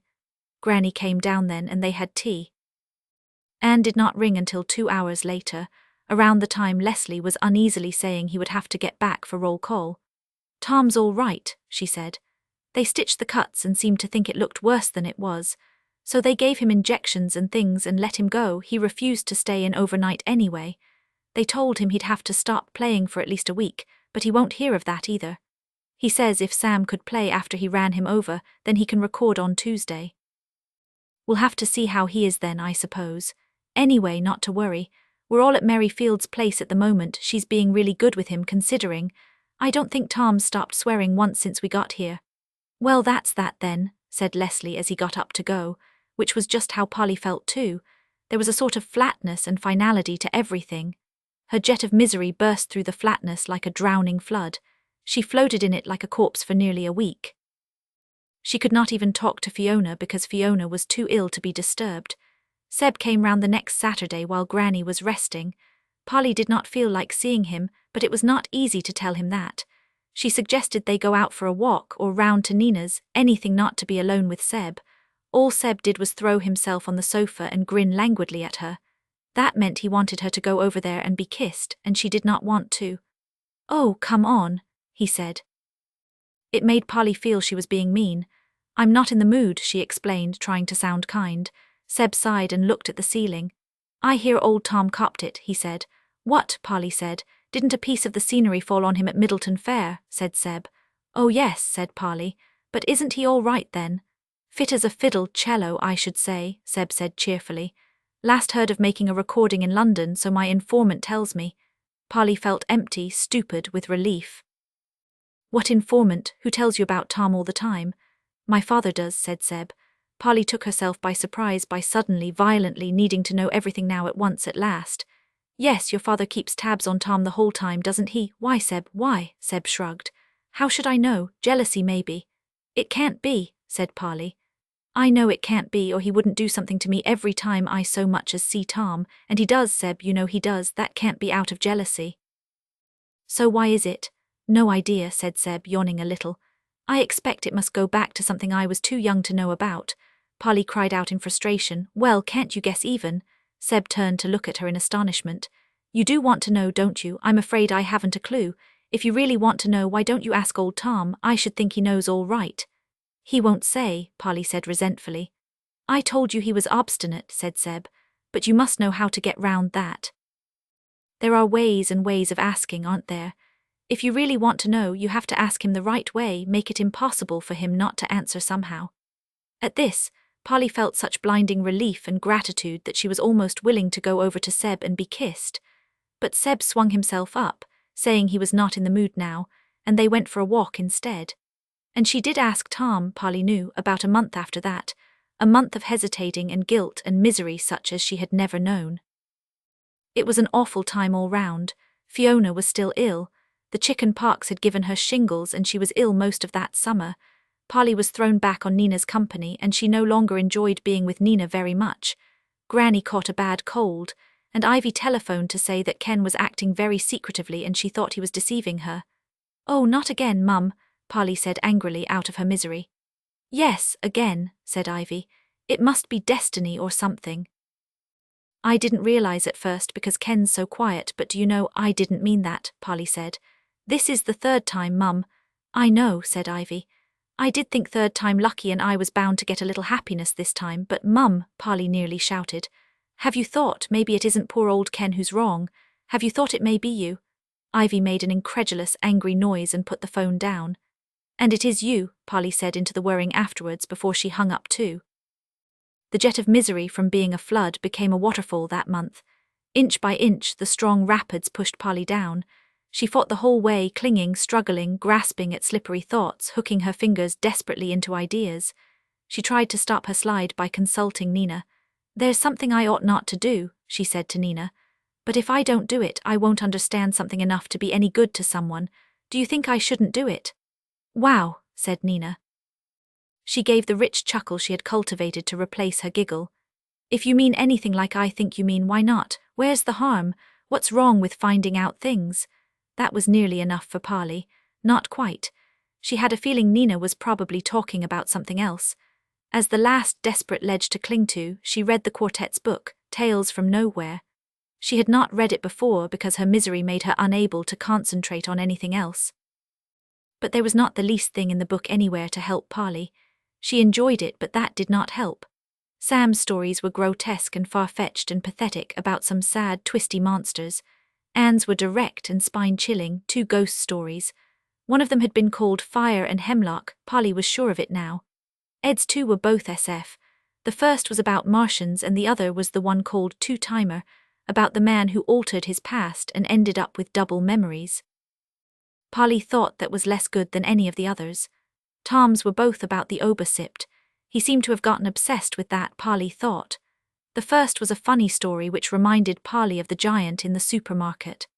The Obersipt in this was a thing like a coat hanger with the owner's name on it, which kept turning up in unlikely places and getting the owner into trouble, in spite of his attempts to get rid of it, until it eventually interrupted a royal occasion and the Queen ordered it burned. In his second story, the Obersipt was much more sinister. It was an evil thing, but nobody knew what it was and it was never seen. Polly could hear Tom's voice as she read it and kept thinking of his badly typed letters. That story pushed her finally off her ledge. She made up her mind to take Seb's advice. And she did, but what on earth had she done? Part 4 Nowhere presto molto agitato had I the wit yestreen that I have got today, I'd pay my tax 7 times to hell ere you were won away. Tom Lynn. 4 years later, Polly sat on the edge of her bed and took a bewildered look at the book as it now seemed to be. Only the cover design seemed to be the same. The title was different, the stories were different, and the writers were 6 people Polly had never heard of. She turned to the blank pages at the front, and there were no signatures written there. The only story which seemed to have been in both sets of memories was that one. She turned to the list of contents. Two-timer she read by Anne Abraham, but that one was Ed's, she cried out. I remember, or do I?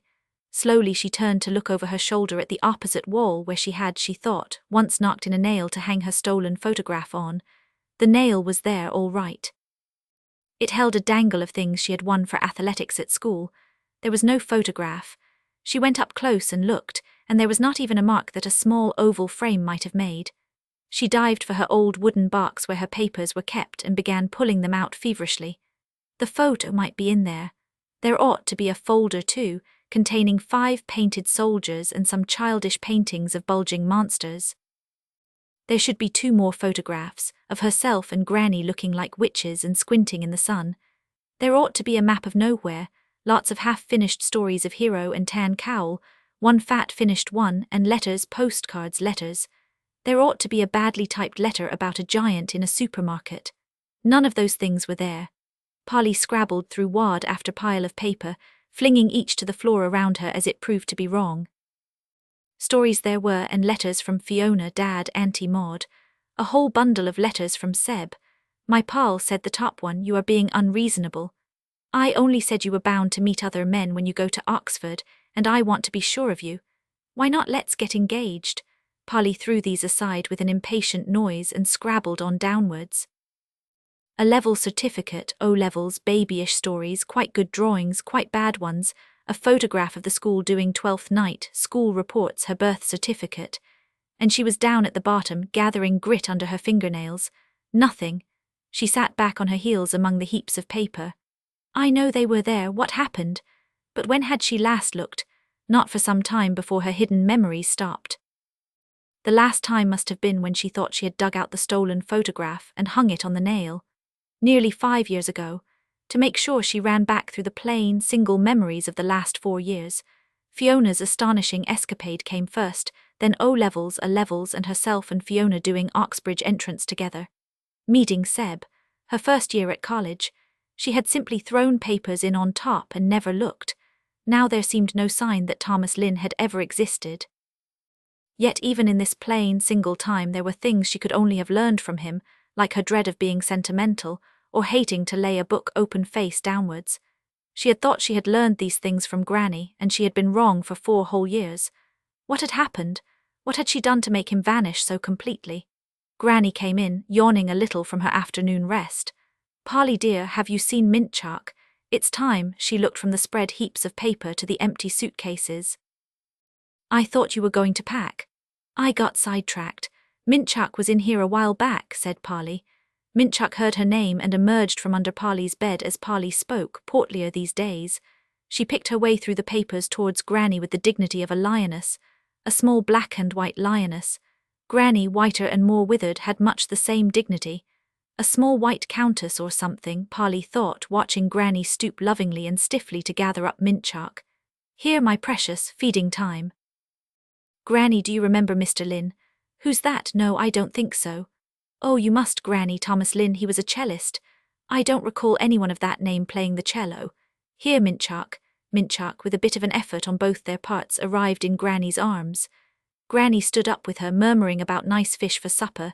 She really doesn't remember, Polly thought. Neither did I. What's wrong? Thomas Lynn, Granny. I met him by gate crashing a funeral at Hunston House. That house? Granny's head darted round at Polly. A strange look which in anyone else but Granny, Polly would have thought slightly mad, came into her sharp old face. What about that house? I don't know about that house. Hunston House, Granny, Polly said. You do. Seb comes from there, so did Mr. Lynn. I don't know about it, Granny repeated, still with the same look. Is she going crazy? Polly wondered. What shall I do if she is? I've lived here for 30 years now, Granny said, and there's only one thing I do know, Polly. Every 9 years at Halloween, a funeral comes down this road from that house. Old Mrs. Oakes told me that it's a woman every 81 years, and she comes down on Halloween. Every other time it's a man, and he comes down the day after. Cold all through, with her hair pricking at the back of her neck, Polly knelt and stared at Granny. Minchak, aware that something peculiar was delaying her supper, began squirming indignantly, and Granny, who normally indulged Minchak's every whim, seemed not to notice. "Mrs. Oakes," Polly asked, trying to make things seem normal again, "is she the one you call aches, or is she pains?" "I'm talking about their mother," Granny said. "And if I were to tell you what they were in that house, you'd laugh and not believe me. Nowadays they lay it on the men not to tell, you know." Here, to Polly's relief, Minchak distracted Granny by wriggling free and jumping to the floor. Granny's face took on its usual look of sharp intelligence. "She needs her supper, that cat," she said, and followed Minchak downstairs. Polly got up and followed them both. Granny was in the kitchen at the sink, cutting up expensive plaice with a pair of scissors, and Minchak was on the draining board beside her, tail up and complaining loudly. Minchak had the best of everything and was very strict about the time she had it. "I did something terrible to Mr. Lynn," said Polly, "and he went." Granny said while her scissors went crake, crake, crake. "Don't come to me for sympathy then, I never did like your Seb." "I'm not talking about Seb," Polly said. "Thomas Lynn, Granny." "Then it's no one I know." Crake went the scissors. "I'm telling you," said Polly. "I did something awful and I can't remember what I did." "Then you'd better think, hadn't you?" Crake, crake, said Granny. "I can't is won't most like if it's that bad," Granny replied. "Here we are, Minchak, nice fish." She pushed the plate of cut fish across the draining board. Minchak's head went down into it ravenously, snatch, snatch, tossing strips of fish into her gullet. "You're hopeless when you talk in proverbs," Polly said. "You don't listen." "I heard you," Granny said. "If you've something buried in your head, then you'll have to fetch it out before I can help you, won't you?" Polly sighed. Minchak crouched, crunching sideways at the fish. "I think I'll go and ask Mum if she remembers." "Do that, you owe her a visit before you go off again." These days Granny was very particular about Polly paying Ivy regular visits. "But be back to pack," she called after Polly. "It's not right to keep Mr. Perks waiting while you do it tomorrow." Polly went out under the tinging trees and turned right rather more quickly than usual. Huntston House, hidden down at the end of the street behind the yellowing leaves, seemed remarkably close at her back. It was a feeling she had not had for years now. She walked, knowing the way too well to notice it, feeling like a thin skin bag in the shape of a person, crammed full of memories. The pictures, the appalling horse stow on the water, the quartet rehearsing in the green basement, the jet of pure misery at Middleton Fair. It was like yesterday, that misery. In a way it was yesterday because of the blank in between. It seemed to have burst up again, just as strong as if those 4 years had not been there, but altered, because of whatever she had done a month after Middleton Fair, into something urgent and angry. It hurt Polly so that she moved her eyes away from a pair of happy lovers approaching her down the pavement. She saw them, even with her eyes on the fence. They had their arms round one another, laughing. The girl shone out in glistening purple and green. Her hair was crimson. Polly did not look at her pulling the boy almost over into the road. Nina Carrington, she thought, as she had thought many times, with yet another boyfriend. This boy was good-looking, with curly, fair hair. Then she looked. The boy was Leslie. "Hello, Nina," she said. Nina paused, clinging to Leslie's arm with both her own shiny green ones, and gave Polly a puzzled, unfriendly look. "Oh, hello," she said, and tried to pull Leslie on again. Leslie, however, was true to Polly's hidden memories of him. He hung back and peered at Polly round Nina's crimson head. He grinned at her. "Who's your friend?" he asked Nina. It was clear to Polly that he had not the least idea who she was. "Polly Whittacker," said Nina. "And she's not my friend. She's an intellectual." "Oh, come off it, Nina," said Polly. "We've known each other forever." Nina heaved at Leslie to make him walk on again. "We have," she said coldly. "You've not spoken one word to me since we were in junior school, so why the sudden interest?" This was true, according to Polly's plain, single memories, and Polly herself had believed it enough almost to walk straight past without speaking. Nina obviously resented it, and resented even more the way Leslie was grinning at Polly. "Name's Leslie," he said. "Live in Middleton, do you, Polly?" Polly nodded. "I live quite near Huntston House," she said deliberately. "Do you know the Leroys?" "The Leroys." Leslie's face suddenly looked as if a pink light was shining on it, and Polly thought it took quite a lot to make Leslie blush. Sort of, he admitted, but he was obviously too uncomfortable to go on talking and he let Nina pull him on past Polly. Hell, Polly thought that worked a bit too well. Leslie, she called after him. If you know the Leroys, you must know Tom too. Leslie's too pink face turned to look back at her. I don't think so, what name? Thomas Lynn, said Polly. Nina turned round too. F off, she said. Leslie was shaking his head and clearly not faking it. Polly could see he did not know Thomas Lynn any more than he had known her. It doesn't matter, she called and let them go on, laughing together, down the street. She walked the other way in an empty kind of horror. Real life, which yesterday had seemed safe and dullish and ordinary, was not real at all. It was a sham. Nina should have known her, so should Leslie. And what in heaven's name did the sham hide? She reached the road where she had once lived. The bushy tree across the road where she remembered Seb once lurking had been cut down. She wondered when. Ivy's house needed painting badly. She had not noticed that either till now. Inside, it was even shabbier, with most of the pretty floral wallpaper from Polly's childhood still there, but stained and faded. Polly went in through the small, untidy kitchen and found Ivy in the front room, aimlessly watching television. Ivy's face sagged these days and she had put on weight. She had obviously not been to work that day, for she was wearing a greasy old padded dressing gown, and her these days bulging feet were shoved into man's slippers.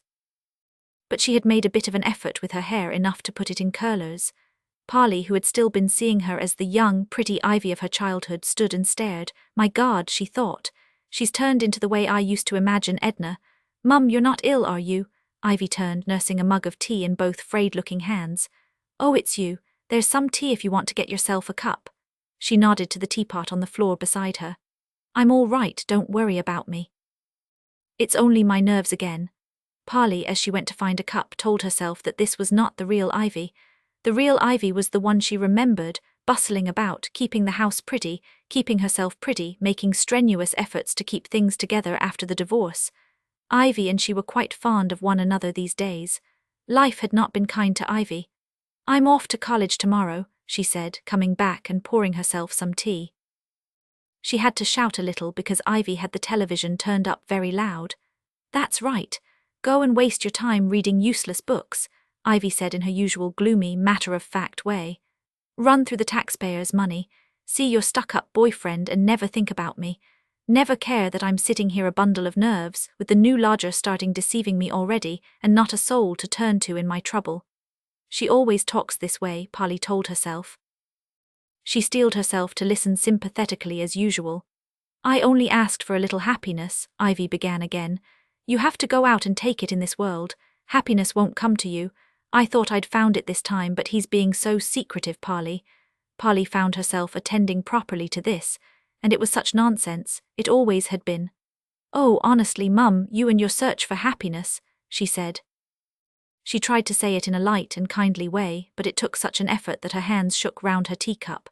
Happiness isn't a thing, you can't go out and get it like a cup of tea, it's the way you feel about things. But things have to go right if you're to feel happy, Ivy retorted. And it's only my own little share of happiness that I want. Everyone's do that. I'm only asking for what should be mine. Who says it should be yours? Polly said irritably. What law is it that says that? I do, said Ivy. It's because there's no law that I have to go out and collect it. But you've always been against me, she added as if it were an accepted fact. You never come here unless you're after something. What do you want this time? It's not her fault, Polly told herself. Still trying to speak lightly, she clenched her hands round her cup and said, You know your trouble, Mum. You're a miser, a happiness miser. And I'm not always after something. This is the first time I've ever asked you for anything, and even now it's only information. Do you remember Mr. Lynn at all? Mr. Lynn, and who might he be? Said Ivy. A man I used to know when I was small. He played the cello and used to send me books. One of those, said Ivy. You're Mr. Nobody's, you were always making things up. The way you used to believe in them used to make me fear for your reason, Polly. I'll never forget the time you made yourself believe poor David Bragg was sending you presents when it was your father all the time. I've forgiven you now, of course, but you knocked the happiness clean out of my hands over that. It was not Dad, Polly said, who sent me those books. Then it was David, Ivy said broodingly. Ah, well. No, said Polly. It was Mr. Lynn. Go on, Ivy said, chuckling a little. You made him up. Polly stood up and put her cup on a chair arm, balancing it carefully. Mr. Leary had got at Ivy through Mr. Lynn sending the golden bough. Had Mr. Leary made Ivy like this? It was a horrible thought because if so, it was indirectly Polly's fault. Look at you, Ivy said, brooding still. You've rotted your mind with reading books. You can't take a realistic view of life like I do.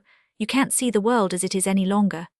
Thank you for that, Polly said, gasping a little.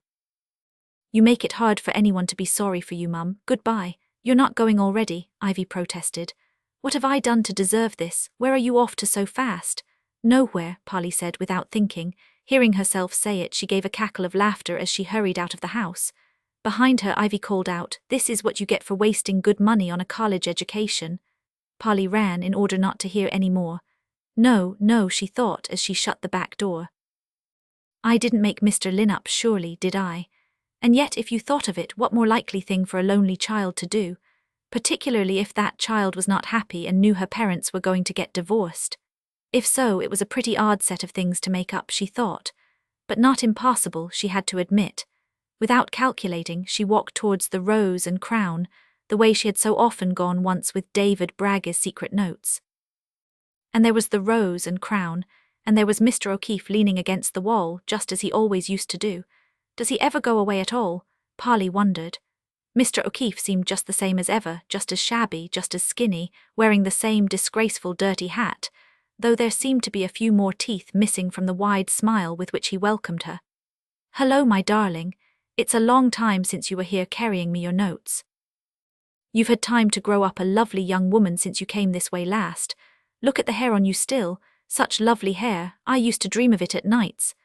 "Oh, thank you, I suppose it is a long time," Polly said, rather taken by surprise at this welcome. "How are you, Mr. O'Keefe?" He was well, he told her. Couldn't complain. And Polly explained she lived with Granny these days, and then asked what she realized she must have come to ask. "Tell me, Mr. O'Keefe, are you still in touch with David Bragg?" Mr. O'Keefe's eyes slid into the unshaven corners of his face, and he looked at her narrowly. "I am, but take advice from me. He's not the man to go to in your trouble, my darling." I only wanted to ask him something," Polly said. "Why not?" Mr. O'Keefe tipped a skinny hand to his mouth, acting someone drinking. He winked, a slow, sad wink. "Far worse than I am," he said. "Don't see him, my darling. It wouldn't be fair to the both of you." "Then, could you give me his telephone number instead?" Polly asked.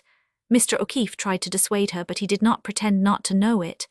At length he gave her an old betting slip and lent her a pen, and Polly wrote the number against the wall of the Rose and Crown as Mr. O'Keefe dictated it. She gave the pen back and thanked him fervently. "Hey now, don't go doing that," he said. Polly turned back, not sure what he meant. "Smiling like that at the men," Mr. O'Keefe said. "You've a soft heart someone will take advantage of if you go tempting us poor lads that way." Polly laughed, hoping that was the right way to respond, and ran to the nearest phone booth. It was no wonder, she thought, seeing her face in its mirror as she dialed the number, that Mr. O'Keefe thought she was in trouble. She looked white and strained and desperate. David's voice, when he answered, sounded thick with drink. "This is Polly Witt, Polly," David shouted. "Long time no see, must be years since I last clapped oculars on." His voice thickened and stammered as he remembered the circumstances in which he last saw Polly. "Live with your grandmother still, nice old lady." "Yes, that's right," Polly said. "Listen, David, this may strike you as an odd thing to ask, but do you remember the time someone kept sending me books, and Ivy thought it was me?" "Wasn't me," David interrupted earnestly. "Remember it well. Always had a soft spot for you. Lovely, warm-hearted kid you were, Polly. How old are you now? 15, 16? 19, said Polly, and cut through his amazement at how time flies by asking, "Who did you think those books were from?" "Seem to remember Ivy said it was your father," David said. "Muddled sort of business, you said not, didn't you? Always inclined to believe you rather than Ivy, Polly. Soul of honour you were to me. Come round and see me, tomorrow. Make an effort, be sober tomorrow. Say you'll come." "I'm leaving for college tomorrow," Polly said. "I'll come round when I'm back at Christmas if you like. Didn't I say the books were from Mr. Lynn? Can't say I remember you mentioned any name.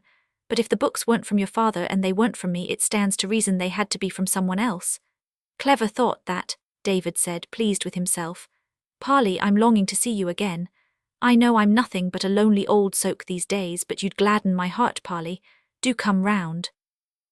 "I'll come at Christmas," Polly promised, and rang off rather wishing she had not said that. He sounded as if he cherished a sentimental affection for her a little warmer than she had bargained for. Maybe all those compliments that used to annoy Ivy so had not been a game after all, and this was what Mr. O'Keefe had been warning her about. Oh well. Polly squeezed out of the phone booth and let the heavy door shut behind her. David had provided the one hint so far that Thomas Lynn might indeed have existed. If only for that she would have to go and see him at Christmas. As he said, someone must have sent her those books. It was not much, but it was something. She remembered reading those books, all of them, vividly, and what was more, she had gone on remembering them even through the plain 4 years when her memories ran single again. So who else could she ask? The obvious answer was Seb. But if there was any truth at all in those hidden memories, Seb was the one person she could not ask. She might as well go straight to Mr. Leroy and Laurel. Oh, that was rich. Polly gave an unhappy laugh as she strode unseeingly home to Granny's. She had indeed gone to see Mr. Leroy and Laurel earlier this summer. And Laurel had then been to her simply Seb's stepmother, a beautiful Mrs. Leroy she had never met before. Fancy forgetting Laurel, she thought as she strode. Or Mr. Leroy for that matter.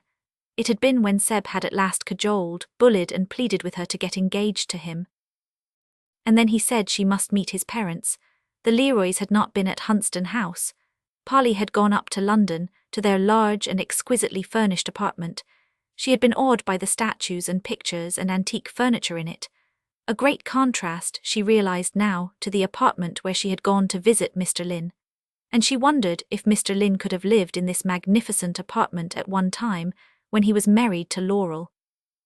There had even been, she remembered now, a picture in the hall with a little light over it, an impressionist painting of a picnic party, which could have been the very one she had caused Mr. Lynn to steal nearly 9 years before.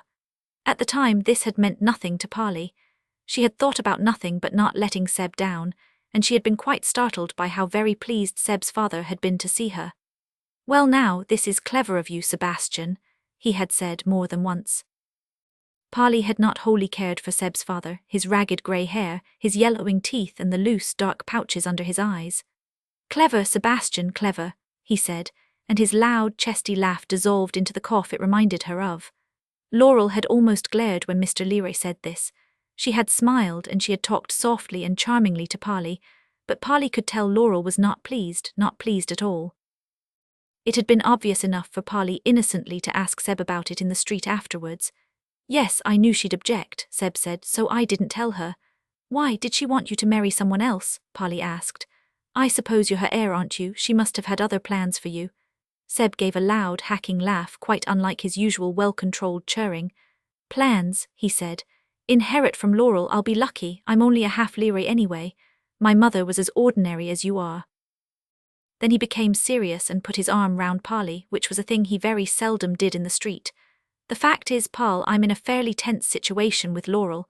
Laurel and my father used to be married before, you see, before my father met my mother. And Laurel doesn't get on with your mother," Polly guessed. This made Seb laugh again. He chirred this time, long and amused. "My mother's dead. She died nearly 9 years ago." "Oh," Polly said, stricken and embarrassed. She had been thinking of the way Ivy hated Joanna, and she wanted to kick herself for being so self-centered. She could tell Seb was upset.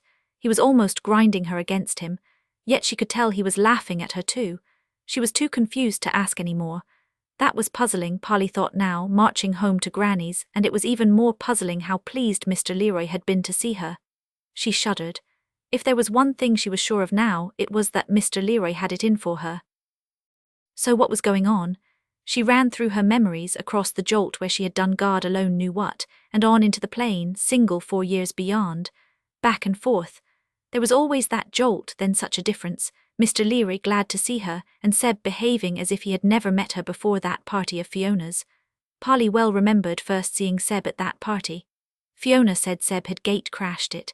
She had seemed rather surprised that Polly had not come across Seb before. Seb had made straight for Polly. Polly had looked at him, tall, smooth-haired, with his air of self-possessed slight scorn for other people, and Seb had seemed immediately familiar, although Polly had never, as far as she knew, set eyes on him before. They had fallen easily into conversation, which was, Polly had thought then, just how she had always thought it should be. It had surprised her later that something so much as it should be should turn out to be so unexciting.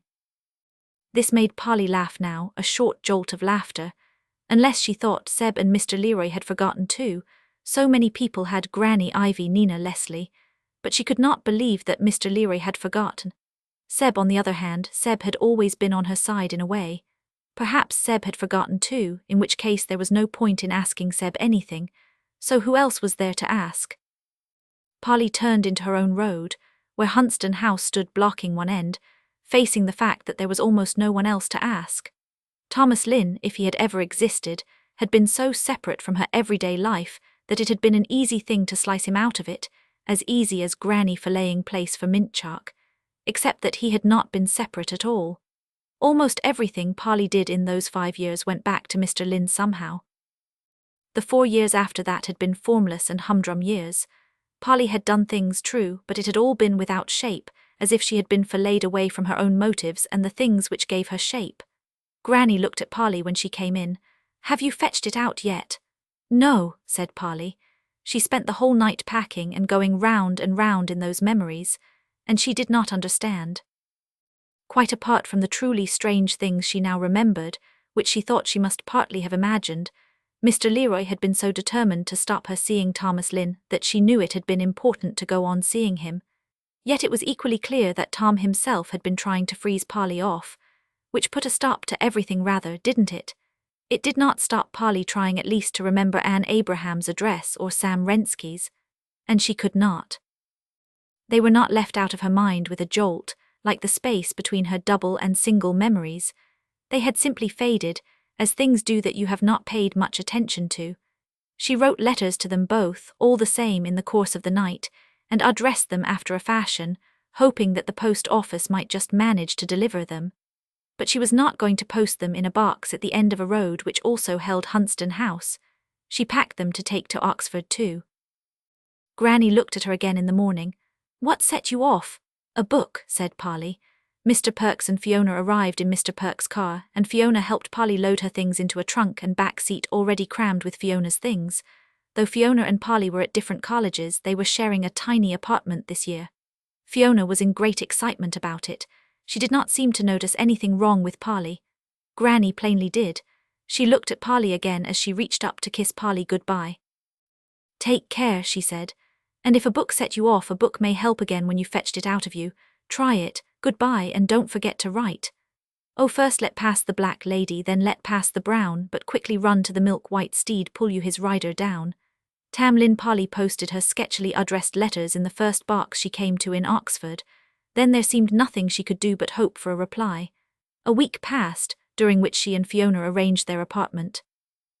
One tiny room was Fiona's and also the dining room.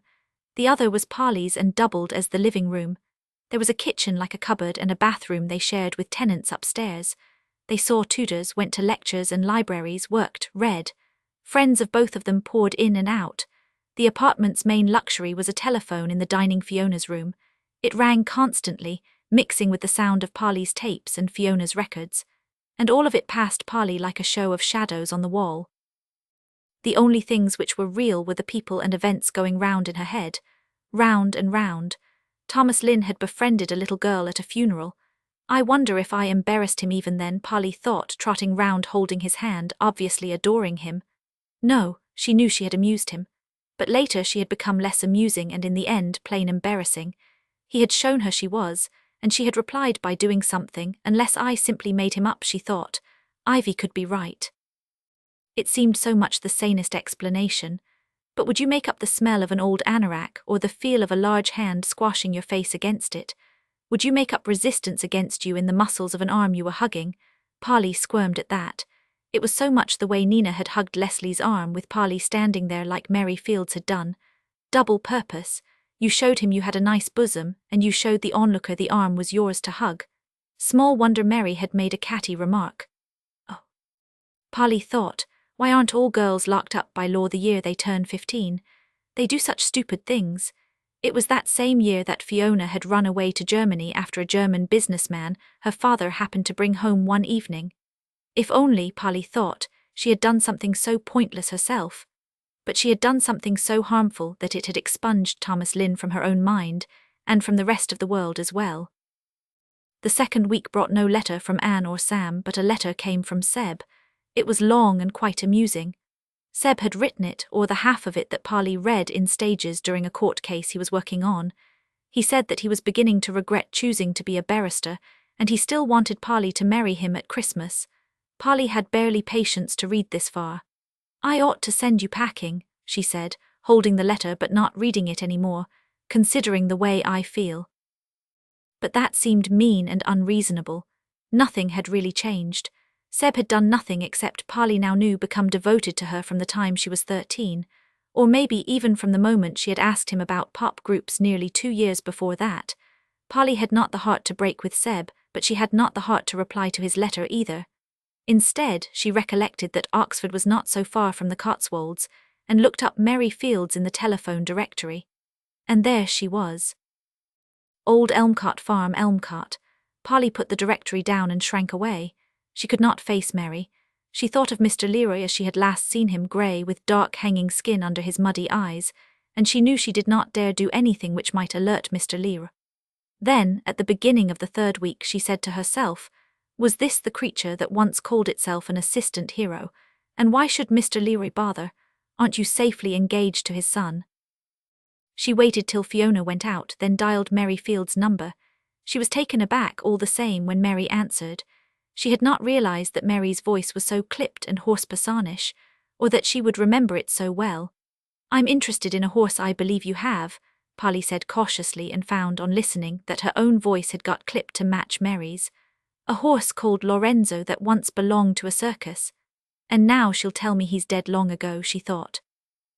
To her surprise, Mary said with more than a trace of eagerness, "Do you want to buy Lorenzo? He is for sale, as it happens." Lorenzo was unrideable, of course. Polly grinned, thinking of the amount of her student grant dwindling fast in the bank. "I was wondering about it," she lied, "but I'd heard he was rather wild." "Oh no, he's quite a sedate old thing these days," Mary said, also lying. Polly was ready to bet. "Who told you he wasn't?" "The previous owner," said Polly. Mr. what was the name?" "Sebastian Leroy," said Mary. "Who?" said Polly. "Sebastian Leroy," Mary repeated, "used to own Lorenzo. He did, like my left thumb," Polly thought. She heard her voice falter and picked herself up. "Now that's very odd. The person who told me about Lorenzo was called something else. What was it now? Lynn, that's it, Thomas Lynn." "I'm afraid I don't know who he can be," Mary said coldly. "Do you want to buy the horse, or are you simply pumping me about my boyfriends?" "Aye," said Polly. "In that case, get off the line," said Mary.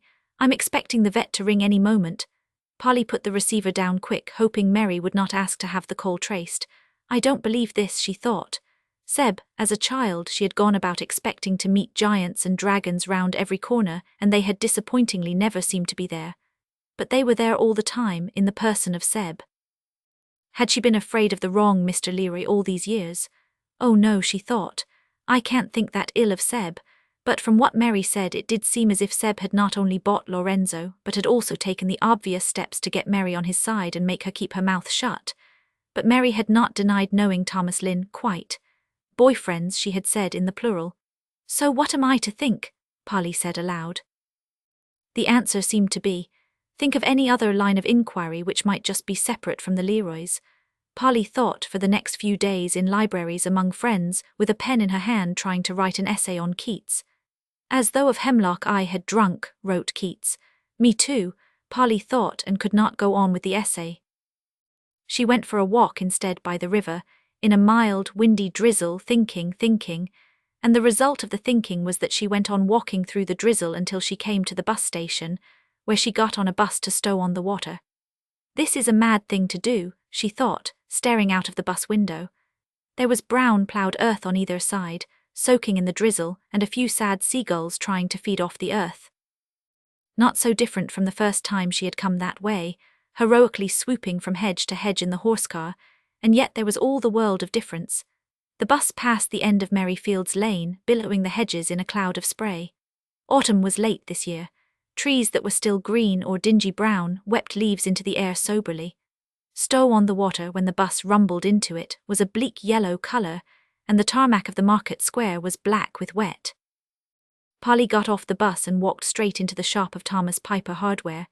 It was clean and quiet and smelled of paraffin. The strip lights were on against the dark of the day. The only person there was Edna, doing sums at the cash desk. Polly went round the shelves and found some light bulbs, which the apartment seemed to need all the time, and a shiny red colander. She found a garlic crusher too and took that, because Fiona kept saying she wished they had one. Then, with these things, she approached the cash desk. Edna looked up and smiled, friendly to the tips of her fluffy hair. "Awful weather," she said. "Terrible," Polly agreed. "They're saying it's the wettest October on record, aren't they?" "Oh, it is," said Edna. She laid an orange plastic bag on the desk and took Polly's purchases, ready to pack them in it. She began to ring the prices up on the till, but slowly, obviously ready to chat. "We've been warned about flooding," she said, "and what to do if the river bursts its banks. We're right down near the river here, you know." Polly looked at her, liking her, and resolved to go about this carefully and reasonably. "It must be frightening," she said. "I've never lived near a river. Where I come from, Middleton, we never get any floods." "Do you come from Middleton?" Edna exclaimed, her face lit up. "My son used to be at school in Middleton, Leslie Piper, but I don't suppose you'd know him, would you?" "You're never Leslie's mother," Polly exclaimed in return. That was enough to open Edna up. She could hardly talk fast enough about Leslie and Leslie's good looks and his amazing talent as a flute player. She told Polly how good Leslie was to her, and how clever, and how much she had worried and inquired to find the right school to send Leslie to. And then, just as Polly was preparing to ask if Thomas Lynn was one of the people she had asked about schools, Edna's eagerness was pushed aside by desperate worry. The worry had been there all along, Polly realized, seeing how easily it took its place in the lines on Edna's face. "And then what does he do but take up with this rich married woman?" Edna said. "It's her I blame. She must be twice his age. She should know better, even if Leslie doesn't. And he's always there, always dancing about after her, and can't seem to think of anything else. I swear he didn't pick up his flute once all summer. And that's not right. He's at music college, and he should be studying, if he's to earn a living from his playing, not chasing about after that rich Mrs. Lear. Oh, hello, Tom. I didn't see you come in." Polly turned round to find Mr. Piper looming over her under the strip lights. The white light caught his glasses, turning them to a blank glare. The lines round his mouth were more bitter than ever. He had on a wet anorak which seemed to enlarge his height, high shoulders and huge hands, and underline everything about him that was so like Mr. Lynn. Polly backed away from him, her mouth dried and her heart battered so that she could barely hear him when he spoke. "What do you want?" he said to her. "Spying, aren't you?" "Oh, now, Tom," Edna protested. "We were just chatting." Mr. Piper's huge hands worked, drawing Polly's eyes, like a crab's claws, she thought, horrified. "I heard her," he said. "She was pumping you," and he barked at Polly. "What are you after?"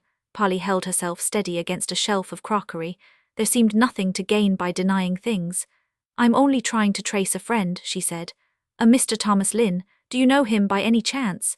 She had a feeling that Edna might have reacted to the name, but she forgot to look because Mr. Piper took a threatening step towards her. His hands looked ready to throttle. "I do not," he said. "Get out of here, young woman." "In a second," said Polly. "I haven't paid for what I bought yet."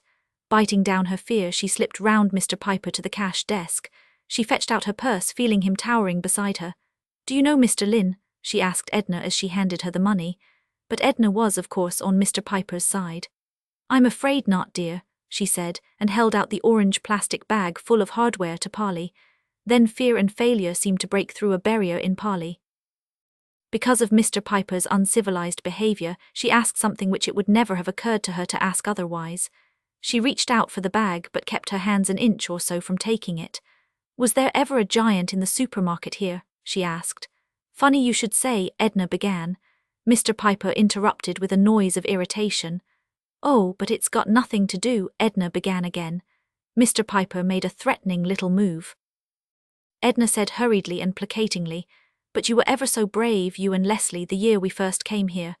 That huge lunatic over in Robinson's, throwing tins about, that," Mr. Piper said scornfully, "has got nothing to do with anything. I said out, young woman." Polly moved back from the orange bag. "How long have you been here?" she asked Edna. 9 years, said Edna. "Here's your bag, dear." "That's enough," Mr. Piper barked as Polly drew breath to ask more. "If you don't get out this instant, young woman, I shall call the police." "Why?" Polly asked bravely. Mr. Piper, clearly too angry to think, said, For pestering my wife. Sister, I mean. Now get out before I throw you in the street. He meant what he said, and advanced on Polly so angrily that she snatched the orange bag from Edna and went. But the night is Hallowe'en, Janet. The morn is Hallowday. Tom Lynn the bus had turned round in the square and was waiting to go back to Oxford. Polly climbed back on it and rode away through the darkening drizzle, feeling she had now come to a dead end. Everything I try seems to go nowhere, she thought. But there was a giant in the supermarket, sort of. How odd. She tried not to think of Mr. Piper. His likeness to Thomas Lynn was too appalling. And they've been there 9 years, which puts it just about the time we invented tan cowl. But they're real people. We didn't invent them. And why won't anyone talk about Mr. Lynn? People can't just disappear off the face of the earth and everyone conspire to keep it dark. Not in this day and age. She got off the bus, walked to the apartment, dumped the orange bag in the tiny kitchen and threw herself down on the twanging old sofa. She was exhausted, but she hardly noticed. She was too busy thinking, round and round again. And did she dare risk ringing Seb up and demanding to know? That would be blowing the gaff completely, letting Seb know she was remembering things she was not supposed to remember. Or was that a ridiculous thing to think? Seb couldn't really be that kind of villain, could he? Besides, she was still certain that whatever was wrong was her fault, not Seb's. Polly. Fiona came in and switched on the light. Polly, your tutor rang to know why you missed your tutorial today. What? Oh my God. Polly leaped up, blinking. Fiona stood there, severe in a blaze of red hair, staring accusingly. I thought my tutorial was tomorrow, Polly confessed. Good, said Fiona. You heard me for once. And it is tomorrow, and he didn't ring, but I had to get through somehow. What's the matter? You're not eating, you're not listening, you walk about half the night, and I don't think you're doing a scrap of work. Come clean, are you in some kind of trouble over Marmaduke? Marmaduke was what Fiona always called Seb. She did not like him at all. No, said Polly, or not exactly.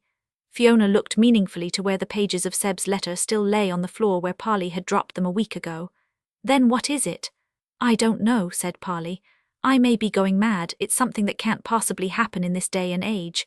I've often noticed, Fiona said, that when people say this can't happen in this day and age, they say it because it is happening. So what is? Thomas Lynn, Polly said, seems to have vanished out of everyone's mind. Sometimes I'm not even sure he existed myself. And don't say, she went on hurriedly as Fiona's mouth opened, who is Thomas Lynn?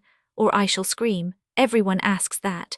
And I know you don't know him because the only time you could have met him was when you got chicken pox. That was almost the last time I saw him myself. I wasn't going to ask that, Fiona said. You used to talk about him, and I think I have seen him. Didn't he come to that panto when we were Pierrot and Perrette? Polly stared at Fiona and clung to the sofa, unable to believe this sudden, amazing stroke of luck. How could you have seen him? I was wanting to get to know you then, Fiona said. I was interested in everything you did. And on the second night of that panto you suddenly went different, as if you were inspired, and the whole panto took off with you. And I wanted to know why. So when you went racing outside afterwards, I tiptoed nosily after you and kept out of sight by the cycle sheds. He was just getting into his car with a horsey-looking girl. I was quite far away, of course, but there was enough light for me to see he was good-looking. Good-looking, said Polly. It would never have occurred to her to think of Thomas Lynn as that. I thought he was, Fiona said apologetically, and I was awed, but I think I was even more awed by the marvelling sort of way he looked at you, as if you were some kind of miracle. The girl with him looked really fed up, and I didn't wonder. Polly sprang up and threw her arms round Fiona. Oh, thank God, Fiona, you life-saver, I was going mad. She was near laughing at the sheer little chance which had caused the Leroys to miss Fiona. They had not known one another then. Fiona's memories would not have seemed important, but how nearly she had missed asking Fiona herself. Any time, Fiona said. After all, I wept on your shoulder enough over hands. You were the only person who seemed to understand. It's the least I can do. Have you written to him? No, said Polly. Why not? Said Fiona. Polly did not feel equal to explaining about Mr. Leroy or her suspicions of Seb. She gave what was, after all, the main reason. I think it would be just like you and Hans, you know, patting you on the head and sending you kindly back to England. Well, I was 15 and didn't speak a word of German, and Hans didn't speak English, Fiona said. It is exactly the same, isn't it? Even so, if Hans had looked at me once that way, I'd have taken handcuffs with me to Germany to make sure he couldn't send me home without coming as well. I'd have swallowed the key quite cheerfully. Sit down and write at once. It's my turn to cook, said Polly. I'll do it, said Fiona. I'm sick of burned food every other night. You, my girl, are going to write that letter. After that you are going to write your essay, which I know you have not even started. I did 3 sentences, Polly protested. Then you've nearly finished it, haven't you? Fiona retorted over her shoulder as she went into the kitchen. Polly sat down, eased, relieved, and she thought almost cheerful until she tried to write the letter. It was not that this was difficult. It had always been easy to write to Mr. Lynn. It was not that. It was that she knew it would be no use. The letter would simply be written into a void. The Leroys would have thought of that. She sat chewing her pen while scents of fried onions filled the air. She was still chewing it a while later when Fiona called, "Come and eat your nice spaghetti." Polly got up and went into the dining Fiona's room where food was on the table. "You're to eat it," Fiona said. "You're beginning to look ill, haven't written, have you?" "No," confessed Polly. "You see, there's something else, something that I did, bound to have been," said Fiona. "Think of me. I wonder if Hans still walks with a limp. Eat." She said nothing more until Polly had managed half a small pile of spaghetti. "Then, you know," she said, "when you said the name like you did, Thomas Lynn, it rang some other bell. What did he do for a living?" "Played the cello," Polly said. "He was with the BPO first, but he left to form a quartet. They were trying to make good most of the time I knew him." "Tough business," Fiona said. "I wonder if he did make good, since I really do seem to have heard of him." Seeing Polly was not going to eat any more, she scraped Polly's spaghetti onto her own plate and began to eat it, sighing. "This makes me realize that I have truly gotten over Hans," she said. "I'm hungry all the time. You know, it might be worth going and looking in a record shop on the off chance they did a recording." Here was another gift from Fiona's untrammeled memory. "Why didn't I think?" Polly said, leaping up to do it at once. "Sit down. The shops are shut," Fiona said. "You do nothing until you produce an essay, even if I have to lock you up, or why don't you ring him up?" Polly blenched. "If you've got an address, you can get the number through enquiries," Fiona continued remorselessly. "Want me to try for you?" Polly nodded. The phone number was in her head, printed on her brain, but it was useless to her. Mr. Leroy would know the moment she dialed it. She started to give Fiona the address instead, and as she did so found her hand leaping to clutch the opal pendant round her neck. She stopped, realizing she had caught herself in the middle of something so habitual that she had never noticed till this moment. "Is this how they did it?" "Hang on," she said to Fiona. "I'm not sure I've remembered it right." Pretending to think, she leaned over with her elbows on the table and undid the catch of the silver chain. The little opal heart slid softly among her hair and chinked onto her empty plate. "Yes, I think this is it," Polly said, and she gave Fiona the address right down to the postcode. While Fiona went to the phone, Polly sprang up busily and briskly and piled the plates together. She carried them to the kitchen and scraped the remains of the food, and the pendant among them, into the bin. It seemed a wildly extravagant act, she thought, as the lid clapped down, throwing away her one good piece of jewellery, and on mere suspicion too, but it seemed the only thing to do. Her neck felt naked without it as she went back to the dining room. Fiona turned and held out the receiver. "Here you are, it's ringing." Polly took it, and it rang and rang. Into a void, she thought. "He must have moved, Fiona. He used to have an answering machine." She had her hand stretched out to put the receiver back on the rest when she heard it answered by a breathless female voice. "Hello," Polly snatched the receiver back. "Hello. Oh, you're still there," panted the voice. It was Carla's. Polly knew it from the buoyant shrillness and even more from the loud yelling of a child nearby. "I'm sorry," Carla said, still breathless. "I keep forgetting his damn machine's not working. I'm supposed to take any messages for the Dumas Quartet or Lynn musicians. Is that who you want?" Confirmed, Polly thought. He really exists. "Could you take a message for Thomas Lynn?" she asked, wondering if Carla could hear her through the noise. It was not just one child yelling. There were at least 3. It sounded as if there was a fight going on in the background. "This is Polly, just a second," said Carla. Her voice receded and rose to a scream.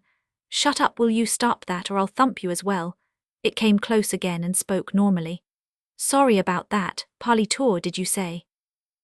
The children, Polly realized, had saved her from doing something very foolish. "How many children have you?" she asked, fascinated. 5, Carla said despairingly. "Can I have the name again?" Across the room, Polly caught sight of Fiona staring with open-mouthed sympathy and nearly laughed. "This is polyphonic assistance," she said. "Will Mr. Lynn be away long?" "Mr. Lynn is on tour with the quartet at the moment," Carla said. She had gone all formal, thinking she was speaking to a firm of some kind. She recited the rest of the message she had evidently learned. Polly clutched the book of ballads on the bus to Middleton, her mind racing through the ancient verses. Thomas the Rhymer and Tam Lynn, both young men claimed by Laurel, yet their fates diverged. Thomas had been gifted with unbearable truthfulness, while Tam Lynn escaped through Janet's courage. As the bus neared her stop, Polly stepped into the drizzling rain and hurried toward Granny's house. Granny opened the door, her eyes sharp despite the hour. "You fetched it out," she said, moving aside. In the kitchen, over steaming tea and biscuits, Polly read both ballads aloud. Granny listened intently, then nodded. "Every 9 years she comes, likes them young, musical, and named Tom." Her hand stroked mint chalk. "I remember your grandfather, the violinist. She took him when the 9 years ended." Later, standing before the weathered cross at Miles Cross Station, Polly waited. Midnight chimed as cars arrived, Laurel emerging first, then Mr. Leroy and Seb. Finally, Tom appeared with his cello case. Polly slipped from behind the cross, her numb feet barely supporting her as she seized his arm. "Hello," she said. Tom flinched. "I think you've made a mistake." "No mistake, I'm not letting go." They struggled toward the station entrance. Inside, Tom bought a ticket while Polly fumbled for cash. The train began moving as she clawed the door open, tumbling into the carriage. Anne, Ed, and Sam sat at a table nearby, avoiding her gaze. Polly blocked Tom's path to the empty seat. "Do you know me?" she asked Ed, who shook his head. Sam looked away. Anne frowned. "I think so, but not your name." "Bless you, Tan Audle," Polly whispered, turning to Tom. He moved to another seat. She followed, sitting opposite him. Water dripped from her hair onto the table. "I know I'm a burden," she said, "but I want to help. The oba sipped was the fire and hemlock picture your hair was hidden inside." Tom cleaned his glasses. "There's no such thing." "Granny told me off that sports day," Polly continued. "She was right, even if Leroy influenced her. At the panto, you made it clear I was just a newies. Come off that pea," Tom burst out, then caught himself. "What did you say your name was?" Polly laughed. "Didn't say, and it's not Polly, it's Hero." Tom took his glasses off again and attended to what was probably an imaginary smear, and he was smiling as he wiped them, all over his strained face in the same way that Polly was, as if he could not help it. He put the glasses on again, leaned his elbows on the table, and did at last look at Polly. "Polyphonic assistance," he said. "You shouldn't have done that. You never did understand the risk." "Yes, I did," said Polly. "I had a talk with Morton Leroy after that pantomime." "Had you known all along?" Tom shook his head. Around them the train rushed and rattled into darkness. The noise and the pressure suggested they were going through a tunnel. Tom had to shout against the clatter. "Not a notion to begin with, it was too unbelievable, just like Tan Cowell in the supermarket, slowly realizing it could only be a giant. That's the gift she gave you," Polly shouted back. "Things you make up to come true and then turn round and hit you." "Not till you wrote Leroy by mistake for Legris," Tom shouted. "Then I saw, but you still think this can't happen to me." "I still do." The things Polly wanted to shout in reply to this were lost, because the train rushed out of the tunnel again into bright daylight. It burst across them so that they both had to shield their eyes from the brightness. When Polly managed to blink out of the window, she found they were traveling along beside the sea. White surf was folding and smashing almost beside the rails, and a myriad dazzles flickered off the grey water stretching towards the sun. "Is it always like this?" she said. "I think it varies," said Tom. "I've only ridden in Laurel's train once before. It was hills and deserts then. Whatever suits her sense of humour, I think." "I could do without her sense of humour," Polly said bitterly. "True, Thomas, you haven't got cancer, have you? Is that what she told you?" Tom pushed his hands wearily over his face, lifting his glasses to rub his eyes. The train was slowing down now noticeably. Tom's face looked as if his rubbing hands were wiping the colour out of it with every rub. "If I'd been thinking of you at all," Polly said, angry and remorseful, "I could have seen through that. She only lied when I asked. You taught me about sentimental drivel, but I didn't think of that once." The brakes of the train were shrieking. A station of some kind was sliding into view. Tom stood up. "Well, I'd had years of Laurel and you hadn't." Polly stood up too. Down the carriage, Sam, Ed, and Anne were collecting their instrument cases and moving to the door. When they got there, they stood looking back doubtfully, waiting for Tom. "You go on," Tom called to them. "There's only one way to go. You can't miss it. I'll catch you up in a minute." Anne nodded and got off the train. Sam and Ed looked at one another before they followed her, clearly wondering whether to come back and rescue Tom from Polly, and then deciding that it would be too embarrassing. They got off too, and Tom turned to collect his cello. "Can't you just not go?" Polly said. "I don't really want them coming to fetch me," Tom said. "Off you get." Polly and he climbed off the train onto an empty, sunlit platform. The place seemed deserted. They walked across the platform, and their feet boomed on the hollow wooden floor of the booking hall. Outside was a long street, lined on each side with chestnut trees from which big orange leaves, like hands, drifted down across Anne, Ed, and Sam, walking ahead in the distance. Above the trees stood the moon, flat and white in the blue sky. "You shouldn't have come," Tom said as they set off down the street. "I'd suggest you don't come any further, except that I think the only way out now is to go on."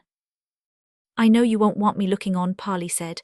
"I don't," he said, "but it's not that you don't understand. There's nothing you can do now." "Yes, there is," said Polly. "I have to hang on to you," Tom sighed. "I knew you didn't understand. You were doing that for about 5 years, but you stopped. I can't say I blame you." A hand like leaf fell on the case of the cello and slid off again. Polly shuddered. "Anyhow," Tom said, "I'm quite glad of a chance to apologize." "Apologize?" said Polly. "I'd have thought it was the other way round." "Both ways round then," said Tom. "Mary Fields?" asked Polly. He shrugged. "That too, I suppose. Some of it was an attempt to keep the heat off you. Poor Mary, I haven't seen her for over a year now." They walked on, with leaves pattering to the street around them.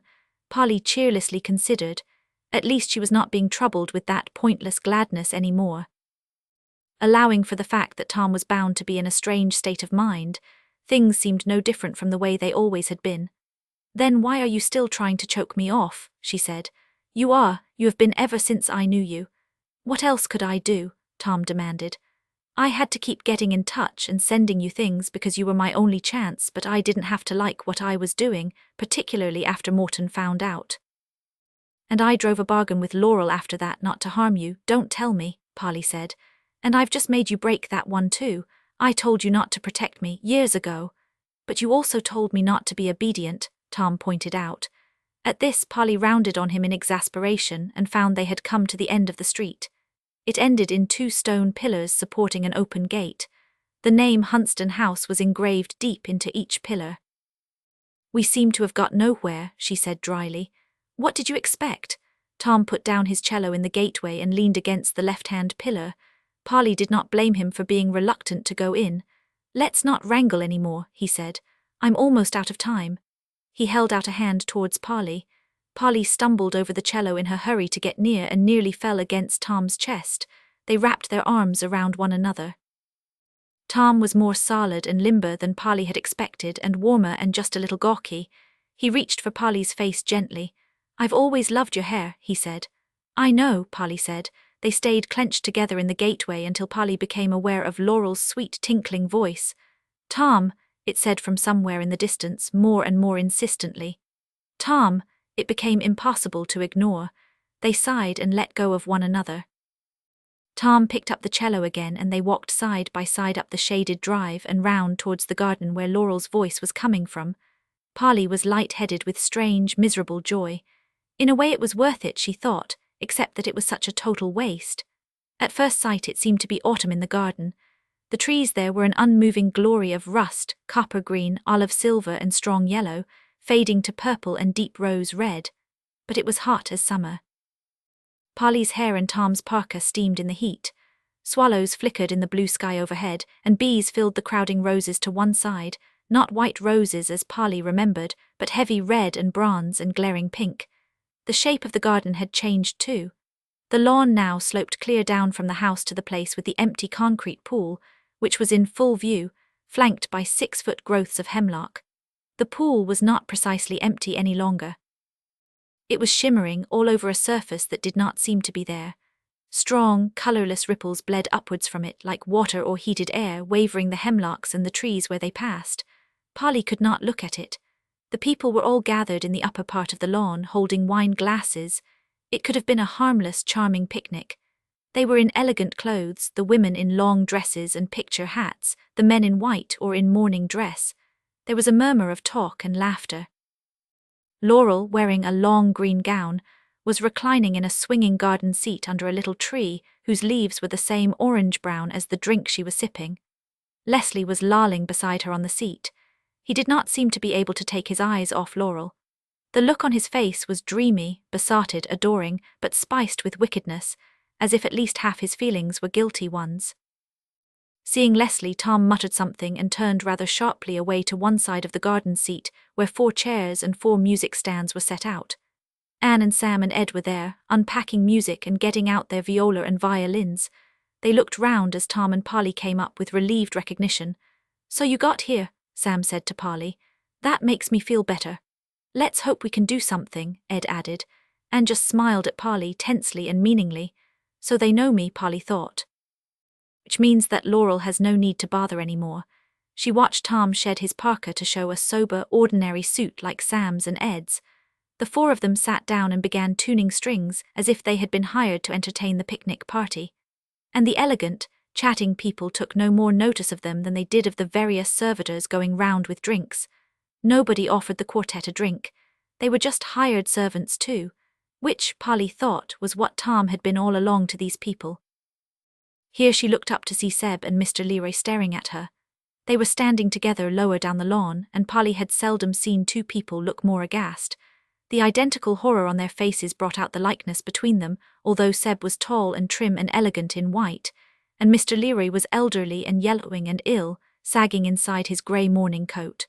As Polly looked, Seb said something to his father. It was clearly, "Let me handle her," and hurried up the slope to Polly. "He's even getting dark places under his eyes," Polly thought as Seb came up to her. "My Poll," said Seb, "what are you doing here?" "I remembered," said Polly. "I've come for Tom."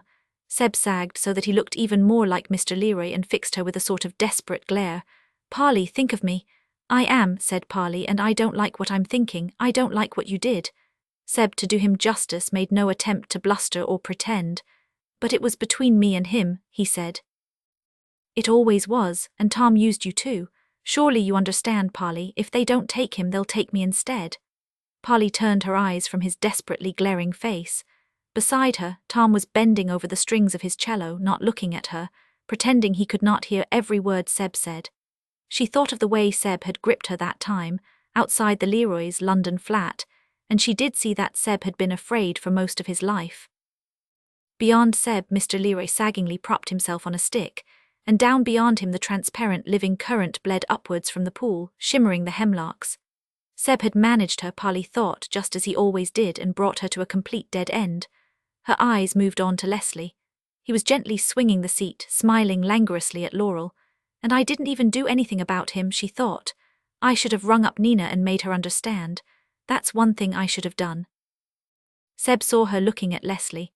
"Laurel's not through with him," he said. "She won't let him go yet. Besides, he's not much of a life. Polly, please." "Oh, shut up, Seb," Polly said. "I wasn't. One of us has got to go," Seb insisted. "My father's on his last legs. He's been waiting 18 years now, and Tom's 10 years older than I am. He's had some time at least."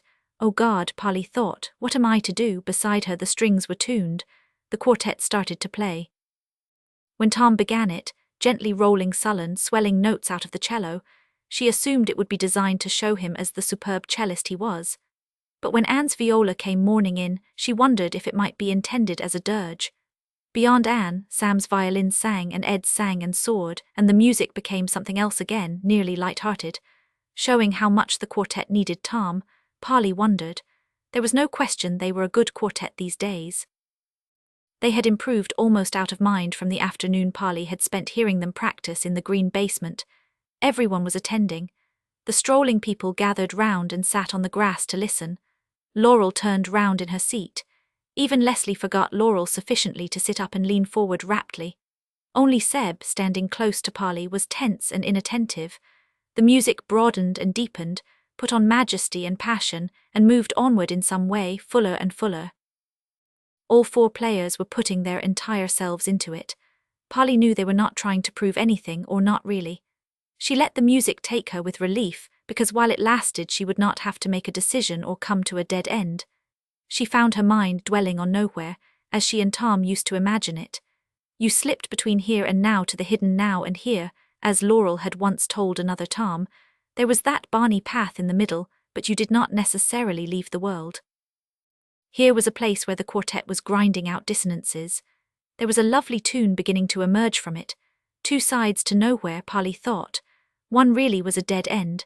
The other was the void that lay before you when you were making up something new out of ideas no one else had quite had before. That's a discovery I must do something about, Polly thought, as the lovely tune sang out fully once and then fell away to end, as the piece had begun in a long, sullen cello note. And her mind was made up. There was a polite patter of applause. Isn't it odd, Polly heard someone behind her say, how they always do something like this? It seems to bring out the best in them. And if I hadn't decided I would after that, Polly thought. Everyone was looking at Laurel now. Laurel was sitting up straight, smiling at Tom. You mustn't think I don't understand, she said. But it's time now, Tom. Tom got up and propped his cello carefully against the chair. Polly felt Seb begin to relax beside her.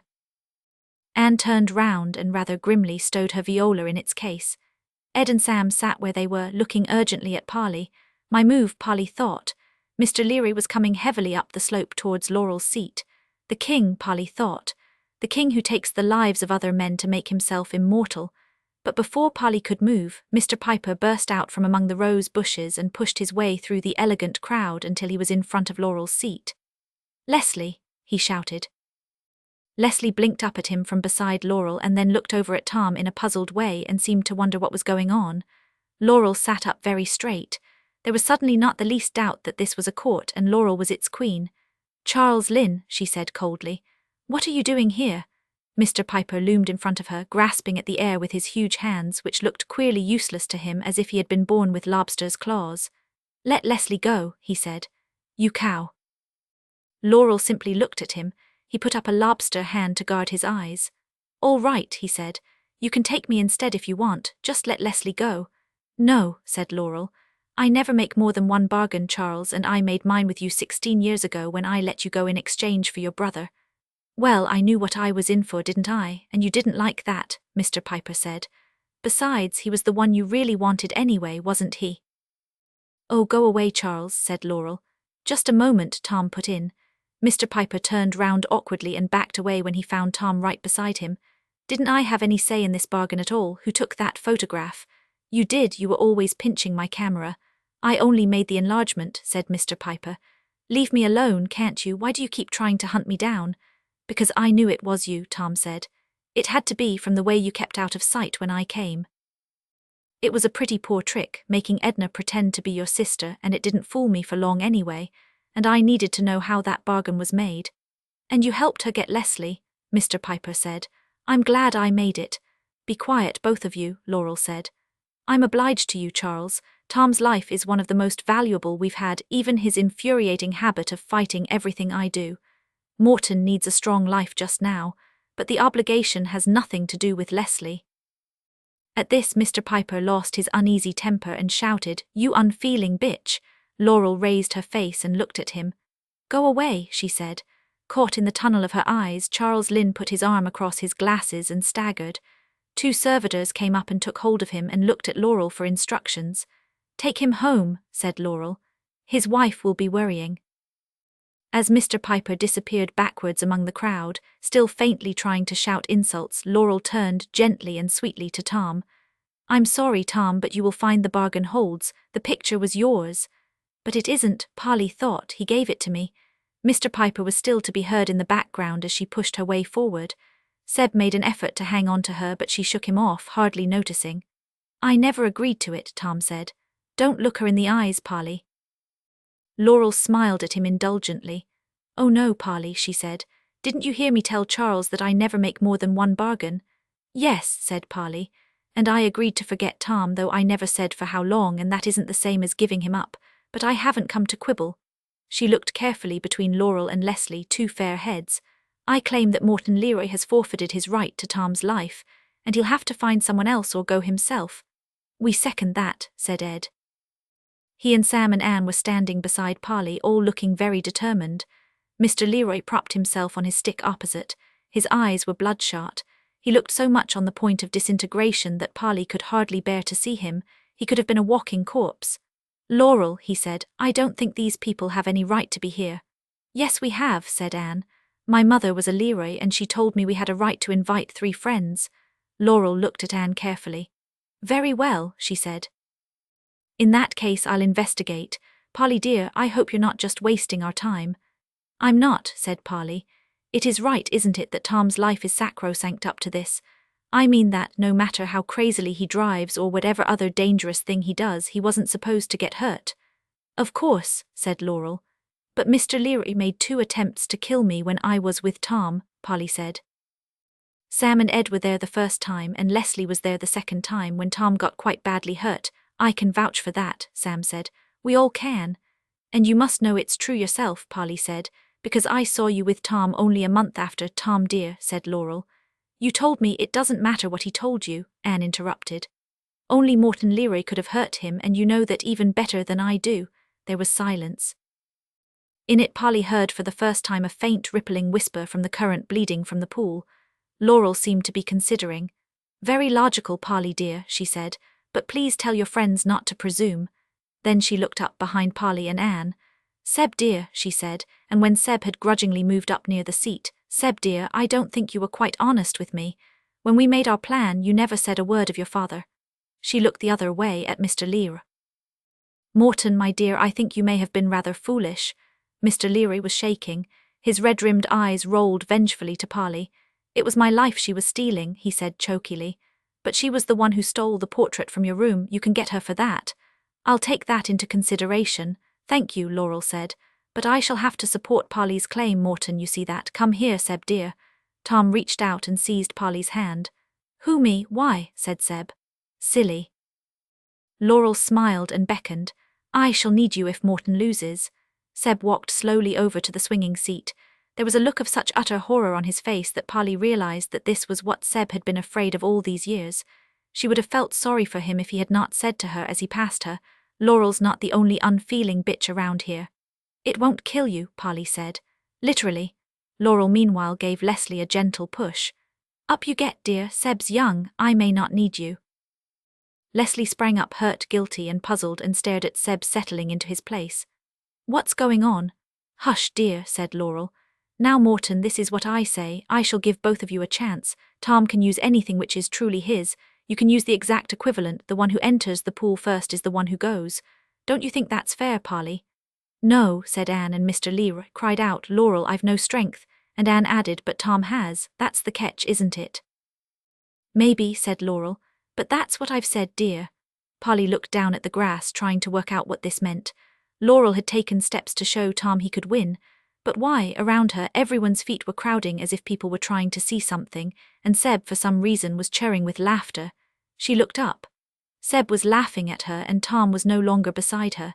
Seeing Seb's jeering face, it came to her that Seb had always loved her the way most people bear a grudge. He knew what Laurel meant. Tom and Mr. Leroy were standing halfway down the lawn. The sound from the near-invisible current had changed to hoarse rasping. The ripples had reversed and were now bleeding back into the pool. The pool itself was wrong somehow. It lay above or beyond, or perhaps below the two standing on the lawn, like an open trench in a different dimension. Polly's mind kept trying to tell her it was not really there, in spite of the funnel of ripples sucking back into it. Those ripples only showed because they rippled everything they passed in front of. As Polly was turning to look, they spread and ponded like a sea tide to shimmer across the green lawn and cover Tom and Mr. Leroy from the knees down. Or had the ripples risen? Neither Tom nor Mr. Leroy had moved, yet the funnel of transparent ripples was now somehow up to their waists. Mr. Leroy had his stick grimly planted, undulating like a snake in the current. Tom put out a bleached, shimmering hand. It was a habitual sort of gesture, though it had doubt and experiment in it. His cello swam into being, still propped on its chair on the rippling green slope above him, and its bow was somehow in his hand, and it seemed as if the ponding funnel of ripples tipped about without moving. Mr. Leroy was out of it from the knees upwards, but Tom was under up to his shoulders. Polly saw him realize and stand back from the cello with his arms folded and the bow dangling, rippling under one elbow. There was polite pattering applause from the elegant people round Polly. A voice cheered Mr. Leroy. Several others called jeeringly to Tom to use the cello since he had made such a point of having it. Without thinking, Polly plunged forward to fetch that cello away. "No!" shouted Anne. Sam and Ed seized Polly by her arms and held her back. Polly stopped resisting in a hurry. Even this, her attempt to help and the others to stop her, had tipped the cone of ripples about again. Mr. Leroy's bent grey figure stood clear against the green grass. Only his feet and the tip of his stick rippled. Tom was right underneath, blanched and wavering, and in the odd, wrong perspective down there, he was in some way a lot nearer to that coffin-shaped trench into which the current was bleeding. The bright garden and the elegantly excited people smeared round Polly as she understood. Tom on his own could not send Mr. Leroy to the pool. Any help sent Tom there instead. Out of the smear, the one clear thing was Laurel, sitting upright in her seat watching Tom with a small, grave smile. Laurel, with chilly, malicious logic, had made sure that there was only one way Tom could win. All right, Polly thought. So the only way to win is to lose. I'll have to lose. There was a sort of conference going on among the other three, mainly in mutters and jerks of the head, in case this would be construed as help to Tom. "Try it," said Anne. "It's all I can think of." Ed picked up his violin off the grass where he had dropped it in order to grab Polly, put it under his chin, and played not his usual sweet notes but a rapid downward squalling. A whinny. Below, the bleached, shimmering shape of Tom tilted his head. He said something. Polly knew he was asking her what she thought, but his voice belled into 1,000 echoes in the ripples, and all she could hear was, "Thinking kink." She could see the way the others were thinking. Tom had changed the horse for a car, but since Tom was Laurel's man with Laurel's gift, that horse was still truly his. It was all the wild strength he had summoned up to get loose from Laurel. They were asking him to summon it again to defeat Mr. Leroy, hoping to use Laurel's unlucky gift against her. But Polly knew it would only turn against Tom. "Don't expect any help from me," she shouted. It was all the hint she dared give, but a voice did not cut through the current like Ed's violin. Tom must have thought she agreed. He nodded. The ripples sped over him faster and faster as he leaned forward and tried to get his bow to the strings of the cello. It seemed to have drifted upwards from him and he could barely reach it. Polly set off down the lawn again before he could do it. She was sure the others would not dare try to stop her a second time. She passed the elegant people crowding and clapping like spectators at a contest. They laughed and called out at her.